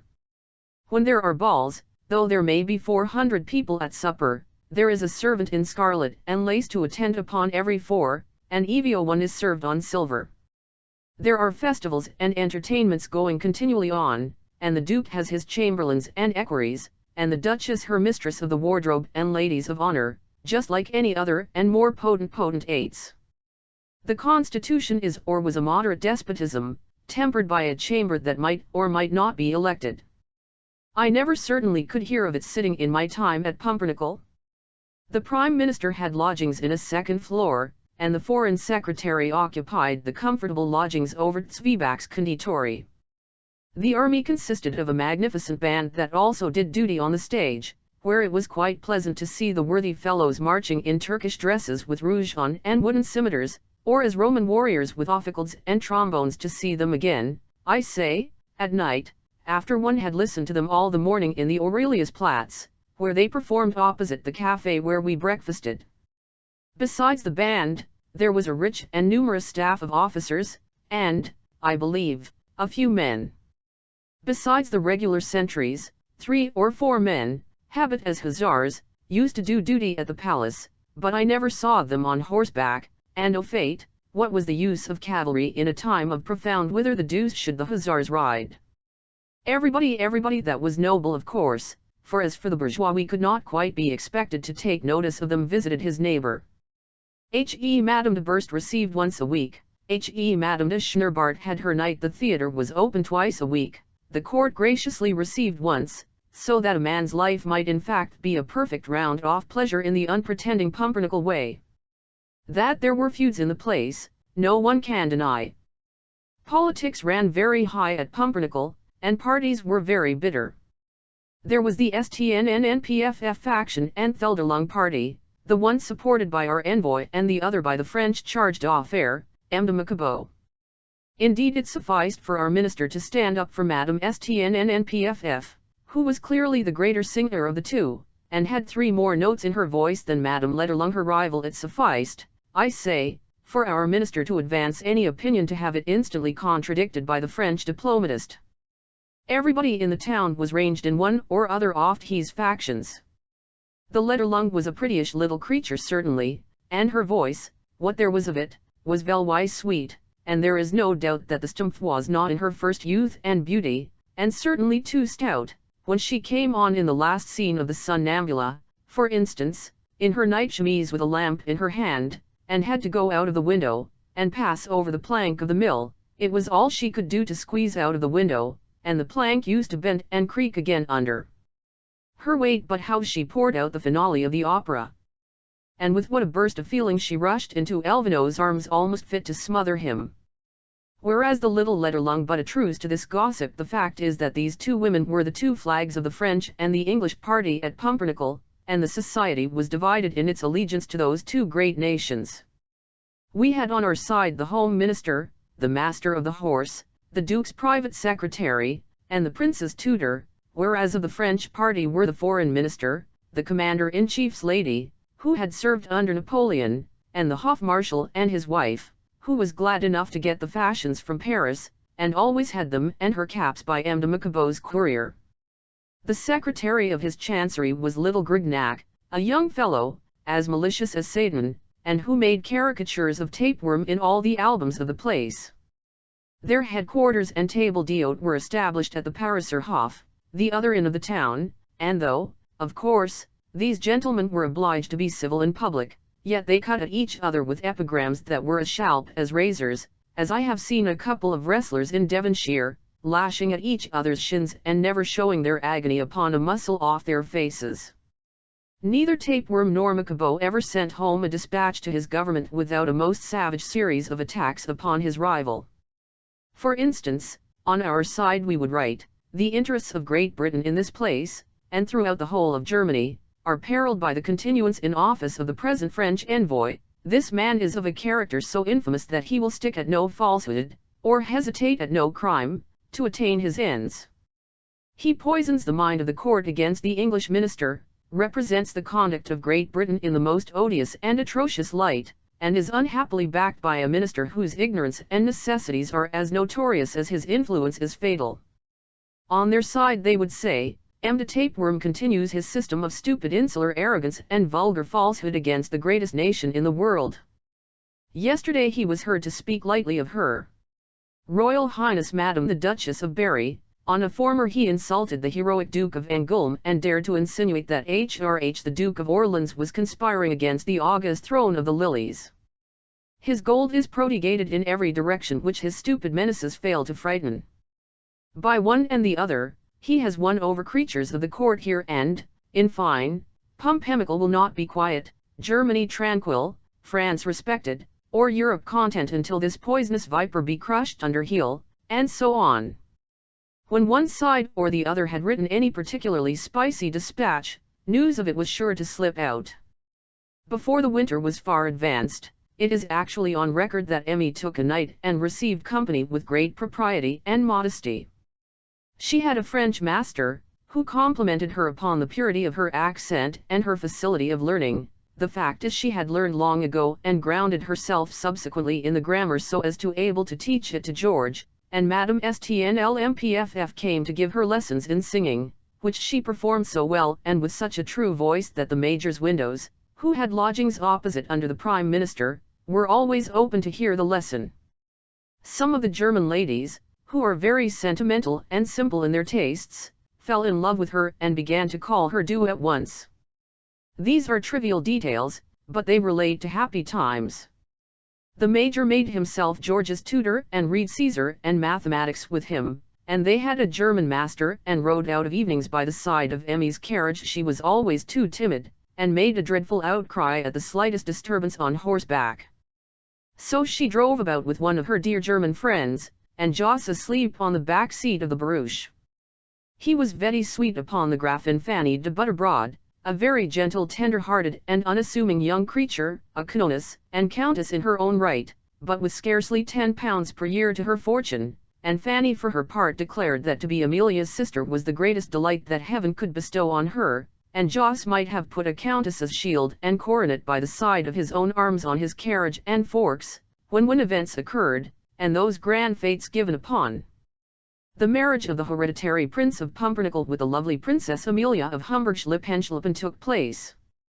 At this festival the magnificence displayed was such as had not been known in the little German place since the days of the prodigal Victor XIV. All the neighboring princes, princesses, and grandees were invited to the feast. Beds rose to half a crown per night in Pumpernickel, and the army was exhausted in providing guards of honor for the highnesses, serenities, and excellencies who arrived from all quarters. The princess was married by proxy, at her father's residence, by the Count de Schlusselbach.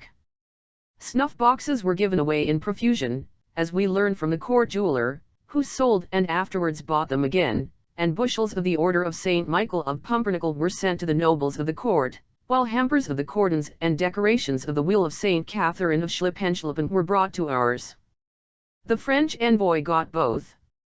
He is covered with ribbons like a prize cart horse, Tapeworm said, who was not allowed by the rules of his service to take any decorations. Let him have the cordons, but with whom is the victory? The fact is, it was a triumph of British diplomacy, the French party having proposed and tried their utmost to carry a marriage with a princess of the House of Potstars and Donnerwetter, whom, as a matter of course, we opposed. Everybody was asked to the fates of the marriage. Garlands and triumphal arches were hung across the road to welcome the young bride. The great St. Michael's fountain ran with uncommonly sour wine, while that in the artillery place frothed with beer. The great waters played, and poles were put up in the park and gardens for the happy peasantry, which they might climb at their leisure, carrying off watches, silver forks, prize sausages hung with pink ribbon, and see, at the top. Georgie got one, wrenching it off, having swarmed up the pole to the delight of the spectators, and sliding down with the rapidity of a fall of water.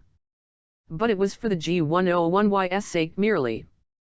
The boy gave the sausage to a peasant, who had very nearly seized it, and stood at the foot of the mast, blubbering, because he was unsuccessful. At the French Chancellery they had 6 more lamp irons in their illumination than ours had, but our transparency, which represented the young couple advancing and discord flying away, with the most ludicrous likeness to the French ambassador, beat the French picture hollow, and I have no doubt got Tapeworm the advancement and the cross of the Bath which he subsequently attained. Crowds of foreigners arrived for the fetes, and of English, of course. Besides the court balls, public balls were given at the town hall and the Red Jut, and in the former place there was a room for trente quorant and roulette established, for the week of the festivities only, and by one of the great German companies from EMS or Aix-la-Chapelle.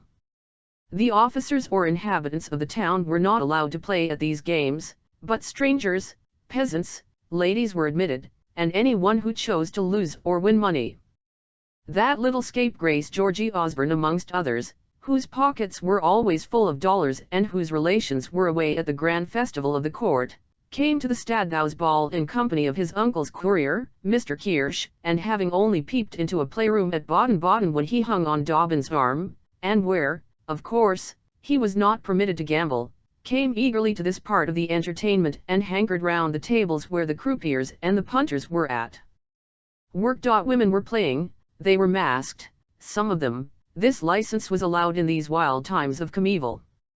A woman with light hair, in a low dress by no means so fresh as it had been, and with a black mask on, through the eyelets of which her eyes twinkled strangely, was seated at one of the roulette tables with a card and a pin and a couple of florins before her. As the croupier called out the color and number, she pricked on the card with great care and regularity, and only ventured her money on the colors after the red or black had come up a certain number of times. It was strange to look at her. But in spite of her care and assiduity she guessed wrong, and the last 2 florins followed each other under the croupier's rake, as he cried out with his inexorable voice the winning color and number. She gave a sigh, slung with her shoulders, which were already too much out of her gown, and dashing the pin through the card onto the table, sat thrumming it for a while. Then she looked round her and saw Georgie's honest face staring at the scene. The little scamp! What business had he to be there? When she saw the boy, at whose face she looked hard through her shining eyes and mask, she said, "Monsieur n'est pas joueur?" "Non, madame," said the boy, but she must have known, from his accent, of what country he was, for she answered him with a slight foreign tone. "You have never played, will you do me a little favor?" "What is it?" said Georgie, blushing again. Mr. Kirsch was at work for his part at the Rouge et Noir and did not see his young master. "Play this for me, if you please, put it on any number, any number." And she took from her bosom a purse, and out of it a gold piece, the only coin there, and she put it into George's hand. The boy laughed and did as he was bid. The number came up sure enough. There is a power that arranges that, they say, for beginners. "Thank you," said she, pulling the money towards her, "thank you. What is your name?" "My name's Osborne," said Georgie, and was fingering in his own pockets for dollars, and just about to make a trial, when the Major, in his uniform, and Joss, and Marquis, from the court ball, made their appearance.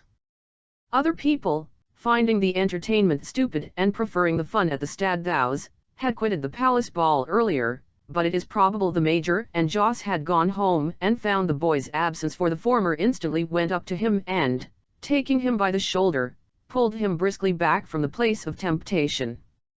Then, looking round the room, he saw Kirsch employed as we have said, and going up to him, asked how he dared to bring Mr. George to such a place. "Laissez-moi tranquille," said Mr. Kirsch, very much excited by play and wine. "11 faut s'amuser, parbleu. Je ne suis pas au service de monsieur." Seeing his condition, the Major did not choose to argue with the man, but contented himself with drawing away George and asking Joss if he would come away. He was standing close by the lady in the mask, who was playing with pretty good luck now, and looking on much interested at the game. "Hadn't you better come, Joss?" the Major said, "with George and me." "I'll stop and go home with that rascal, Kirsch," Joss said, and for the same reason of modesty, which he thought ought to be preserved before the boy, Dobbin did not care to remonstrate with Joss, but left him and walked home with Georgie. "Did you play?" asked the Major when they were out and on their way home. The boy said no. "Give me your word of honour as a gentleman that you never will." "Why," said the boy, "it seems vo good ffn." And, in a very eloquent and impressive manner, the Major showed him why he shouldn't, and would have enforced his precepts by the example of Georgie's own father, had he liked to say anything that should reflect on the other's memory.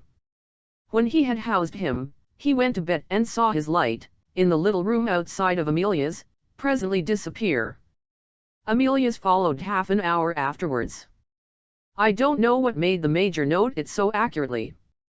Joss, however, remained behind over the play table. He was no gambler, but not averse to the little excitement of the sport now and then, and he had some Napoleons chinking in the embroidered pockets of his court waistcoat. He put down one over the fair shoulder-off little gambler before him, and they won.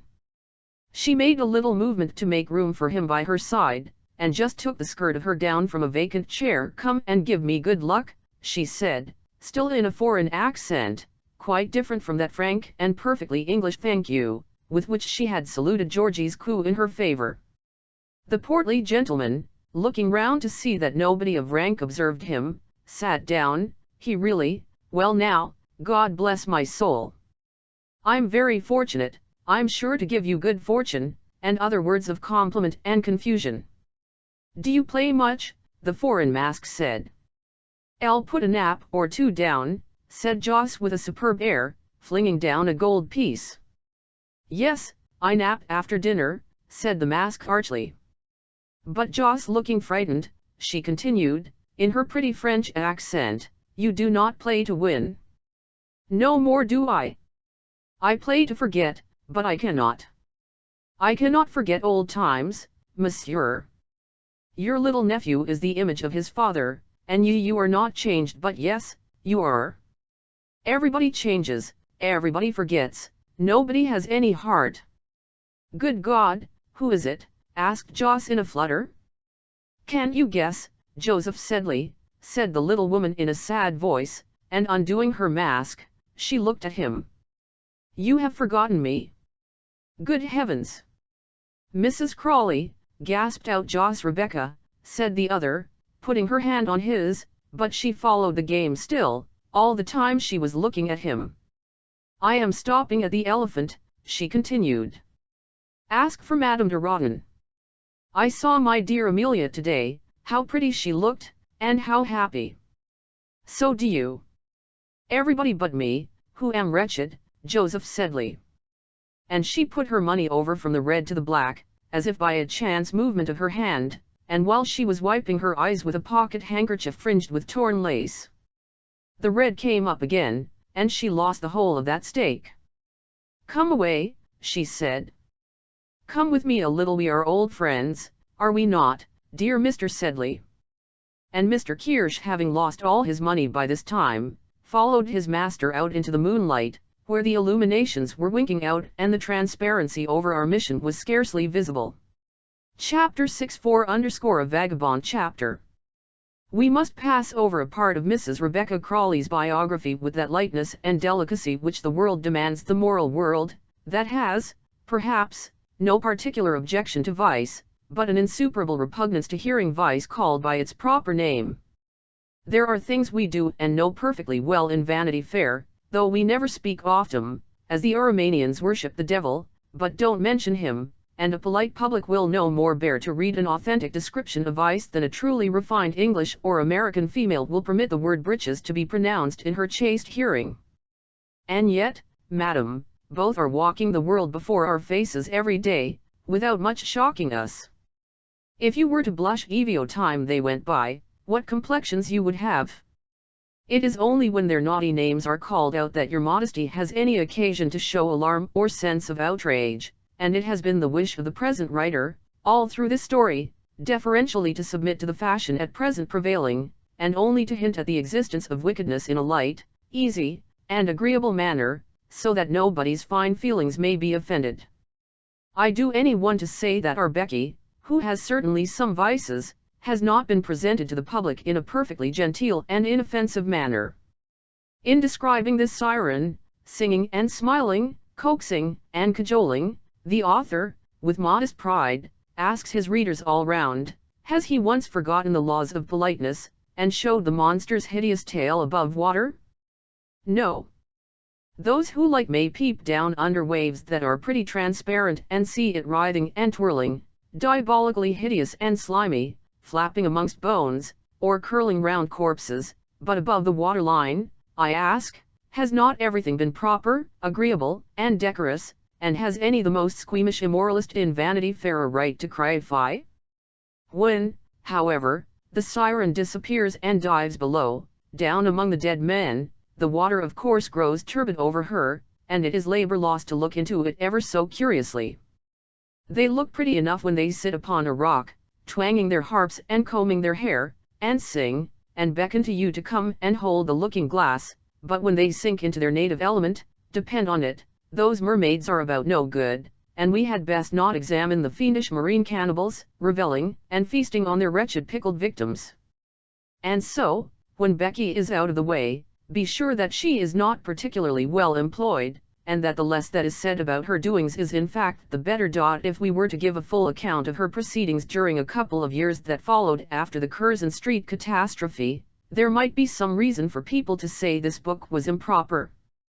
The actions of very vain, heartless, pleasure-seeking people are very often improper, as are many of yours, my friend with the grave face and spotless reputation, but that is merely by the way, and what are those of a woman without faith or love or character?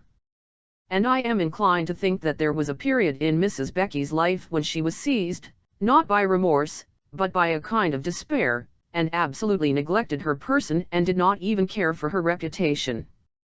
This abasement and degradation did not take place all at once, it was brought about by degrees, after her calamity, and after many struggles to keep up as a man who goes overboard hangs on to a spar whilst any hope is left, and then flings it away and goes down, when he finds that struggling is in vain. She lingered about London whilst her husband was making preparations for his departure to his seat of government, and it is believed made more than one attempt to see her brother-in-law, Sir Pitt Crawley, and to work upon his feelings, which she had almost enlisted in her favour. As Sir Pitt and Mr. Wenham were walking down to the House of Commons, the latter spied Mrs. Rawdon in a black veil, and lurking near the palace of the legislature. She sneaked away when her eyes met those of Wenham, and indeed never succeeded in her designs upon the baronet. Probably Lady Jane interposed. I have heard that she quite astonished her husband by the spirit which she exhibited in this quarrel, and her determination to disown Mrs. Becky.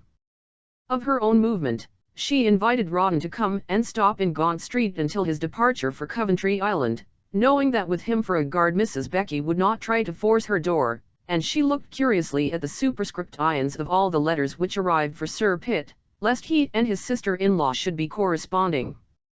Not but that Rebecca could have written had she a mind, but she did not try to see or to write to Pitt at his own house, and after 1 or 2 attempts consented to his demand that the correspondence regarding her conjugal differences should be carried on by lawyers only. The fact was that Pitt's mind had been poisoned against her. A short time after Lord Steyne's accident Wenham had been with the baronet and given him such a biography of Mrs. Becky as had astonished the member for Queen's Crawley. He knew everything regarding her, who her father was, in what year her mother danced at the opera, what had been her previous history, and what her conduct during her married life, as I have no doubt that the greater part of the story was false and dictated by interested malevolence. It shall not be repeated here. But Becky was left with a sad reputation in the esteem of a country gentleman and relative who had been once rather penial to her. The revenues of the governor of Coventry Island are not large. A part of them were set aside by His Excellency for the payment of certain outstanding debts and liabilities. The charges incident on his high situation required considerable expense. Finally, it was found that he could not spare to his wife more than £300 a year, which he proposed to pay to her on an undertaking that she would never trouble him. Otherwise, scandal, separation, Doctors' Commons would ensue. But it was Mr. Wenham's business, Lord Steyne's business, Rawdon's, Ivy or Body's to get her out of the country, and hush up a most disagreeable affair. She was probably so much occupied in arranging these affairs of business with her husband's lawyers that she forgot to take any step whatever about her son, the little Rawdon, and did not even once propose to go and see him. That young gentleman was consigned to the entire guardianship of his aunt and uncle, the former of whom had always possessed a great share of the child's affection. His mamma wrote him a neat letter from Boulogne, when she quitted England, in which she requested him to mind his book, and said she was going to take a continental tour, during which she would have the pleasure of writing to him again. But she never did for a year afterwards, and not, indeed, until Sir Pitt's only boy, always sickly, died of whooping cough and measles. Then Rawdon's mamma wrote the most affectionate composition to her darling son, who was made heir of Queen's Crawley by this accident, and drawn more closely than ever to the kind lady, whose tender heart had already adopted him. Rawdon Crawley, then grown a tall, fine lad, blushed when he got the letter. "Oh, Aunt Jane, you are my mother," he said, and not that one?" But he wrote back a kind and respectful letter to Mrs. Rebecca, then living at a boarding house at Florence. But we are advancing matters. Our darling Becky's first flight was not very far. She perched upon the French coast at Boulogne, that refuge of so much exiled English innocence, and there lived in rather a genteel, widowed manner, with a femme chamber and a couple of rooms, at an hotel. She dined at the table d'hôte, where people thought her very pleasant, and where she entertained her neighbours by stories of her brother, Sir Pitt, and her great London acquaintance, talking that easy, fashionable slip-slop which has so much effect upon certain folks of small breeding. She passed with many of them for a person of importance. She gave little tea parties in her private room and shared in the innocent amusements of the place in sea bathing, and in jaunts in open carriages, in strolls on the sands, and in visits to the play. Mrs. Burjoyce, the printer's lady, who was boarding with her family at the hotel for the summer, and to whom her bourgeois came off Saturday and Sunday, voted her charming, until that little rogue of a bourgeois began to pay her too much attention. But there was nothing in the story, only that Becky was always affable, easy, and good-natured, and with men especially. Numbers of people were going abroad as usual at the end of the season, and Becky had plenty of opportunities of finding out by the behavior of her acquaintances of the great London world the opinion of society as regarded her conduct. One day it was Lady Partlet and her daughters whom Becky confronted as she was walking modestly on Boulogne Pier, the cliffs of Albion shining in the distance across the deep blue sea. Lady Partlet marshalled all her daughters round her with a sweep of her parasol and retreated from the pier, darting savage glances at poor little Becky, who stood alone. On another day the packet came in. It had been blowing fresh, and it always suited Becky's humour to see the droll woe-begone faces of the people as they emerged from the boat. Lady Slingstone happened to be on board this day. Her ladyship had been exceedingly ill in her carriage, and was greatly exhausted and scarcely fit to walk up the plank from the ship to the pier. But all her energies rallied the instant she saw Becky smiling roguishly under a pink bonnet, and giving her a glance of scorn such as would have shriveled up most women. She walked into the custom house quite unsupported. Becky only laughed, but I don't think she liked it. She felt she was alone, quite alone, and the far-off shining cliffs of England were impassable to her. The behavior of the men had undergone too I don't know what change. Grinstone showed his teeth and laughed in her face with a familiarity that was not pleasant. Little Bob Suckling, who was cap in hand to her 3 months before, and would walk a mile in the rain to see for her carriage in the line at Gaunt House, was talking to Fitzoff of the Guards, Lord Hee-Haw's son, one day upon the jetty, as Becky took her walk there.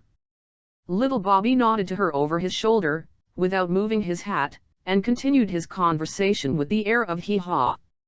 Tom Raikes tried to walk into her sitting room at the inn with a cigar in his mouth, but she closed the door upon him, and would have locked it, only that his fingers were inside.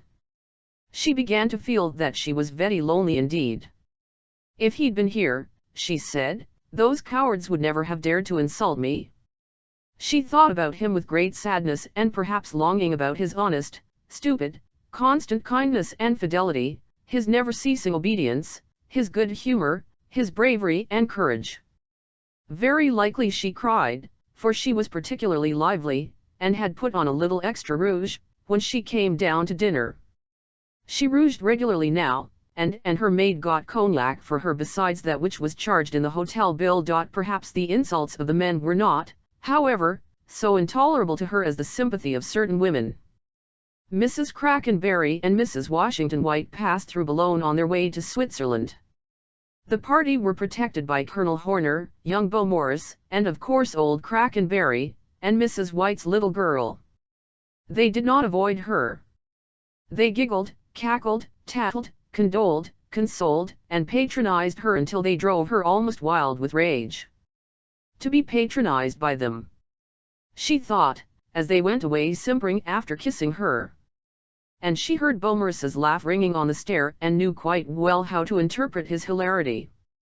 It was after this visit that Becky, who had paid her weekly bills, Becky who had made herself agreeable to everybody in the house, who smiled at the landlady, called the waiters monsieur, and paid the chambermaids in politeness and apologies, what far more than compensated for a little niggardliness in point of money, of which Becky never was free, that Becky, we say, received a notice to quit from the landlord, who had been told by someone that she was quite an unfit person to have at his hotel, where English ladies would not sit down with her. And she was forced to fly into lodgings of which the dullness and solitude were most wearisome to her. Still she held up, in spite of these rebuffs, and tried to make a character for herself and conquer scandal. She went to church very regularly and sang louder than anybody there. She took up the cause of the widows of the shipwrecked fishermen, and gave work and drawings for the Quashaivo mission. She subscribed to the assembly and wouldn't waltz. In a word, she did everything that was respectable, and that is why we dwell upon this part of her career with more fondness than upon subsequent parts of her history, which are not so pleasant. She saw people avoiding her, and still laboriously smiled upon them, you never could suppose from her countenance what pangs of humiliation she might be enduring inwardly. Her history was after all a mystery. Parties were divided about her. Some people who took the trouble to busy themselves in the matter said that she was the criminal, whilst others vowed that she was as a lamb and that her odious husband was in fault. She won over a good many by bursting into tears about her boy and exhibiting the most frantic grief when his name was mentioned, or she saw anybody like him. She gained good Mrs. Alderney's health in that way, who was rather the Queen of British Boulogne and gave the most dinners and balls of all the residents there, by weeping when Master Aldemy came from Dr. Swishtail's academy to pass his holidays with his mother. He and her Rawdon were of the same age, and so like, Becky said in a voice choking with agony, whereas there was 5 years difference between the boys' ages, and no more likeness between them than between my respected reader and his humble servant. Wenham, when he was going abroad, on his way to Kissingen to join Lord Steyne, enlightened Mrs. Alderney on this point and told her how he was much more able to describe little Rawdon than his mamma, who notoriously hated him and never saw him, how he was 13 years old, while little Alderney was but 9, fair, while the other darling was dark. In a word, caused the lady in question to repent of her good humour. Whenever Becky made a little circle for herself with incredible toils and labour, somebody came and swept it down an lie, and she had all her work to begin over again. It was very hard, lonely and disheartening. There was Mrs. Newbright, who took her up for some time, attracted by the sweetness of her singing at church and by her proper views upon serious subjects, conceiving which in former days, at Queen's Crawley, Mrs. Becky had had a good deal of instruction. Well, she not only took tracts, but she read them. She worked flannel petticoats for the Quashiboos, cotton nightcaps for the Coconut Indians, painted hand screens for the conversion of the Pope and the Jews, sat under Mr. Rolls on Wednesdays, Mr. Hugletton on Thursdays, attended 2 Sunday services at church, besides Mr. Baller, the Darbite, in the evening, and all in vain. Mrs. Newbright had occasion to correspond with the Countess of Southdown about the Warming Pan Fund for the Fiji Islanders, for the management of which admirable charity both these ladies formed part of a female committee, and having mentioned her sweet friend, Mrs. Rawdon Crawley, the Dowager Countess wrote back such a letter regarding Becky, with such particulars, hints, facts, and general combinations, that intimacy between Mrs. Newbright and Mrs. Crawley ceased forthwith, and all the serious world of Tours, where this misfortune took place, immediately parted company with the reprobate. Those who know the English colonies abroad know that we carry with us our pride, pills, prejudices, Harvey sauces, cayenne peppers, and other lorries, making a little Britain wherever we settle down. From one colony to another Becky fled uneasily. From Boulogne to Dieppe, from Dieppe to Seine, from Seine to Tours, trying with all her might to be respectable, and alas! always found out some day or other and pecked out of the cage by the real Dawes. Mrs. Hook Eagles took her up at one of these places, a woman without a blemish in her character and a house in Portman Square. She was staying at the hotel at Dieppe, whither Becky fled, and they made each other's acquaintance first at sea, where they were swimming together, and subsequently at the table d'hôte of the hotel. Mrs. Eagles had heard who indeed had of the scandal of the Steyne affair, but after a conversation with Becky, she pronounced that Mrs. Crawley was an angel, her husband a ruffian, Lord Steyne an unprincipled wretch, as everybody knew, and the whole case against Mrs. Crawley an infamous and wicked conspiracy of that rascal Wenham. If you were a man of any spirit, Mr. Eagles, you would box the wretch's ears the next time you see him at the club, she said to her husband. But Eagles was only a quiet old gentleman, husband to Mrs. Eagles, with a taste for geology, and not tall enough to reach anybody's ears. The Eagles then patronized Mrs. Rawdon, took her to live with her at her own house at Paris, quarrelled with the ambassador's wife because she would not receive her protégé, and did all that lay in woman's power to keep Becky straight in the paths of virtue and good repute. Becky was very respectable and orderly at first, but the life of humdrum virtue grew utterly tedious to her before long. It was the same routine every day, the same dullness and comfort, the same drive over the same stupid Bois de Boulogne, the same company of an evening, the same Blair's sermon of a Sunday night, the same opera always being acted over and over again. Becky was dying of weariness, when, luckily for her, young Mr. Eagles came from Cambridge, and his mother, seeing the impression which her little friend made upon him, straightway gave Becky warning. Then she tried keeping house with a female friend, then the double menage began to quarrel and get into debt. Then she determined upon a boarding house existence and lived for some time at that famous mansion kept by Madame de Saint-Amour, in the Rue Royale, at Paris, where she began exercising her graces and fascinations upon the shabby dandies and fly-blown beauties who frequented her landlady's salons. Becky loved society and, indeed, could no more exist without it than an opium eater without his dram, and she was happy enough at the period of her boarding-house life. The women here are as amusing as those in Mayfair, she told an old London friend who met her, only, their dresses are not quite so fresh. The men wear cleaned gloves, and are sad rogues, certainly, but they are not worse than Jack this and Tom that. The mistress of the house is a little vulgar, but I don't think she is so vulgar as Lady, and here she named the name of a great leader of fashion that I would die rather than reveal. In fact, when you saw Madame de Saint-Amour's rooms lighted up of a night, men with plagues and cordons at the écarté tables, and the women at a little distance, you might fancy yourself for a while in good society, and that Madame was a real countess. Many people did so fancy, and Becky was for a while one of the most dashing ladies of the Countess's salons. But it is probable that her old creditors of 1815 found her out and caused her to leave Paris, for the poor little woman was forced to fly from the city rather suddenly, and went thence to Brussels. How well she remembered the place! She grinned as she looked up at the little entresol which she had occupied, and thought of the Bareacres family, bawling 4 horses, and flight, as their carriage stood in the Poncotre of the hotel. She went to Waterloo and to Laeken, where George Osborne's monument much struck her.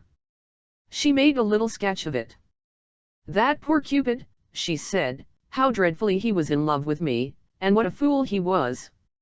I wonder whether little Emmy is alive. It was a good little creature, and that fat brother of hers. I have his funny fat picture still among my papers.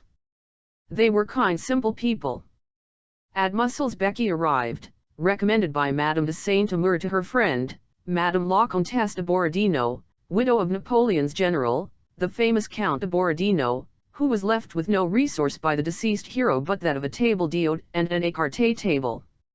Second-rate dandies and roués, widow ladies who always have a lawsuit, and very simple English folks, who fancy they see continental society at these houses, put down their money, or ate their meals, at Madame de Borodino's tables.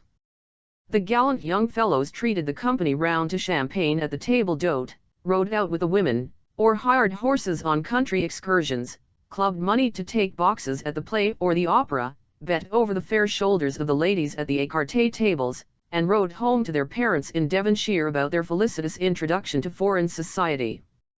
Here, as at Paris, Becky was a boarding-house queen, and ruled in select pensions. She never refused the champagne, or the bouquets, or the drives into the country, or the private boxes, but what she preferred was the écarté at night, and she played audaciously.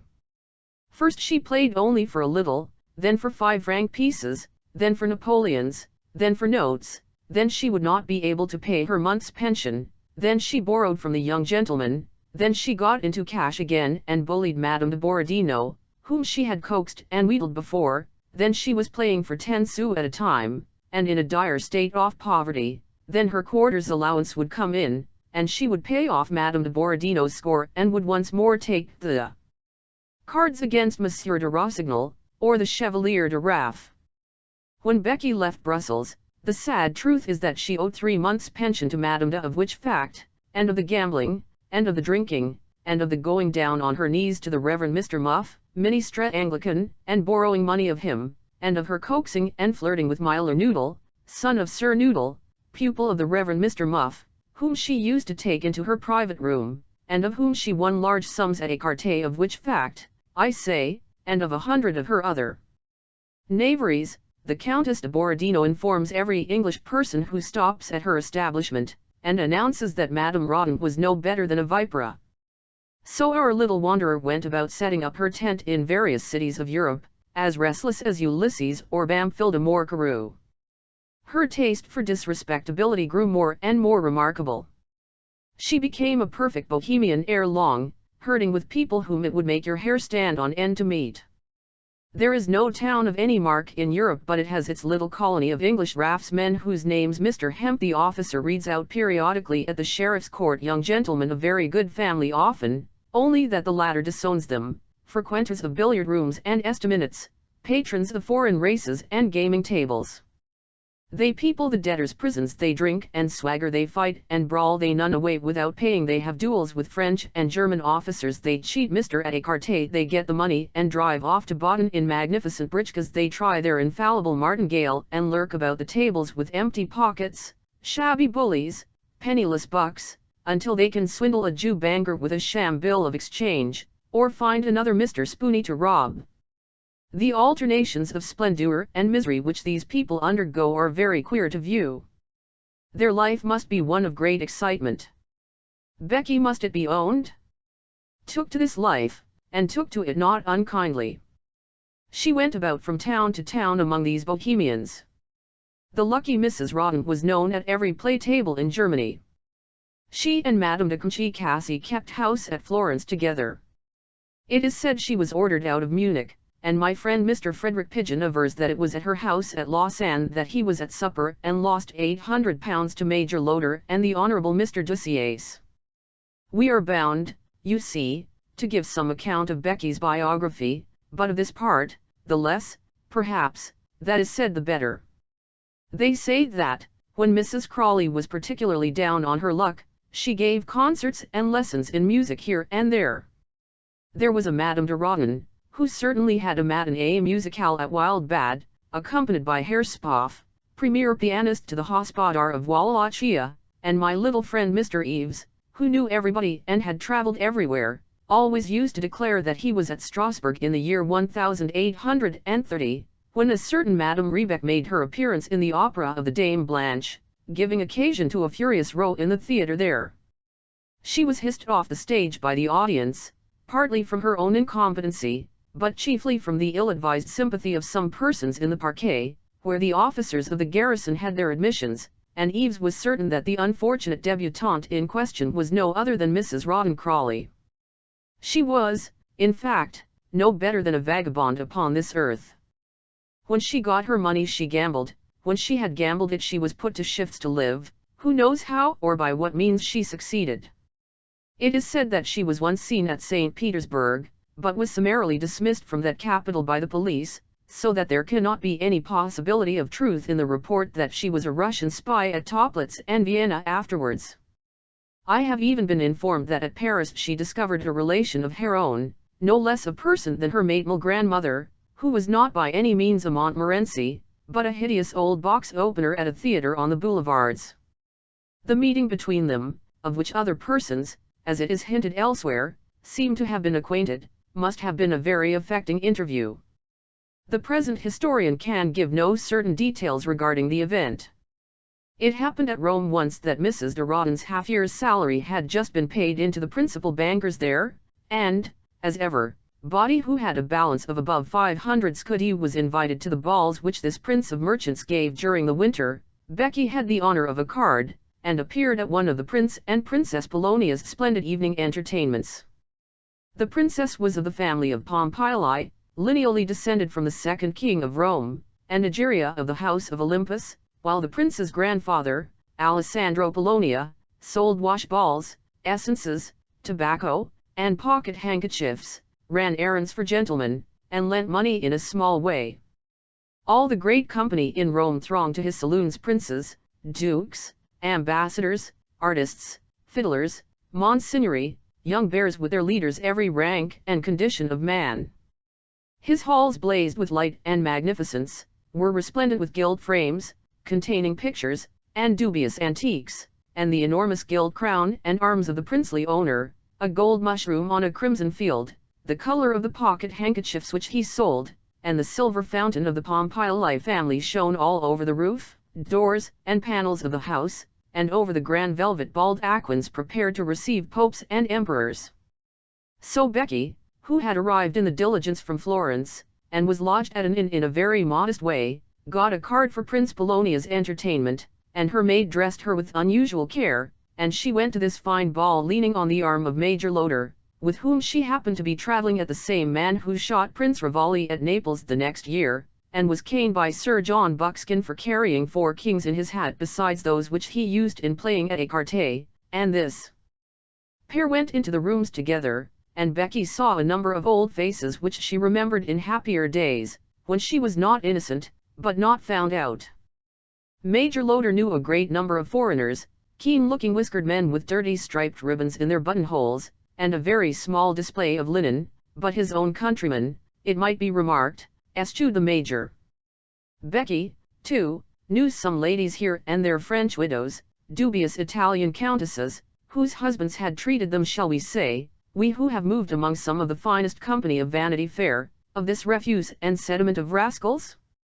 If we play, let it be with clean cards, and not with this dirty pack. But every man who has formed one of the innumerable army of travellers has seen these marauding irregulars hanging on, like NYM and pistol, to the main force, wearing the king's colours and boasting of his commission, but pillaging for themselves, and occasionally gibbeted by the roadside. Well, she was hanging on the arm of Major Loder, and they went through the rooms together, and drank a great quantity of champagne at the buffet, where the people, and especially the Major's irregular corps, stunelgled furiously for refreshments, of which when the pair had had enough, they pushed on until they reached the Duchess's own pink velvet at the end of the suite of apartments, where the statue of the Venus is, and the great Venice looking-glasses, framed in silver, and where the princely family were entertaining their most distinguished guests at a round table at supper. It was just such a little select banquet as that of which Becky recollected that she had partaken at Lord Steyne's, and there he sat at Polonia's table, and she saw him. The scar cut by the diamond on his white, bald, shining forehead made a burning red mark, his red whiskers were dyed of a purple hue, which made his pale face look still paler. He wore his collar and orders, his blue ribbon and garter. He was a greater prince than any there, though there was a reigning duke and a royal highness, with their princesses, and near his lordship was seated the beautiful Countess of Belladonna, née de Glandier, whose husband, the Count Paolo della Belladonna, so well known for his brilliant entomological collections, had been long absent on a mission to the emperor. Of when Becky beheld that familiar and illustrious face, how vulgar all of a sudden did Major Loder appear to her, and how that odious Captain Rook did smell of tobacco. In one instant she reassumed her fine ladyship and tried to look and feel as if she were in Mayfair once more. That woman looks stupid and ill-humoured, she thought. I am sure she can't amuse him. No, he must be bored by her, he never was by me. 100 such touching hopes, fears, and memories palpitated in her little heart, as she looked with her brightest eyes, the rouge which she wore up to her eyelids made them twinkle, towards the great nobleman. Of a star and garter knight Lord Steyne used also to put on his grandest manner and to look and speak like a great prince, as he was. Becky admired him, smiling sumptuously, easy, lofty, and stately. Ah, bon Dieu, what a pleasant companion he was, what a brilliant wit, what a rich fund of talk, what a grand. She had exchanged this for Major Loder, reeking of cigars and brandy and water, and Captain Rook with his horse jockey jokes and prize ring slang, and their like. Wonder whether he will know me, she thought. Lord Steyne was talking and laughing with a great and illustrious lady at his side, when he looked up and saw Becky. She was all over in a flutter as their eyes met, and she put on the very best smile she could muster, and dropped him a little, timid, imploring curtsy. He stared aghast at her for a minute, as Macbeth might on beholding Banquo's sudden appearance at his ball supper, and remained looking at her with open mouth, when that horrid Major Loder pulled her away. "Come away into the supper-room, Mrs. R," was that gentleman's remark. "Seeing these knobs grubbing away has made me peckish too. Let's go and try the old governor's champagne." Becky thought the Major had had a great deal too much already. The day after she went to walk on the Pincian Hill, the Hyde Park of the Roman idlers, possibly in hopes to have another sight of Lord Steyne. But she met another acquaintance there. It was Mr. Fiche, his lordship's confidential man, who came up nodding to her rather familiarly and putting a finger to his hat. "I knew that madam was here," he said. "I followed her from her hotel. I have some advice to give madam." "From the Marquis of Steyne?" Becky asked, resuming as much of her dignity as she could muster, and not a little agitated by hope and expectation. "No," said the valet, "it is from me. Rome is very unwholesome." "Not at this season, Monsieur Fiche, not till after Easter? I tell madam it is unwholesome now. There is always malaria for some people. That cursed marsh wind kills many at all seasons. Look, Madame Crawley, you were always bon enfant, and I have an interest in you, parole d'honneur. Be warned. Go away from Rome, I tell you, or you will be ill and die." Becky laughed, though in rage and filly. "What? Assassinate poor little me," she said. "How romantic! Days my Lord Caney bravos for couriers, and stilettos in the fourgons? Bah! I will stay, if but to plague him.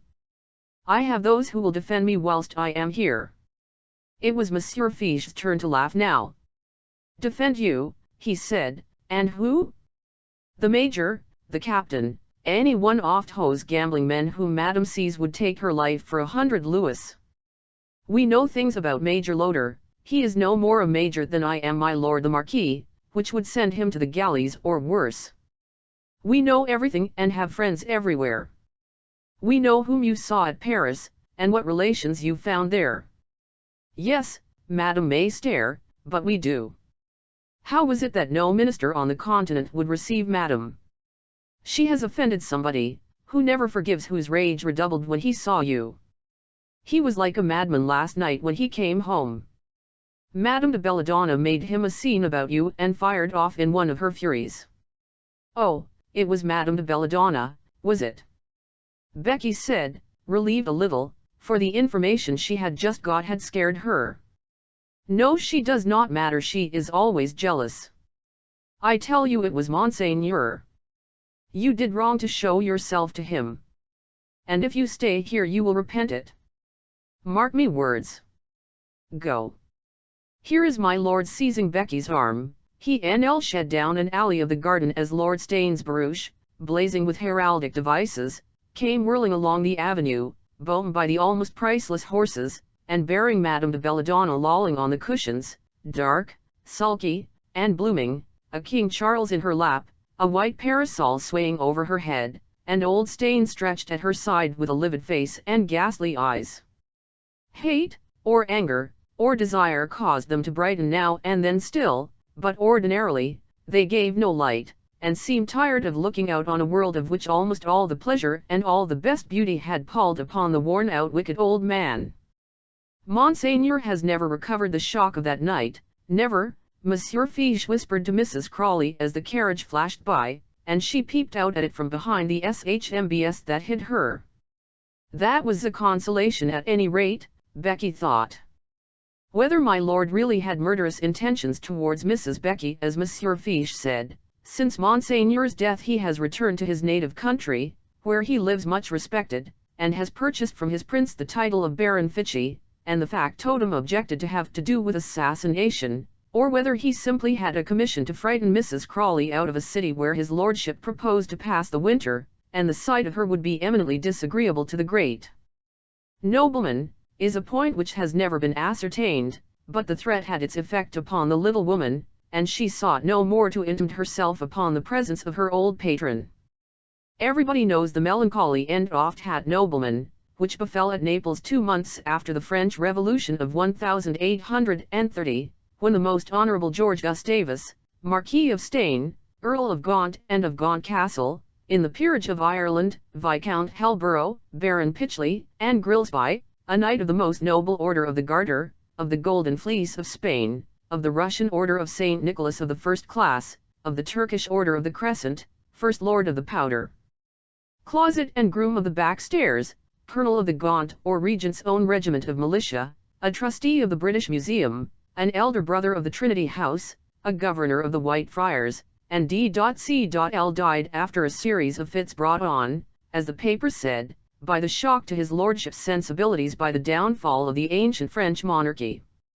An eloquent catalogue appeared in a weekly print, describing his virtues, his magnificence, his talents, and his good actions.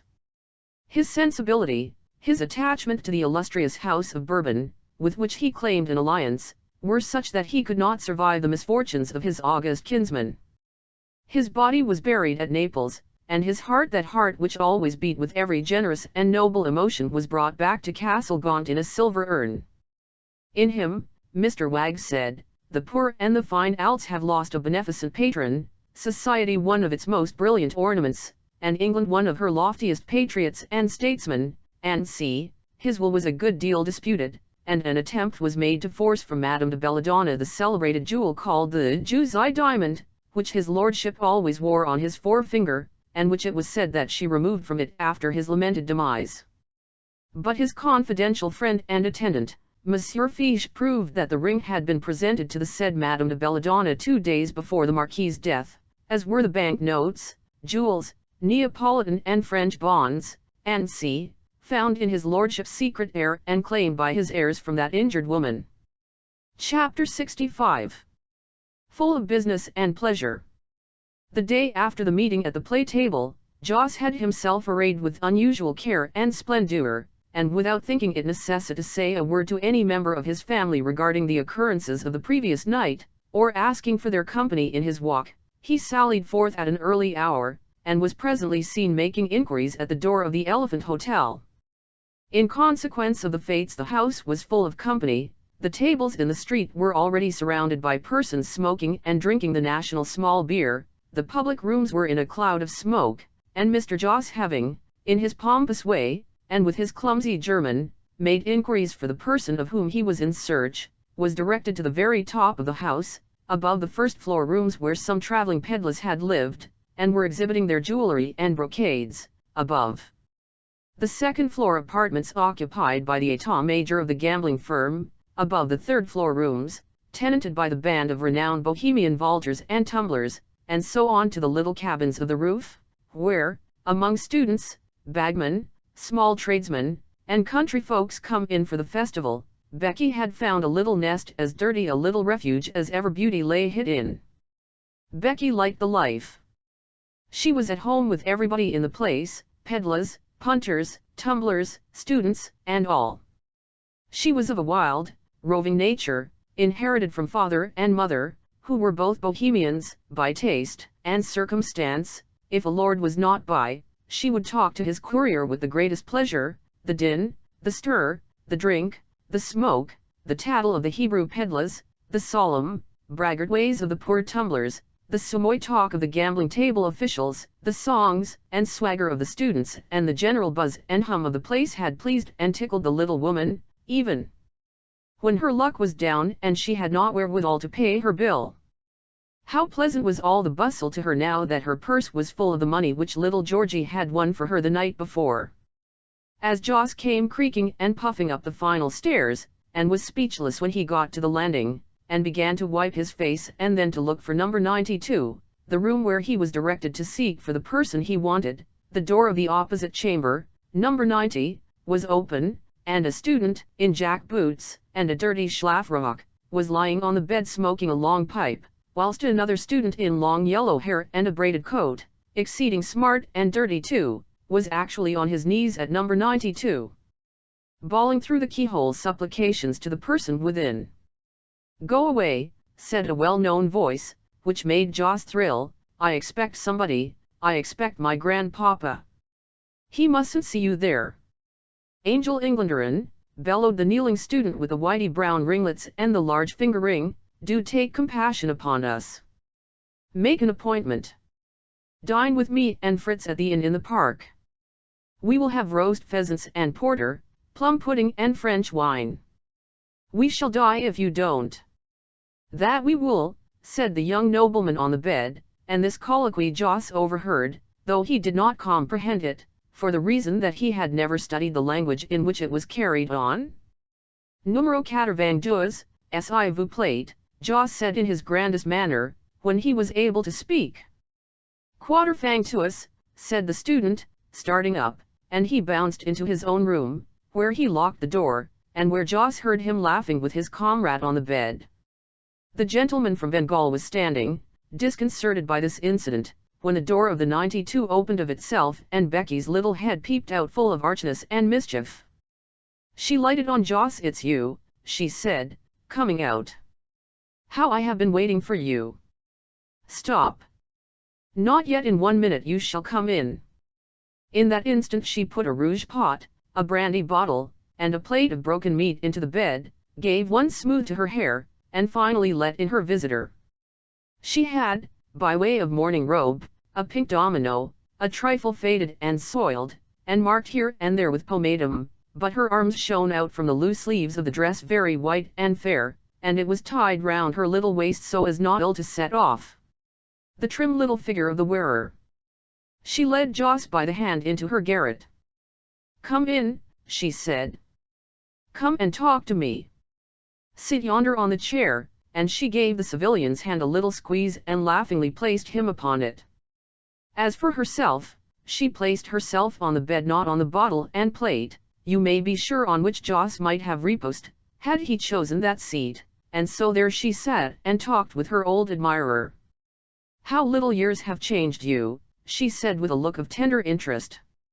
"I should have known you anywhere here. What a comfort it is amongst strangers to see once more the frank honest face of an old friend." The frank honest face, to tell the truth, at this moment bore any expression but one of openness and honesty. It was, on the contrary, much perturbed and puzzled in look. Joss was surveying the queer little apartment in which he found his old flame. One of her gowns hung over the bed, another depending from a hook of the door, her bonnet obscured half the looking-glass, on which, too, lay the prettiest little pair of bronze. A French novel was on the table by the bedside, with a candle, not of wax. Becky thought of popping that into the bed, but she only put in the little paper nightcap with which she had put the candle out on going to sleep. "I should have known you anywhere," she continued, "a woman never forgets some things. And you were the first man I ever saw." "Was I really?" said Joss. "God bless my soul, you don't say so. When I came with your sister from Chiswick, I was scarcely more than a child," Becky said. "How is that, dear love?" "Oh, her husband was a sad wicked man, and of course it was of me that the poor dear was jealous. As if I cared about him, hi-oh! When there was somebody, but no, don't let us talk of old times," and she passed her handkerchief with the tattered lace across her eyelids. "Is not this a strange place," she continued, "for a woman, who has lived in a very different world to be found in? I have had so many griefs and wrongs, Joseph Sedley, I have been made to suffer so cruelly that I am almost made mad sometimes. I can't stay still in any place, but wander about always restless and unhappy. All my friends have been false to me all. There is no such thing as an honest man in the world.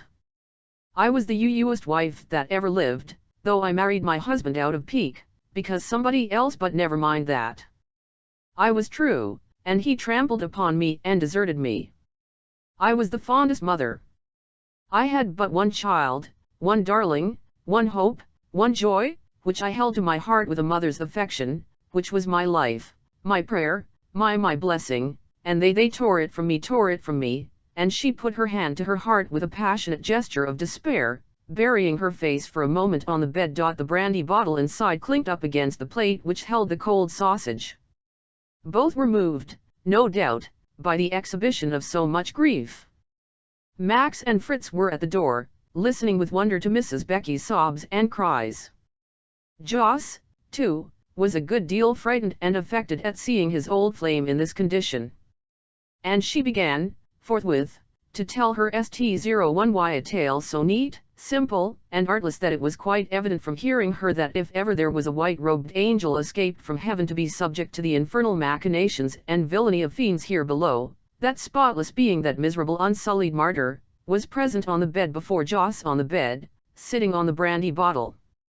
They had a very long, amicable, and confidential talk there, in the course of which Joss Sedley was somehow made aware, but in a manner that did not in the least scare or offend him, that Becky's heart had first learned to beat at his enchanting presence, that George Osborne had certainly paid an unjustifiable court to her, which might account for Amelia's jealousy and their little rupture, but that Becky never gave the least encouragement to the unfortunate officer, and that she had never ceased to think about Joss from the very first day she had seen him, though, of course, her duties as a married woman were paramount duties which she had always preserved, and would, to her dying day, or until the proverbially bad climate in which Colonel Crawley was living should release her from a yoke which his cruelty had rendered odious to her.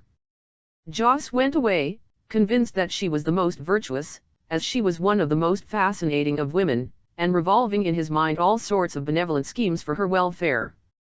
Her persecutions ought to be ended, she ought to rid him to the society of which she was an ornament. He would see what ought to be done. She must quit that place and take a quiet lodging. Amelia must come and see her and befriend her. He would go and settle about it, and consult with the Major.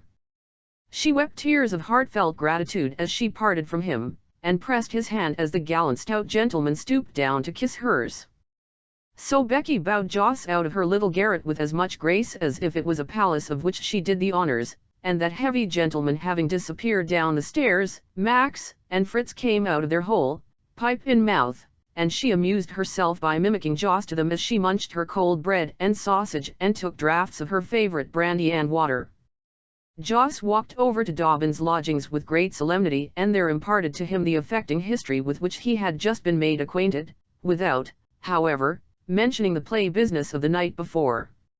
And the two gentlemen were laying their heads together and consulting as to the best means of being useful to Mrs. Becky, while she was finishing her interrupted déjeuner à la fourchette. How was it that she had come to that little town? How was it that she had no friends and was wandering about alone? Little boys at school are taught in their earliest Latin book that the path of Avemus is ven easy of descent. Let us skip over the interval in the history of her downward progress. She was not worse now than she had been in the days of her prosperity, only a little down on her luck.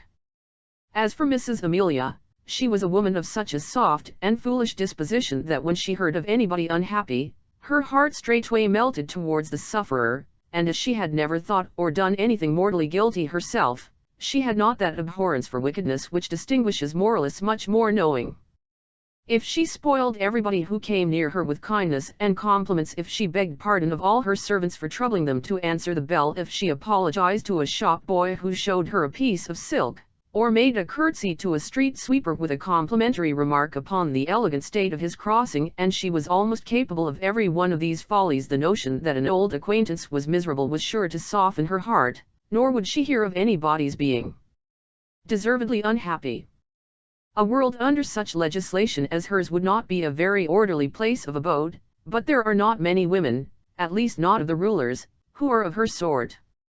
This lady, I believe, would have abolished all jails, punishments, handcuffs, whippings, poverty, sickness, hunger, in the world, and was such a mean-spirited creature that we are obliged to confess if she could even forget a mortal injury.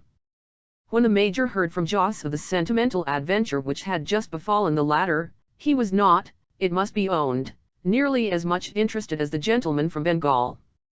On the contrary, his excitement was quite the reverse from a pleasurable one. He made use of a brief but improper expression regarding a poor woman in distress, saying, in fact, the little minx, has she come to light again?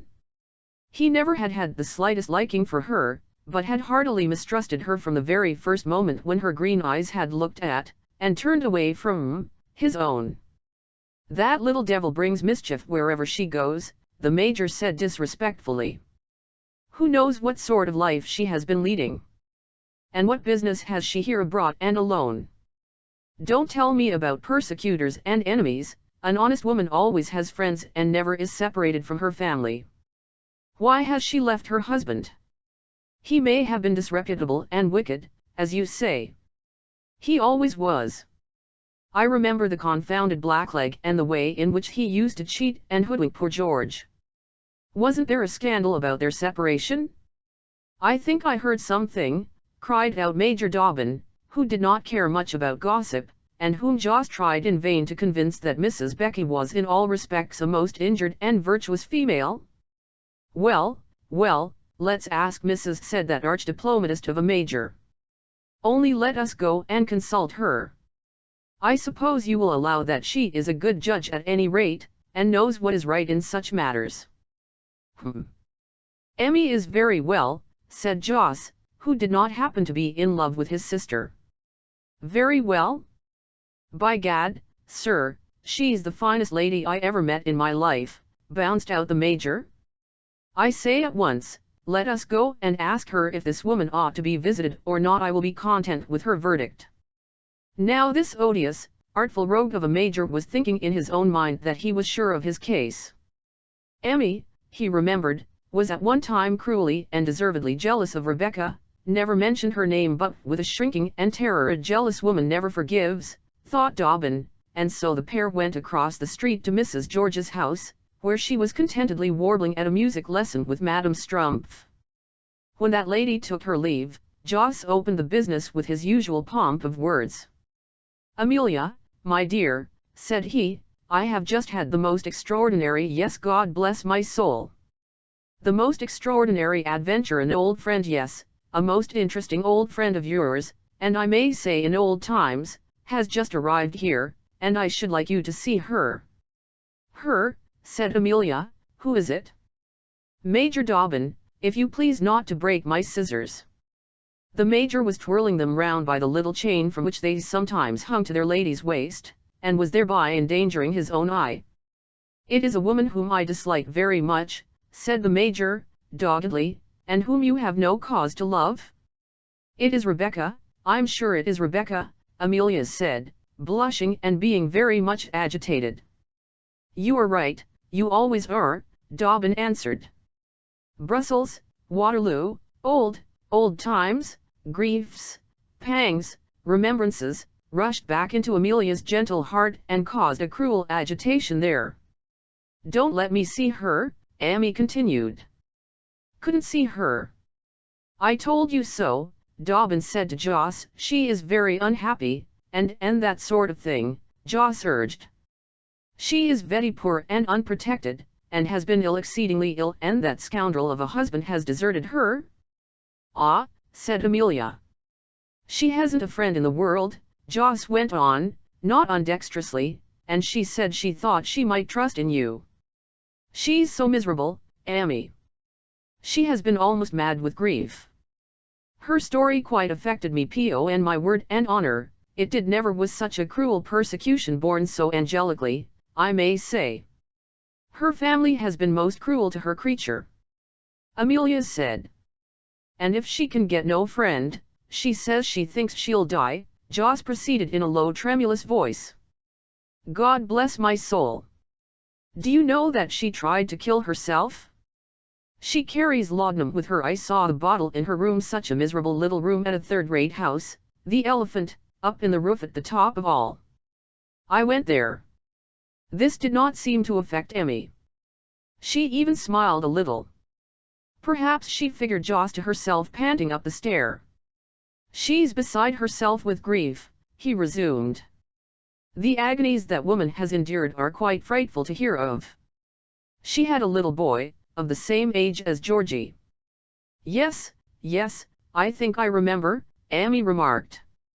Well, the most beautiful child ever seen, Joss said, who was very fat, and easily moved, and had been touched by the story Becky told, a perfect angel, who adored his mother.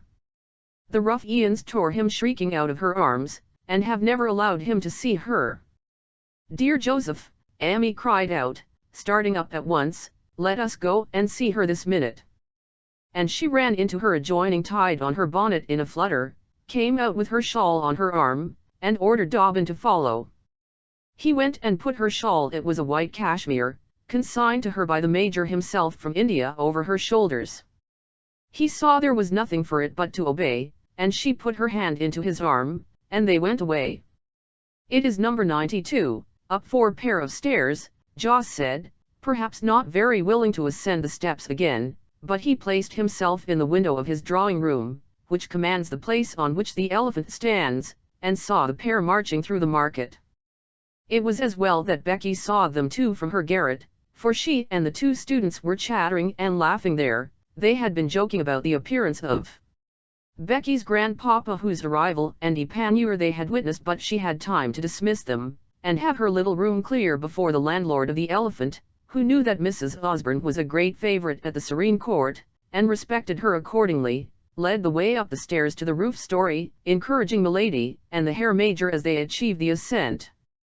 gracious lady," said the landlord, knocking at Becky's door. He had called her madam the day before, and was by no means courteous to her. "Who is it?" Becky said, putting out her head, and she gave a little scream.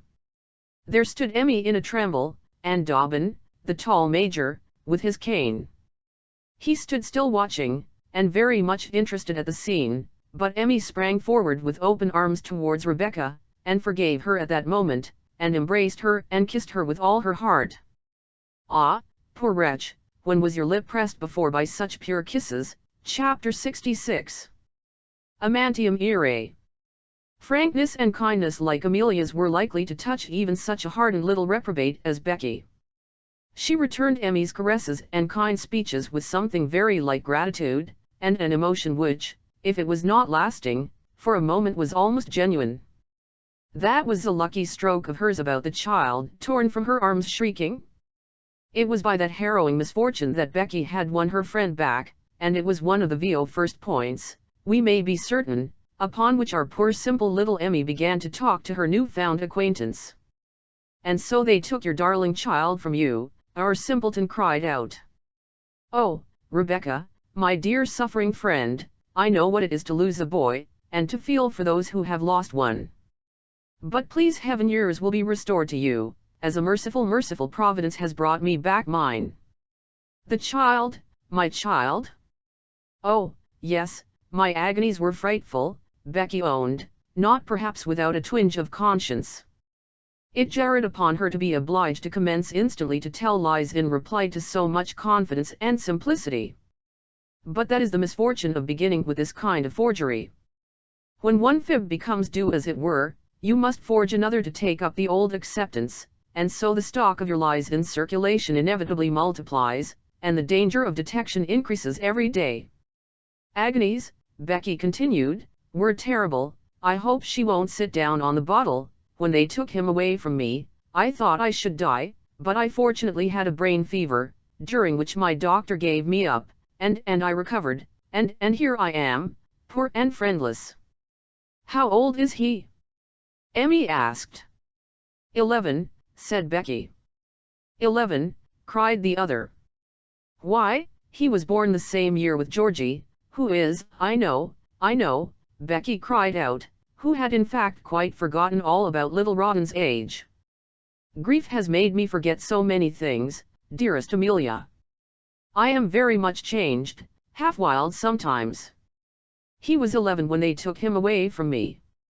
Bless his sweet face, I have never seen it again." "Was he fair or dark?" went on that absurd little Emmy. "Show me his hair?"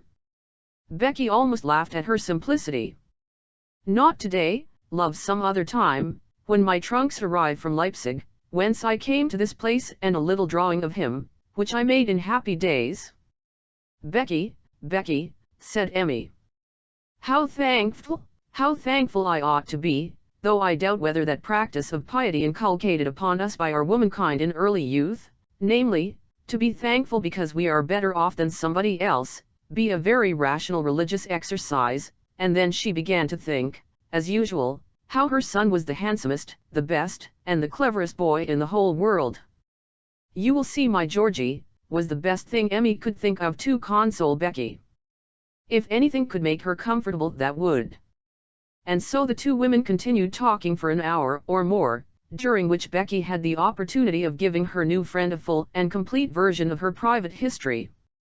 She showed how her marriage with Rawdon Crawley had always been viewed by the family with feelings of the utmost hostility, how her sister-in-law, an artful woman, had poisoned her husband's mind against her, how he had formed odious connections, which had estranged his affections from her, how she had borne everything, poverty, neglect, coldness, from the being whom she most loved, and all for the sake of her child, How, finally, and by the most flagrant outrage, she had been driven into demanding a separation from her husband, when the wretch did not scruple to ask that she should sacrifice her own fair fame so that he might procure advancement through the means of a very great and powerful but unprincipled man, the Marquis of Steyne, indeed.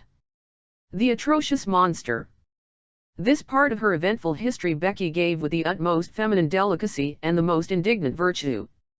Forced to fly her husband's roof by this insult, the coward had pursued his revenge by taking her child from her.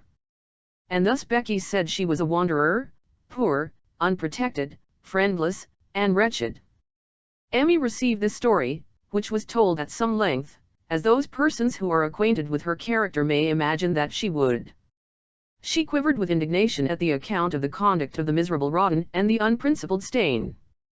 Her eyes made notes of admiration for every one of the sentences in which Becky described the persecutions of her aristocratic relatives and the falling away of her husband. Becky did not abuse him. She spoke rather in sorrow than in anger. She had loved him only too fondly, and was he not the father of her boy?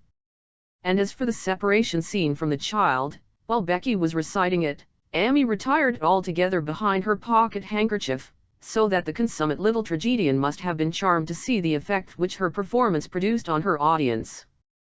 Whilst the ladies were carrying on their conversation, Amelia's constant escort, the Major, who, of course, did not wish to interrupt their conference, and found himself rather tired of creaking about the narrow stair passage of which the roof brushed the nap from his hat, descended to the ground floor of the house and into the great room common to all the frequenters of the Elephant, out of which the stair led.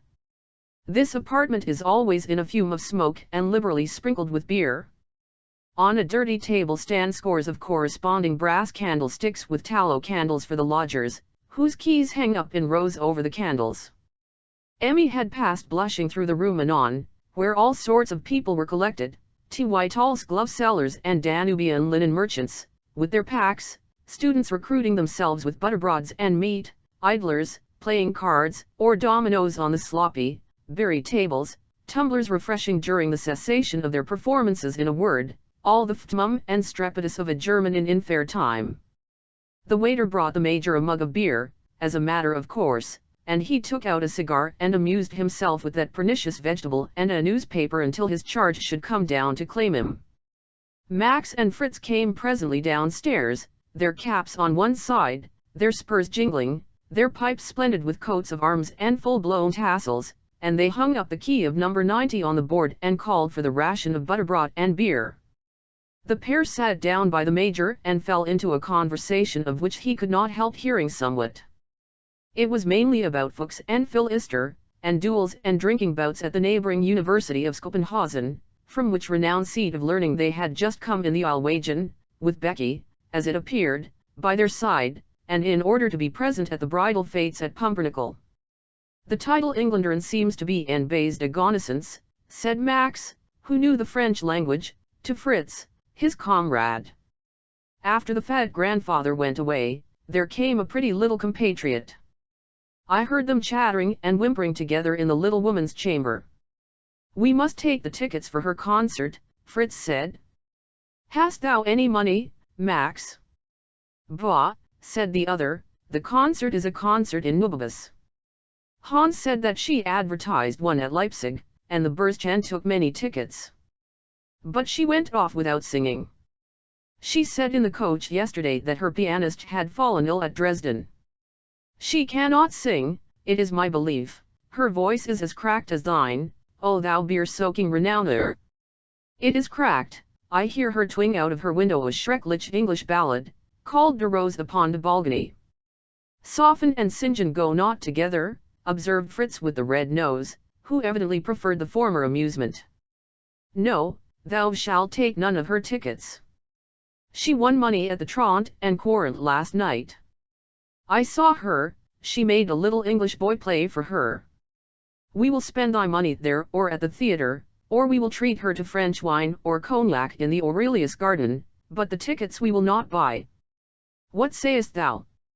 Yet, another mug of beer, and one and another successively having buried their blonde whiskers in the mawkish draught, curled them and swaggered off into the fair. The Major, who had seen the key of number 90 put up on its hook and had heard the conversation of the two young university bloods, was not at a loss to understand that their talk related to Becky. The little devil is at her old tricks, he thought, and he smiled as he recalled old days, when he had witnessed the desperate flirtation with Joss and the ludicrous end of that adventure.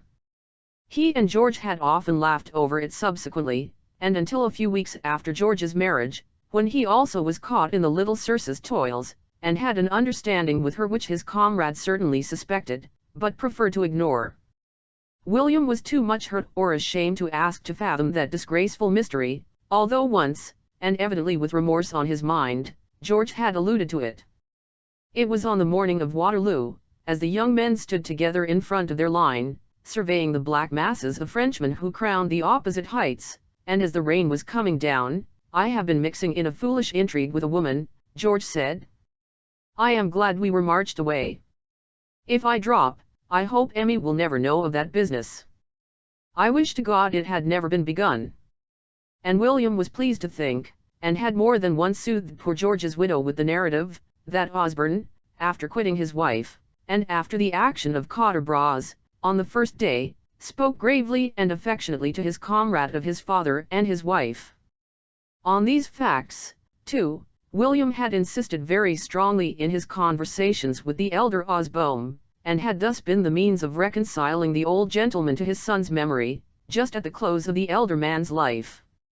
"And so this devil is still going on with her intrigues," thought William. "I wish she were 100 miles from here. She brings mischief wherever she goes." And he was pursuing these forebodings and this uncomfortable train of thought, with his head between his hands, and the Pumpernickel Gazette of last week unread under his nose, when somebody tapped his shoulder with a parasol, and he looked up and saw Mrs. Amelia. This woman had a way of tyrannizing over Major Dobbin, for the weakest of all people will domineer over somebody, and she ordered him about, and patted him, and made him fetch and carry just as if he was a great Newfoundland dog. He liked, so to speak, to jump into the water if she said "Hi, Dobbin," and to trot behind her with her ridicule in his mouth. This history has been written to very little purpose if the reader has not perceived that the Major was a spoony. "Why did you not wait for me, sir, to escort me downstairs?" she said, giving a little toss of her head and a most sarcastic curtsy. "I couldn't stand up in the passage," he answered with a comical deprecatory look, and, delighted to give her his arm and to take her out of the horrid smoky place, he would have walked off without even so much as remembering the waiter, had not the young fellow run after him and stopped him on the two-shouldered elephant to make him pay for the beer which he had not consumed. Emmy laughed. She called him a naughty man, who wanted to run away in debt, and, in fact, made some jokes suitable to the occasion and the small beer. She was in high spirits and good humor, and tripped across the marketplace very briskly. She wanted to see Joss that instant. The Major laughed at the impetuous affection Mrs. Amelia exhibited, for, in truth, it was not very often that she wanted her brother that instant. They found the civilian in his saloon on the first floor. He had been pacing the room, and biting his nails, and looking over the marketplace towards the elephant 100 times at least during the past hour whilst Emmy was closeted with her friend in the garret and the Major was beating the tattoo on the sloppy tables of the public room below, and he was, on his side too, very anxious to see Mrs. Osborne. "Well," said he. "The poor dear creature, how she has suffered." Emmy said. "God bless my soul, yes," Joss said, wagging his head, so that his cheeks quivered like jellies. "She may have Payne's room, who can go upstairs," Emmy continued. Payne was a staid English maid and personal attendant upon Mrs. Osborne, to whom the courier, as in duty bound, paid court, and whom Georgie used to lark dreadfully with accounts of German robbers and ghosts. She passed her time chiefly in grumbling, in ordering about her mistress, and in stating her intention to return the next morning to her native village of Clapham. "She may have Payne's room," Emmy said. "Why, you don't mean to say you are going to have that woman into the house?" bounced out the Major. "Jumping up, of course we are," said Amelia in the most innocent way in the world. "Don't be angry and break the furniture, Major Dobbin." Of course we are going to have her here. Of course, my dear, Joss said. The poor creature, after all her sufferings, Emmy continued, her horrid banker broken and run away, her husband wicked wretch having deserted her and taken her child away from her. Here she doubled her two little fists and held them in a most menacing attitude before her, so that the Major was charmed to see such a dauntless virago, the poor dear thing. Quite alone and absolutely forced to give lessons in singing to get her bread and not have her here. Take lessons, my dear Mrs. George, cried the Major, but don't have her in the house. I implore you don't. Said Joss, you who are always good and kind always used to be, at any rate I'm astonished at you, Major William, Amelia cried. Why, what is the moment to help her but when she is so miserable? Now is the time to be of service to her. The oldest friend I ever had, and she was not always your friend, Amelia, the Major said, for he was quite angry. This allusion was too much for Emmy, who, looking the Major almost fiercely in the face, said, for shame, Major Dobbin, and after having fired this shot, she walked out of the room with a most majestic air and shut her own door briskly on herself and her outraged dignity.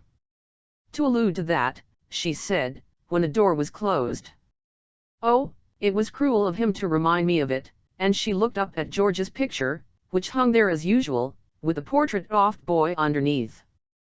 VLT was cruel of him. If I had forgiven it, ought he to have spoken? No. And it is from his own lips that I know how wicked and groundless my jealousy was, and that you were pure. Oh, yes, you were pure, my saint in heaven.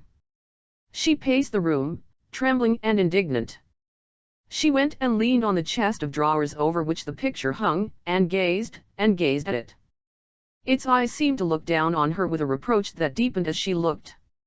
The early dear memories of that brief prime of love rushed back upon her. The wound which years had scarcely cicatrized bled afresh, and oh, how bitterly! She could not bear the reproaches of the husband there before her. It couldn't be. Never. Poor Dobbin, poor old William. That unlucky word had undone the work of many a year, the long laborious edifice of a life of love and constancy, raised too upon what secret and hidden foundations, wherein lay buried passions, uncounted struggles, unknown sacrifices. A little word was spoken, and down fell the fair palace of hope. One word, and away flew the bird which he had been trying all his life to lure. William, though he saw by Amelia's looks that a great crisis had come, nevertheless continued to implore Sedley, in the most energetic terms, to beware of Rebecca, and he eagerly, almost frantically, adjured Joss not to receive her. He besought Mr. Sedley to inquire at least regarding her, told him how he had heard that she was in the company of gamblers and people of ill repute, pointed out what evil she had done in former days, how she and Crawley had misled poor George into min, how she was now parted from her husband, by her own confession, and, perhaps, for good reason. What a dangerous companion she would be for his sister, who knew nothing of the affairs of the world.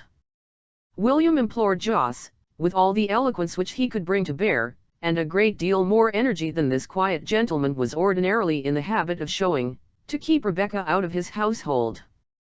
Had he been less violent, or more dexterous, he might have succeeded in his supplications to Joss, but the civilian was not a little jealous of the airs of superiority which the Major constantly exhibited towards him, as he fancied. Indeed, he had impafted his opinions to Mr. Kirsch, the courier, whose bills Major Dobbin checked on this jummy, and who sided with his master, and he began a blustering speech about his competency to defend his own honor, his desire not to have his affairs meddled with, his intention, in fine, to rebel against the Major, when the colloquy, rather a long and stormy one, was put an end to in the simplest way possible, namely, by the arrival of Mrs. Becky, with a porter from the Elephant Hotel in charge of her very meager baggage. She greeted her host with affectionate respect and made a shrinking, but amicable salutation to Major Dobbin, who, as her instinct assured her at once, was her enemy, and had been speaking against her, and the bustle and clatter consequent upon her arrival brought Amelia out of her room. Emmy went up and embraced her guest with the greatest warmth, and took no notice of the Major, except to fling him an angry look, the most unjust and scornful glance that had perhaps ever appeared in that poor little woman's face since she was born. But she had private reasons of her own, and was bent upon being angry with him. And Dobbin, indignant at the injustice, not at the defeat, went off, making her a bow quite as haughty as the killing curtsy with which the little woman chose to bid him farewell. He being gone, Amy was particularly lively and affectionate to Rebecca, and bustled about the apartments and installed her guest in her room with an eagerness and activity seldom exhibited by our placid little friend. But when an act of injustice is to be done, especially by weak people, it is best that it should be done quickly, and Emmy thought she was displaying a great deal of firmness and proper feeling and veneration for the late Captain Osborne in her present behaviour. Georgie came in from the Fates for dinner time and found 4 covers laid as usual, but one of the places was occupied by a lady, instead of by Major Dobbin. "Hullo! Where's Dobb?" the young gentleman asked with his usual simplicity of language. "Major Dobbin is dining out, I suppose," his mother said, and, drawing the boy to her, kissed him a great deal, and put his hair off his forehead, and introduced him to Mrs. Crawley. "This is my boy, Rebecca." Mrs. Osborne said, as much as to say, "Can the world produce anything like that?" Becky looked at him with rapture and pressed his hand fondly. "Dear boy," she said, "he is just like my." Emotion choked her further utterance, but Amelia understood, as well as if she had spoken, that Becky was thinking of her own blessed child. However, the company of her friend consoled Mrs. Crawley, and she ate a very good dinner. During the repast, she had occasion to speak several times, when Georgie eyed her and listened to her. At the Desert, Emmy was gone out to superintend further domestic arrangements. Jos was in his great chair dozing over Galignani. Georgie and the new arrival sat close to each other. He had continued to look at her knowingly more than once, and at last he laid down the nutcrackers. "I say," said Georgie. "What do you say?" Becky said, laughing. "You're the lady I saw in the mask at the Rouge et Noir?" "Hush! You little sly creature," Becky said, taking up his hand and kissing it. "Your uncle was there too, and Mamma mustn't know." "Oh, no, not by no means," answered the little fellow. "You see we are quite good friends already," Becky said to Emmy, who now re-entered, and it must be owned that Mrs. Osborne had introduced a most judicious and amiable companion into her house. William, in a state of great indignation, though still unaware of all the treason that was in store for him, walked about the town wildly until he fell upon the Secretary of Legation, Tapeworm, who invited him to dinner. As they were discussing that meal, he took occasion to ask the Secretary whether he knew anything about a certain Mrs. Rawdon Crawley, who had, he believed, made some noise in London, and then Tapeworm, who of course knew all the London gossip, and was besides a relative of Lady Gaunt, poured out into the astonished Major's ears such a history about Becky and her husband as astonished the querist, and supplied all the points of this narrative, for it was at that very table years ago that the present writer had the pleasure of hearing the tale. Tufto, Stane, the Crawleys, and their history, everything connected with Becky and her previous life, passed under the record of the bitter diplomatist. He knew everything and a great deal besides, about all the world. In a word, he made the most astounding revelations to the simple-hearted Major. When Dobbin said that Mrs. Osborne and Mr. Sedley had taken her into their house, Tapeworm burst into a peal of laughter which shocked the Major, and asked if they had not better sent into the prison and taken 1 or 2 of the gentlemen in shaved heads and yellow jackets who swept the streets of Pumpernickel, chained in pairs, to board and lodge, and act as tutor to that little scapegrace Georgie. This information astonished and horrified the Major not a little. It had been agreed in the Moming, before meeting with Rebecca, that Amelia should go to the court ball that night. There would be the place where he should tell her. The Major went home, and dressed himself in his uniform, and repaired to court, in hopes to see Mrs. Osborne. She never came. When he returned to his lodgings, all the lights in the Sedley tenement were put out. He could not see her till the morning. I don't know what sort of a night's rest he had with this frightful secret in bed with him. At the earliest convenient hour in the morning he sent his servant across the way with a note, saying that he wished Betty particularly to speak with her. A message came back to say that Mrs. Osborne was exceedingly unwell and was keeping her room. She, too, had been awake all that night. She had been thinking of a thing which had agitated her mind 100 times before. 100 times on the point of yielding, she had shrunk back from a sacrifice which she felt was too much for her. She couldn't, in spite of his love and constancy and her own acknowledged regard, respect, and gratitude. What are benefits, what is constancy, or merit? One curl of a girl's ringlet, one hair of a whisker, will turn the scale against them all in a minute. They did not weigh with Emmy more than with other women. She had tried them, wanted to make them pass, could not, and the pitiless little woman had found a pretext, and determined to be free.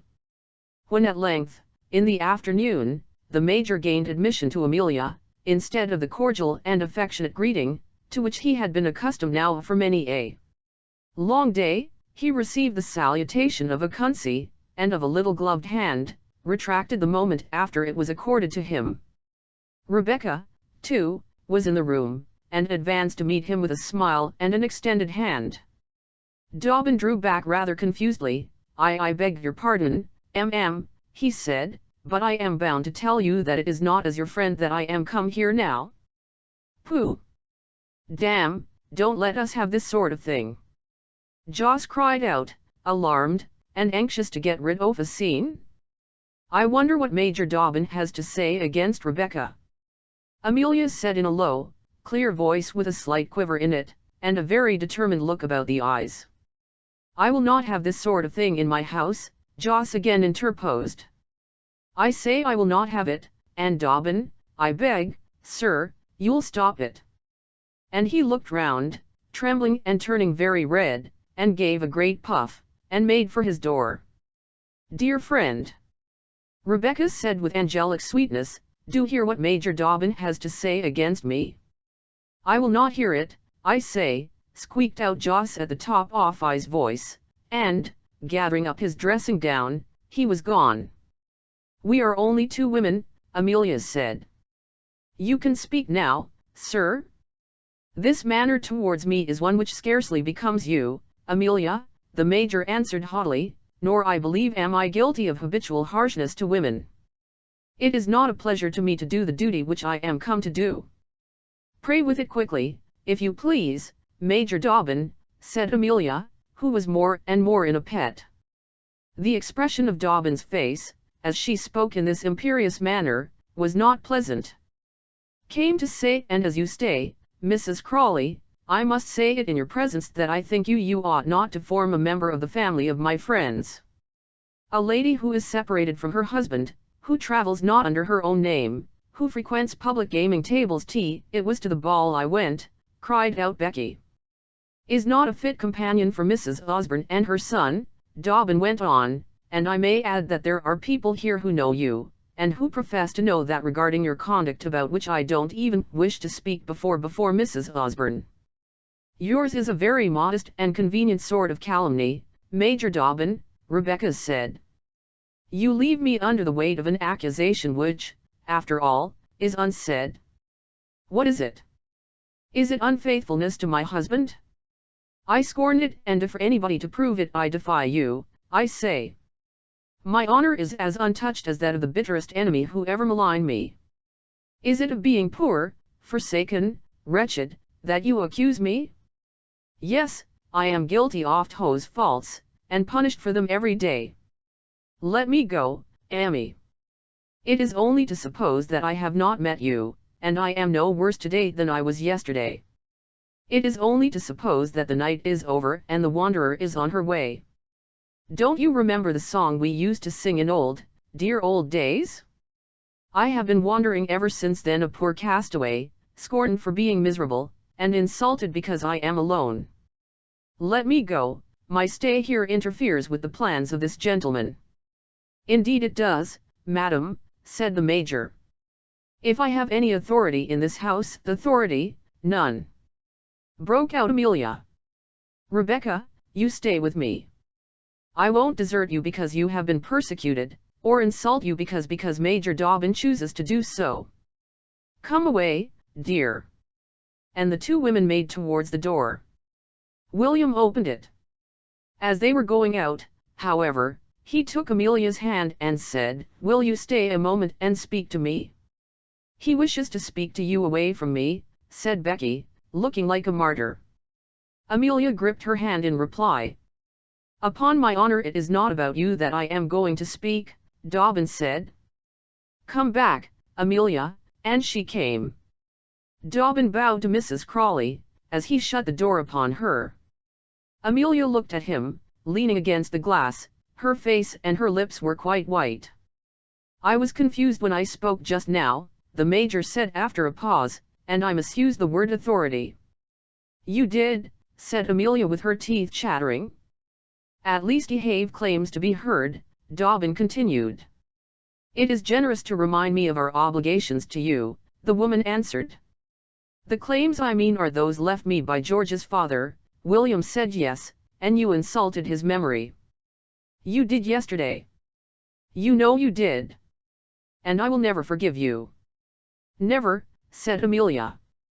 She shot out each little sentence in a tremor of anger and emotion. "You don't mean that, Amelia," William said sadly. "You don't mean that these words, uttered in a HT11TIED moment, are to weigh against a whole life's devotion? I think that George's memory has not been injured by the way in which I have dealt with it, and if we are come to bandying reproaches, I at least merit none from his widow and the mother of his son. Reflect, afterwards when you are at leisure, and your conscience will withdraw this accusation. It does even now." Amelia held down her head. "It is not that speech of yesterday," he continued, "which moves you. That is but the pretext, Amelia, or I have loved you and watched you for 15 years in vain. Have I not leaned in that time to read all your feelings and look into your thoughts? I know what your heart is capable of. It can cling faithfully to a recollection and cherish a fancy, but it can't feel such an attachment as mine deserves to mate with, and such as I would have won from a woman more generous than you. No, you are not worthy of the love which I have devoted to you. I knew all along that the prize I had set my life on was not worth the winning, that I was a fool, with fond fancies, too, bartering away my all of truth and ardour against your little feeble remnant of love. I will bargain no more, I withdraw. I find no fault with you. You are very good-natured, and have done your best, but you couldn't reach up to the height of the attachment which I bore you, and which a loftier soul than yours might have been proud to share. Goodbye, Amelia. I have watched your struggle. Let it end. We are both weary of it." Amelia stood scared and silent as William thus suddenly broke the chain by which she held him and declared his independence and superiority. He had placed himself at her feet so long that the poor little woman had been accustomed to trample upon him. She didn't wish to marry him, but she wished to keep him. She wished to give him nothing, but that he should give her all. It is a bargain not unfrequently levied in love. William's Sally had quite broken and cast her down. Her assault was long since over and beaten back. "Am I to understand then, that you are going away, William?" she said. He gave a sad laugh. "Went once before," he said, "and came back after 12 years. We were young then, Amelia. Goodbye. I have spent enough of my life at this play." Whilst they had been talking, the door into Mrs. Osborne's room had opened ever so little. Indeed, Becky had kept a hold of the handle and had tummed it on the instant when Dobbin quitted it, and she heard one word of the conversation that had passed between these two. "What a noble heart that man has," she thought, "and how shameful that woman plays with it." She admired Dobbin. She bore him no rancour for the part he had taken against her. It was an open move in the game, and played fairly. "Ah," she thought, "if I could have had such a husband as that, a man with a heart and brains, I would not have minded his large feet." And ming into her room, she absolutely bethought herself of something, and wrote him a note, beseeching him to stop for a few days, not to think of going, and that she could serve him with a. The parting was over. Once more poor William walked to the door and was gone, and the little widow, the author of all this work, had her will, and had won her victory, and was left to enjoy it as she best might. Let the ladies envy her triumph. At the romantic hour of dinner, Mr. Georgie made his appearance and again remarked the absence of old Dob. The meal was eaten in silence by the party. Jos's appetite not being diminished, but Emmy taking nothing at all.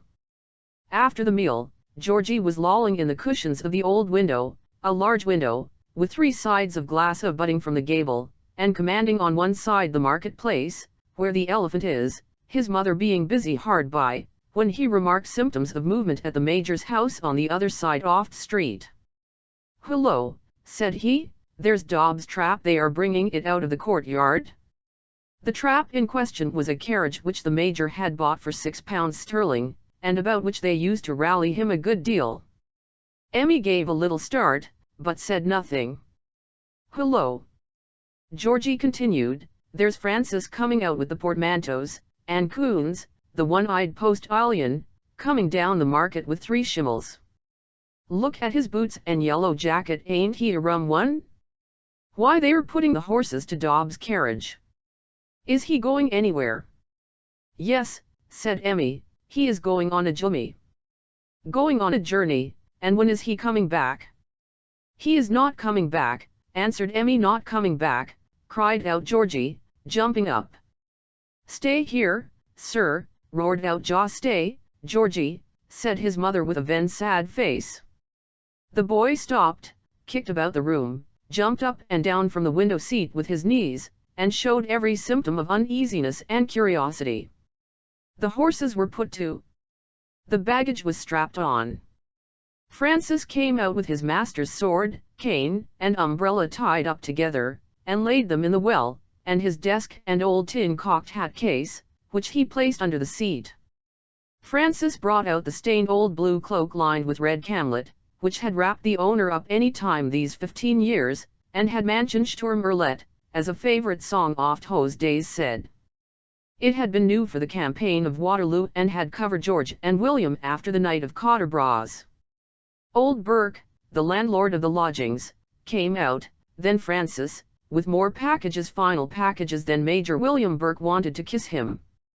The Major was adored by all people with whom he had to do. It was with difficulty he could escape from this demonstration of attachment. "By Jove, I will go," screamed out George. "Give him this," said Becky, quite interested, and put a paper into the boy's hand. He had rushed down the stairs and flung across the street in a minute. The yellow postilion was cracking his whip gently. William had got into the carriage, released from the embraces of his landlord. George bounded in afterwards, and flung his arms round the Major's neck, as they saw from the window, and began asking him multiplied questions. Then he felt in his waistcoat and gave him a note. William seized at it rather eagerly. He opened it trembling, but instantly his countenance changed, and he tore the paper in two and dropped it out of the carriage. He kissed Georgie on the head, and the boy got out, doubling his fists into his eyes, and with the aid of Francis. He lingered with his hand on the panel. "Fort, Schwager." The yellow postilion cracked his whip prodigiously, up sprang Francis to the box, away went the schimmels, and Dobbin with his head on his breast. He never looked up as they passed under Amelia's window, and Georgie, left alone in the street, burst out crying in the face of all the crowd. Emmy's maid heard him howling again during the night and brought him some preserved apricots to console him. She mingled her lamentations with his. All the poor, all the humble, all honest folks, all good men who knew him, loved that kind-hearted and simple gentleman. As for Emmy, had she not done her duty? She had her picture of George for a consolation. Chapter 67, which contains births, marriages, and deaths. Whatever Becky's private plan might be by which Dobbin's TME love was to be crowned with success, the little woman thought that the secret might keep, and indeed, being by no means so much interested about anybody's welfare as about her own, she had a great number of things pertaining to herself to consider, and which concerned her a great deal more than Major Dobbin's happiness in this life. She found herself suddenly and unexpectedly in snug comfortable quarters, surrounded by friends, kindness, and good-natured simple people such as she had not met with for many a long day, and, wanderer as she was by force and inclination, there were moments when rest was pleasant to her. As the most hardened Arab that ever careered across the desert over the hump of a dromedary likes to repose sometimes under the date trees by the water, or to come into the cities, walk into the bazaars, refresh himself in the baths, and say his prayers in the mosques, before he goes out again marauding, so Jos's tents and pillow were pleasant to this little Ishmaelite. She picketed her steed, hung up her weapons, and warmed herself comfortably by his fire. The halt in that roving, restless life was inexpressibly soothing and pleasant to her. So, pleased herself, she tried with all her might to please everybody, and we know that she was eminent and successful as a practitioner in the art of giving pleasure. As for Jos, even in that little interview in the garret at the Elephant Inn, she had found means to win back a great deal of his goodwill. In the course of a week, the civilian was her sworn slave and frantic admirer. He didn't go to sleep after dinner, as his custom was in the much less lively society of Amelia. He drove out with Becky in his open carriage.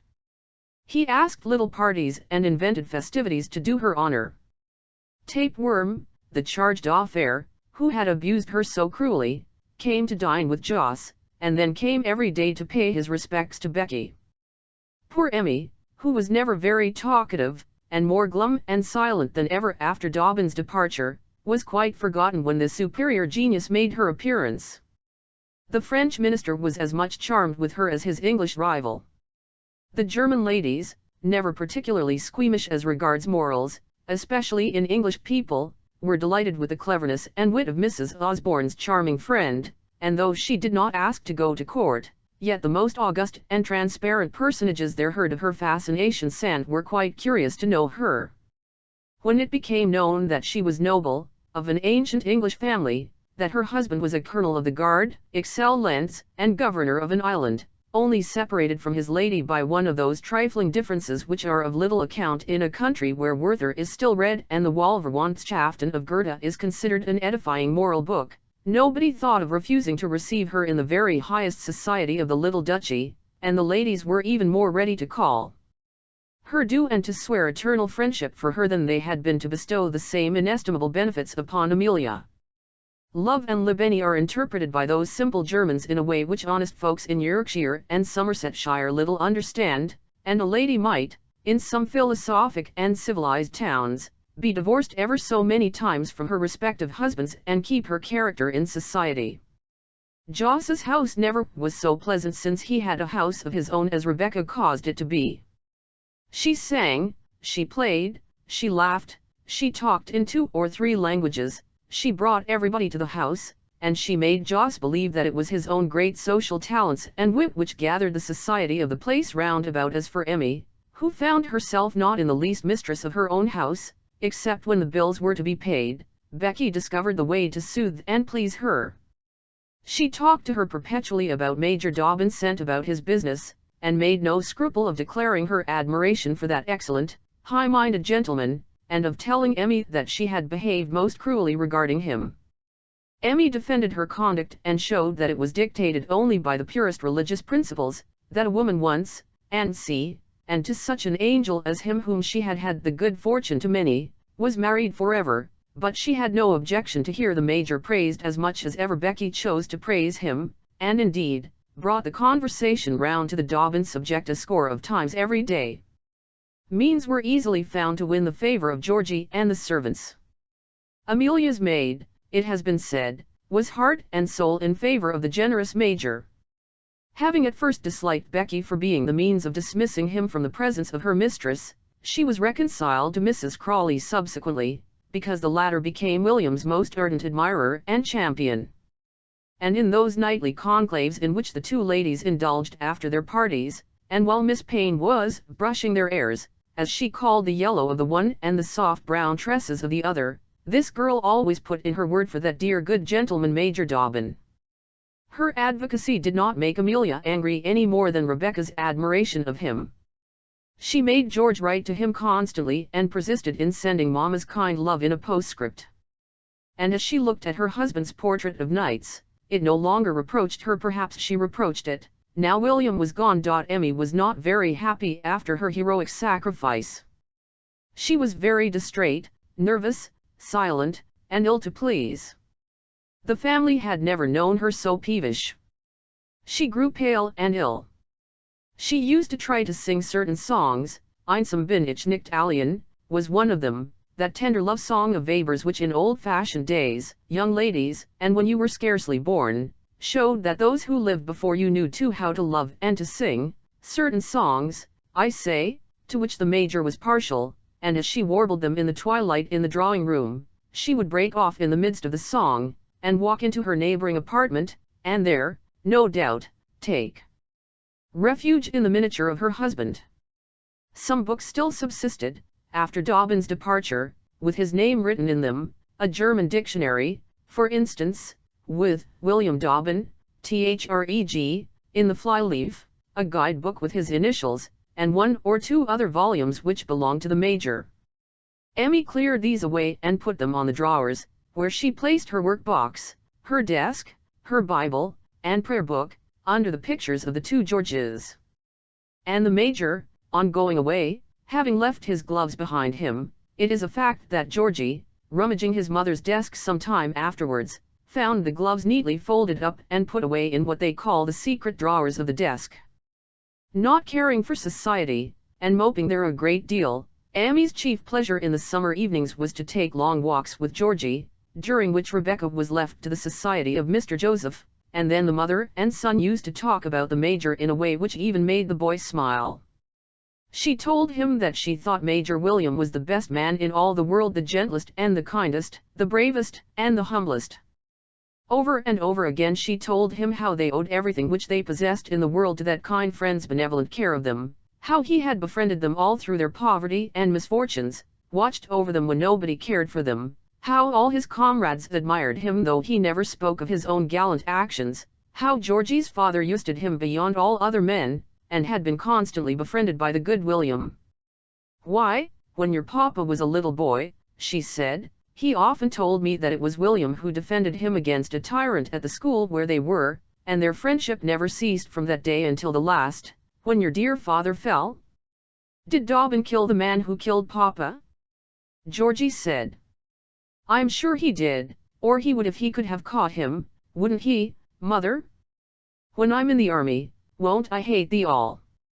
In such colloquies the mother and the child passed a great deal of their time together. The artless woman had made a confidant of the boy.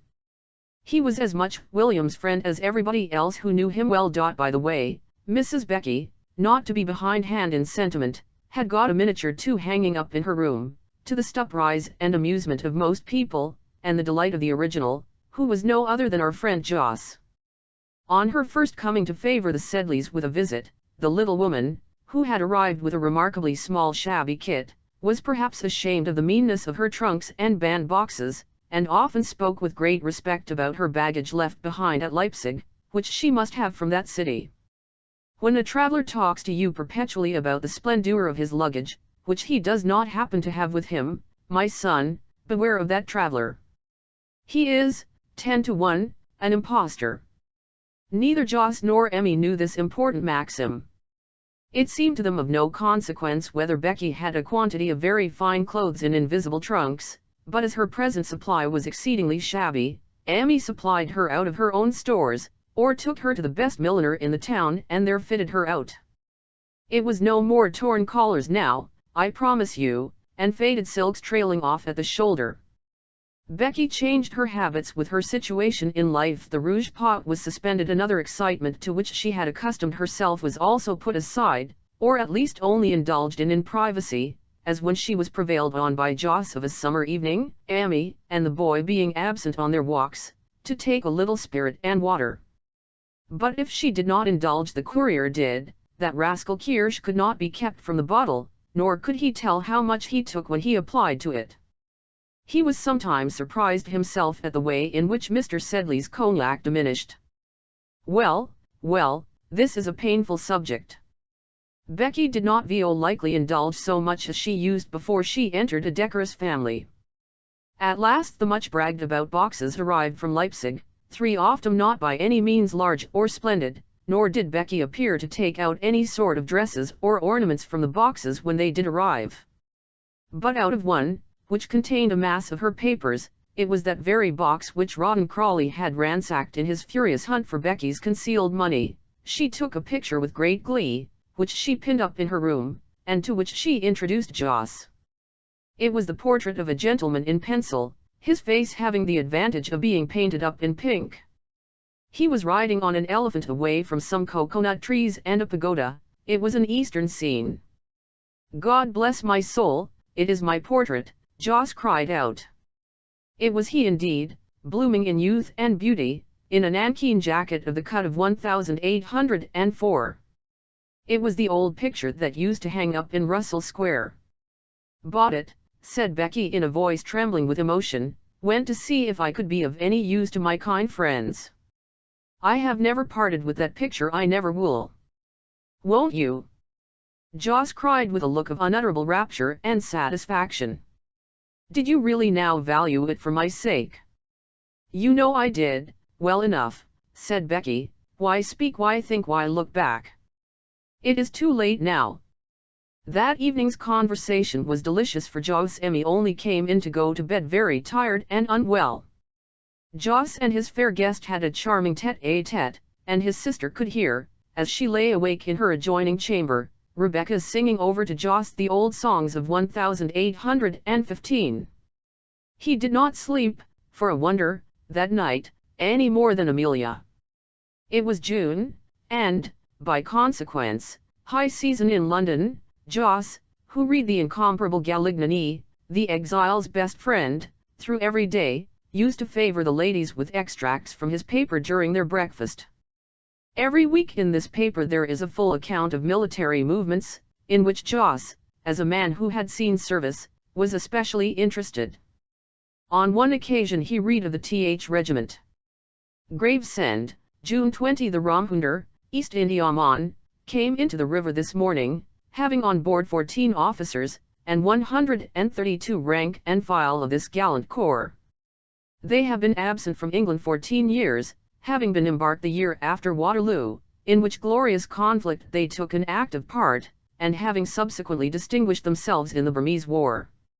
The veteran Colonel, Sir Michael O'Dowd, K.C.B., with his lady and sister, landed here yesterday, with Captains Poskey, Stubble, Macrov, Maloney, Lieutenants Smith, Jones, Thompson, F. Thompson, Ensigns Hicks and Grady, the band on the pier playing the national anthem, and the crowd loudly cheering the gallant veterans as they went into Waite's Hotel, where a sumptuous banquet was provided for the defenders of Old England. During the repast, which we need not say was served up in Waite's best style, the cheering continued so enthusiastically that Lady O'Dowd and the Colonel came forward to the balcony and drank the healths of their fellow countrymen in a bumper of Waite's best claret.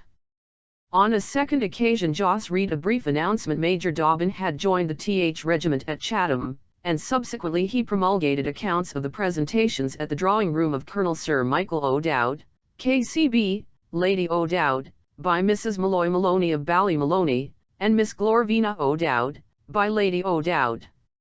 Almost directly after this, Dobbin's name appeared among the lieutenant colonels, for old Marshal Tiptoft had died during the passage of the Th from Madras, and the sovereign was pleased to advance Colonel Sir Michael O'Dowd to the rank of Major General on his return to England, with an intimation that he should be colonel of the distinguished regiment which he had so long commanded. Amelia had been made aware of some of these movements. The correspondence between George and his guardian had not ceased by any means. William had even written once or twice to her since his departure, but in a manner so unconstrainedly cold that the woman felt now in her tum that she had lost her power over him, and that, as he had said, he was free. He had left her, and she was wretched. The memory of his almost countless services, and lofty and affectionate regard, now presented itself to her and rebuked her day and night. She brooded over those recollections according to her wont, saw the purity and beauty of the affection with which she had trifled, and reproached herself for having flung away such a treasure. It was gone indeed. William had spent it all out. He loved her no more, he thought, as he had loved her. He never could again. That sort of regard, which he had proffered to her for so many faithful years, can't be flung down and shattered and mended so as to show no scars. The little heedless tyrant had so destroyed it. No, William thought again and again, it was myself I deluded and persisted in cajoling. Had she been worthy of the love I gave her, she would have returned it long ago. It was a fond mistake. Isn't the whole course of life made up of such? And suppose I had won her, should I not have been disenchanted the day after my victory? Why pine, or be ashamed of my defeat? The more he thought of this long passage of his life, the more clearly he saw his deception. I'll go into harness again, he said, and do my duty in that state of life in which it has pleased heaven to place me. I will see that the buttons of the recruits are properly bright and that the sergeants make no mistakes in their accounts. I will dine at mess and listen to the Scotch surgeon telling his stories. When I am old and broken, I will go on half pay, and my old sisters shall scold me. I have Jalit you and a jelibet, as the girl in Wallenstein says. I am done. Pay the bills and get me a cigar. Find out what there is at the play tonight, Francis. Tomorrow we cross by the Badavire. He made the above speech, whereof Francis only heard the last two lines, pacing up and down the booms at Rotterdam. The Badavire was lying in the basin. He could see the place on the quarter-deck where he and Emmy had sat on the happy voyage out. What had that little Mrs. Crawley to say to him? Psha, tomorrow we will put to sea, and return to England, home, and duty. After June all the little court society of Pumpernickel used to separate, according to the German plan, and make for 100 watering places, where they drank at the wells, rode upon donkeys, gambled at the redoutes if they had money and a mind, rushed with hundreds of their kind to gourmandize at the tables d'hôte, and idled away the summer. The English diplomatists went off to Dieplitz and Kissingen, their French rivals shut up their chancellery and whisked away to their darling Boulevard de Gand. The transparent reigning family took to the waters, or retired to their hunting lodges. Everybody went away having any pretensions to politeness, and of course, with them, Dr. von Glauber, the court doctor, and his baroness. The seasons for Thebes were the most productive periods of the doctor's practice. He united business with pleasure, and his chief place of resort was Ostend, which is much frequented by Germans, and where the doctor treated himself and his spouse to what he called a dip in the sea. His interesting patient, Joss, was a regular milch cow to the doctor, and he easily persuaded the civilian, both for his own health's sake and that of his charming sister, which was really very much shattered, to pass the summer at that hideous seaport town. Emmy did not care where she went much. Georgie jumped at the idea of a move. As for Becky, she came as a matter of course in the fourth place inside of the fine barouche Mr. Joss had bought, the two domestics being on the box in front. She might have some misgivings about the friends whom she should meet at Ostend, and who might be likely to tell ugly stories, but bah! She was strong enough to hold her own. She had cast such an anchor in Joss now as would require a strong storm to shake. That incident of the picture had finished him.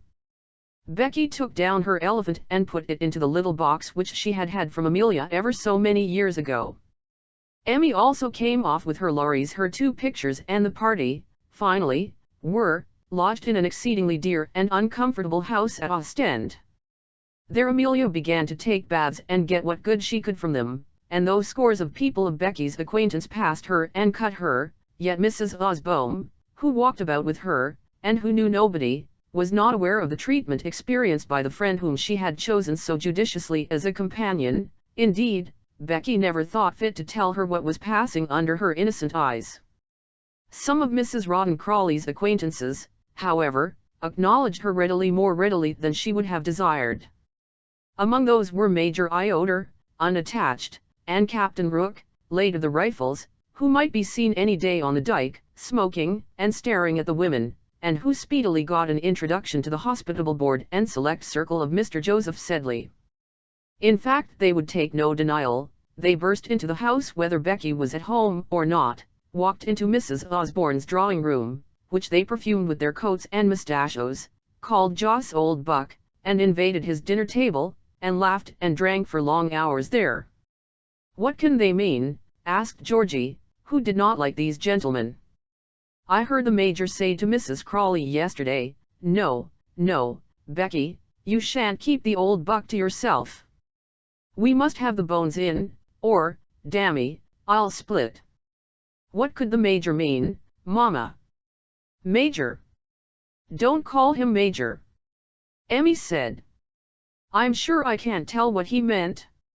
His presence and that of his friend inspired the little lady with intolerable terror and aversion.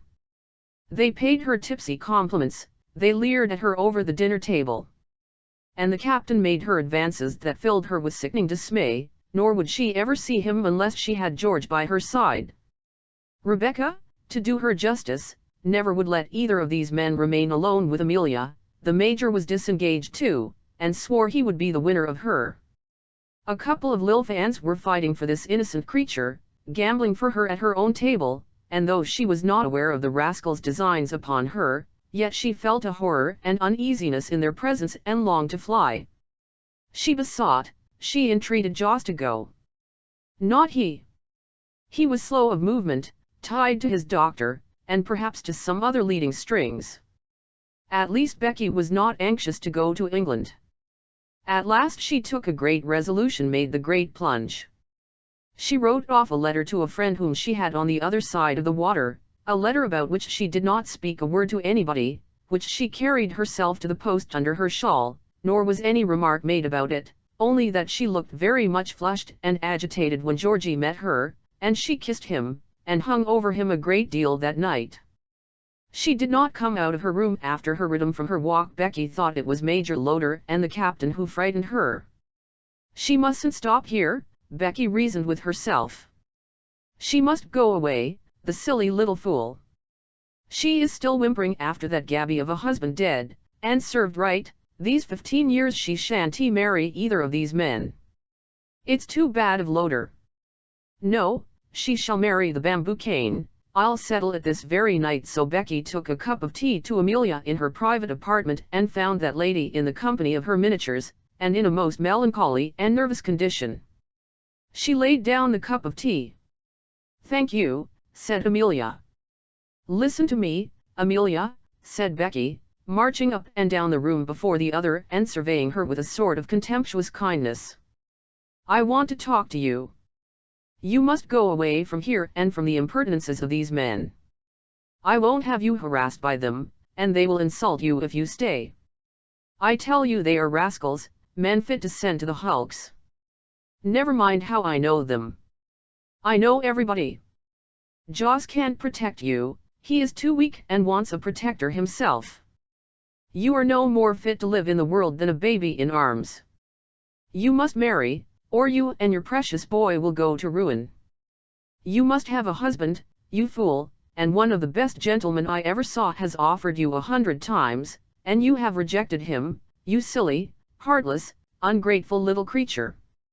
I tried my best, indeed I did, Rebecca," said Amelia deprecatingly, "but I couldn't forget and she finished the sentence by looking up at the portrait. "Couldn't forget him," cried out Becky, "that selfish humbug, that low-bred cockney dandy, that padded booby, who had neither wit, nor manners, nor heart, and was no more to be compared to your friend with the bamboo cane than you are to Queen Elizabeth. Why, the man was weary of you, and would have jilted you, but that Dobbin forced him to keep his word. He owned it to me. He never cared for you.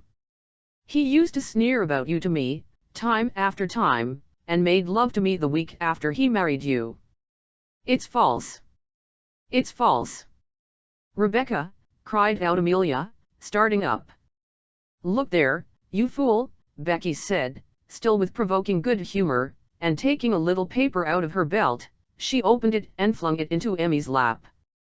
"You know his handwriting. He wrote that to me, wanted me to run away with him, gave it me under your nose, the day before he was shot, and served him right," Becky repeated. Emmy did not hear her, she was looking at the letter. It was that which George had put into the bouquet and given to Becky on the night of the Duchess of Richmond's ball. It was as she said, the foolish young man had asked her to fly. Emmy's head sank down, and for almost the last time in which she shall be called upon to weep in this history, she commenced that work. Her head fell to her bosom, and her hands went up to her eyes, and there for a while, she gave way to her emotions, as Becky stood on and regarded her. Who shall analyze those tears and say whether they were sweet or bitter? Was she most grieved because the idol of her life was tumbled down and shivered at her feet, or indignant that her love had been so despised, or glad because the barrier was removed which modesty had placed between her and a real affection? There is nothing to forbid me now, she thought. May love him with all my heart now. Oh, I will, if he will but let me and forgive me. I believe it was this feeling rushed over all the others which agitated that gentle little bosom. Indeed, she did not cry so much as Becky expected. The other soothed and kissed her, a rare mark of sympathy with Mrs. Becky. She treated Emmy like a child and patted her head. And now let us get pen and ink and write to him to come this minute, she said. I wrote to him this morning, Emmy said, blushing exceedingly. Becky screamed with laughter on Biglietto. She sang out with Rosina, the whole house echoed with her shrill singing. 2 mornings after this little scene, although the day was rainy and gusty, and Amelia had had an exceedingly wakeful night, listening to the wind roaring, and pitying all travellers by land and by water, yet she got up early and insisted upon taking a walk on the dike with Georgie, and there she paced as the rain beat into her face, and she looked out westward across the dark sea line and over the swollen billows which came tumbling and frothing to the shore. Neither spoke much, except now and then, when the boy said a few words to his timid companion, indicative of sympathy and protection. I hope he won't cross in such weather, Emmy said. I'll bet 10 to 1 he does, the boy answered. Look, mother, there's the smoke of the steamer. It was that signal, sure enough.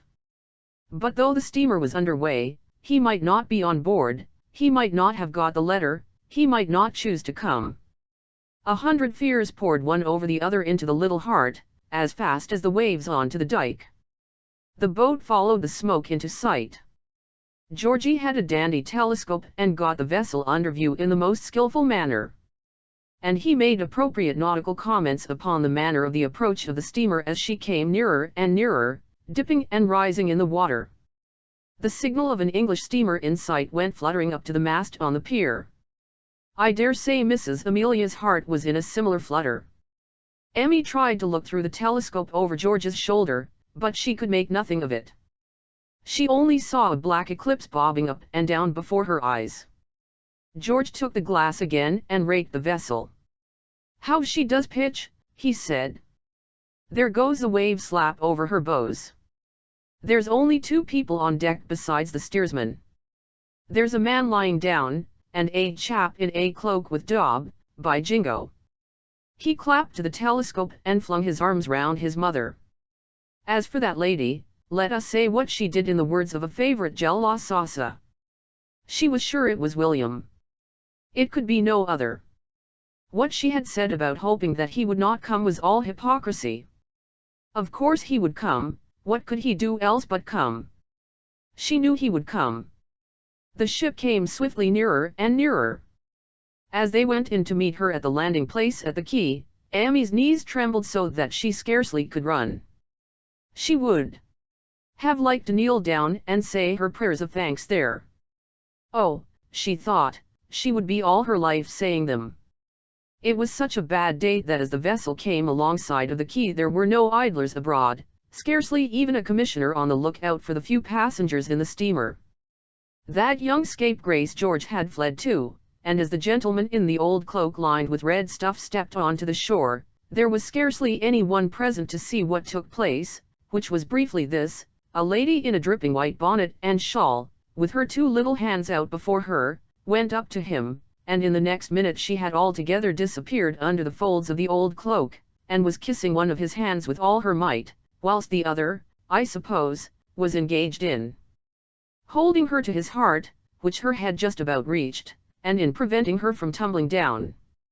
She was murmuring something about "Forgive dear William dear, dear, dearest friend, kiss, kiss, kiss, and so forth, and in fact went on under the cloak in an absurd manner. When Emmy emerged from it, she still kept tight hold of one of William's hands, and looked up in his face. It was full of sadness and tender love and pity. She understood its reproach and hung down her head. "It was time you sent for me, dear Amelia," he said. "You will never go again, William?"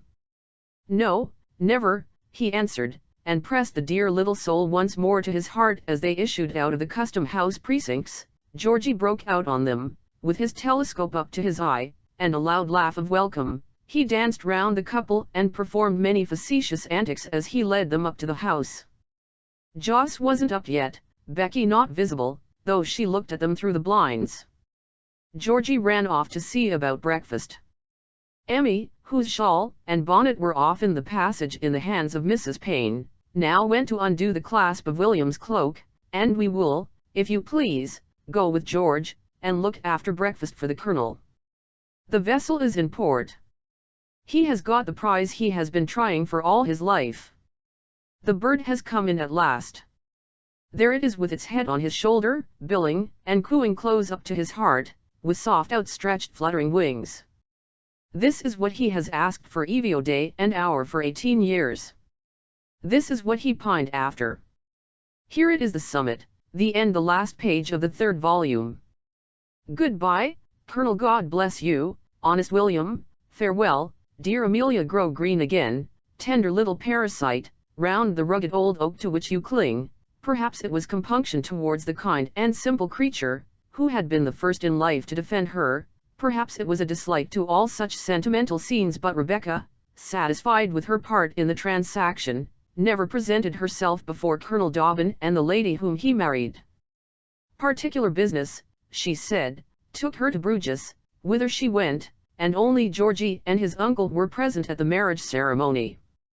When it was over, and Georgie had rejoined his parents, Mrs. Becky retook Gust for a few days, to comfort the solitary bachelor, Joseph Sedley. He preferred a continental life, he said, and declined to join in housekeeping with his sister and her husband. Emmy was very glad in her heart to think that she had written to her husband before she read or knew of that letter of George's. "I knew it all along," William said, "but could I use that weapon against the poor fellow's memory? It was that which made me suffer so when you never speak of that day again," Emmy cried out, so contrite and humble that William turned off the conversation by his account of Glorvina and dear old Peggy O'Dowd, with whom he was sitting when the letter of recall reached him. "If you hadn't sent for me," he added with a laugh, "who knows what Glorvina's name might be now? At present it is Glorvina Posky, now Mrs. Major Posky. She took him on the death of his first wife, having resolved never to marry out of the regiment. Lady O'Dowd is also so attached to it that, she says, if anything were to happen to Mick, bedad she'd come back and marry some of 'em. But the Major General is quite well and lives in great splendour at O'Dowdstone, with a pack of beagles, and, with the exception of perhaps their neighbour, Hogarty of Castle Hogarty, he is the first man of his county. Her ladyship still dances jigs, and insisted on standing up with the master of the horse at the Lord Lieutenant's last ball." Both she and Glorvina declared that Dobbin had used the latter shamefully, but Posky falling in, Glorvina was consoled, and a beautiful turban from Paris appeased the wrath of Lady O'Dowd. When Colonel Dobbin quitted the service, which he did immediately after his marriage, he rented a pretty little country place in Hampshire, not far from Queen's Crawley, where, after the passing of the Reform Bill, Sir Pitt and his family constantly resided now. All idea of a peerage was out of the question, the baronet's 2 seats in Parliament being lost. He was both out of pocket and out of spirits by that catastrophe, failed in his health, and prophesied the speedy ruin of the empire. Lady Jane and Mrs. Dobbin became great friends. There was a perpetual crossing of pony chaises between the Hall and the Evergreens, the Colonel's place, rented of his friend Major Ponto, who was abroad with his family. Her ladyship was godmother to Mrs. Dobbin's child, which bore her name, and was christened by the Reverend James Crawley, who succeeded his father in the living, and a pretty close friendship subsisted between the 2 lads, George and Rawdon, who who hunted and shot together in the vacations, were both entered of the same college at Cambridge, and quarrelled with each other about Lady Jane's daughter, with whom they were both, of course, in love. A match between George and that young lady was long a favourite scheme of both the matrons, though I have heard that Miss Crawley herself inclined towards her cousin. Mrs. Rawdon Crawley's name was never mentioned by either family. There were reasons why all should be silent regarding her. For wherever Mr. Joseph Sedley went, she travelled likewise, and that infatuated man seemed to be entirely her slave. The Colonel's lawyers informed him that his brother-in-law had effected a heavy insurance upon his life, whence it was probable that he had been raising money to discharge debts. He procured prolonged leave of absence from the East India House, and indeed, his infirmities were daily increasing. On hearing the news about the insurance, Amelia, in a good deal of alarm, entreated her husband to go to Brussels, where Jos then was, and inquire into the state of his affairs. The Colonel quitted home with reluctance, for he was deeply immersed in his history of the Punjab which still occupies him, and much alarmed about his little daughter, whom he idolizes, and who was just recovering from the chicken pox, and went to Brussels and found Jos living at one of the enormous hotels in that city. Mrs. Crawley, who had her carriage, gave entertainments, and lived in a very genteel manner, occupied another suite of apartments in the same hotel. The Colonel, of course, did not desire to see that lady, or even think proper to notify his arrival at Brussels, except privately to Jos by a message through his valet. Jos begged the Colonel to come and see him that night, when Mrs. Crawley would be at a soirée, and when they could meet alone. He found his brother-in-law in a condition of pitiable infirmity and dreadfully afraid of Rebecca, though eager in his praises of her. She tended him through a series of unheard-of illnesses with a fidelity most admirable. She had been a daughter to him. But oh, for God's sake, do come and live near me, and see me sometimes, whimpered out the unfortunate man. The Colonel's brow darkened at this. We can't, Jos, he said. Considering the circumstances, Amelia can't visit you. Swear to you, I swear to you on the Bible, gasped out Joseph, wanting to kiss the book, that she is as innocent as a child, as spotless as your own wife. It may be so, said the Colonel gloomily, but Emmy can't come to you. Be a man, Jos, break off this disreputable connection. Come home to your family. We hear your affairs are involved. Involved, cried Jos, who has told such calumnies? All my money is placed out most advantageously. Mrs. Crawley, that is, I mean, it is laid out to the best interest. You are not in debt, then? Why did you insure your life? Elle thought a little present to her in case anything happened, and you know my health is so delicate, common gratitude you know, and I intend to leave all my money to you, and I can spare it out of my income, indeed I can, cried out William's weak brother-in-law. The Colonel besought Jos to fly at once to go back to India, whither Mrs. Crawley could not follow him, to do anything to break off a connection which might have the most fatal consequences to him. Jos clasped his hands and cried, he would go back to India. He would do anything, only he must have time. They mustn't say anything to Mrs. Crawley, she'd kill me if she knew it. You don't know what a terrible woman she is, the poor wretch said. Then, why not come away with me, said Dobbin in reply, but Jos had not the courage. He would see Dobbin again in the Moming, he must on no account say that he had been there. He must go now. Becky might come in. And Dobbin quitted him, full of forebodings. He never saw Jos more.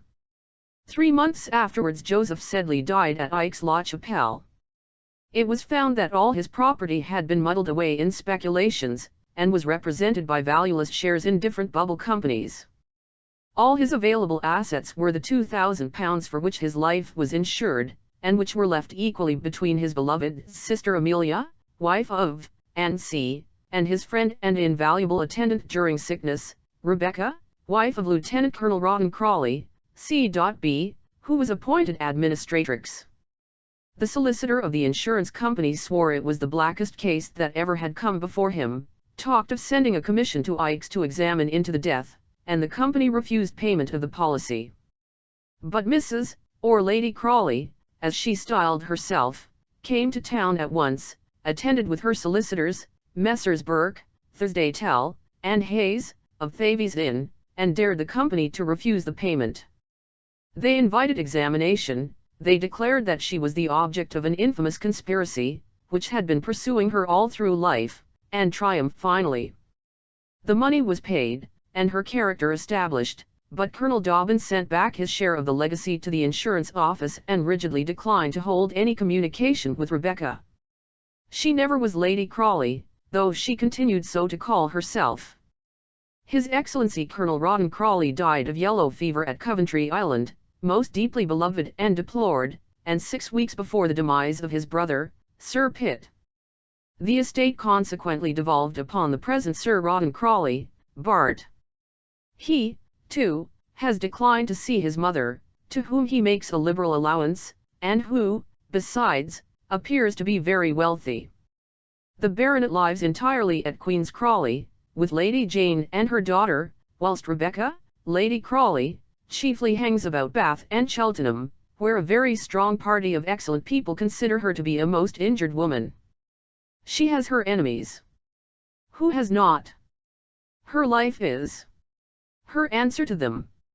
She busies herself in works of piety. She goes to church, and never without a footman. Her name is in all the charity lists. The destitute orange girl, the neglected washerwoman, the distressed muffin man find in her a fast and generous friend. She is always having stalls at fancy fairs for the benefit of these hapless beings. Emmy, her children, and the Colonel, coming to London some time back, found themselves suddenly before her at one of these fairs. She cast down her eyes demurely and smiled as they started away from her, Emmy scurrying off on the arm of George, now grown a dashing young gentleman, and the Colonel seizing up his little Janie, of whom he is fonder than of anything in the world, fonder even than of his history of the Punjab. Fonder than he is of me, Emmy thinks with a sigh. But he never said a word to Amelia that was not kind and gentle, or thought of a want of hers that he did not try to gratify. Ah! Vanitas vanitatum. Which of us is happy in this world? Which of us has his desire? Or, having it, is children? Let us shut up the box and the puppets, for our play is played out.